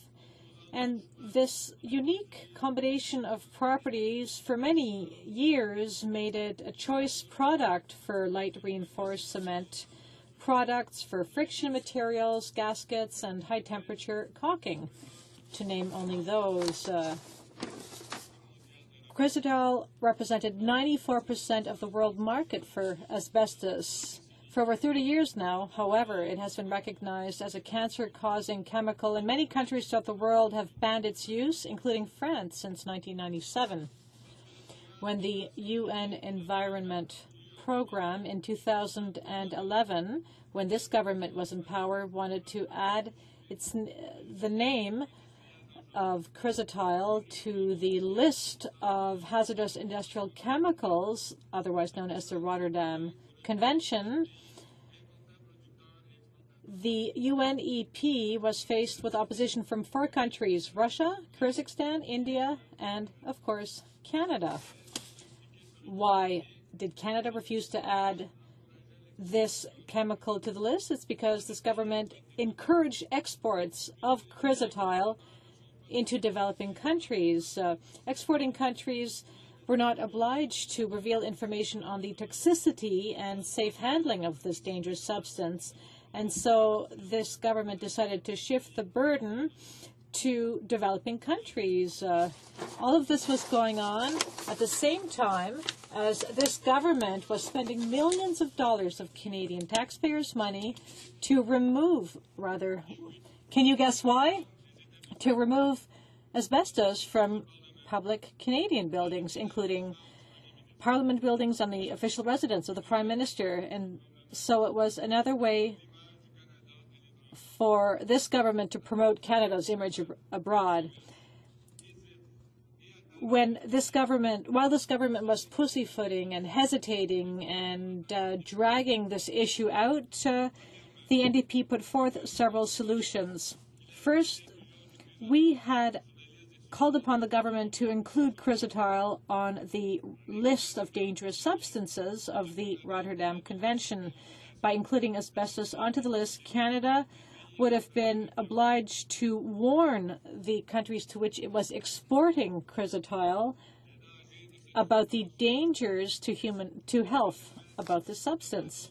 Second, we asked the government to stop financially supporting the asbestos industry. Under this government, Canada sponsored and financed an impressive total of 160 trade missions in 60 countries to promote asbestos. If only this government had invested as much in the manufacturing sector and into our social programs, our economy would be doing much better today. Lastly, we hope that this government will implement an industrial conversion program for asbestos workers. We hope that it will focus as much on economic diversification and on helping asbestos workers retrain as it did previously in promoting the export of asbestos throughout the world. Our regions and our workers deserve as much investment to help them as the government did when it was exporting asbestos abroad. The NDP position is supported by most people, including many Canadian professionals, including healthcare professionals, unions, and the Canadian Cancer Society. Recently, the World Health Organization, the Canadian Medical Association, and the Canadian Cancer Society stated that asbestos should be forbidden in all its forms because it is a highly cancer-causing substance. Recently, the Premier of Quebec declared that her government would cancel the $58 million loan for extraction activities at the Jeffrey mine, and in doing so, she put an end to the asbestos industry in Quebec. Mr. Speaker, if Canada wants to be a world leader internationally, it has to put international interests before domestic ones. We are removing asbestos from our buildings, and yet we were exporting the substance into other countries. The World Health Organization has stated that there is no safe level of asbestos. The Conservative government has to stop tainting our reputation abroad, and chrysotile has to be put on the list of banned substances of the Rotterdam Convention. In conclusion, Mr. Speaker, from 2006 on, internal documents revealed that Health Canada believed that the agency should put the substance on the Rotterdam list, but this recommendation was never taken up by the Conservatives, and now 6 years later it is high time that they did. It is high time that the government declare this a dangerous substance for our health and for the health of all. Thank you, Mr. Speaker. Resuming debate, the Honourable Parliamentary Secretary for the Minister of Public Works. Thank you very much, Mr. Speaker. Since 2006, our government has been protecting the prosperity and security of Canadians and has invested heavily to create jobs. We have managed our fiscal framework with caution, and we have created programs to spur economic development throughout the country. When the world financial crisis hit, Canada was able to avoid a long and deep recession. Since Canada was in a good financial situation before the crisis, the government had the leeway it needed to launch its action plan. The targeted measures of the plan were implemented and produced maximum results. The plan made Canada one of the countries which best resisted the world recession amongst the G7. I would like to speak to Canada's mining activities. The measures announced by the government of Quebec mean that this industry will cease to exist and Canada will not export chrysotile anymore. It will leave a huge economic vacuum, not only in the towns of Asbestos and Thetford mines, but in the entire area. It's not enough to just calculate how many jobs will be affected because this industry will cease. So we will also have to take into account all the other workers in industries which depended on asbestos. So many small communities will be affected. Many workers will lose their jobs, and they are living in a state of uncertainty until economic activity begins anew. So Canada will not oppose including chrysotile in the schedule of the Rotterdam Conventions. But more importantly, our government has decided that it would look after that community, its workers, and its families. Mr. Speaker, let's not forget that unemployment has effects which can last many years. It can take many years to start paying down debts which may have accumulated when family income goes down or when it ceases altogether. The consequences can be long-lasting. And these consequences go far beyond not receiving a paycheck anymore. This is a very stressful situation which affects all aspects of a person's life, including a person's health. The same applies to municipalities who have to keep on providing utilities even though taxes go down. So a key industry in a small community is a pillar, and once this pillar is gone, it's very difficult to replace. That is why our government has announced that we will invest up to $50 million to help communities formerly reliant on asbestos to diversify their economy. This contribution is part of our national effort to ensure the prosperity and quality of life of all Canadians. Since 2006, the government has fought for the safety and prosperity of Canadians and has promoted companies and investment to create jobs. When the economic crisis hit in 2009, Canada avoided a long and deep recession. Since Canada was in a solid financial situation before the crisis, it was in a good position to launch its economic action plan. The targeted measures of the plan were implemented in order to produce maximum effects. It helped Canada weather the recession, and it weathered it better than any of the other G7 countries. Our government is still concerned with the current world economic situation, and even though Canada has been the best performer in terms of job creation amongst the G7 by creating over 770,000 new net jobs since July 2009, the world economy is still in a very vulnerable state. Any negative event outside of our borders could affect us, and that's why our government remains vigilant and prudent as far as its economic action plan is concerned. Canada is continuing its close collaboration with its G20 partners with a view to achieving strong, sustainable, and balanced growth. We're continuing with the implementation of our economic action plan, including openness to new markets, increasing exports, training, research, and support for responsible development of our natural resources.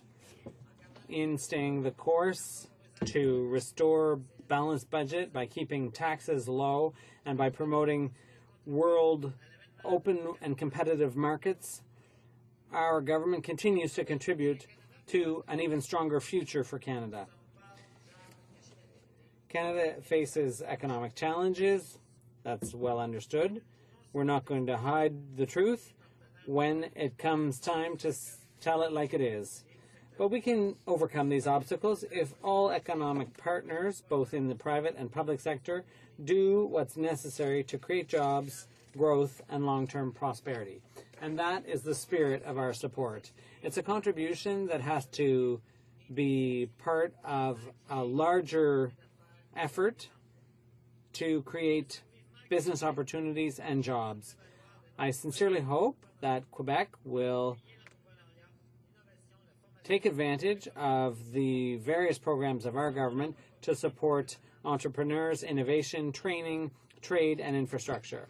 We will be there to help them out in the effort. Thank you, Mr. Speaker. Resuming debate, the Honourable Member for Nickel Belt.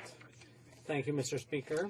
First of all, before I start my speech, I'd like to thank my colleague from Montmagny-Lillet, Kamouraska Rivière-du-Loup, and for his speech here in the House today.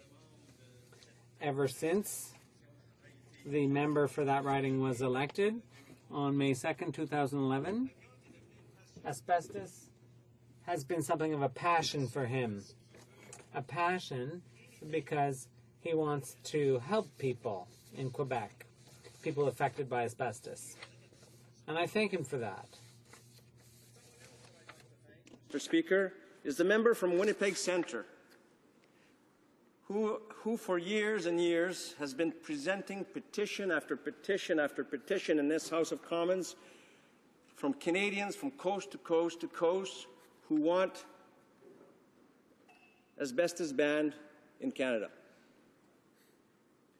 I also want to thank all of the activists, the scientists, the doctors who support our position on asbestos.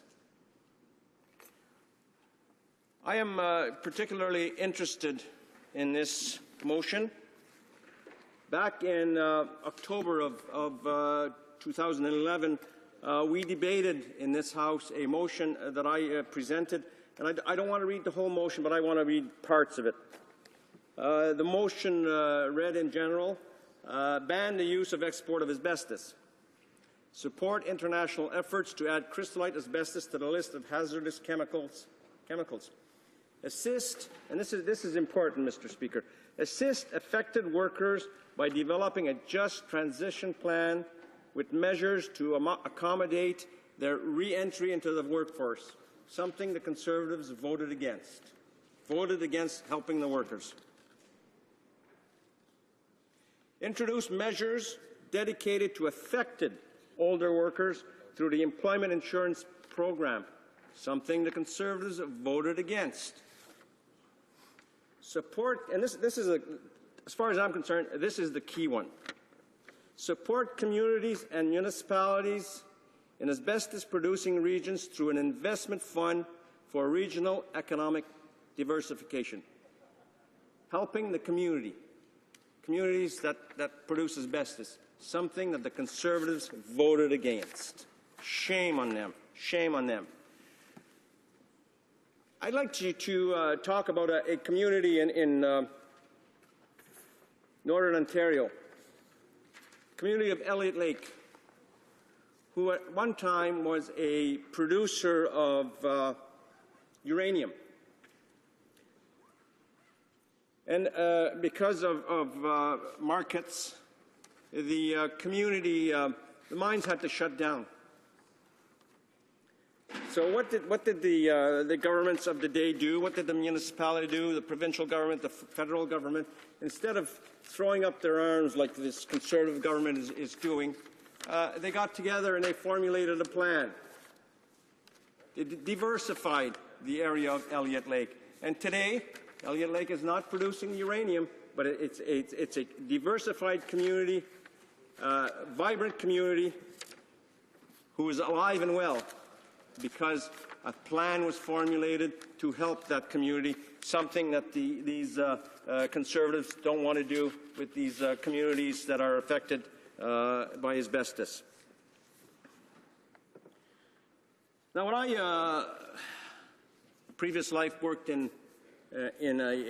for a mining company, I used to use asbestos also. We had to mix asbestos, an asbestos powder with oil when we were pouring Babbitt bearings. And at the time, the boss said it was okay. There's no danger. So we used to grab some asbestos flakes and mix them with oil, and no masks, no protective equipment. But that was okay. The boss said it was okay. It's a lot like what the bosses on the other side of the house here are saying to the workers of asbestos, that it's okay to work in an industry that causes cancer. Asbestos is banned in 50 countries across the world, but we are exporting asbestos in countries, Canada is, in countries such as Indonesia, India, and the Philippines. Those are the primary customers for Canadian asbestos. And as you know, in those countries, there are no safety rules. There's nobody watching out for the workers. And I recently saw a little clip of a film on CBC television of some of these workers handling asbestos with no mask, no protective equipment, and they were just throwing it around. Why? Because they don't know any better. They don't know any better. But we in Canada, we know better. We know that asbestos causes cancer. Only the Conservatives don't know that. Science proves it. Scientists say it causes cancer. Doctors say it causes cancers. But they don't believe the science. But today, during question period, I was astounded to hear the Minister of Agriculture say that the E. coli testing is done on scientific basis. If there had been more room between my chair and my desk, I think I would have fell out to hear a minister of this government say that they're using scientific evidence. There's been scientific evidence for years and years that asbestos causes cancer. But they chose to ignore that. Asbestos worldwide, it is estimated that they cause 100,000 lives every year. That's a lot of lives. And to put it into perspective just a little bit, I want to read off something here. In the writing of Bose, there are 103,617 citizens living there when this survey was taken. So we're killing off 100,000 of them. So that only leaves 3,617 people in Beauce. That's not very many. L'Île Bellechasse, 105,927 citizens live in that area. So now we're killing off 100,000 of them. That doesn't leave very much again. Fort McMurray, Athabasca, where we hear a lot of discussion about that writing in this House of Commons. 100,805 people. So if we take the numbers from the World Health Association, we'd only have 805 people left in that writing.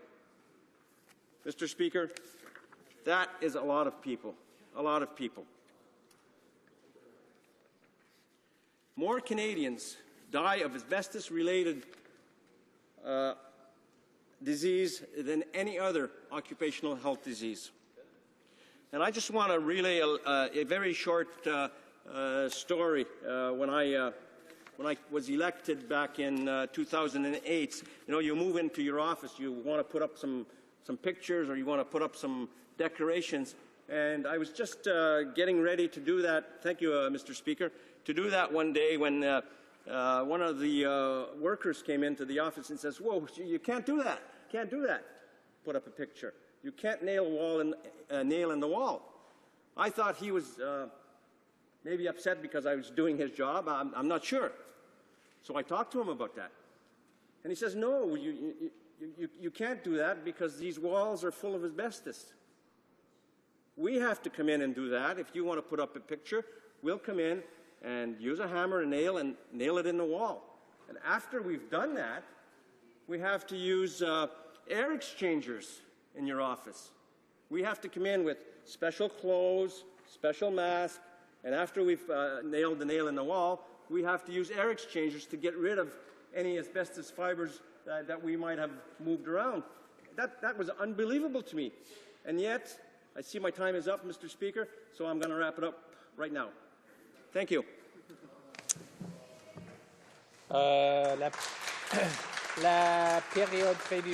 The time for private members' business is now up.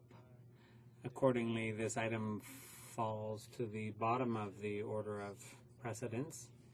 And at this time, pursuant to Standing Order 38, a motion to adjourn the House is now deemed to have been moved and supported. Accordingly, the question is the following one, that this House do now adjourn.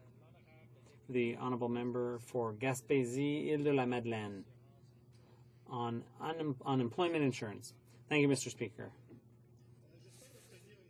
I hope to get an answer, a more satisfactory answer for workers in my riding, more satisfactory than the answer I got in May 2012 and earlier this week, in fact.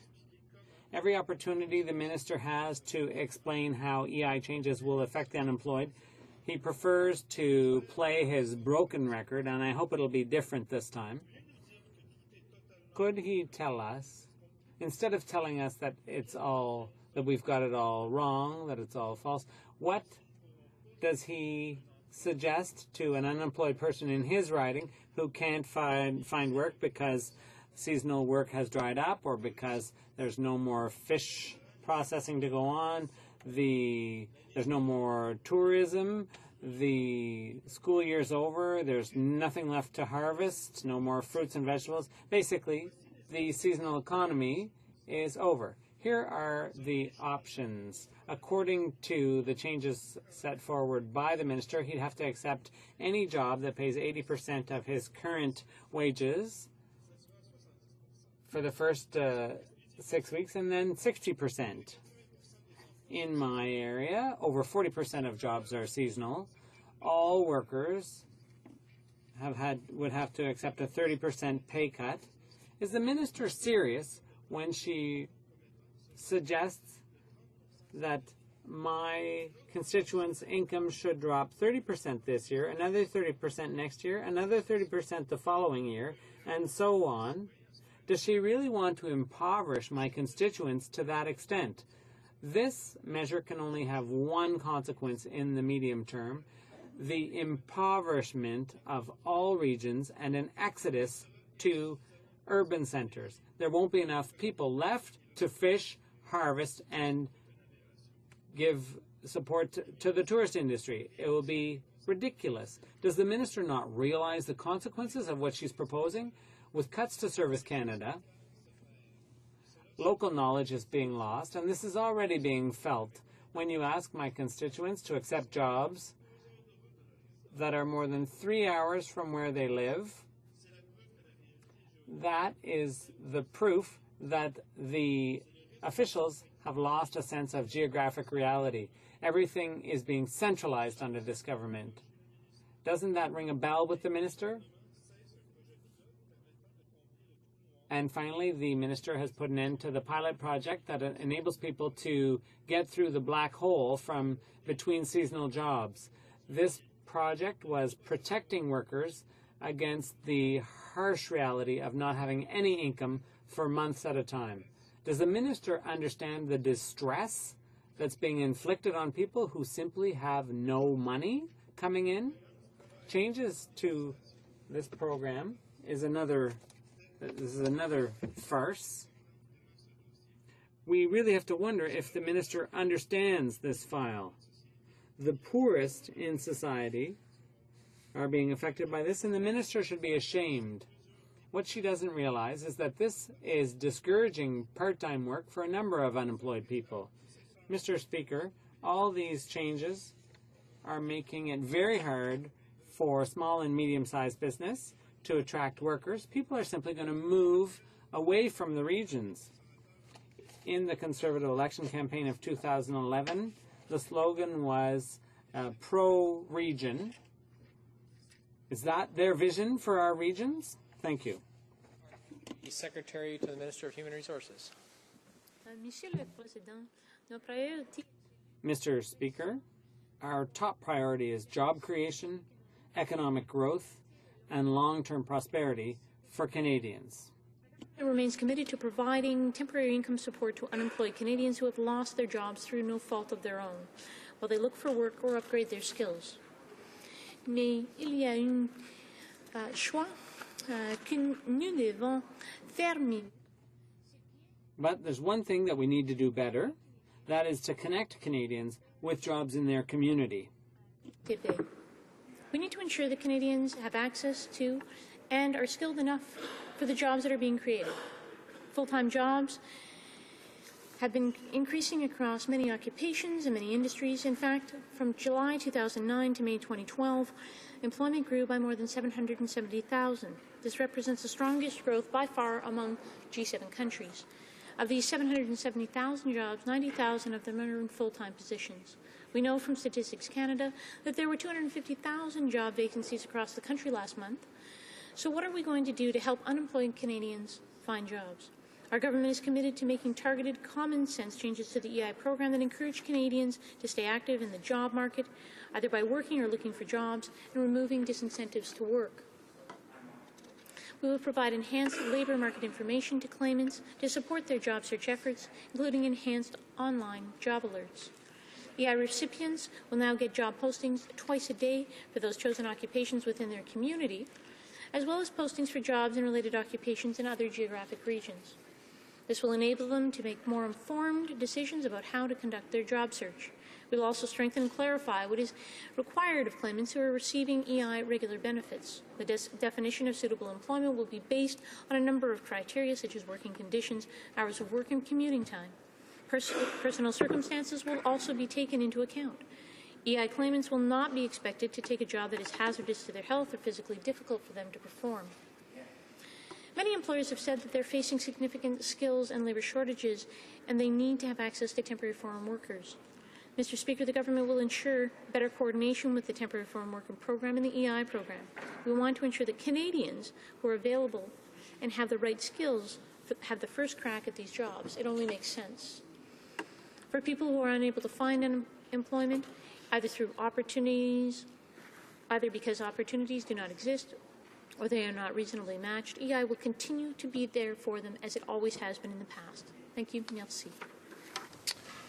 The honourable member for Gaspésie et de la Madeleine. Secretary, it's certainly matter for thought, but I just have a few questions then. You say that people are going to be offered appropriate employment, but the definition has been removed from the Act. So there seems to be an awful lot of discussion as to what appropriate actually now means. And I'd like to better understand, are we leaving it to the courts to decide, or is the ministry actually going to propose a definition? And secondly, if we're offering jobs within a reasonable distance, then why is it in my riding people have been offered jobs that are 3 to 4 to 16 hours away from their homes, and that's considered to be a job that's within their region? I believe the change that the Conservatives had proposed was within an hour away from their home, and now we're talking about taking a ferry and traveling incredible distances to go get a minimum wage job. How does that help increase the wealth of the regions, and how does that help anyone, really? Thank you. The Honourable Parliamentary Secretary. Thank you, Mr. Speaker. And let me be clear. Our government will continue to provide temporary financial assistance to unemployed Canadians who have lost their jobs through no fault of their own while they look for work or upgrade their skills. But we are also taking steps to better connect Canadians with jobs in their communities. Top priority is the economy, and we're proud of the 770,000 net new jobs that have been created since the downturn of the recession. And as I mentioned earlier in my speech, I think the member may not have heard this, so I will repeat it.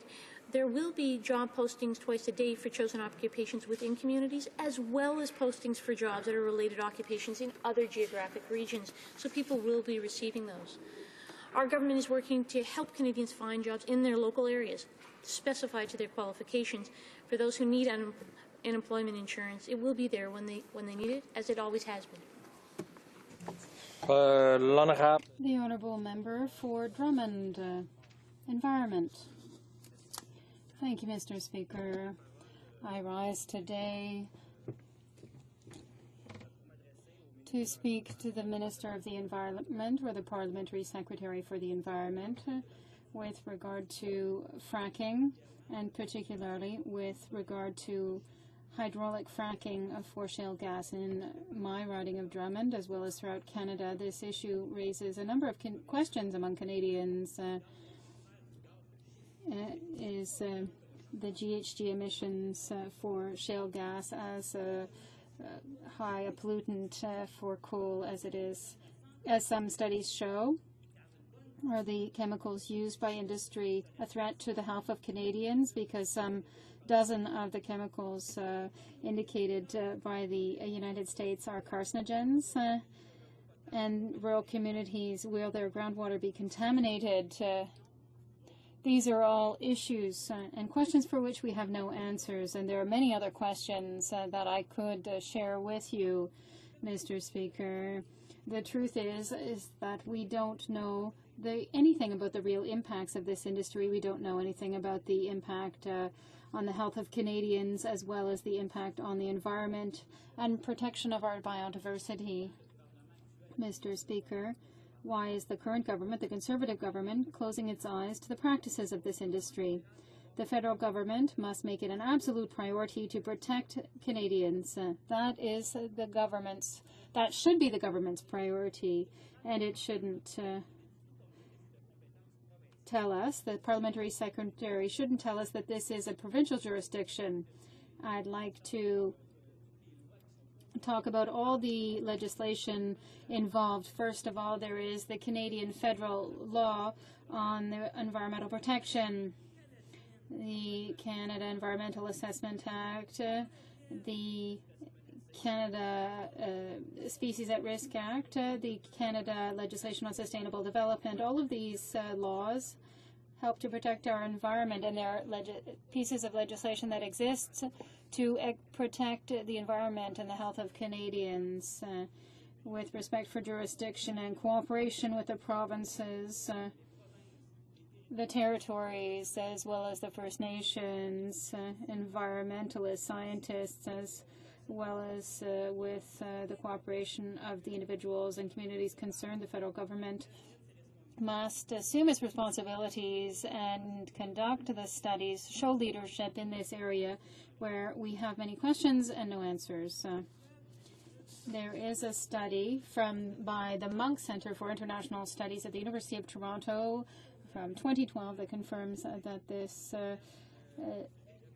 is a threat to our water resources in the country. The study says that neither the National Energy Board nor Environment Canada have raised questions on the rush to shale and its impact on water resources, which could threaten in the long term drinking water in the regions involved. As we know, water is a resource that we have to be extremely careful with, and we must be very aware of its importance and how essential it is. It's an essential need. Another study talks about air pollution and the greenhouse gas emissions from this industry. So now, coming to the question, what is the government waiting for exactly to demand that the industry immediately provide details about the impact of this industry on the environment? Minister of the Environment. Well, thank you, Mr. Speaker. Thank you to my colleague for his question. And it's always good here to be at adjournment proceeding hour, especially with my colleague from Simcoe Grey, who seems to have amassed a lot of practice in these lately. So it's good to be here tonight to chat about shale gas practices. It's important to note that my colleague, in his original question, which was posed in the House on May 3rd of this year, that he said, even though this is mainly a provincial matter, the minister has confirmed, etc. So I'm glad that my colleague does recognize that this particular issue is mainly a provincial matter. That said, there are several different initiatives in provincial jurisdictions that are happening on this topic right now. There was an online public registry launched this past January in British Columbia, a strategic environmental assessment underway in the province of Quebec, and a review being conducted in Nova Scotia. As well, the government of Alberta has announced that public disclosure rules for chemical additives used in hydraulic fracturing are planned in the coming year. As we've also talked about in the House, the Minister of the Environment has spoken to this as well. Environment Canada has asked the Council of Canadian Academies to assess what is known about the potential environmental impacts from shale gas production. So as we've said several times in the House, we're looking forward to the results of this study, and we're also working, as we always do, with our provincial counterparts on this important issue.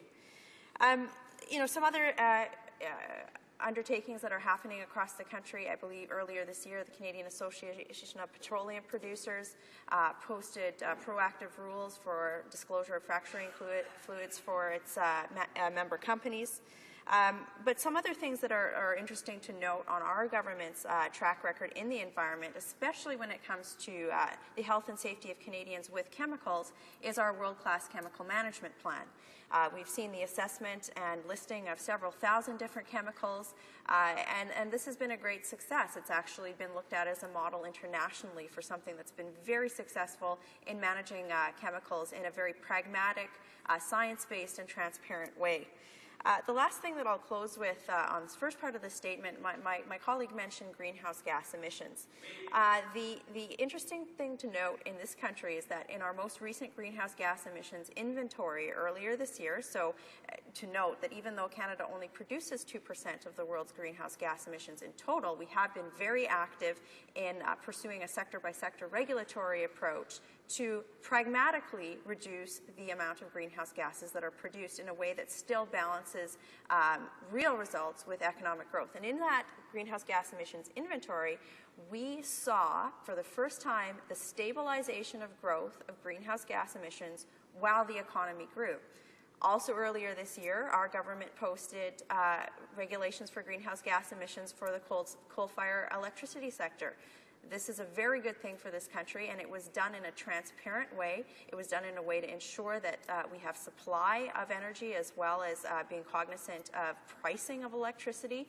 Again, focusing on balance with real results. And as the Minister also mentioned earlier in the House this year, Canada is well on its way. We're over 50% of the way of making our Copenhagen targets, which is a great positive thing.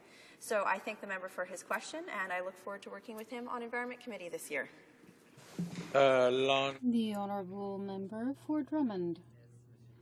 Thank you, Mr. Speaker. I want to also thank my honourable colleague for her answer, despite the fact that I could talk about this subject for hours because there are many things here that aren't true. However, let me go through this quickly.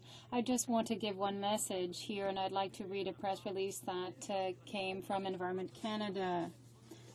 Are at the top of the list of environmental concerns surrounding shale gas exploration in Canada.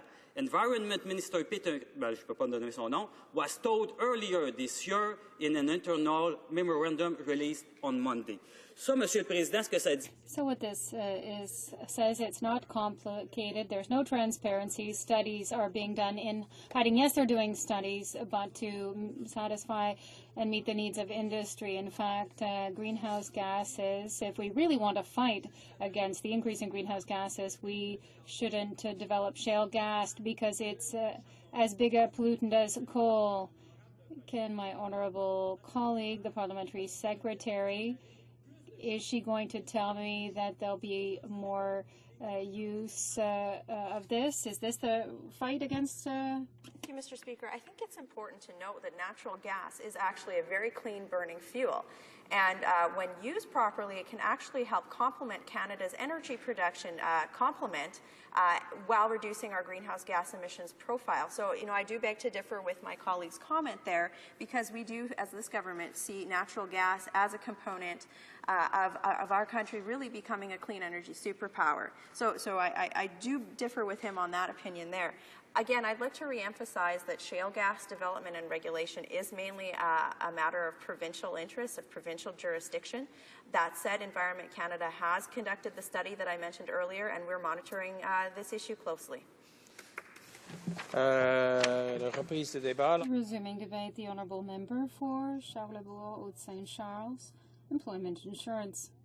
Thank you, Mr. Speaker, and I want to thank the Parliamentary Secretary who will respond once again to the question.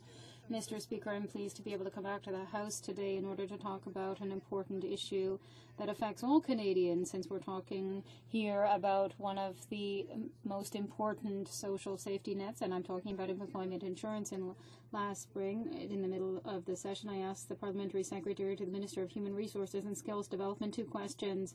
These questions dealt with employment insurance, and I think that it is very relevant to get answers still today, because this subject is once again at the heart of debates and exchanges in the House. I had asked the following question. Bill C-38 on the budget proposes repealing the clause under which a worker seeking employment is not required to accept an employment position where the working conditions, including the rates of remuneration, are lower than those given by good employers. In short, the Minister of Human Resources wants to push wages down as well as the buying or purchasing power of the country. Where the Conservatives are attacking workers who drive our economy. We all know that Bill C-38 has now become law and that the changes made to legislation came into force or will come into force soon. Since then, we've been receiving thousands of calls and other types of correspondence coming from employees, the unemployed, employers who are concerned about these new measures, but who also confirm that the situation of the most vulnerable members of society is only getting worse. The reason for these concerns is quite simple. The new definition of suitable employment announced by the minister is quite simply illogical. First of all, the new categories of the unemployed created willy-nilly by her team put pressure on job seekers who after a certain amount of time will have to take any job at a salary that is up to 30% lower than their average salary. This means less money in the pockets of workers and less, therefore, going to their families. These measures put pressure on employers, rather on seasonal employers, who will lose their qualified and specialized workforce because unemployed workers will have to take another job before activities in a seasonal industry can resume. This will cost more for companies who will have to continually retrain new workers who will not be able to come back.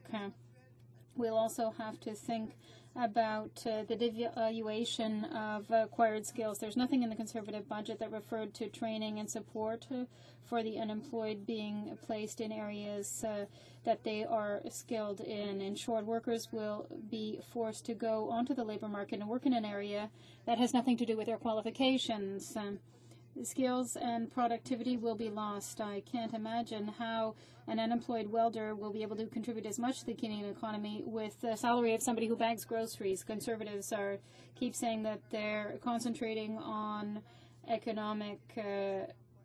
the economy recovering and the job creation. Can the minister explain to me on what economic principles and on what studies her department based this so-called reform on in saying that she was going to create jobs and wealth? The Honourable Parliamentary Secretary to the Minister of Human Resources. Human Resources. Thank you, Mr. Speaker. I'm pleased to be here this evening to respond to the Member of Parliament from Charlebois, Haute-Saint Charles on the subject of employment insurance and the support it provides to unemployed Canadians looking for work. Our government remains committed to providing temporary income support to unemployed Canadians who have lost their jobs through no fault of their own, and while they look for work or while they upgrade their skills. Thanks to the strong leadership of the Prime Minister and the Minister of Finance, the rate of economic activities continued to be strong in 2012. The number of full-time jobs has increased across the country. From July 2009 to March 2012, more than 770,000 net new jobs were created, 90% of these full-time positions. This represents the strongest growth by far among G7 countries. However, we cannot rest on our laurels. Our economic well-being depends on our ability to meet growing labor market challenges. One of the challenges we are facing is skills shortages. Statistics Canada tells us that there are about 250,000 job vacancies across the country each month. So what are we doing to help unemployed Canadian workers find jobs? We want to connect Canadians with jobs to help them to return to work quickly. One way that we will be doing this is making it easier for Canadians to find work available in their local communities. This includes simply but effective methods like enhancing job alerts to Canadians receiving EI regular benefits. The enhanced job alerts will provide Canadians receiving employment insurance about job opportunities in their local areas that are within their occupation and related occupations. This will also ensure that Canadians have the first opportunity to fill jobs. We're also clarifying what suitable employment is, as well as what constitutes a reasonable job search. These terms will be clearly defined in regulations, with local employment opportunities being a key consideration. In addition, there is a new permanent national approach to calculating EI benefits that will be aligned with local labor market conditions. The local unemployment rate will be used to determine the number of best weeks when calculating the value of the weekly EI benefits. These changes are about empowering unemployed workers, as well as helping them get back into the workforce, and also about focusing resources where those resources are needed most. Members of the House to support our economic action plan that is clearly delivering world economic results. Thank you. The Honourable Member for Charles-Bourg-Saint-Charles. During that same speech in the House, I also asked the Minister another question, asking the Conservatives why they decided to hide the changes in an omnibus bill instead of submitting it to a real consultation process. I'd also like to know why the Conservatives were not addressing the real problems, such those affecting the daily lives of people, such as delays at Service Canada and the inability to access benefits by the unemployed who have yet contributed to the regime. I'd like to hear the Minister talk longer about this, because I think the Conservatives are going down the wrong path. In fact, they're weakening the social fabric. The Conservatives are pushing through illogical cuts to services and threatening the economic recovery of our country, which is still fragile. The NDP is proposing practical solutions to improve the lives of people, and we want to leave our children with a fairer and more prosperous country. I hope that the Minister will turn away from this attitude that we see from the Conservatives to look at our proposals that seek to help Canadian families. Parliamentary Secretary. Mr. Speaker, our top priority is job creation, economic growth, and long-term prosperity for Canadians. Faces labour and skill shortages, it simply makes sense to try to reconnect Canadians with those opportunities. We want to provide more labour market information to claimants, including online job postings. This information will make them able to make better informed decisions about job opportunities and the skills required. We're looking to make sure that Canadians have jobs and that they're able to keep them. So I continually ask, I've asked it many times in this House, why the NDP continue to vote against our measures to help Canadians who are unemployed. Why does the NDP oppose our economic action plan that's already created 770,000 net new jobs? Merci. Thank you. La motion. Motion to adjourn the House is now deemed to have been adopted. The House accordingly stands adjourned until tomorrow at 10 a.m. pursuant to Standing Order 24-1.